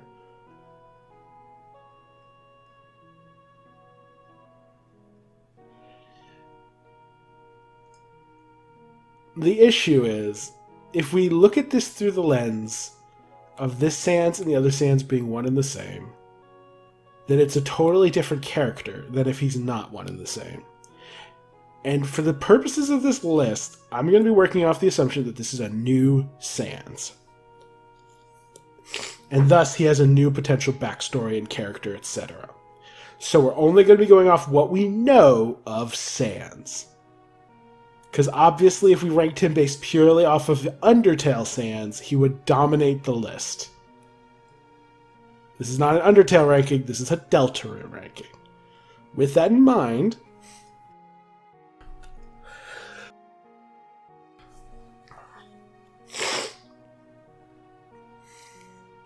what are the goals of his design? Well, much like the other monsters, he's meant to convey that he's a monster and that he has, you know, a specific identity. Does it convey his identity well? He's a very silly, relaxed guy who's, you know, a bit of a troll, a bit of a jokester. And I think most of his, like, the vibe he gives off is conveyed well by his base overworld palette, or overworld sprite. Like the hands in the pockets, the very casual wear, the big grin. I think it conveys most of his character pretty well. And unlike all the other monsters in this bloody town, he's actually a monster. He's a skeleton. That's not a furry. So full credit. He gets a full point in goals.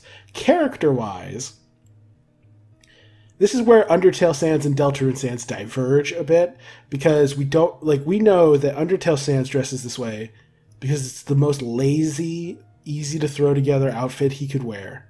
And he never changes outfit. He always wears this because he's giga depressed and apathetic about the world because of his situation.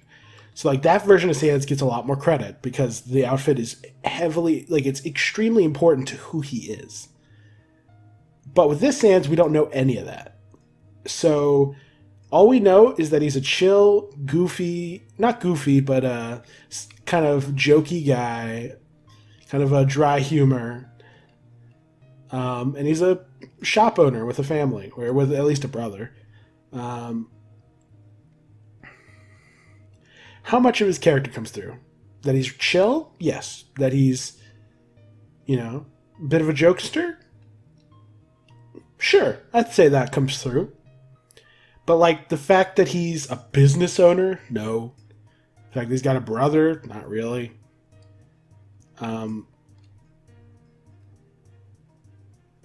If we found out that, like, he inherited the store from, like, a dad or something, and that he's just, like, a lazy guy who never wanted to own a store, then his outfit would at least inform that. But because we don't know that yet, looking at purely through the lens of him being this silly troll skeleton, I think I'm only going to give him half a point in this category.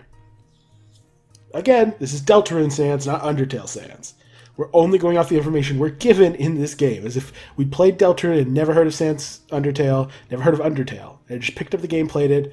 All we had to interact with him was that brief scene at the end of Chapter 1 and the little interactions we get in the store in Chapter 2. So, yeah, for now, I'm going to give him half a point and leave it there. Uniqueness, full point. It's Sans the Skeleton. Incredibly unique. From the design, from the body shape, from the outfit, everything about it, even just the concept, is wholly unique. Silhouette. I mean, it's Sans, so I'm pretty sure the silhouette will be great. Actually, it's a squat humanoid. You might be able to deduce it's Sans, but the issue is that, like, if you were looking at the in-battle version of Sans, you could tell it's him easily. But the overworld Sans, there's just... most of the detail work is not expressed through the silhouette, unfortunately.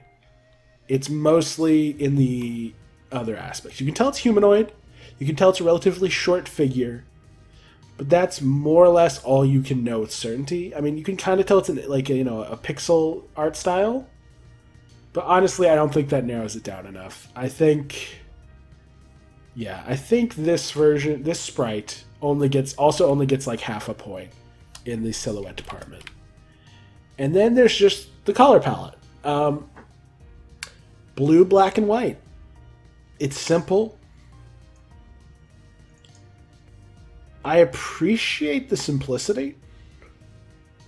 Because just having it be almost entirely black and white with just a splash of blue in the coat is solid.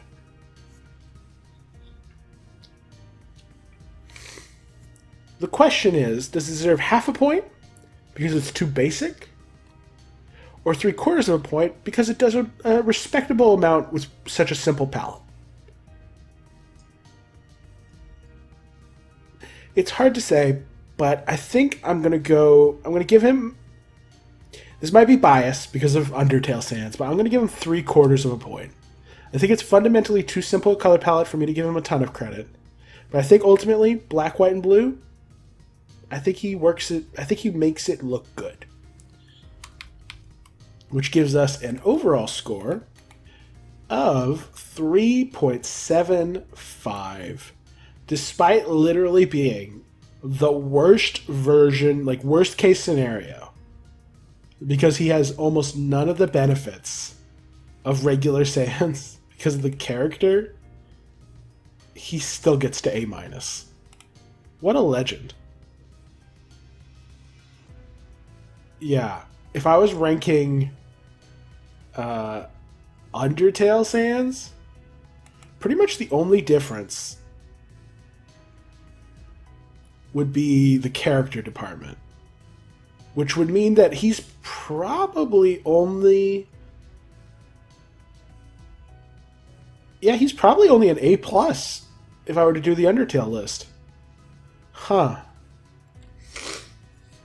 You know, in order to diversify my ranking, if I ever do an Undertale list, I should, like, if I do Undertale, instead of doing, like, all of Undertale sprites, I should do all of the Undertale battle sprites. Because the Undertale battle sprites are totally different from the overworld sprites, like the out-of-combat sprites. And that would make the Undertale ranking video totally different from the Deltarune one. So yeah, I should totally do that. Plus, it would give me a chance to give extra credit to characters who would probably not do so well otherwise. Because, like, obviously if we were looking at the proper Sans the Skeleton, the one we see in combat, his silhouette is much better. Is instantly recognizable. And I'm pretty sure he would just be a straight-up S tier. But we're talking about Deltarune Sans for now. Don't want to get too far off track. 3.75, it's an A- through and through. I'm sure Butler Rousey was like... yeah, it was a 3.5. Block Tree was a 3.5. Clover was a 3.5. Kris Mobster was a 3.5. Hand Receptionist, also a 3.5. And then Golden Sam was 3.75. So, Sans is better than all of these people by default. I mean, he's Sans Undertale. How high? But he's not Sans Undertale, right? That's the issue. He's Sans Deltarune. So I can't give him the credit of Sans Undertale. Ralsei Chapter 2 was a 3.75, as was Noelle, I believe. Yeah. And then Ralsei Nurse was also 3.75. Rules card was a 4. Okay, so the highest Sans could possibly go is here.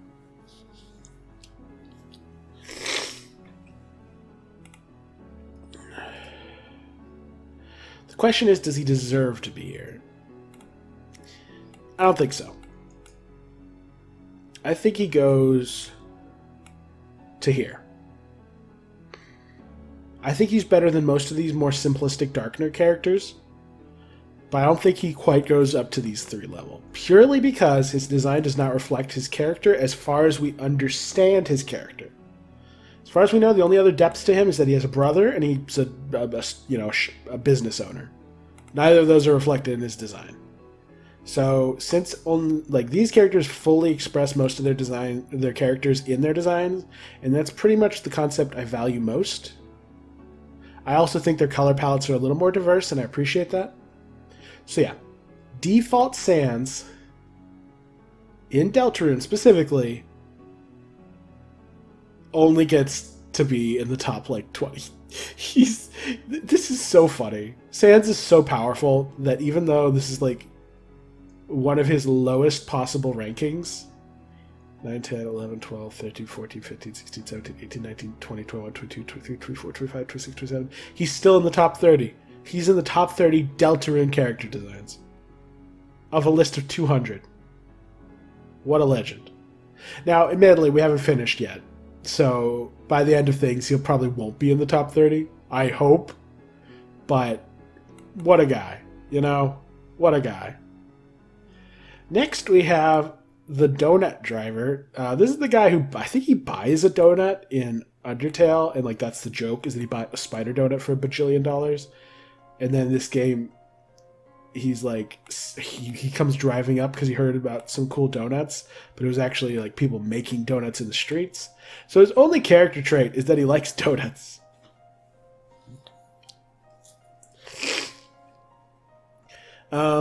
Goals? I mean, he's in a car, so we don't even really get to see almost any of him. And in either case, yeah, he's just meant to be a monster. And given his creepy shadowed face and his strange green aesthetic, he looks pretty monstrous. So I'll give credit where it's due. That said, he has no character to express. So I can still only give him half a point. What's the name of this sprite? Scared Donut Guy. That's funny. Yeah, half a point for character, and it's purely because he's a monster. If I didn't give him the full full credit for being a monster, he wouldn't even have that. And I mean, if he got fully out of his car... Actually, let me double check that real quick. Yeah, I was double checking his Undertale sprite to see if he was just this dude was just a green humanoid. But no, this guy's weird. He's weird in general. He's kind of creepy. He's just got these bizarre body proportions. No wonder one of the Gaster followers looks like him. He's creepy. So I actually feel justified giving him the full credit for the monster design. But I mean, that still only amounts to half a point. He has no character to speak of. And in this case, he's just a greenish dude sticking his head out of a car. Undertale guy might get some credit and uniqueness, but this version does not. Then there's the silhouette, which is terrible. Whether you include the car or cut him out, either way it's bad. And all that leaves is the color palette. I mean, his default color palette is like some greenish blues with a little bit of pink. So if you exclude the car, it's okay. But there's so little of it that I can't really judge it fairly and effectively. So, yeah, without his full design, the best I can do is like half a point. Because it's just, the colors don't really have the chance to shine. It's just too all over the place. Or rather, they're too constrained. So, yeah, as a whole, unsurprisingly, he gets a singular point in total, which makes him a D tier character. The dog, the lesser dog, I should say, is a 1.25, so he's below lesser dog.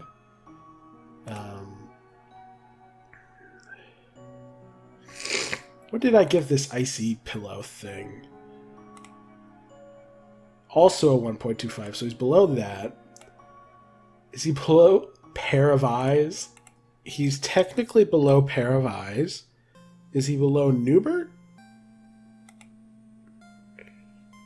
He has the same score as Newbert. Newbert versus Scared Donut Guy. I mean, we don't get to Scared Donut Guy's full design, and I think Newbert has slightly more character, so I'll put him below Newbert. And I'm pretty sure Froggit doesn't even have that much. Yeah, he's like half a point. So yeah, there's a huge gap between the D tiers and the border of D and I guess F. Yeah, technically these guys, this guy's and maybe this thing are an F tier. If there was an F tier. The thing is, there's not an F tier because these aren't bad designs. They're just nothing. So they just become increasingly nothing. That's why there's not an F tier. So yeah, Scared Donut Guy. Then we have Scarf Lady. She's also a monster in the town. She doesn't really have much character as far as I know. I'll double check just so that way I know I'm not missing anything. Yeah, her only trait in both games is that she likes newspapers. So yeah, not much to go with there. Scarf Lady. So yeah, goals-wise, she is monstrous. She's like a yellow horned creature. And like, you could argue like maybe technically she counts as like a rhino or something. But it looks like she has like two horns. Like she looks...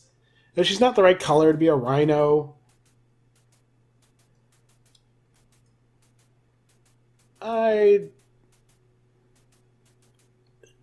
I'm going to give her the benefit of the doubt and say she's a monster.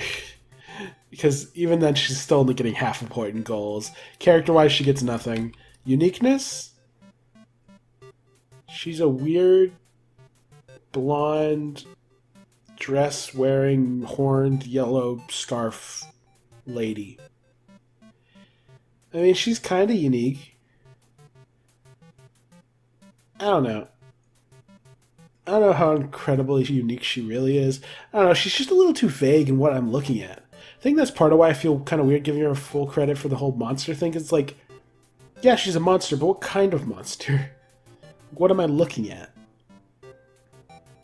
I don't know, it feels like a sort of incomplete design. Yeah, I'm only going to give her half a point in uniqueness. Like, I think there's unique elements, but I'm not sure it really comes together into a wholly unique design. Silhouette? That's a good question.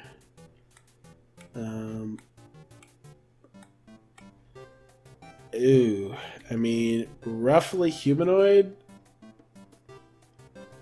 I think even the fact that it's humanoid isn't entirely clear.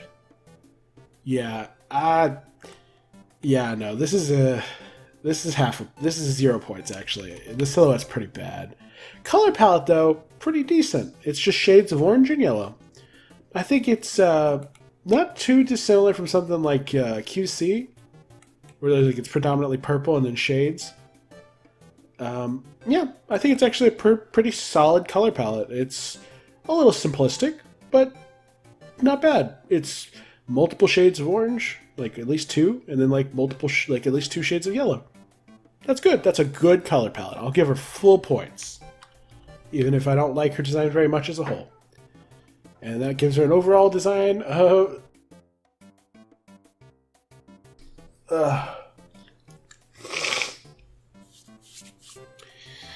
that gives her an overall score of 2, which makes her a C-tier design. How high she gets in C-tier, we shall see. Ficus Liquor and Toby Fox are both C tiers. So the highest she get, I believe, is right there. Because I'm pretty sure Newbert with a wig is a little... Oh no, Newbert with a wig is also a 2, so she could beat that. Rabbit small version is... Okay, yeah, no. Rabbit small version beats her, which is shocking. I mean, it makes sense because I know what I'm looking at with this. I don't know what I'm looking at with this, which hurts my ability to judge its quality. Is she better than Newbert with a wig? No. Is she better than Toby Fox? No. Is she better than Dragon Dad? No. Politics Bear. He's just a bear. He's not even he's not even a furry. He's just a straight up bear.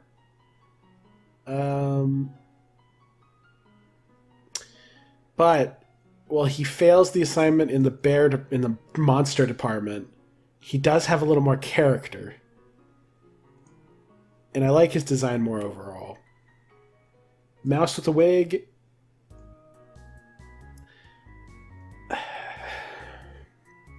There's no character in either of them, but I kind of like this design, so I'm going to put it below that. Rouse dummy in the nude. Better to imitate an S-tier design than to be something vague and undefined. Even this, I think she's not quite as good as. Yeah, I think these are where, like, I think she definitely beats Ficus Liquor. I think she beats Pippin's. Pippin's has a slightly more fun design, but it's also just does not, like, it fails the assignment for the most part, whereas she kind of succeeds it. And neither of them really have character. So yeah, I think right here is where she deserves to be. Right in the middle of the pack of C tier. And that brings us to the dancers, or whatever they're called. Scissor dancers. I'm not sure what they're supposed to be. Let me look that up real quick.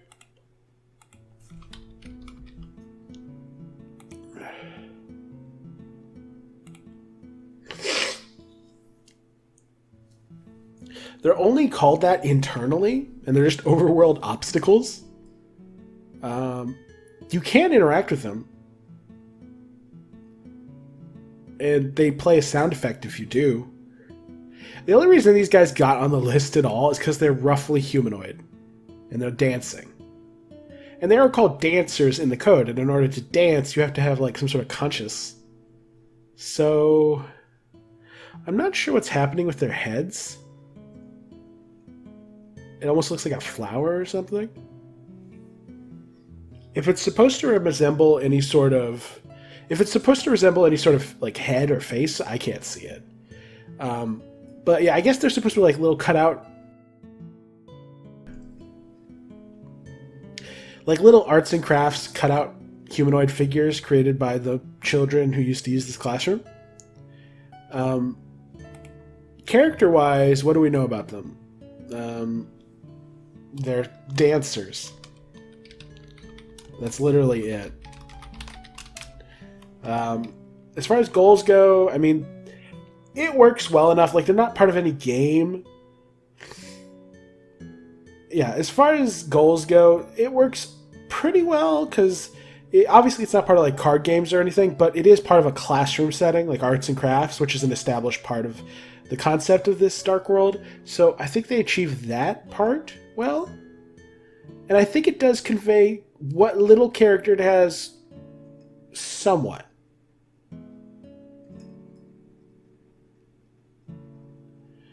But I think I could only give it like 0.75 in the goals department, like 3/4 of a point.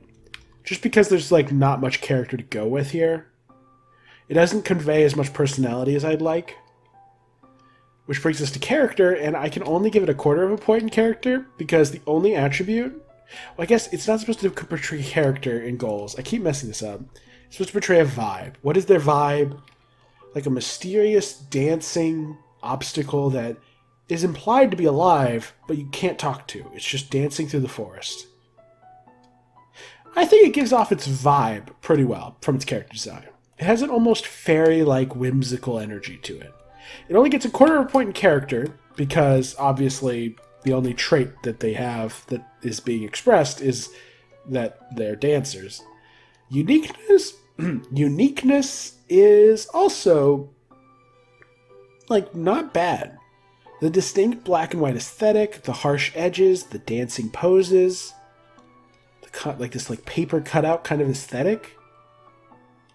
I think it's pretty unique. I think I'll give it a full point. Silhouette's also probably pretty good. Let me double check.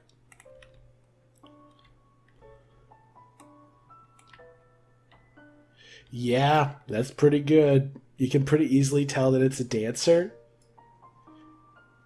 Yeah, I think that narrows it down pretty well. Yeah, I think it's a pretty good silhouette. Yeah, full points there.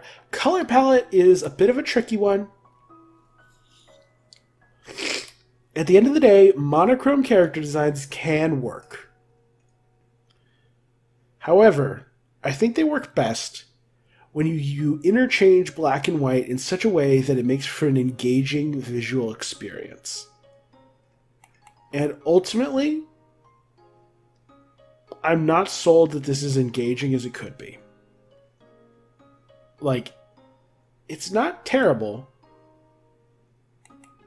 but I also don't think it's reached its full potential. I'm only going to give it half a point in color palette. Which brings us to an overall score of 3.75. You know, I keep messing up the whole, like, judging their character, not judging their vibe thing in the goals department. Most of these, though,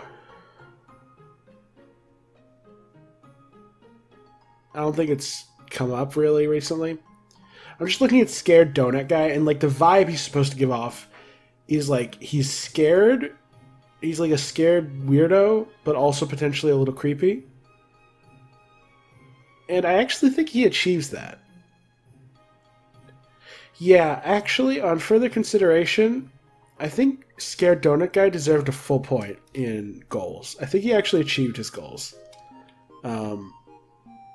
Which means that he actually gets a score of 1.5, which means that he is on par with the likes of Ball, I believe. Yeah. And obviously he's better than Ball. And I don't think he deserved a D tier. I think he's a C tier. I think he's mediocre, but not bad. And then, yeah, the Royal Guards. They're supposed to give off a very specific vibe, which is the vibe of, like, dude bros. And I don't think they give off any clear-cut vibe because their designs are so chaotic. So, yeah, they got exactly what they deserved as far as scores are concerned. And same with the Scarf Lady. Her goal thing, like, her goal is to give off a kind of busybody newspaper lady thing. Like, I don't know. I think her design is so chaotic that just like these dudes, or not design, but like, well, yeah, her design, her like monsterness. It's like I'm not really sure what I'm looking at, so it's hard to judge what the vibe what vibe she's supposed to give. So yeah, so I think he's actually better than the Royal Guards. Was Doggo also a 1.5? Yes, he was. Is he better than Doggo? Yes. Which means he's also better than these guys. I think he's better than Napstablook. Definitely better than the monster guy, the furry. Or is he? Rabbit Kid was a 1.75. So no, he's not as good as the Rabbit Kid. I think Napstablook was a 1.5. Is he better than Napstablook? Yes. Napstablook's just a bedsheet ghost. So yeah, Donut Guy gets upgraded all the way to still a C-. He's still not that good, but he's better than I gave him credit for. Whereas back to the main thing, Scissor Dancer gets an insane goal of A-. And unlike the tree,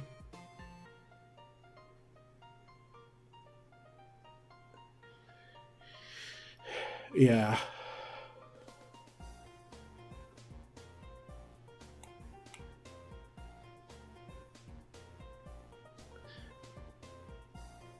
Well, the Block Tree's issue wasn't that it failed to convey, like, its vibe. It's that it failed to convey what it is.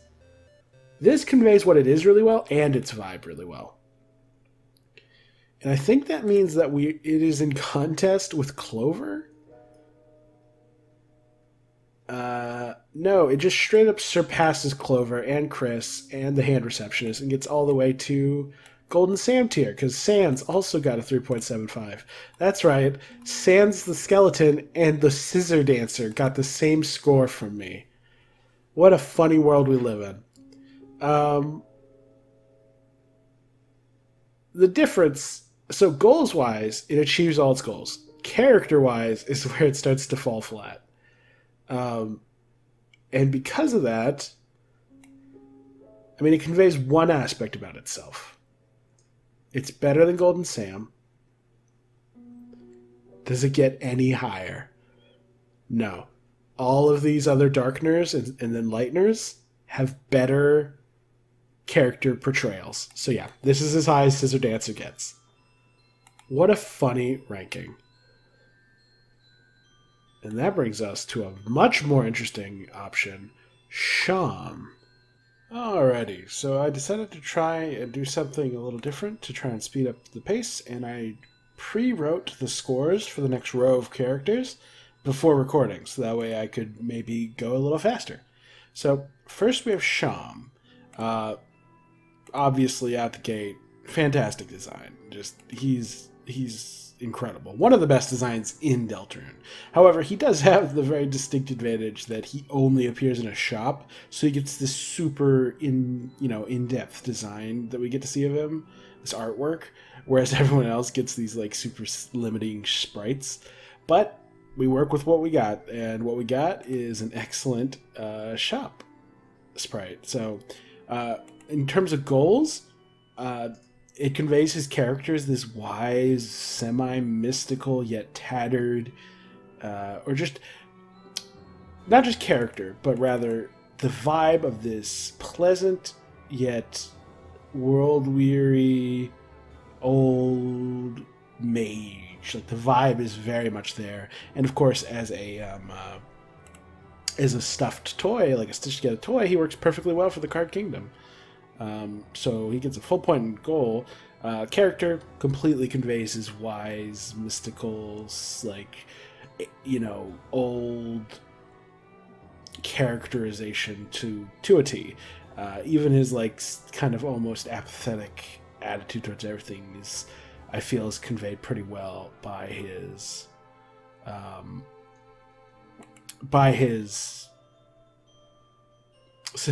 design. Then there's uniqueness, totally unique. Nobody else is quite like him. And then there's silhouette and color palette. Silhouette, he has a little bit of a rough time because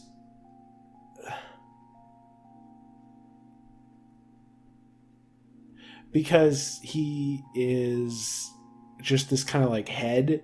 Like, it's not as bad as you'd expect. You can tell it's like a fuzzy head shape with cat ears, but that only narrows it down so much. I only gave half a point in this category. But color palette, I adore his color palette. The different shades of purple and orange, and then like the dashes of black, just complement each other in a truly satisfying way.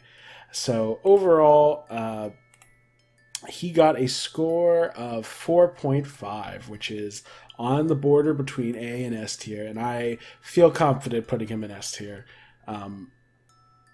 I would say, since his only real flaw is his silhouette, which I consider to be the least important thing, he flies past almost every other 4.5 tier character.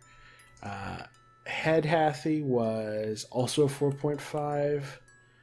Berdly was also 4.5.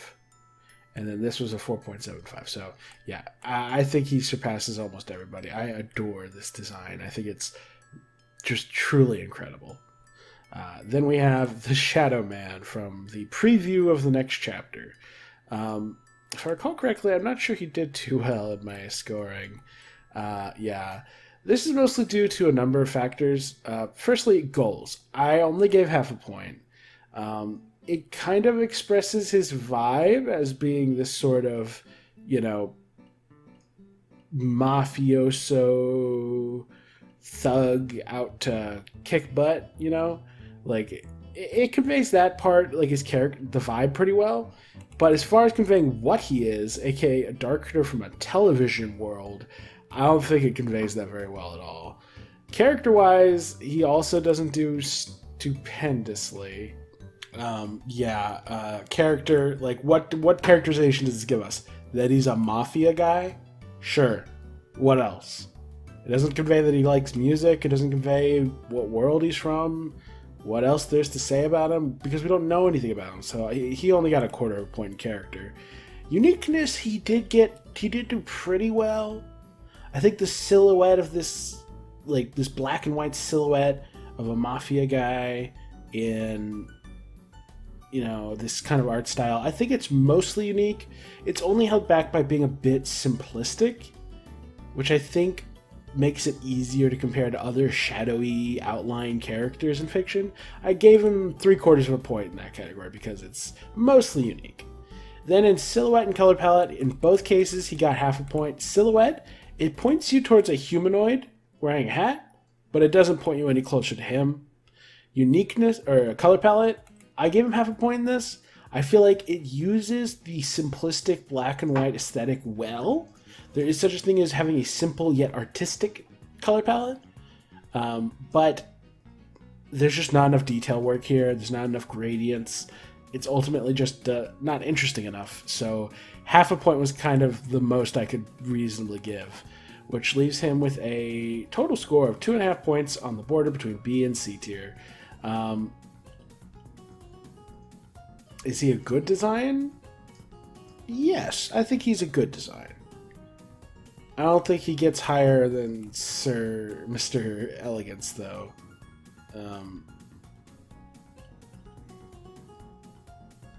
Yeah, or Mr. Society. I forget which one. So yeah, I would put him right here at the very bottom of B tier. Then we have Shiren. She got half a point in goals because I think it conveys that she's her energy well, like this shy kind of fish girl energy in PC. However, she's not a monster. She's a fish with wig on, but the wig doesn't make her monstrous. Like the little bit of hair, like this fish with weird looking attributes out there. So this is far from something an animal would have. She's closer to Jockington than she is to being a scaly or a furry or anything. So yeah, she only got half a point because of that. Then she got a 1/4 of a point in character because I think the only attribute it really conveys is that she's a little shy, thanks to half of her face being concealed by her hair. But that's it. There's nothing here conveying that she's a musician. Or anything else about her. Uniqueness, I think, I only gave a 1/4 of a point. She's just a slightly pleasant looking fish. I think I gave her a little credit because the hair and art style is slightly unique, but it's only slightly. Silhouette's terrible. If you include the bed, it's worthless. If you include just her body, it's just a blob. In fact, I think the little antenna actually makes it even harder to tell what you're looking at. Color palette, though, is the one category I can full-heartedly endorse. This sprite, I think the different shades of blue and green is really pleasant to look at. So, overall, Shiren gets a 2, which is a middle-of-the-road C-tier design. I'd put her above probably Scarf Lady. Yeah, Scarf Lady kind of confuses me. But I do have a little bit of a soft spot for Shiren. What did I give Politics Bear? 2? Same with Dragon Dad. Toby Fox, these guys. I do really like her aesthetic, but character is kind of king in my book, and she's not a monster. I'll put her above a bear, but I'm not going to put her above a dragon. Yeah, and let me just double check Dragon Dad. No, I didn't make double notes of what his ranking was, but yeah, I think he's more or less right where he's supposed to be.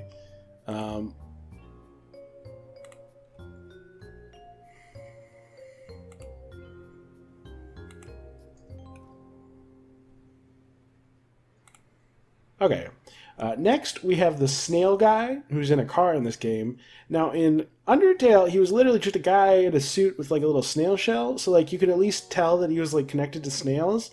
In this game, though, there's nothing snail related here. It's just a faint face in a car window. As a result, I'm not gonna beat around the bush. This is the worst design probably in this entire list, even worse than the animal crackers. It doesn't even look like a monster. It doesn't look like a furry. It looks like a green dude, and the green could just be Shadow. He got 0 in every category, literally every category. Yeah, bad. There's nothing redeemable about it at all. You can't tell who it is from the silhouette. You can't tell from there's nothing special. The color palette's not unique. It's just a face. There's no character or personality being conveyed, and it fails to be a monster or convey any vibe. It's the most generic background thing you've ever seen in your life. Snowy. Goals. Does it convey his personality or his vibe as a person? Not really. Not at all. He looks like a wild animal. But goals-wise, or rather monsterness-wise, I actually went ahead and gave him full credit for that, so like half a point in total in goals, because I think he does look like a monster. He looks like a pretty classic fantasy RPG monster that you would encounter in like the earlier levels. So he achieves that. Unfortunately, he doesn't express any character. I give 0 points in character because he's this kind of punk teenage comedian wannabe. And none of that's really conveyed here.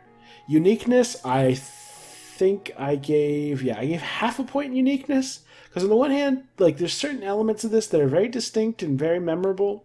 At the end of the day, part of what makes him so distinct is that he's a very nice callback to like classic RPG monsters. And then due to the lack of a real personality shining through, that kind of makes him feel a little more generic. So only half a point in uniqueness. Silhouette is kind of bad. You can only really tell that like it's a bird of some kind, but beyond that, you can't narrow it down almost at all.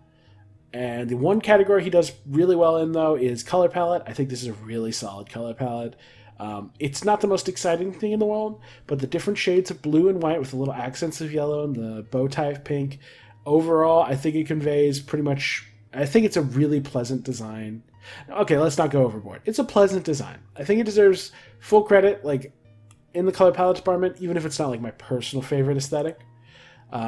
As a result, overall, he gets a 2.25, which is a C+. Compared to... I mean, I'm kind of inclined to put him above anyone who isn't a monster. Is that Milk Looker over there? He goes below Milk Looker. Rudy Valentine... Or not Rudy Valentine. Rudy Holiday. He is a 2.25. I will be putting Snowy above Rudy because while this has more character, this is a full design and it's actually a monster. Then we get to the Spamton collection. First, we have the default Spamton. Goals, I think it achieves all the goals that it sets out to do with one tiny exception. It does not really convey that you're dealing with a Darkner from the Cyber City. It does not convey that he's a spam bot. He doesn't look robotic. He doesn't look like an email. He doesn't look like anything that would specifically tie him into what he is. It conveys his character, like it conveys the vibe he gives off, and it does convey that like he's like because like you want to explain what he is and who he is. And I think goals wise, it conveys the vibe, but it doesn't fully convey what he is. Like, you could argue it points you towards Cyber City because he resembles Addisons, but like he doesn't really quite hit the nail on the head, which is why I only gave him 3/4 of a point in goals. I think the only reason I give him 3/4 instead of half a point is because I think that him resembling a Addison is slightly more important in his goals from his design philosophy than him resembling some robotic or email-based thing. That might be a little bit of a bias because Spamton's kind of the best character in the game, but it's a bias I have nonetheless. Outside of goals, though, there's no more critiques. Character, it conveys his shady, slightly insane, greasy salesman who's, trying to manipulate you, who's like everything about Spamton is conveyed perfectly by his design. Uniqueness, he's Spamton G. Spamton. Obviously, he's unique. Silhouette, this particular sprite that I used for this isn't actually as good, but his default standing sprite is perfectly recognizable. It's Spamton through and through. The distinct nose, head shape, body proportions, perfect. And then color palette, I really like the color palette. It's a case of simplicity done really well. Actually, credit where it's due. The fact that he uses like the default pinks, yellows, reds, and whites of like MS Paint could be argued to hint at his cyberworld nature. So maybe maybe I'll use that as justification for giving 0.75. But beyond that, color palette, I think that the simplistic yellow, pink, and red complementing the shades of black, white, and gray is perfect. I think it's just a really solid and memorable color palette that works really well. I give a full point in that category as well. Not every color palette needs to be, this shades of gradients, blending into one another, and not every color palette needs to be, super complex and different. Like, this is a pretty simple color palette, and it's used really well. I especially appreciate the gray outline. I think that actually sells a little bit of his like kind of dirtiness in a notable way. So overall, the only category he did even slightly poor in was goals, and that was only slightly. As a whole, he's a 4.75, which means he's an S-, just fully, entirely. He beats Sham. He beats pretty much anyone who isn't a perfect 5, which means that does he beat Rouse Chapter 1?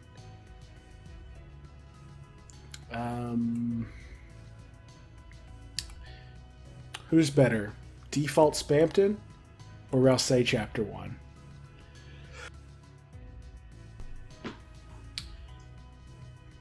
I would say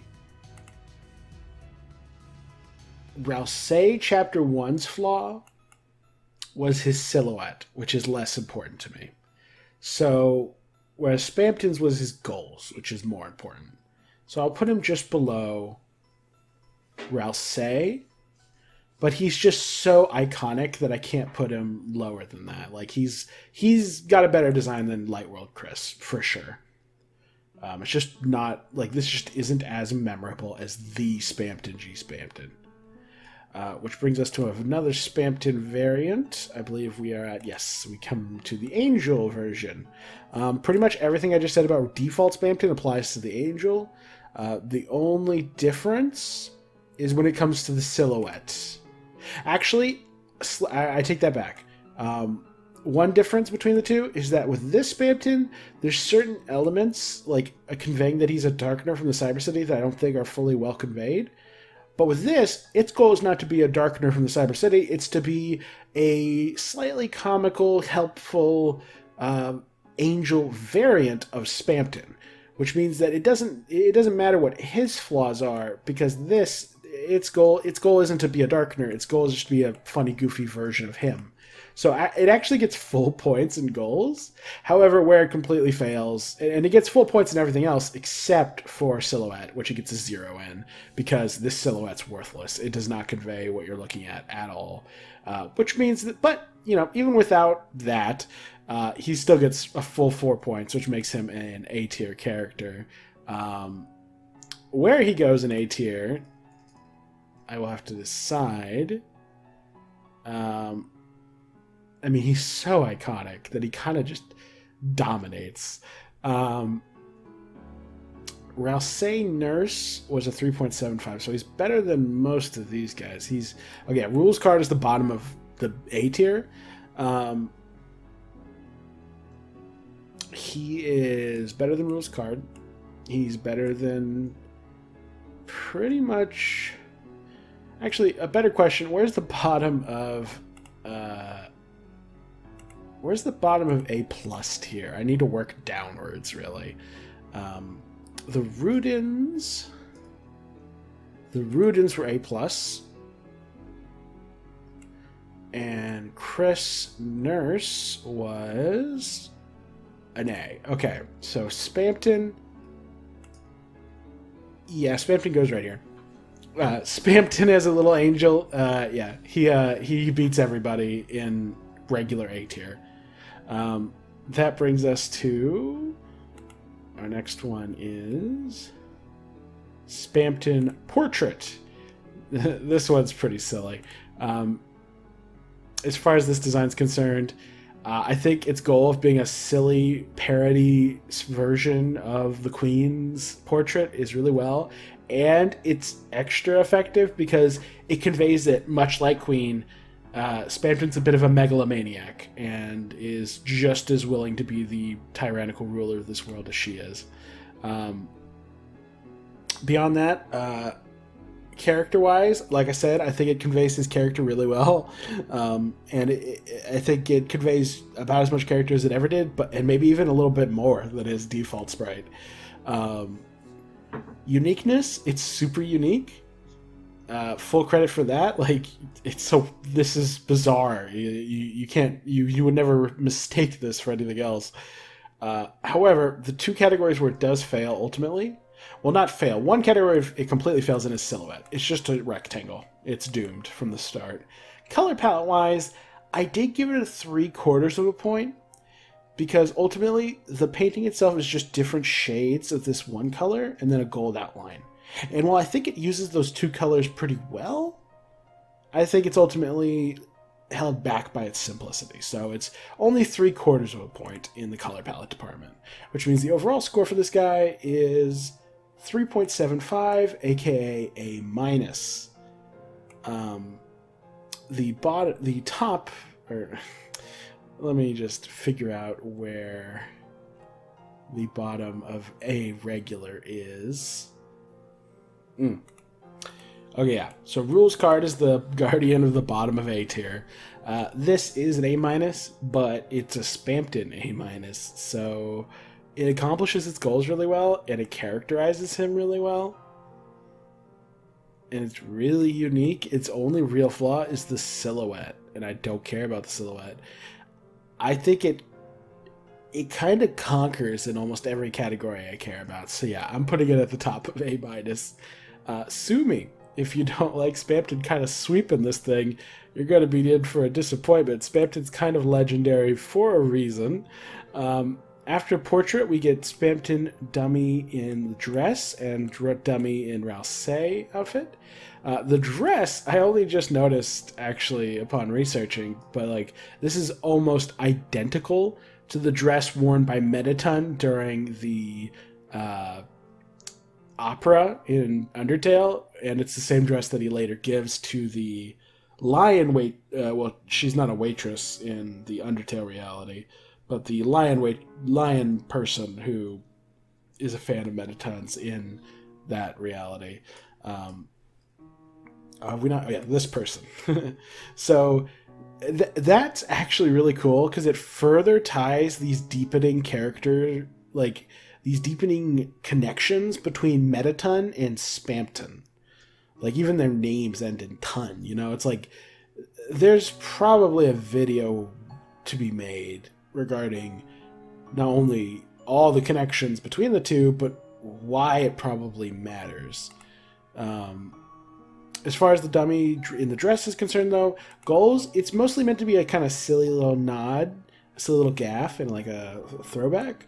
But the fact that it's a Spamton dummy wearing this dress also means that in addition to being really funny, it further ties the two characters together, because not only is this version of Spamton wearing a version of a Mettaton outfit, but as we will later see, Spamton's whole shtick is about taking things that belong to Mettaton. So this is actually some really subtle foreshadowing, believe it or not. So yeah, as far as goals go, I think it's fantastic. And as far as character goes, it's almost as good. It's ultimately held back by the fact that it is just a dummy, so it doesn't characterize like Spamton in any super major way, but it does do enough like legwork just comparing to Mettaton and kind of perhaps hinting at his, you know, salesman backstory, that as a whole, I think it does a remarkable amount of characterization for how silly this sprite is. So I gave it 3/4 of a point in the characterization department. Then in both the uniqueness and silhouette department, you got 3/4 of a point. Unique because ultimately, the only reason it's not full point is because it's a kind of blank-faced dummy, so it's not as unique as it could be. And the only reason it's not a full point silhouette is because while it does narrow you down most of the way, there's enough of an ambiguity with the silhouette that it doesn't fully pinpoint what you're looking at. However, ending, I believe, on a strong note, it gets a full point in color palette because the blues and light, like the different shades of blues and whites in the dress, blend perfectly into the all-white aesthetic of the dummy, and it just actually looks really good. It's just really pleasing to the eye, which means that the overall score for the Spamton dummy in a dress is a 4.25, aka an A+. Which means that I need to find the bottom of a 4.5 again, because once again, we have some steep competition. Oh, there is no 4.5s in A tier. There's just the 4.25s, which means that Spamton dummy pretty much, I mean, what was the issue with the Queen's design? I don't quite recall. I don't have her notes here, unfortunately. I didn't write the specific scorings down. I think, ultimately, like, which is better, Queen basic design or this dummy design? I mean, I'd love to be a meme lord and rank Spamton higher. I don't think he deserves it. This is just a dummy. Same with this. Does he beat Rule's card? He's just a dummy. Does he beat K-Round?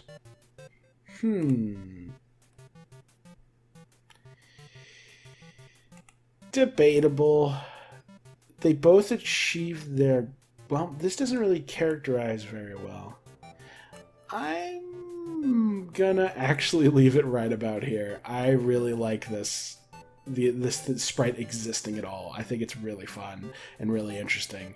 And the fact that it's all tied up with the best character in the game helps it a lot. Then there's the Rousey version of this sprite, where it's, instead of wearing the blue dress, he's wearing Rousey's outfit. And this is a bit of a downgrade, and by a bit, I mean a lot. Goals, it no longer conveys almost anything about Spamton as a person, so it's just meant to be silly and funny, and it is silly and funny. It gets half a point, but it doesn't do anything else. Silhouette, characterization. The only characterization is that it vaguely hints at the fact that Spamton was involved in sales, but that's about it. Then there's uniqueness. It's about on par with the other dummy in that it's mostly unique, but not quite as much as it could be, and it is also like somewhat derivative of Rousey, so it's not as unique as it could be, but it's still 3/4 of a point. But where it kind of...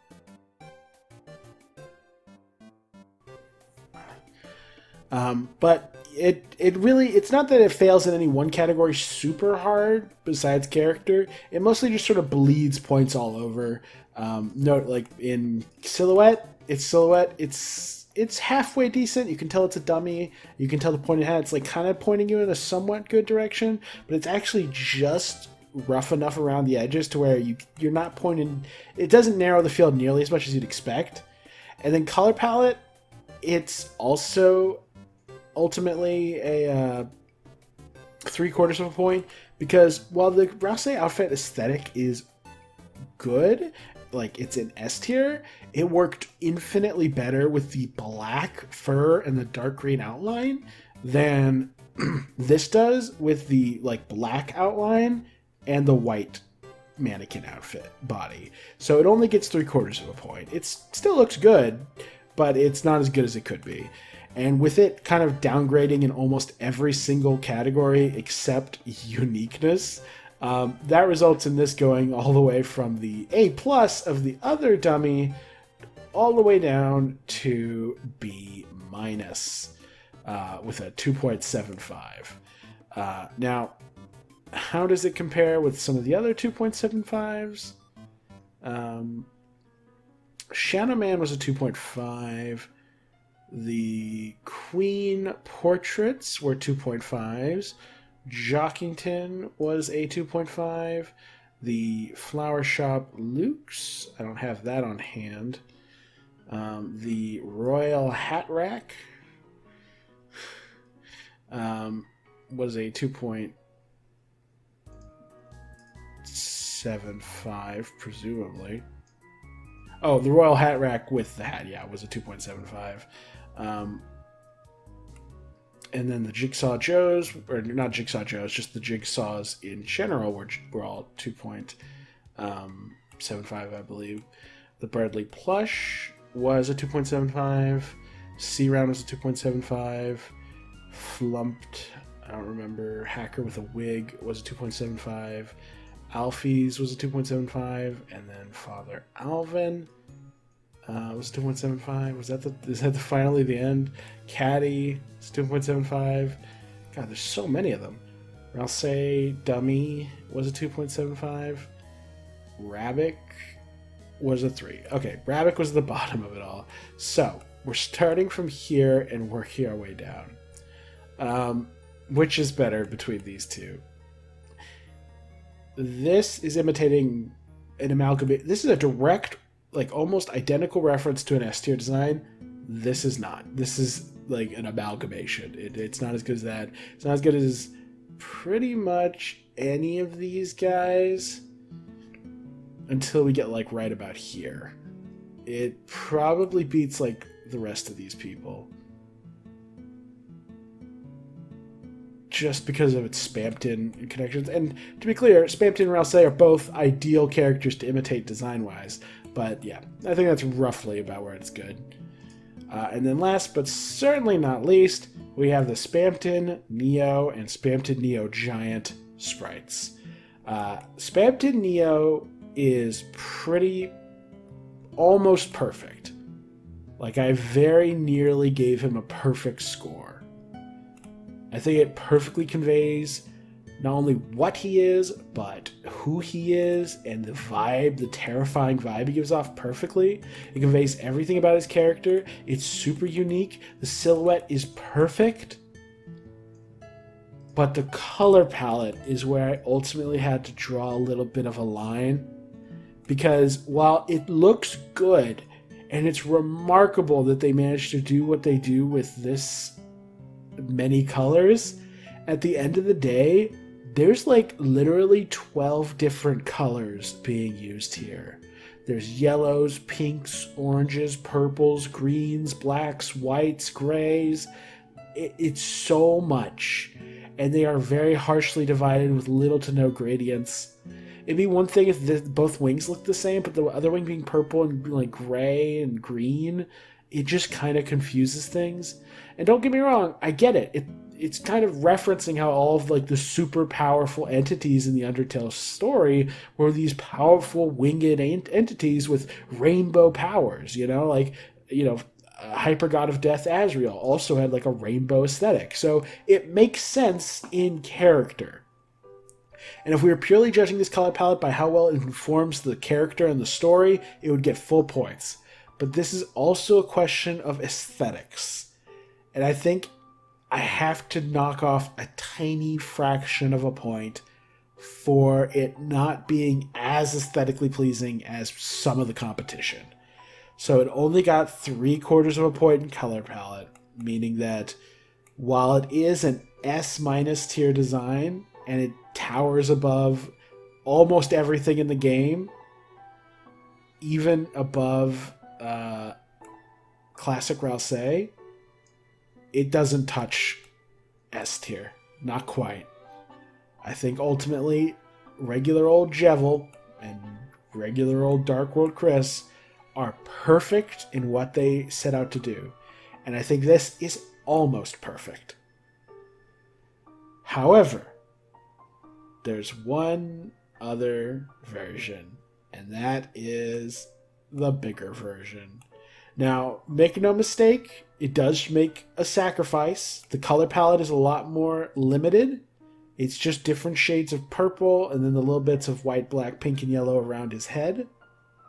However, it has everything that this had going for it.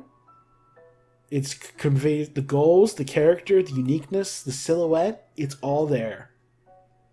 And in color palette, while it's perhaps a little more boring, and while you can't quite tell from this version in this video, the shading perfectly communicates the size and depth and scope of this giant, terrifying form. And it's the color palette doing a lot of the work there. And that's in addition to being so much more aesthetically pleasing. As a result, while Spamton NEO in his normal state is certainly the more aesthetically pleasing, or not aesthetically pleasing, but certainly the more iconic version of the character, I think with regards to the in-game depictions, the more consistent color palette, with a little bit of splash of accents with the yellows, oranges, pinks, etc. on the head and on the chest plate, give it just the right amount of balance between aesthetically pleasing and eye-catching, which earn it the highest S-tier spot on this list. I think this is pretty much the pinnacle of Deltarune character design. We still have plenty of other characters to look at. I think I feel confident saying that no one's getting higher than this. I think this is it. This is the peak. And I don't want to be exaggerating here, but there's Spamton has 3 designs in S tier for a good reason. And then he has 1, 2, 3. Is it just 3 more designs in A tier? Is it only 3? It almost feels like there should be more. Am I missing one? But yeah, I digress. Point is, he's an icon. He is one of the best character. He is the best character in Deltarune. One of the best characters Toby Fox has ever made. His design's iconic. His story's iconic. His character's iconic. Everything about him is iconic, and this is the pinnacle of that. And again, it might not feel that way from this particular version of it. But remember, this is a huge sprite with a ton of subtle details that is not conveyed in this compressed version. This is superior, trust me. It's like comparing, a normal sprite to the in-shop sprite of Sham. It's not fair. This is so much more detail work than a regular sprite can normally achieve. And that gives it a significant advantage. And then lastly, we'll wrap this video up with Starwalker and Starwalker Bird. Now, Starwalker. Goals. He's meant to be a silly, wacky guy, and that's conveyed, and he's meant to be from the Dark Card Kingdom. And if he's meant to be like a little sticker star, like a little golden star that someone got on a paper, I think that's fine. I think that's a valid interpretation of what he is. And he looks like a flat little piece of paper, too. So goals, I think he accomplishes goals. Character, less so. There's not much character to begin with. but even then, I don't think it conveys his angry attitude very well.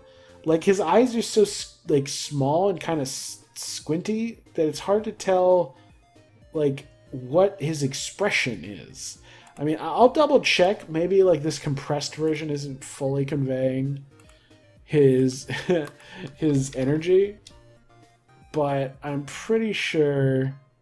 I don't think it fully conveys his like angry attitude. Like, he's always talking about how everything's pissing him off. This is not the expression of a pissed off man. So the only thing it really conveys about his character is that he's a strange, silly dude. So it really only gets a quarter of a point in that department.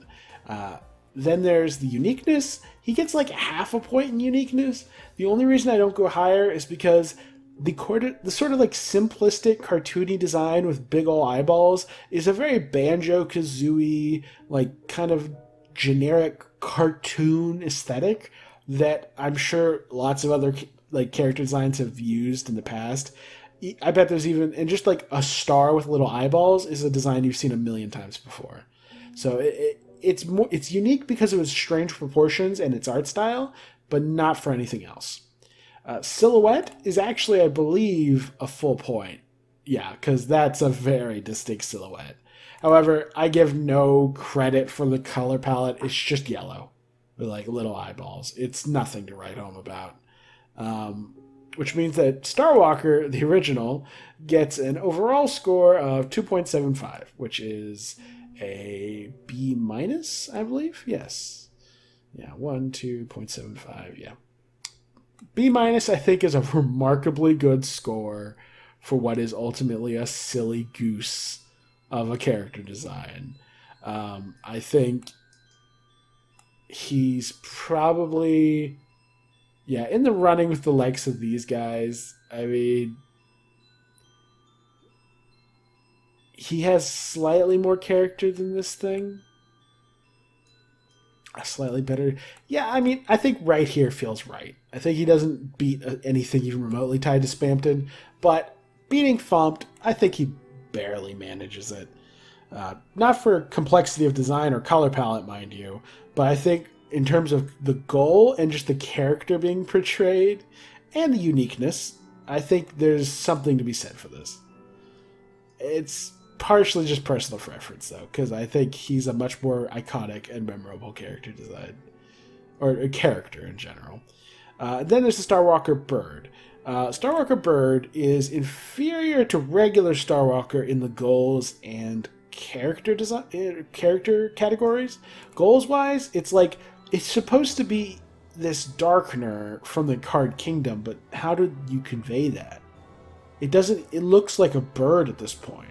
Like with a beak and eyes and giant majestic wings. It doesn't really resemble a sticker star the way the original Starwalker does. So it just sort of looks like a strange random bird enemy. So like the only aspect of it, of the goals that it conveys or that it succeeds at, is that it sort of conveys the energy of it being this sort of flying stage hazard. But character-wise, it gets nothing, because it doesn't have a character. It's a bird enemy. It's just a random obstacle. And nothing's conveyed. It has no personality.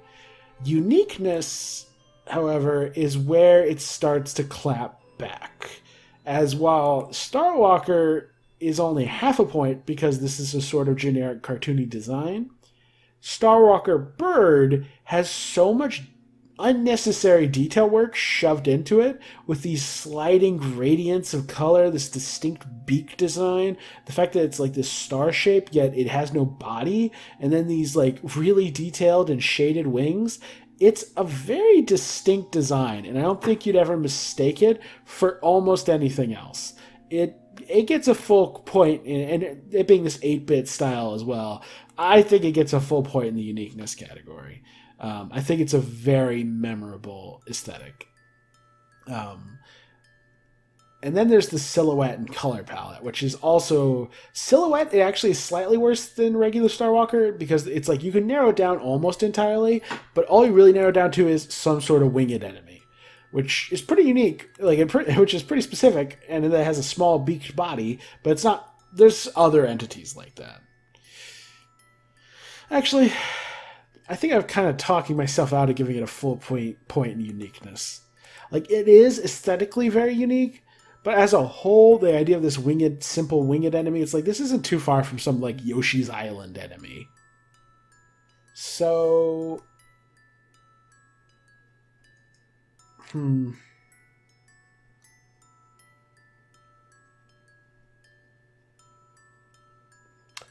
I think it deserves most of a uniqueness point, but I am going to knock it down to 3/4 of a point instead of a full point.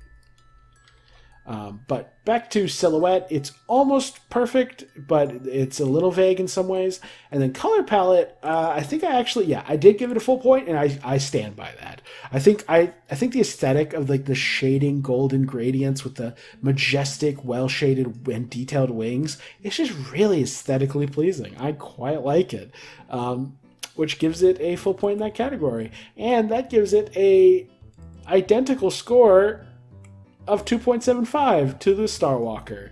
And it feels like there's no better place to put him than right below the original Star Walker. Originally, it was going to be... the bird was a bit higher, which always... even before I did it, I realized now it felt a little wrong. But now I think it makes more sense. Yeah, he's not as unique as the original Star Walker. So yeah, he goes right there. Another recording session. Let's go. First up is the striped bird that we encounter in the library. Goals-wise, striped bird is meant to convey that it's this sort of... well, it doesn't have a very specific vibe. The vibe it's supposed to give is slightly creepy because it's reminiscent of a Gaster follower, but it completely fails in that regard. If anything, its little face and its big goofy head and its eyes... its little smile. It looks cute and friendly, so it fails to convey its vibe correctly with this design.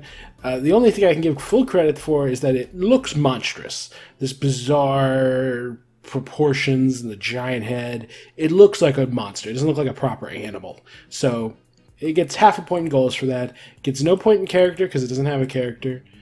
Uniqueness? I think I gave full points for uniqueness. Yeah. Oh, no. You know what? I almost gave it full points. I guess I give it 3/4 of a point. I think my issue was that at the end of the day, it's a little simplistic. And it's just sort of a big friendly bird. So, like, it's not as unique as it could be, but I still think the bizarre body proportions and color palette and everything and art style bring it to almost fully unique. Silhouette, it gets half a point. Because while it does narrow it down somewhat towards like a humanoid with a strange body proportions, it's such a strange shape that it doesn't narrow it down nearly as much as you'd hope.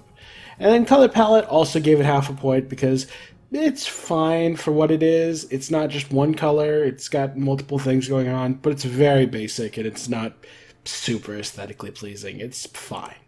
Which gives it an overall score of 2.25, which is a C+, which puts it up here with Milk Looker and...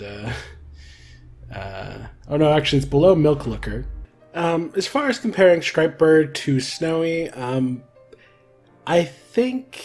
mean, they're very similar. I think Snowy wins. I think Snowy is like I like how detailed his design is. That said, they're pretty much identical as far as scores are concerned. Then, much more interestingly, we get to the Susie designs, starting with Light World Susie. And this is probably... yeah...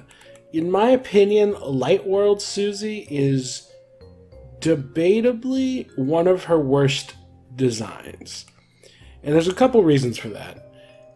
In the goals department, it does convey her vibe really well, but again, just a furry. She's a scaly. She's nothing special. She's no different than any of these other characters. She's just a lizard lady. If anything, she's less unique than someone like Alphys, who at least has a strange body shape. You're just a humanoid.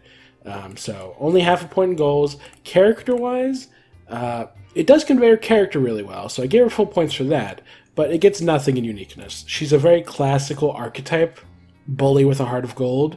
She's dressed like one, and the only difference between this being a generic character and being anything, a Toby Fox character, is that she's a scaly. You know, that's it. There's nothing super unique about her at all.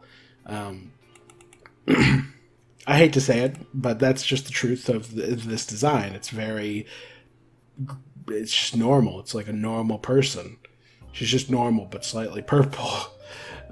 Silhouette was okay. It's like half a point. It's humanoid, and you get a vague sense of like certain attributes, but it's very vague. You don't get narrowed down that much.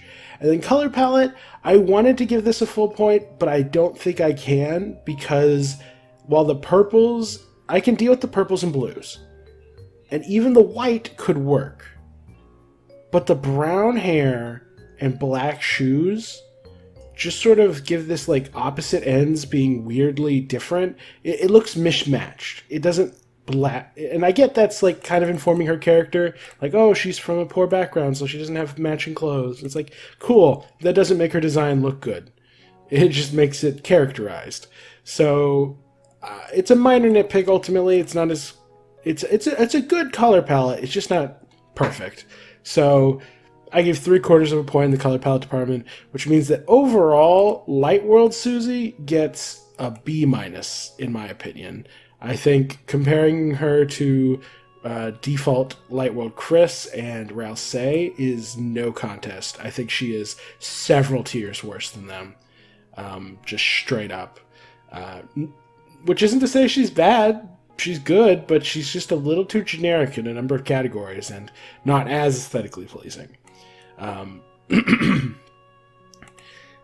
she has a B-, so she does beat most of these like really low tier characters. I think she gets up to like around here, at least. Because I think Catty was a 2.5, if I remember correctly. Oh no, she was a 2.75 as well. Okay, so this is where the competition really starts to kick off. Susie versus Catty. I think Catty's better. Catty has something vaguely unique. Susie feels like she's just so much more mundane. I think Father Alvin has something more unique going for him. I think Alphys has something more unique going for her.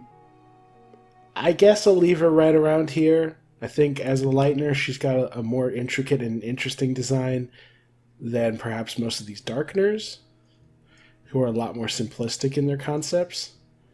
But as far as designs go,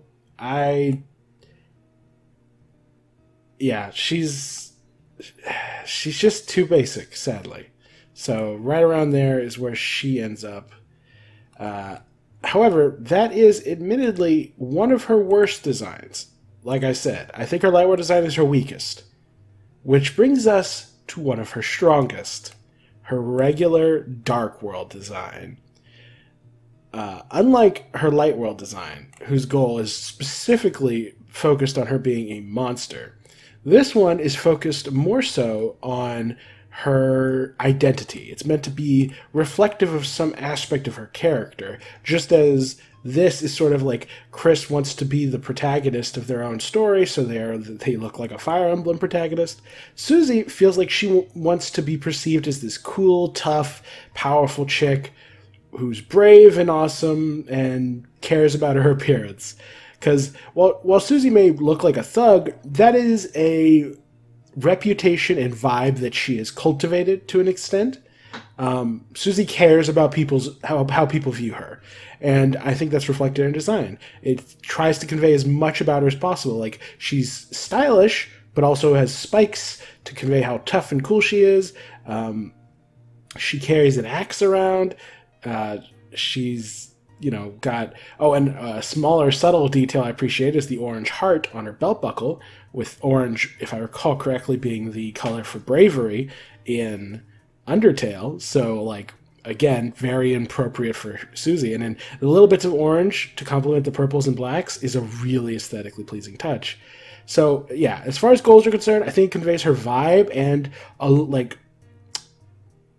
this sort of idealized version of her really well. I think it conveys everything you want to know about her character really well. And in both silhouette and color, I think it's perfect. When you look at her silhouette, specifically the version of her holding her axe in her battle sprite, with this version, the one we have right here is slightly worse, but the one with the battle sprite is better and is pretty much instantly recognizable. And then color palette, like I said, very aesthetically pleasing. I love the purples and the blacks and pinks and the little smidgens of orange here and there. I think it works really well. The only category that she falters in is, once again, uniqueness. While becoming this really vibrant, all colorful version of herself with all the spikes and stuff, and the 8-bit style, like, while it does give her slightly more uniqueness than her default thing, her default sprite, ultimately, she's still just a scaly. She's just a humanoid lizard person. That's not good enough to get full points in uniqueness. So, even then, that's still an overall score of 4.5, which means she is either a low S tier or a high A+ tier.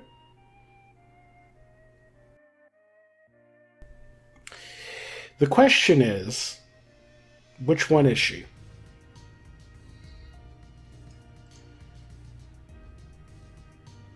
Ultimately, the only category she struggles in is uniqueness. In every other category, she's pretty much perfect.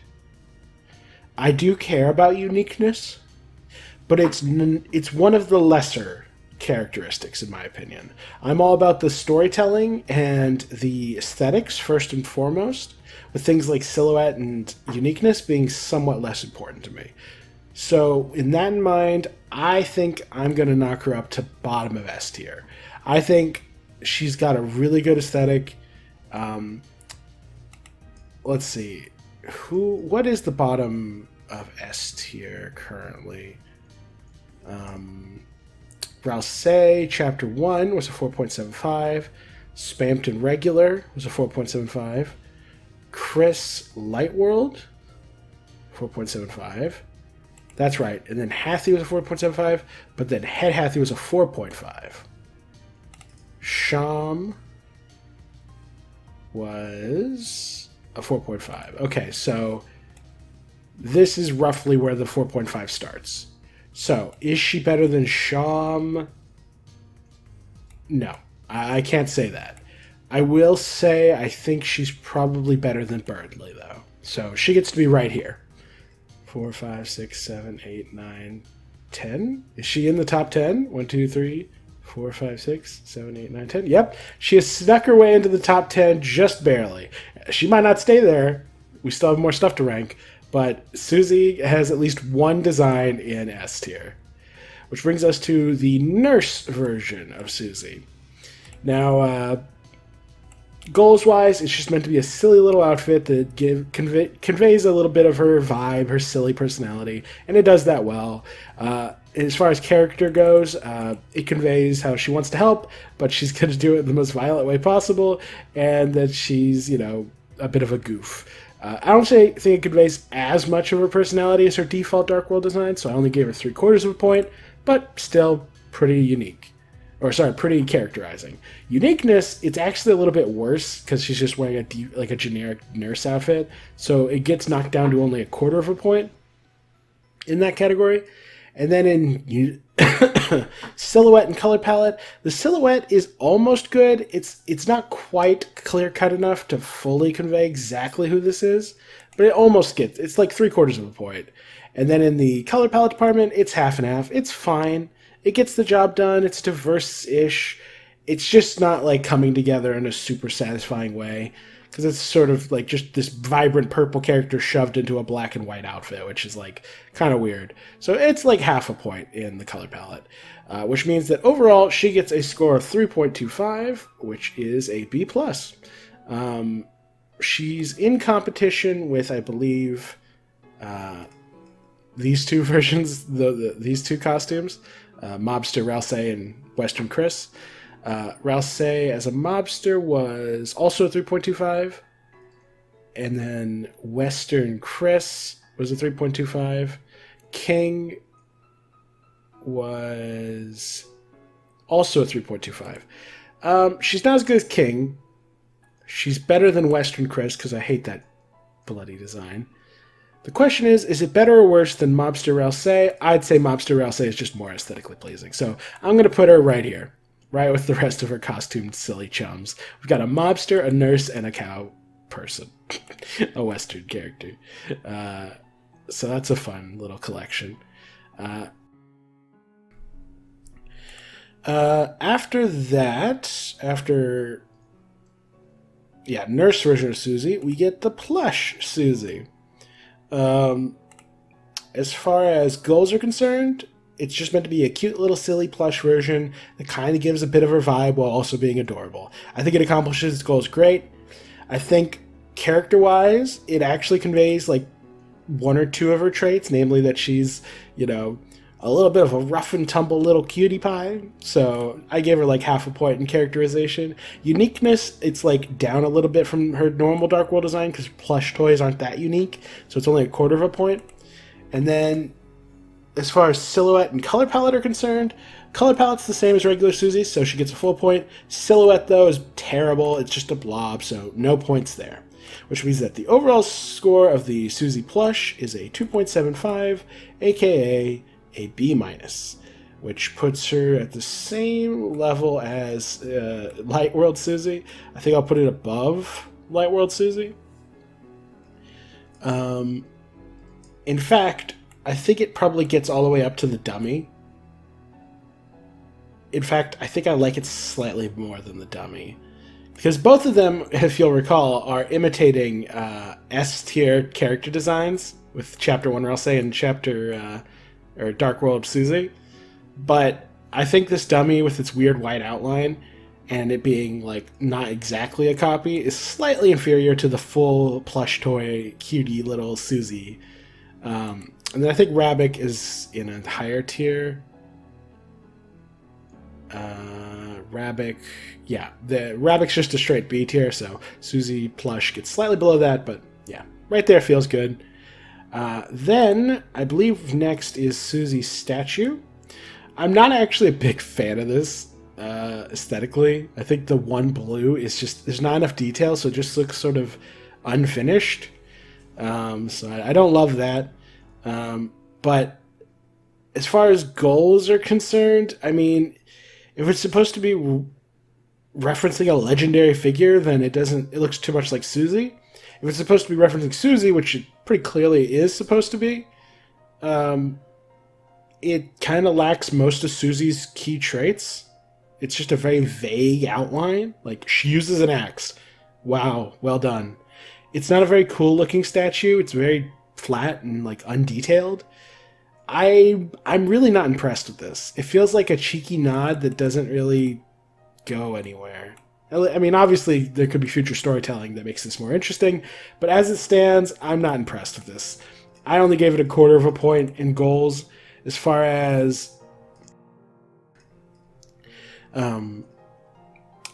character-wise, it conveys that she's a warrior, but that's it.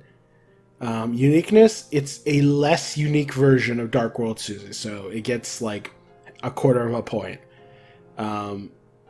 And then as far as silhouette and color are concerned, silhouette's really bad. It's all blobby and bad looking. And then color palette's also kind of bad. It's just like this one shade of blue, and they don't even do anything interesting with like different shades. This is probably the worst Susie design. Yeah, I think it is. As its total score is 0.75, making it a D-, if I recall correctly.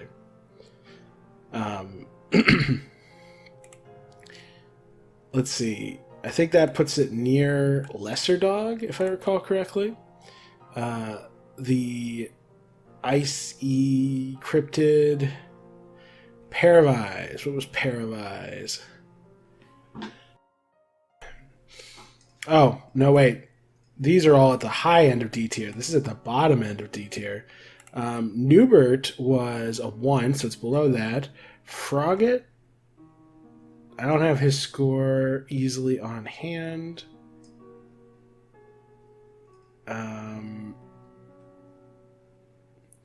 Rabbit.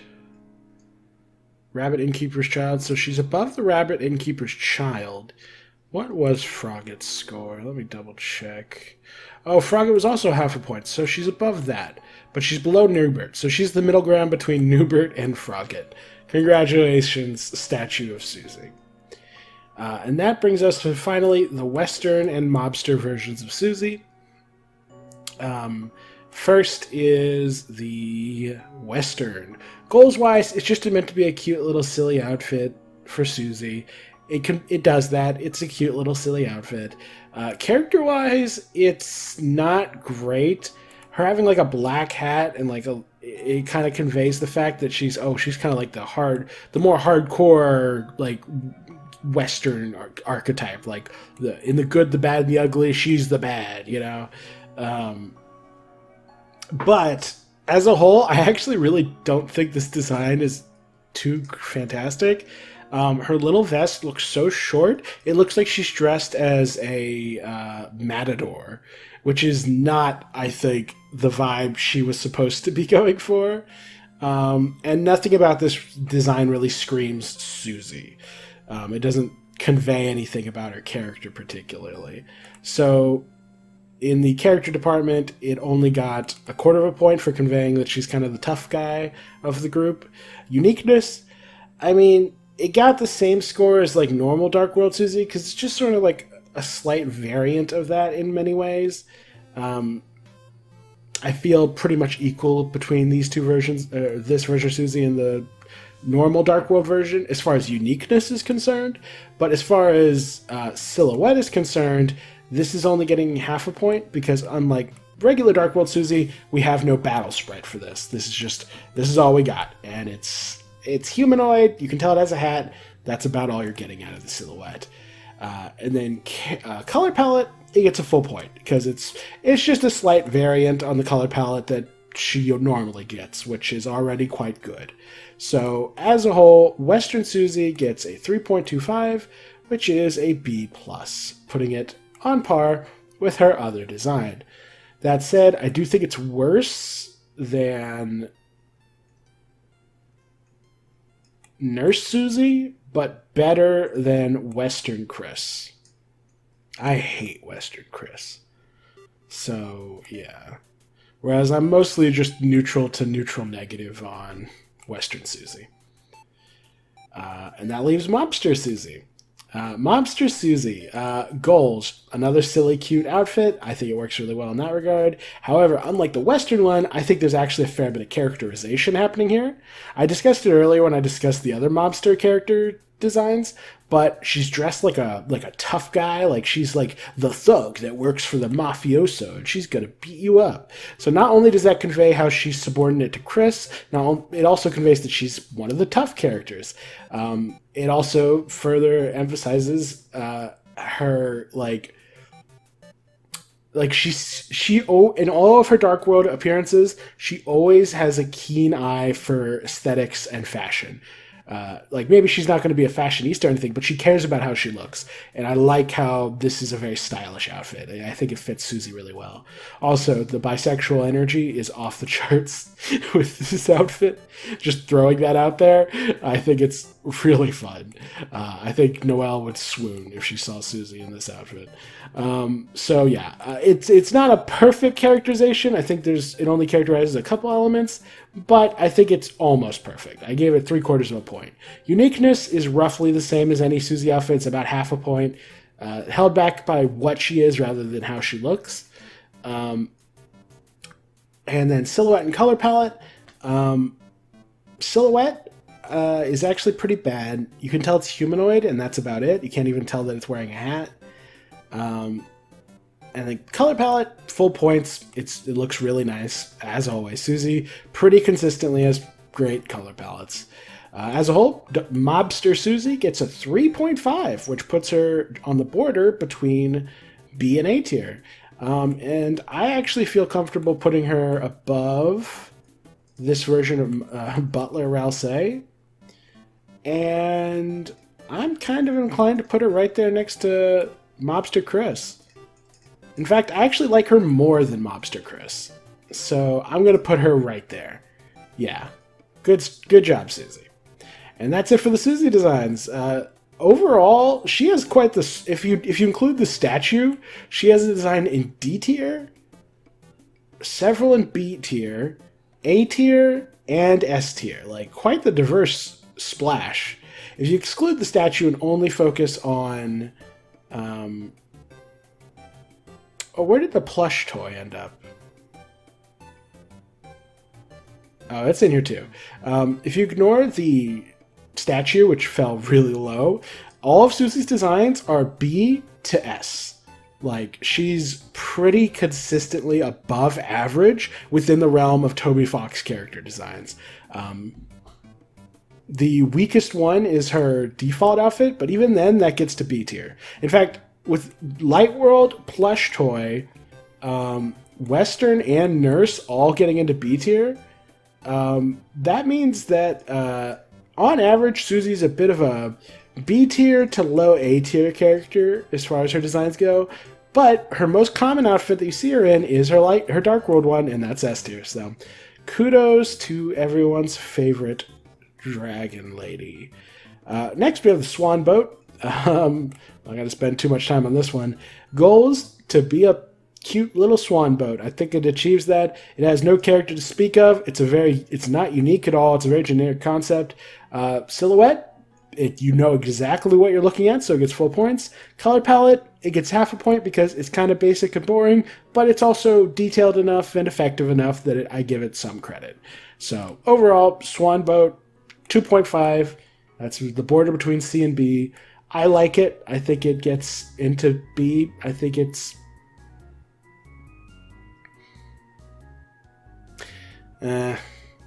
just a boat. Never mind. But it's a cute little boat. I'm putting it in B. My heart says B. My brain says C, but my heart says B. So I'm going to put it at the bottom of B. I won't put it above any actual darkeners and stuff, but yeah, that's where I'm putting it. Then we have Swatch. Swatch is an interesting case. Goals, like, I think he dominates in almost, like, color palette. I love his color palette. This sort of pastel aesthetic with the blacks, white, and the splashes of color here and there. I think he looks really cool. And in both the character and uniqueness categories, I think it conveys him really well. I think it conveys this sort of high fashion boss, like butler who cares about his appearance, but is also like going to be running a shop. Like, I think he conveys almost everything you can hope to convey about his character, which is not insubstantial. He has more character than you'd expect, all within his character design. I think it's a really characterizing character design. And its uniqueness is top tier. I've never seen anyone like Swatch before. And there's only really two categories where I have some minor nitpicks. One is the silhouette. The silhouette is almost perfect. It definitely points you, it's angular enough that it points you almost right to Swatch's door, but only almost. It's just vague enough that I can't give it full points, so 3/4 of a point was the best I could do. And then the other category was goals. Mostly, it conveys his vibe perfectly, and with the little patterns of color, it sort of kind of hints at him being some sort of paint program brought to life. However, the idea that he's like a paint program is kind of lost in the sauce. It's a little vague that that's what he is. It's a little abstractified, or abstracted. I don't know. So like, I don't think it perfectly conveys what he is, like what the source is for his darkener status. It's more of a very abstract personification of a paint program, but I still think it does a good enough job to get 3/4 of a point, which means that overall, Swatch gets a 4.5, which means that he is either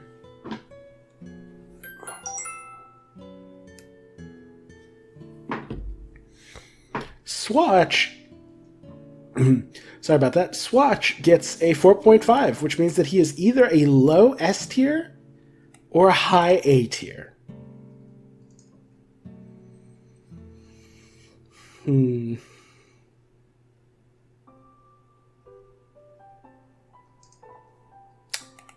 Default Queen got a 4.25, so he's above her by default. Here's the thing. I don't care about silhouette. I care about things like character and aesthetics more. And I love his aesthetic, and it conveys his character really well, but goals is also really important to me. And the goals of conveying that he's this paint program to come to life, I'm not super sold on it. But at the end of the day, I'm a glass half full kind of guy. And he's a really cool looking character design. Yeah, I'm going to put him in the bottom.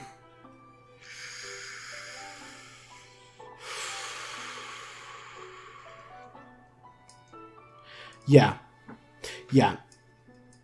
I'm going to put him in the bottom of S tier. Now, to be fair, I realize in retrospect I used the in-shop version of Swatch for this ranking rather than the sprite, Overworld sprite. But in my defense, I forgot that Overworld sprite existed because you only see it in one place at the very end of the chapter, and it's an optional place. So I kind of forgot to include it. But I'll just say I would have ranked that sprite lower.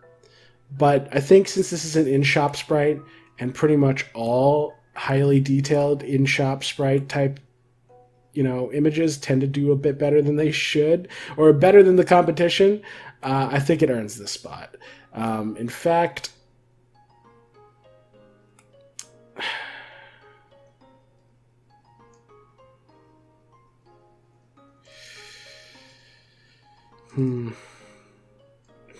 actually, the more I look at him, the more I just sort of judge this design,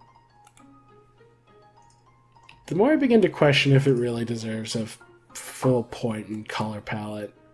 Like, it is nice. I think it looks good, but it's also kind of all over the place.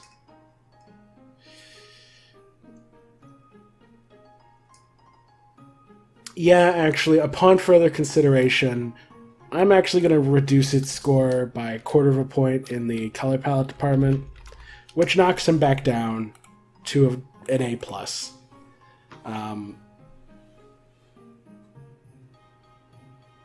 I think him and Queen are very similar in that regard. Like, they both...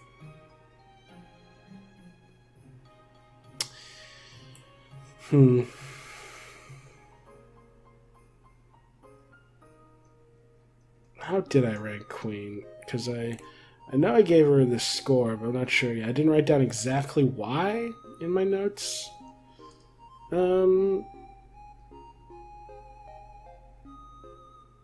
I think he's better than Queen.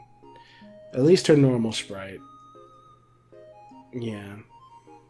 They're very close. Yeah, I think right around here feels appropriate. So yeah, high A for Swatch. Then there's the Swatchling. Swatchlings are funny. They're kind of in the same boat where it's like, I think it conveys their vibe really well, but I don't think it conveys what they are almost at all. It's like, what are you? Are you like the same thing that Swatch is? Because if so, you convey what you are even less effectively than he does. Because like they change color in the battle with them. Like they can switch between different RGB colors. I only included one on here. Originally I was going to include all the different variations of Swatch, but I couldn't easily access them in the files, so I decided to just include one. And to be fair, they would all get the same score. It would just be a meme. But as far as conveying what he is, I don't think this design does it very well. So it only gets half a point. And as far as character is concerned, he only gets 1/4 of a point because his only character trait is Butler. And while it's conveyed, that's all he's got. Uniqueness, it gets a full point because this is a very strange body proportion, bird, bizarre creature. Like, there's nothing quite like it. It's a very distinct creature, a Butler design. Then there's Silhouette and Color Palette. Silhouette is perfect. You instantly recognize him. Color Palette, it's a little bit of a mixed bag. I feel like it's similar to Swatch. It's like better than half a point. I think there's enough variety going on that it deserves like 3/4 of a point. But there's not enough blending together for it to be super aesthetically pleasing. So 3/4 of a point's the best I could do, which means that Swatchlings overall get a score of 3.5, which is the border between B and A tier.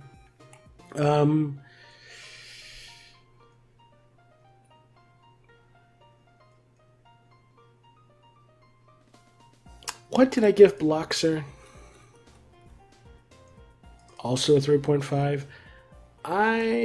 These guys are in a very similar boat. I think Bloxer's better. As for King is a 3.25, so he loses to this guy, which is really funny. But yeah, high B tier for Swatchling feels fair. And then there is the final of the Sweet Cap'n Cakes, and this one I believe is sweet. And he's also, in my opinion, the most inferior of the Sweet Cap'n Cakes, as far as design is concerned. Goals, he's meant to convey a certain vibe. I think he conveys the vibe of this musical little hip-hop robot fine. And Goals, he's like a little speaker amplifier that's been brought to life. I think he achieves his goals perfectly well. Character, he only gets half a point because he doesn't have much character. He's a little goofy guy who's into music. He gets half a point.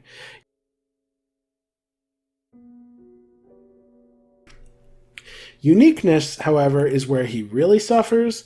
I think the art design and detail work is the only thing really saving it.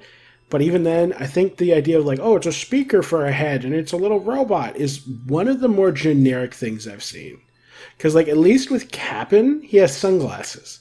With KK, he's just got this really elongated, goofy design with like spring arms that's distinct enough to be different from just your other typical robots. But with him, he's just a speaker. It doesn't even look like he has a face. He just has a speaker face, which feels just really generic as far as robot designs are concerned. So I only give him 1/4 of a point in uniqueness. His silhouette is also pretty bad. You can vaguely tell it's humanoid, but you can't even tell it has a blockhead. So you can't really tell much of anything. Only 1/4 of a point in that regard. And then color palette, it gets half a point. There's enough going on here that it deserves some credit, but it's really dull and bland, and it's not eye-catching at all. Very generic robot color palette, so it only gets half a point in that category, which leaves it with an overall score of 2.5, putting it on the border between C tier and B tier. I think it probably deserves B tier. I think it's not bad. I think it's better than the Swan Boat. It's better than this guy. It's better than that guy. It's probably better than most of these guys.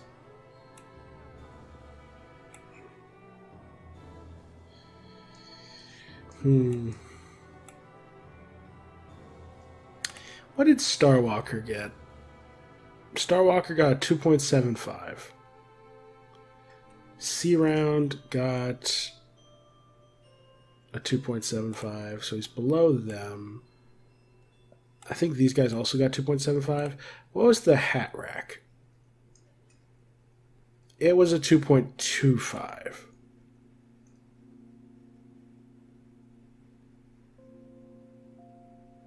Or no, wait. It was a 2.75. Which means that he's actually below that. Loox, Flower Shop Loox. I don't think I actually have it on hand. But Jockington I have, and he was a 2.5. Okay, so he got the same score as Jockington.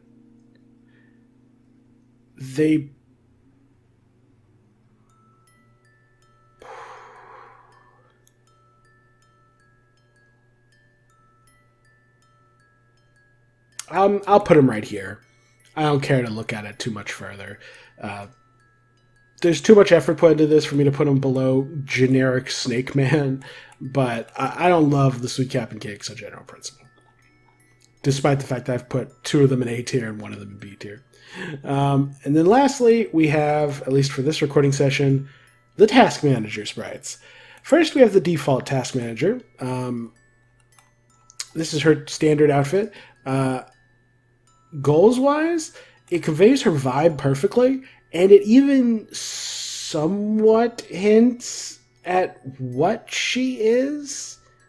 But where we really kind of have issue is that, like, she's supposed to be this personification of a task manager program, and while the whole lion tamer thing sort of conveys it, it's only sort of. It's a very abstracted version of it.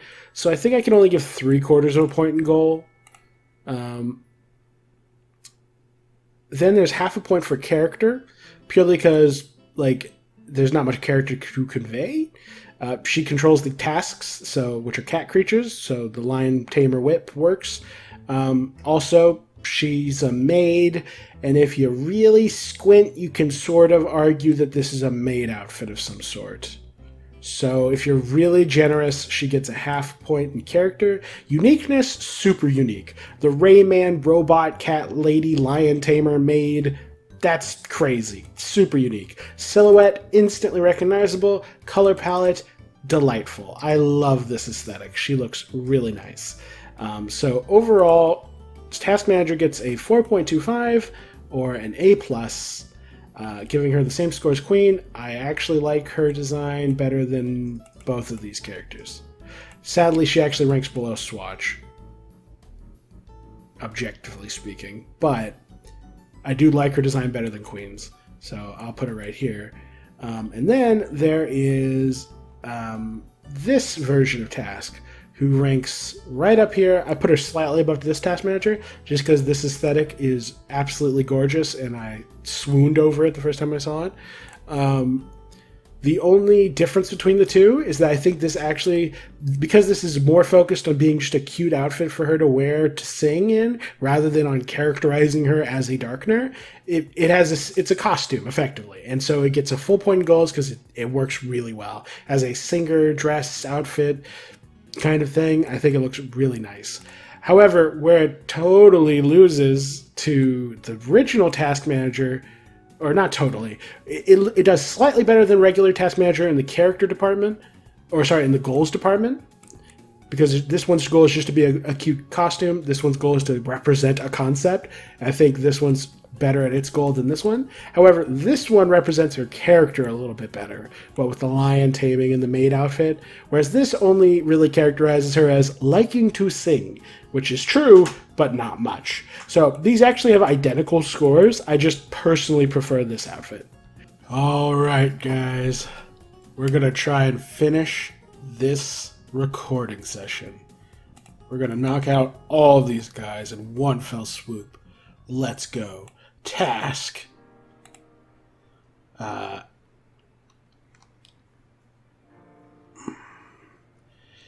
Goals-wise, it conveys like the vibe of the creature fine enough. It's a cat. It's a silly cat, and you could argue that it kind of, sort of hints at it being from the cyber world because it's got like weirdly angular body shape and like little X's on its ears.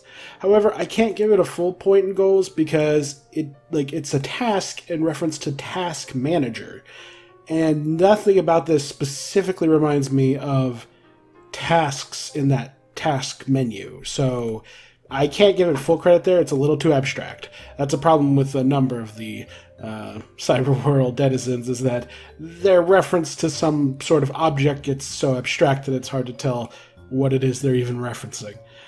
Character-wise, it's a cat. It has no unique attributes. Or no, personality of any kind. Relative to, actual characters.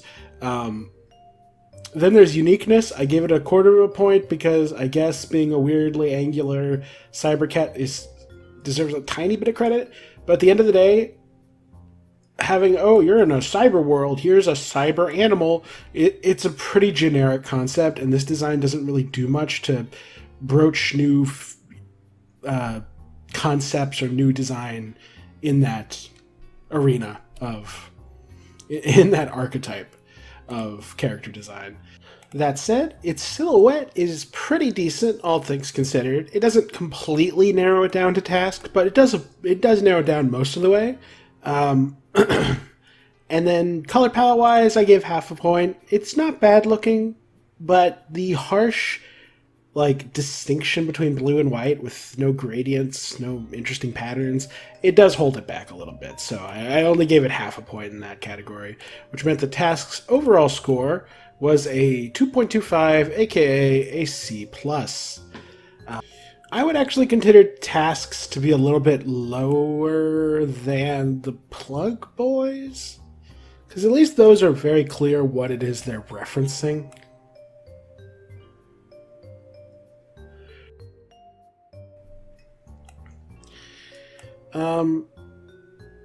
It might be better than the Addisons, though, because the Addisons, it's like, without the context, you can't really tell what they are or what, well, they just sort of fail in their goals in a number of ways, whereas I think this achieves its goals a fair bit better.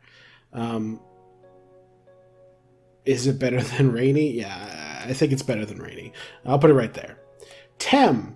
Interestingly enough, Temmies in the first game would probably rank pretty low, all things considered, similar to Toby Fox, where it's like they just sort of look like small, normal animals, but with hair. So I would actually normally rank it a decent bit lower. However, in this game, Tem looks quite a bit different, mostly because this sprite doesn't have legs. She's like a weird slug. So that's interesting. And she also wears a baseball cap, so that's fun, and also has long black hair. So, like, there's enough distinctions here to make her not look like an animal, but also not really look like any... It's not a furry. So, like, I actually give it full point in goals. I think it conveys her goofy energy perfectly while also being a monster. So, good job. Character-wise, it's not great. It conveys that she's perhaps a little silly, but, like, that's about it. I only gave a quarter of a point. Uniqueness, full point. I think this is a very unique design. You wouldn't really mistake it for anything else. However, the silhouette's terrible. It's just a weird blob. And the color palette is actually pretty decent. I gave it 3/4 of a point because I think there's enough variety to make it interesting, but it's not interesting enough to quite, like, there's no gradients, there's no interesting patterns.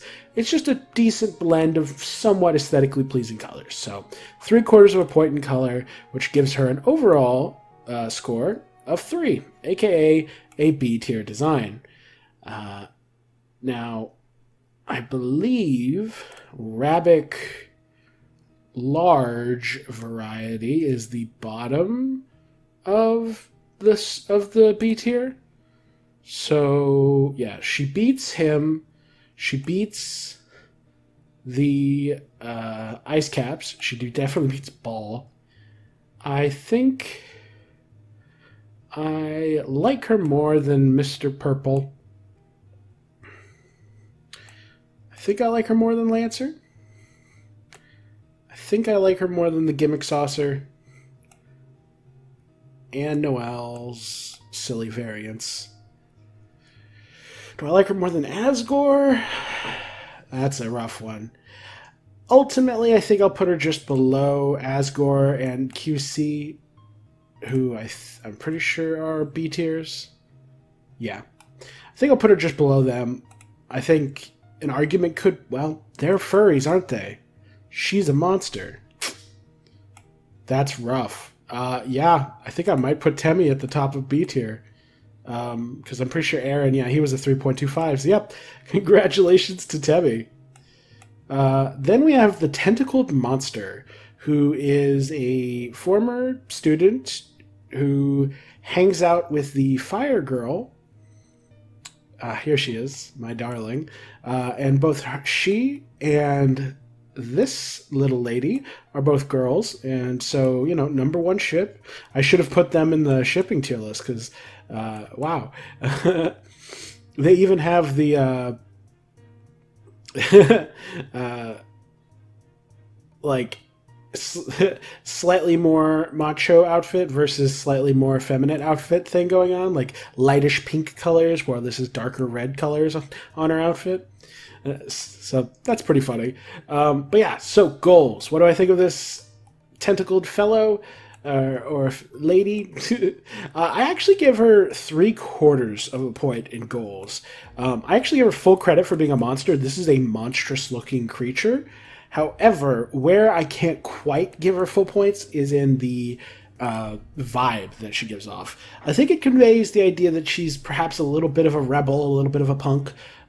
Just the sort of really casual clothes, messy tentacles all over the place, the little red earring. I think it kind of conveys her punkish nature, but that's about it. It doesn't really fully convey much more about who she is, and also her design's perhaps a little too intimidating to fully encapsulate her vibe. So I only gave 3/4 of a point. Similarly, I only gave 1/4 of a point in character, because, like, again, it kind of conveys she's a bit rebel, bit of a punk.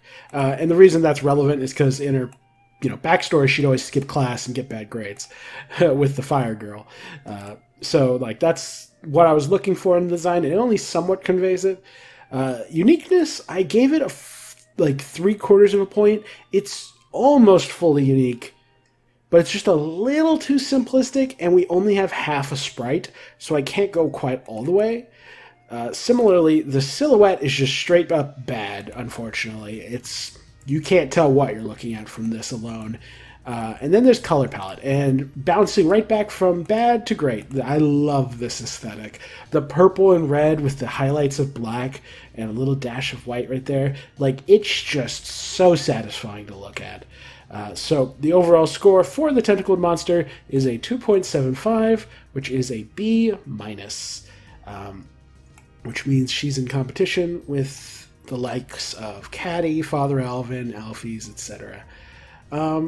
I really like her aesthetic, and I love that she's a monster. And I think that fact alone is going to get her right here on the ranking. I think she beats out Catty. Yeah, that's my opinion there. That also means that she is not too far from her friend. So that's nice. Then we have Terry. Terry, actually, on the topic of characters who are actually monsters, is a monster. He's a weird little tentacled jellyfish, bizarre-looking thing. It's not a furry, it's not scaly, it's not a human, it's a monster. And it conveys his wannabe cool guy energy perfectly.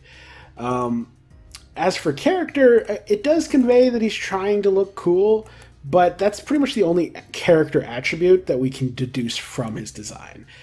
Unique-wise, this was a little weird. You'd think I'd give it more uniqueness since it's a character, or it's a monster, and I do give it like half a point. But unfortunately, while he's more unique than average, at the end of the day, he is this like broad, like, ooh, you got like a weird jellyfish sort of body with little like googly arms. It's like, I've seen a lot of monster designs in media that are not too far from this, so I can't quite convince myself to give a full point uniqueness. But silhouette is right back to being great. You instantly recognize that this is Terry. And then color palette, I gave 3/4 of a point. I admire what they did with so little, like the different shades of pink and the little dash of black and white to give some spice.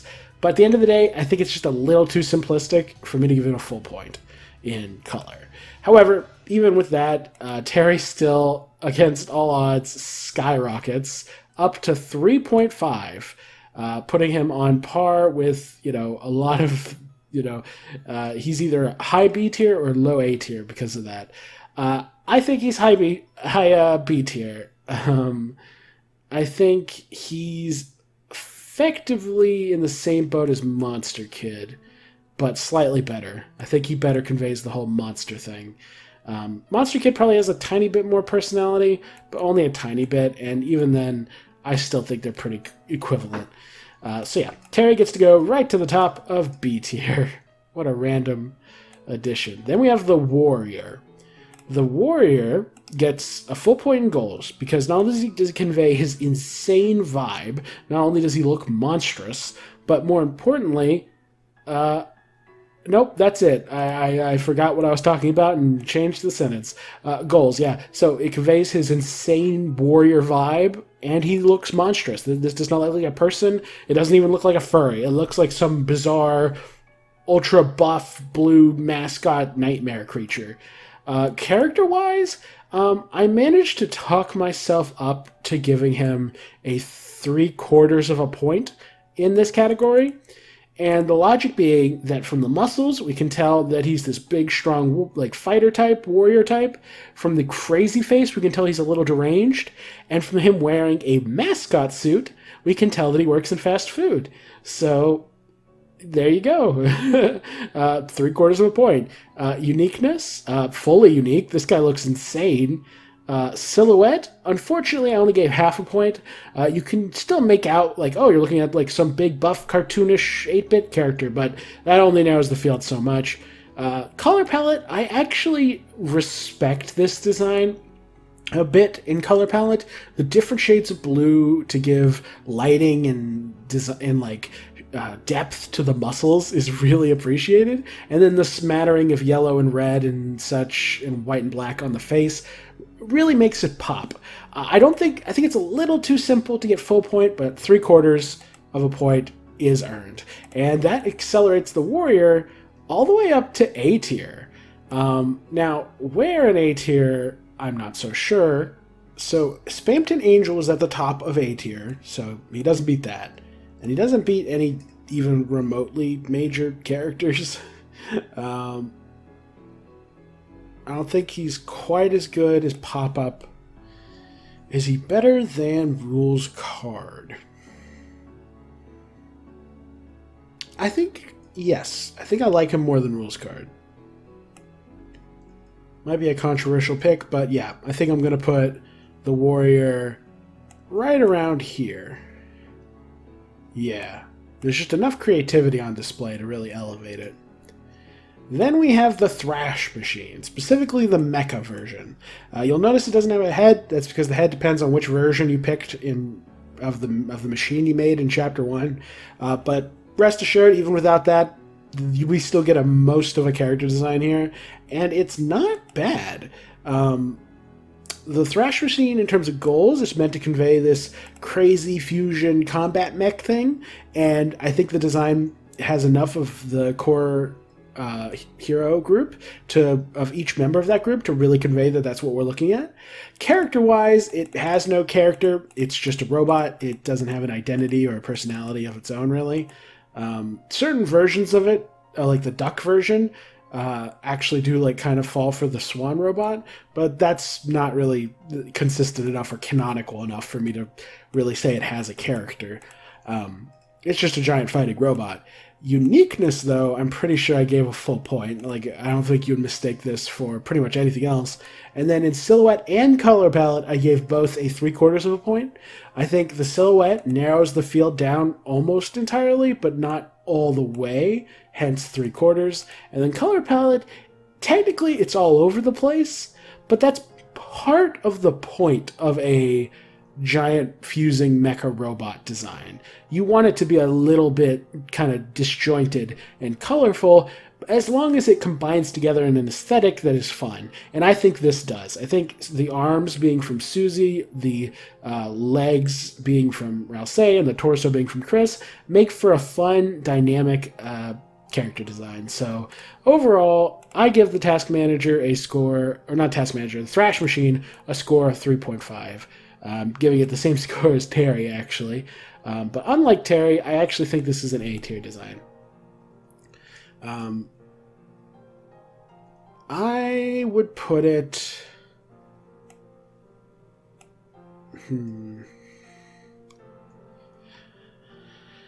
I think I'll put it at the bottom of A-tier. I think it's a little too devoid of character for me to quite put in competition with designs that actually have some character.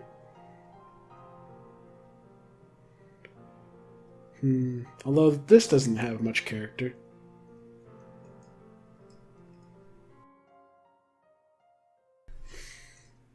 Neither does this.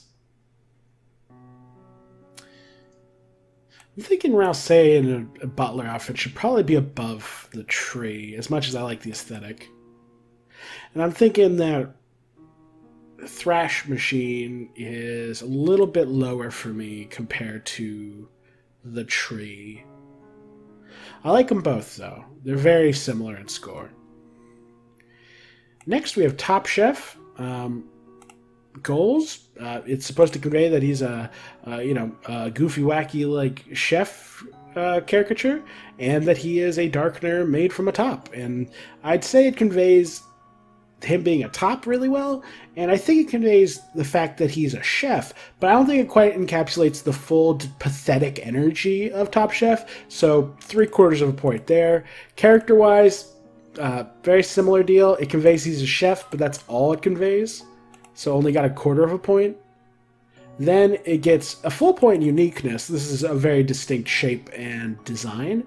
And same thing with silhouette. Very recognizable at a glance. However, color palette was ultimately, I only gave like 1/2 a point, because while it does give us some variety of yellows, it's ultimately a pretty flat and simplistic color palette. Which gives it an overall score of, once again, 3.5. Unlike some of the others, though, he does not get into A tier. I would drop him down considerably. What did I give Bratty?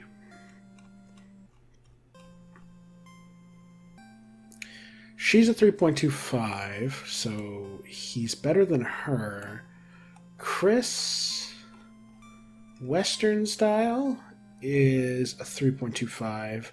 Susie, Western style. Let's see. The Swatchling was a 3.5. And the King was a 3.25. So Top Chef somehow manages to beat the King.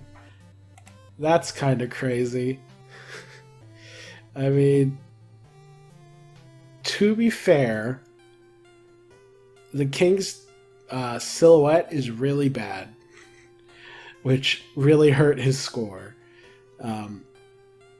If he had a much more recognizable silhouette, I think he would have, obviously gone all the way up to like high A tier.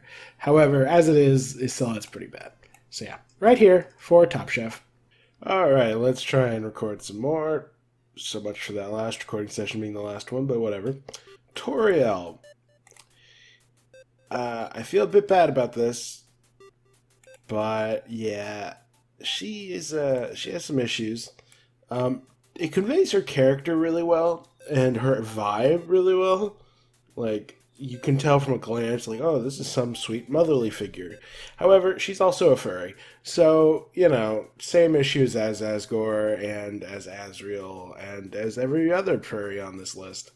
So, while 1/2 a point in goals, full point in character, unfortunately, since she is just a furry but a mom, I gave 0 points in uniqueness. Controversial, I know. And part of that's the outfit, because this is just a normal outfit. At least in Undertale, she's wearing something distinct. This is just something any mom might wear. Or non-mom, just any person. So that kind of hurts it. Silhouette is actually pretty shockingly good. It's subtle enough in its detail work that you can actually tell at a glance that this is Toriel. However, the color palette is slightly flawed. I think it's a little too simplistic to quite hold up with some of the higher tiers. It's not bad, though. It's got some nice shading and some nice gradients of color. Overall, I give it like 3/4 of a point in color. So overall, though, as with all categories considered, she got a score of 3.25, which isn't bad, actually. By the standards of most monsters, getting out of C tier is kind of the main goal for monster kind in this tier list. So kudos to her for achieving that. With a score 3.25, she's in competition with the likes of Aaron, Clam person. Purple guy, Berdly, etc.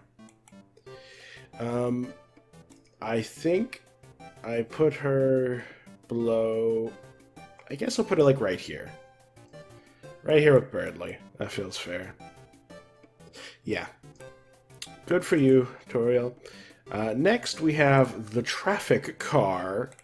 It gets half a point for conveying what it is, the vibe. It's a goofy little poorly drawn car.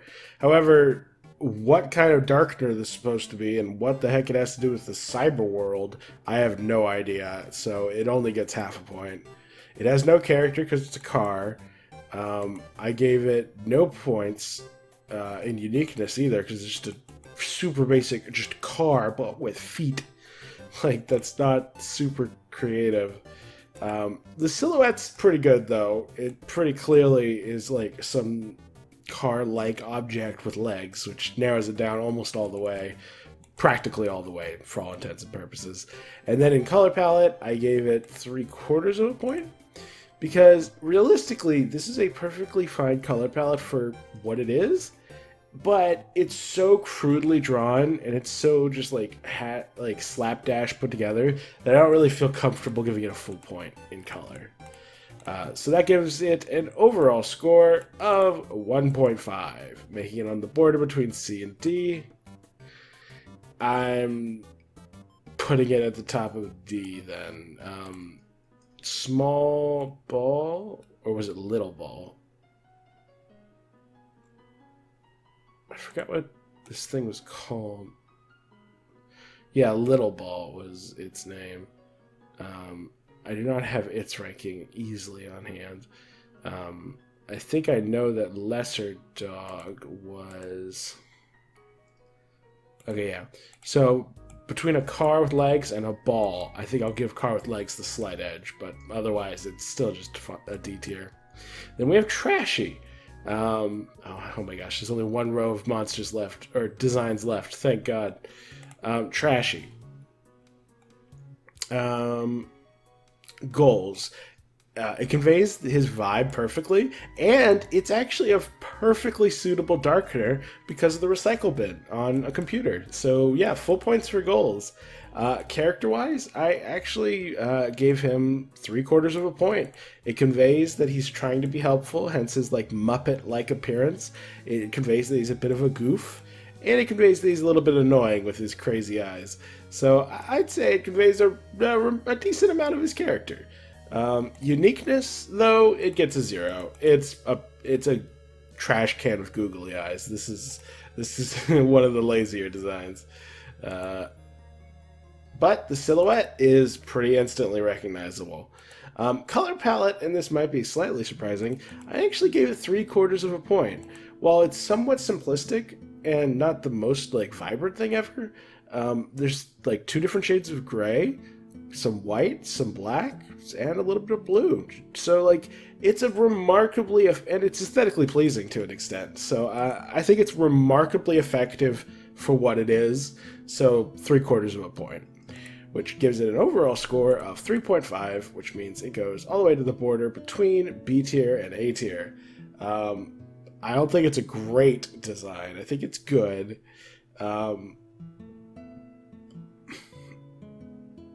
I think it's better than Terry. Yeah, I'll put Trashy at the top of B tier, above Toriel. How funny is that? Yeah, that seems fair. Next, we have Undyne. Undyne...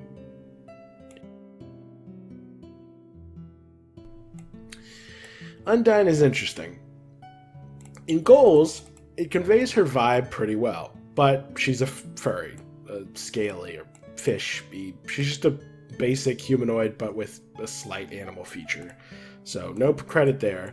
Character-wise, she also gets half a point.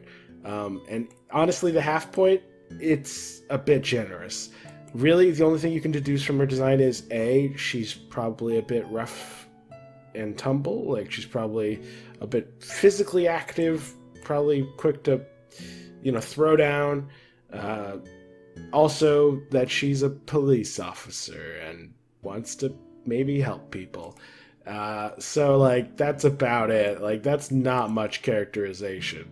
Uh, so I only gave her half a point there. Uniqueness, and this is going to be the roughest part, 0. She's just a generic fist person, but as a police officer. Like, Zootopia has more memorable characters concepts. I say that. No, it doesn't. It's a Zootopia tier character design, and that's about as generic as they get. Silhouette, pretty good actually. You can pretty clearly recognize what you're looking at, and color-wise, it's actually pretty good. I like the multiple shades of blue, the little tinges of yellow in the badge and the hat and her eyes, and then of course the nice splash of red is always really appealing. So full points in color palette, which gives Undyne an overall score of a B. She goes probably right here with the rest of the furry squad. I find her less aesthetically pleasing than Purple Cat or QC, but more aesthetically pleasing than Asgore. So congratulations on that. Very, very a good design, but not the most interesting. Then we have Viro-Kun. This one was a little strange. I had to really kind of dig deep to convince myself to what it should get. In terms of conveying its vibe as this strange, quirky, cyberworld enemy, it conveys its vibe well enough. However, in terms of its actual what it is, which is to say it's a personified, anthropomorphized version of a computer virus, this is where I was kind of on the fence. Because at a glance, does this really scream computer virus? I wasn't sold. I was going to give half a point for not really conveying what it was. However, the argument that I've seen presented is that much like how Ambyu-Lance is somewhere, I forget where I put Ambyu-Lance.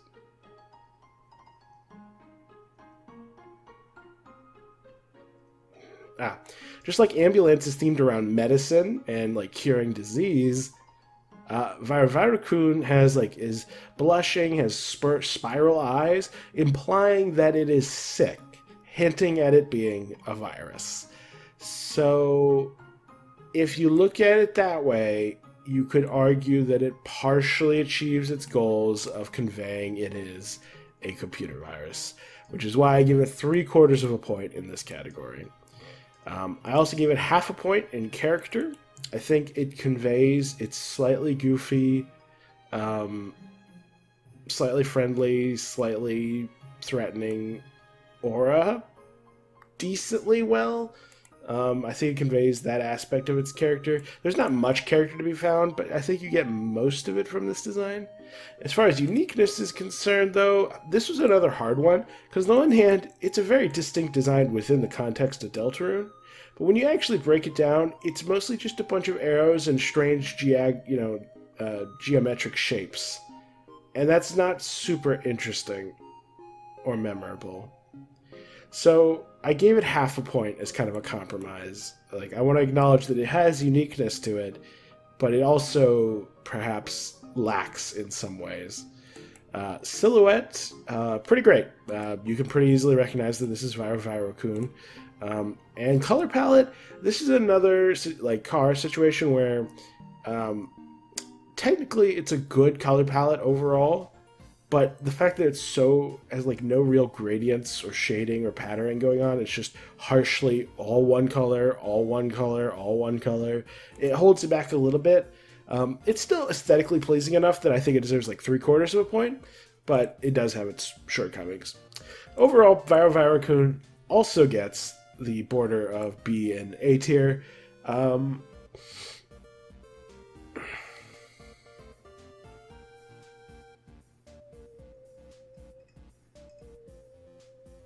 I don't think it's a B tier or an A tier. I think it's B tier for sure. I think it's worse than Trashy. Probably worse than Terry. probably on par with... Or is it better or worse? I think Monster Kid's design's better. Onion-san is, I think, a bit better. Bloxer. This is probably about where it should be with these three. I think it beats the Butler for sure. I think it's a little inferior to Bloxer, though. I think Bloxer is a little more clear with what you're dealing with, which I think is important. So yeah, right there for Viru-Viru-kun. Next we have the Lion Waitress.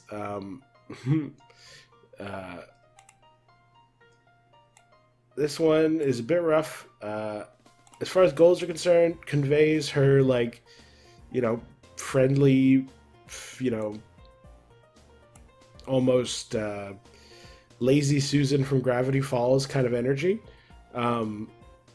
However, it's a lion. It's a furry. It's the definition of furry. So not much to, no credit for that. Character-wise, she works at a diner. That's the only thing you can deduce about her character. Uniqueness, 0 points because furry. Silhouette, half a point. You can deduce it's humanoid and deduce some things about the hair shape, but it could just as easily be an afro rather than like a lion mane. So only half a point in that department. And then color palette, again, only half a point. I was back and forth on this, on whether it deserved half a point or 3/4 of a point. However, I decided that there's just a bit too much going on, and the parts that are really colorful just don't really feel like they mash well with the really pale grayish tones of the uniform. Like, you got yellows and pinks and reds and oranges, but then you just have a ton of gray. So it's I think it's half a point worth of color.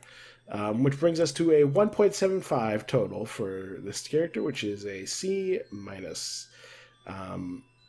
That puts her in competition, I believe, with the rest of the furries in this area. I think Catty was... I don't have that Catty available. Dad Cat, maybe? No. It's so annoying having to pull up the image. I did like a big screenshot thing in order to keep track of some of these guys, and it's always annoying having to reference it. Yeah, Dad Cat's also a 1.75. I think Catty, yeah, Catty is also 1.75. Yeah, so these three are all the same score. I guess I'd put it above the bunny.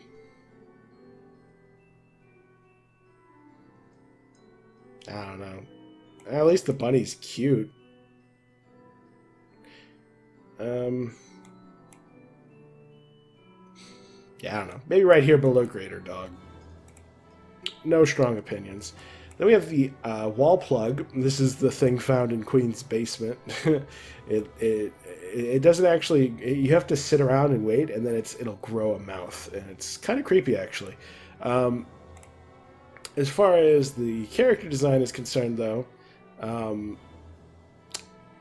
goals, I actually gave it full points. It conveys its creepy energy pretty well, and it conveys its Cyberworld Darkener inspirations. It is a wall outlet / plug.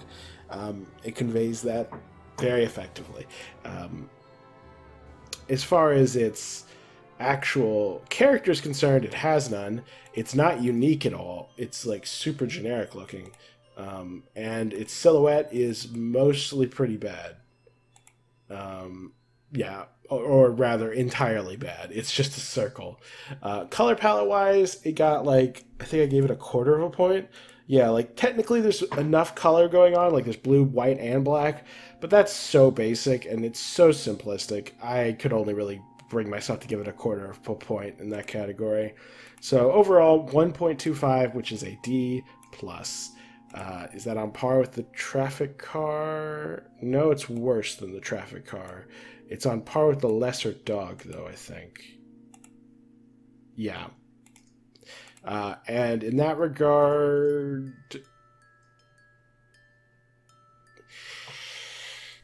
I think I'd put it above lesser dog. It accomplishes its goals as a darkener better than Doggo here does at accomplishing its job as a monster. Then we have the Weather Duo from the preview of Chapter 3. They're like the Weather Channel characters, and they're pretty fun. They get identical scores because they have all the same strengths, which is to say they achieve their goals perfectly. Not only do they convey a fun weather forecast duo energy, but they also perfectly convey that they are Darkners from a weather channel. So very well accomplished. The only category that I can't really give them full credit in is character. We can tell that they're weather forecasters, but also that they're a bit eccentric and silly. But that's about the most we can deduce at this stage. This is a case of their ranking could theoretically go up if we learn more about the characters and find out, oh wow, these represent their characters really well, and they have really deep and complex characters. Uniqueness, I gave full points. An argument could be made that this one is more unique than this one, because I think the face shape is more distinct. Same could be said in silhouette. But as a whole, though, I think they both do pretty well in uniqueness and pretty well in silhouette. I gave full points. I think you can... The little wands they hold really narrow it down what you're looking at quite well. And then color palette, again, full points. I think this is a really fun aesthetic. I think the one on the left has a more streamlined aesthetic that's definitely more distinct and recognizable. But I think the one on the right is way cuter. So as a whole, they actually both get 4.5, which is on the border between A and S tier. And while it might be a bit controversial, given they're not even out yet, I kind of feel like they're good enough to get S tier. I think these are a really fun design. I won't put it any higher than the bottom of S tier. I think I'll put, yeah.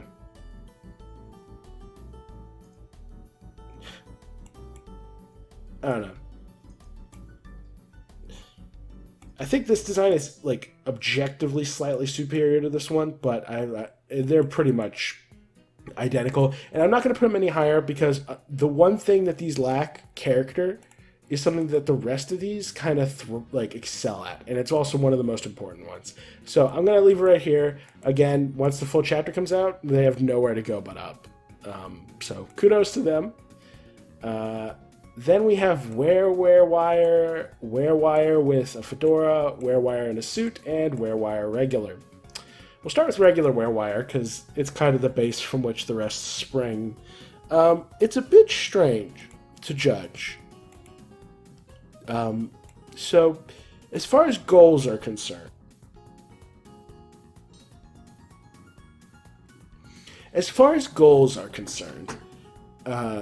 it's meant to convey a sort of horrific vibe because it's this it's a plug boy being horrifically transformed, and I think it conveys that really well. However, it's also meant to convey what it is. The plug goes a long way towards conveying that, oh, this is some sort of electrical creature. And you literally see, the plug boy get stabbed. But, then that sort of raises the question, what's going on with the rest of their body? However, when they get hit, you see sparks flying out, and they have a very angular design. And there's, radiating waves of light color, rainbow colors, going into it. So I think the aesthetic is meant to be, reminiscent of, light and electricity, specifically electricity. It's this electrified, and it shoots lasers out of its fingers and electrical attacks. So I think it's meant to look like it's jam full of electrical energy, and that's its connection to the whole Darkner cyber world aesthetic, is that it's this very electrical being. And in that regard, though, I think it accomplishes its goals really well. It's a very great way to make the opening of Chapter 2 memorable. As far as character goes, though, there's not much. They're just sort of mind-controlled thralls. You can tell they're being mind-controlled by the plug on their face, so that helps. And you can tell that they're roughly, electrical in nature, but that's about it. So only half a point there. Uniqueness, I gave full points. This is super unique. Everything from the plug to the rainbow aesthetic to the sharp character design, the lanky limbs, very solid. Similarly, the silhouette goes a long ways towards conveying what it is you're looking at. I ultimately only give it 3/4 of a point, though, because of the way the legs and arms kind of overlap a lot. It makes its lower body, like, you can still kind of figure out what you're looking at, but it's just confusing enough that I don't think it gets a full point. Still, pretty good silhouette overall. And then lastly is the color palette. Now, you'd think I might rank it a little lower since I ranked Spamton NEO a little lower for its all-over-the-place color palette. However, one thing Spamton NEO didn't do, you'll notice, is that, or rather, what thing Spamton NEO did that the plug does not, the wear-wire, is that his designs cover large swaths of color and then randomly stop. And they harshly contrast with each other. By contrast, the colors on the wear-wire, they're interspersed constantly with other colors. It's pretty much a non-stop rainbow of blues, greens, yellows, pinks, etc.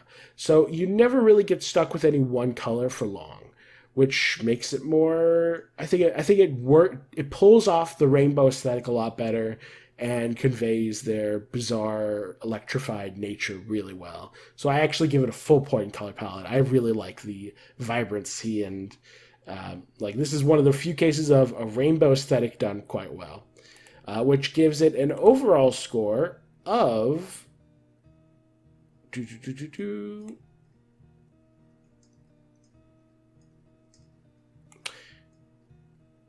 oh, whoops. I was reading from the wrong score. That's awkward.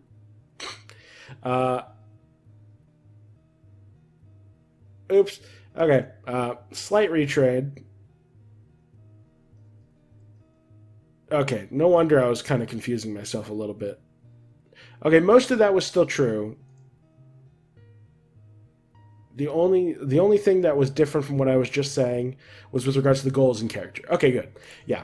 I was accidentally reading my notes on the wear-wire. Oops. Yeah. Regular wear-wire, I actually only gave it 3/4 of a point in goals because I don't think it fully conveys the... Like, it feels like it's shocking and cool, but it doesn't quite convey exactly what it is. In terms of like, oh, what is this brought to life? Like, you kind of have to jump through some hoops to kind of deduce, oh, this is like electricity represented as a darkener, which is a bit abstract. So 3/4 of a point, and I only gave it 1/4 of a point in character because they're just sort of mind controlled thralls with no personality beyond that. So yeah, it only got 1/4 of a point there. I wasn't sure if I was like, the uniqueness and silhouette and color palette are all the same. I still think the rainbow design looks great. I still think the silhouette is mostly great. I think it's super unique. But I was a little surprised. I was like, I guess I found more character than I'm remembering, and I was having to kind of invent it on the spot. Awkward. Yeah, so regular wear-wire gets a score of 3.75, which is still very good. A- for sure. I'd put it... I'd say it's like on par with Hand Receptionist as a... Well, no, it's actually superior, I'm pretty sure, because Hand Receptionist is only a 3.5. Yes, okay. And then the... What was this thing called? The, something Dancer? Scissor Dancer. The Scissor Dancer was a 3.75, so it definitely beats that. I think it's better than Lampshade Rules card, this guy, that guy. I think it's better than this guy.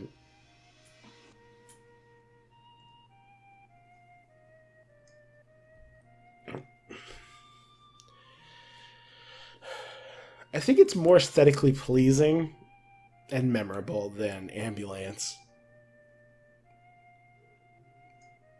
I think right about here is where it deserves to be. Then we have the version with a suit on. This version, let me make sure I'm looking at the right option this time. It is identical to the default wearwire, with only 2 categories. It gets like an identical overall score, but there's like 1 category does slightly better in and 1 category does slightly worse in. The category does better in is character. It conveys that these are still like working entities. Like, oh, just because they become possessed doesn't mean they're just fighters. They still have to go do their jobs and like are minions of the queen and other facets. So I gave credit for character there. Color palette, though, I actually downgraded it slightly because I think while this is far from a bad aesthetic with this suit, I do think it kind of takes away a bit from the fun, vibrant rainbow aesthetic. So overall, though, identical to Wearwire. I'd put it just slightly below it. I think they're pretty much the same. Then we have the Wearwire with the fedora. This version also gets the same score. It gets an identical score to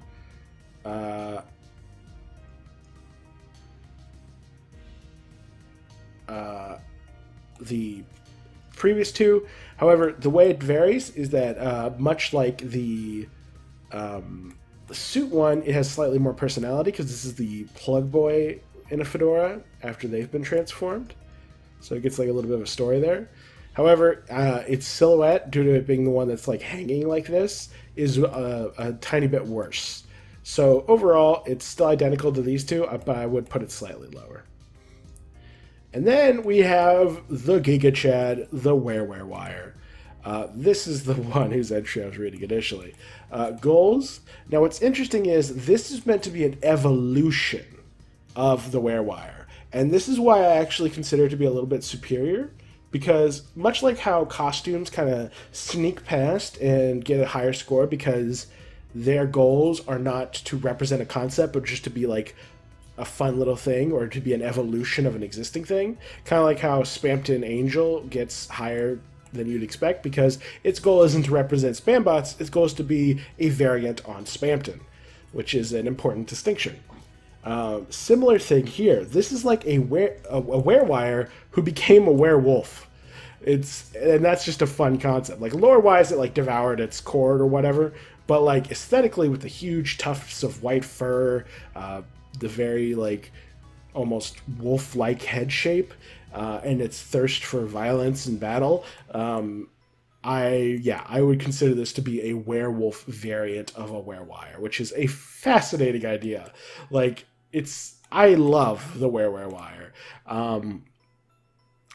And so as far as goals are concerned, I actually think it does a better job of its concept because it's not trying to be anything dark, like electricity related. It's meant to be an evolution of an existing darkener, and it does that perfectly. Character-wise, it gets only half a point. It conveys that it is like this intense, savage creature pretty well. And it conveys that it's like this darker evolution of the Wearwire, but it's all kind of abstract. So only half a point there. Uniqueness, I'm pretty sure, yeah, like full points. It's super unique. And then silhouette and color palette. Silhouette, same deal as the Wearwire. It's mostly good, but the overlapping in arms and legs kind of hurls it back slightly. And then color palette, this is a really fun color palette. I love the different shades of blue and the white. I think this is super aesthetically pleasing.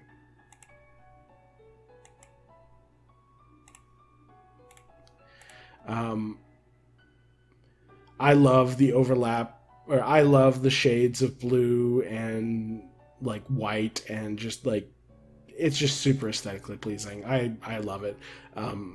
And that gives it an overall score of 4.25, which is really good. That's an A+ for Wearwire, setting it a notch above the other Wearwires, or the other Wearwires. Also, I blame Toby Fox for me mixing up my entries, because Wearwire and Wearwire look identical. Like, literally, like, no wonder I got them confused. I would put Wearwire above Pop-Up. I'd even said put it above Default Queen. It versus Task Manager is hard.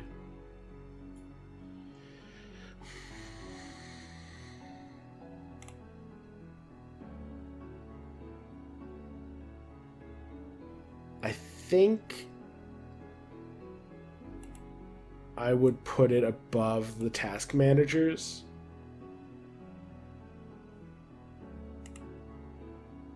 And potentially, yeah, I'd put it above. Wait, what did Swatch get? He also got a 4.25. So yeah, I'd put Wire at the top of A+. I think it's a pretty excellent design. Then we have, we're running out of, so that was our last good design, by the way. Next we have this ragtag group of nobodies. First we have the wig robot. That's its name, apparently. Not a great design. It doesn't convey exactly what kind of darkener it's supposed to be at all, like what has been brought to life to create this thing. It doesn't convey its character at all, because like the one thing about it is that it's a wig robot, but like its hair doesn't look like a wig, really. It just looks like a part of a robot. So 0 points in goals. Character-wise, it got a 1/4 of a point, I guess, because it conveys that it's a robot. Well done. I'm not even sure it earns that. Like, what other character does it have? It doesn't have a character. Yeah, I'm changing that. It doesn't deserve any credit in the character department. Uniqueness, it's not unique. It's one of the most generic robots designs in the entire game. Silhouette, it gets a 1/4 of a point. You can kind of, sort of tell something, but not enough to get any real credit. And then color palette, it gets 1/2 a point. It's not terrible looking. It's just really basic and boring, which gives it an overall score of 0.75, which I believe is similar to the statue of Susie. Yes. I'd put it below the Susie statue, just because at least this is something. This is nothing. So yeah. Then we have the worm. From Chapter 1. The worm, as far as goals are concerned, it conveys the sort of silly, pointless worm vibe fine enough. As far as like what it is for the card kingdom, I guess the logic is that, you know, in a lot of classrooms they tend to depict worms and apples and learning a lot, and a lot of their silly posters and toys and books and stuff, so maybe that's what it's referencing. So if you give it that, it gets 3/4 of a point in goals. As far as character is concerned, though, it has none. It's a worm. Uniqueness, it has none. It's a worm. Silhouette, it vaguely hints that it's worm shaped, but it's such a generic worm that you're never going to guess what it is. Realistically, so only a 1/4 of a point there. And then color palette, it gets 1/2 a point. It technically has multiple colors. It uses them in a sort of ham-fisted way, though. That gives it an overall score of 1.75, which gets it into the bottom of C-. Wherever C- is, I will find it and I will put them at the bottom of it. Let's see. Rabbit Kid is a 1.75. Scared Donut Guy is a 1.5. So it goes right there. Then we have the Yes Men, or rather Yes Man 1 and Yes Man 2. Both of these are just random NPCs in Queen's Mansion who are Yes Men. The only interesting detail is that they have checkmark eyes because they are like acceptance forms brought to life, like submission forms. I forget exactly how it's phrased. Yeah, send error report. So they're like error reports brought to life, hence the check marks. Not great designs. Character-wise, goals-wise, does it convey that they're yes men, like the vibe that they give off? Sure. does it convey their character somewhat, or what they are, like as error reports brought to life? I'd only say partially. The checkmark sort of hints at it, but that's about it. It's a pretty bland design otherwise. So goals 0.75. Character, they get a quarter of a point because like the big smiles and checkmark eyes kind of hint at them being yes men, but that's literally their only trait. Uniqueness, again, the checkmark eyes is sort of unique, but like that's it. It's otherwise a very generic design, very flat. Silhouette, it kind of points you in the broadest of, like, it narrows the field somewhat. So it gets like half a point in silhouette. Color palette, it gets only a quarter of a point. It's just it's almost entirely one color with some random collar thing, like this gray collar. I don't know. It's not great. It gets a quarter of a point because it does okay with almost nothing, but it's still almost nothing. And they get identical scores because their designs are almost identical. And their overall score is a 2, making them C tier.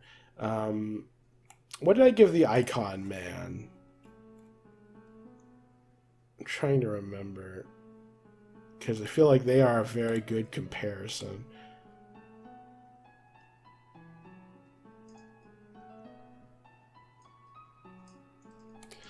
They are 1.75s, so they somehow are inferior to the Yes Men against all odds. Or they're inferior to the Yes Men. So they're at least this high. Statue of Queen is a 1.75, so they beat her.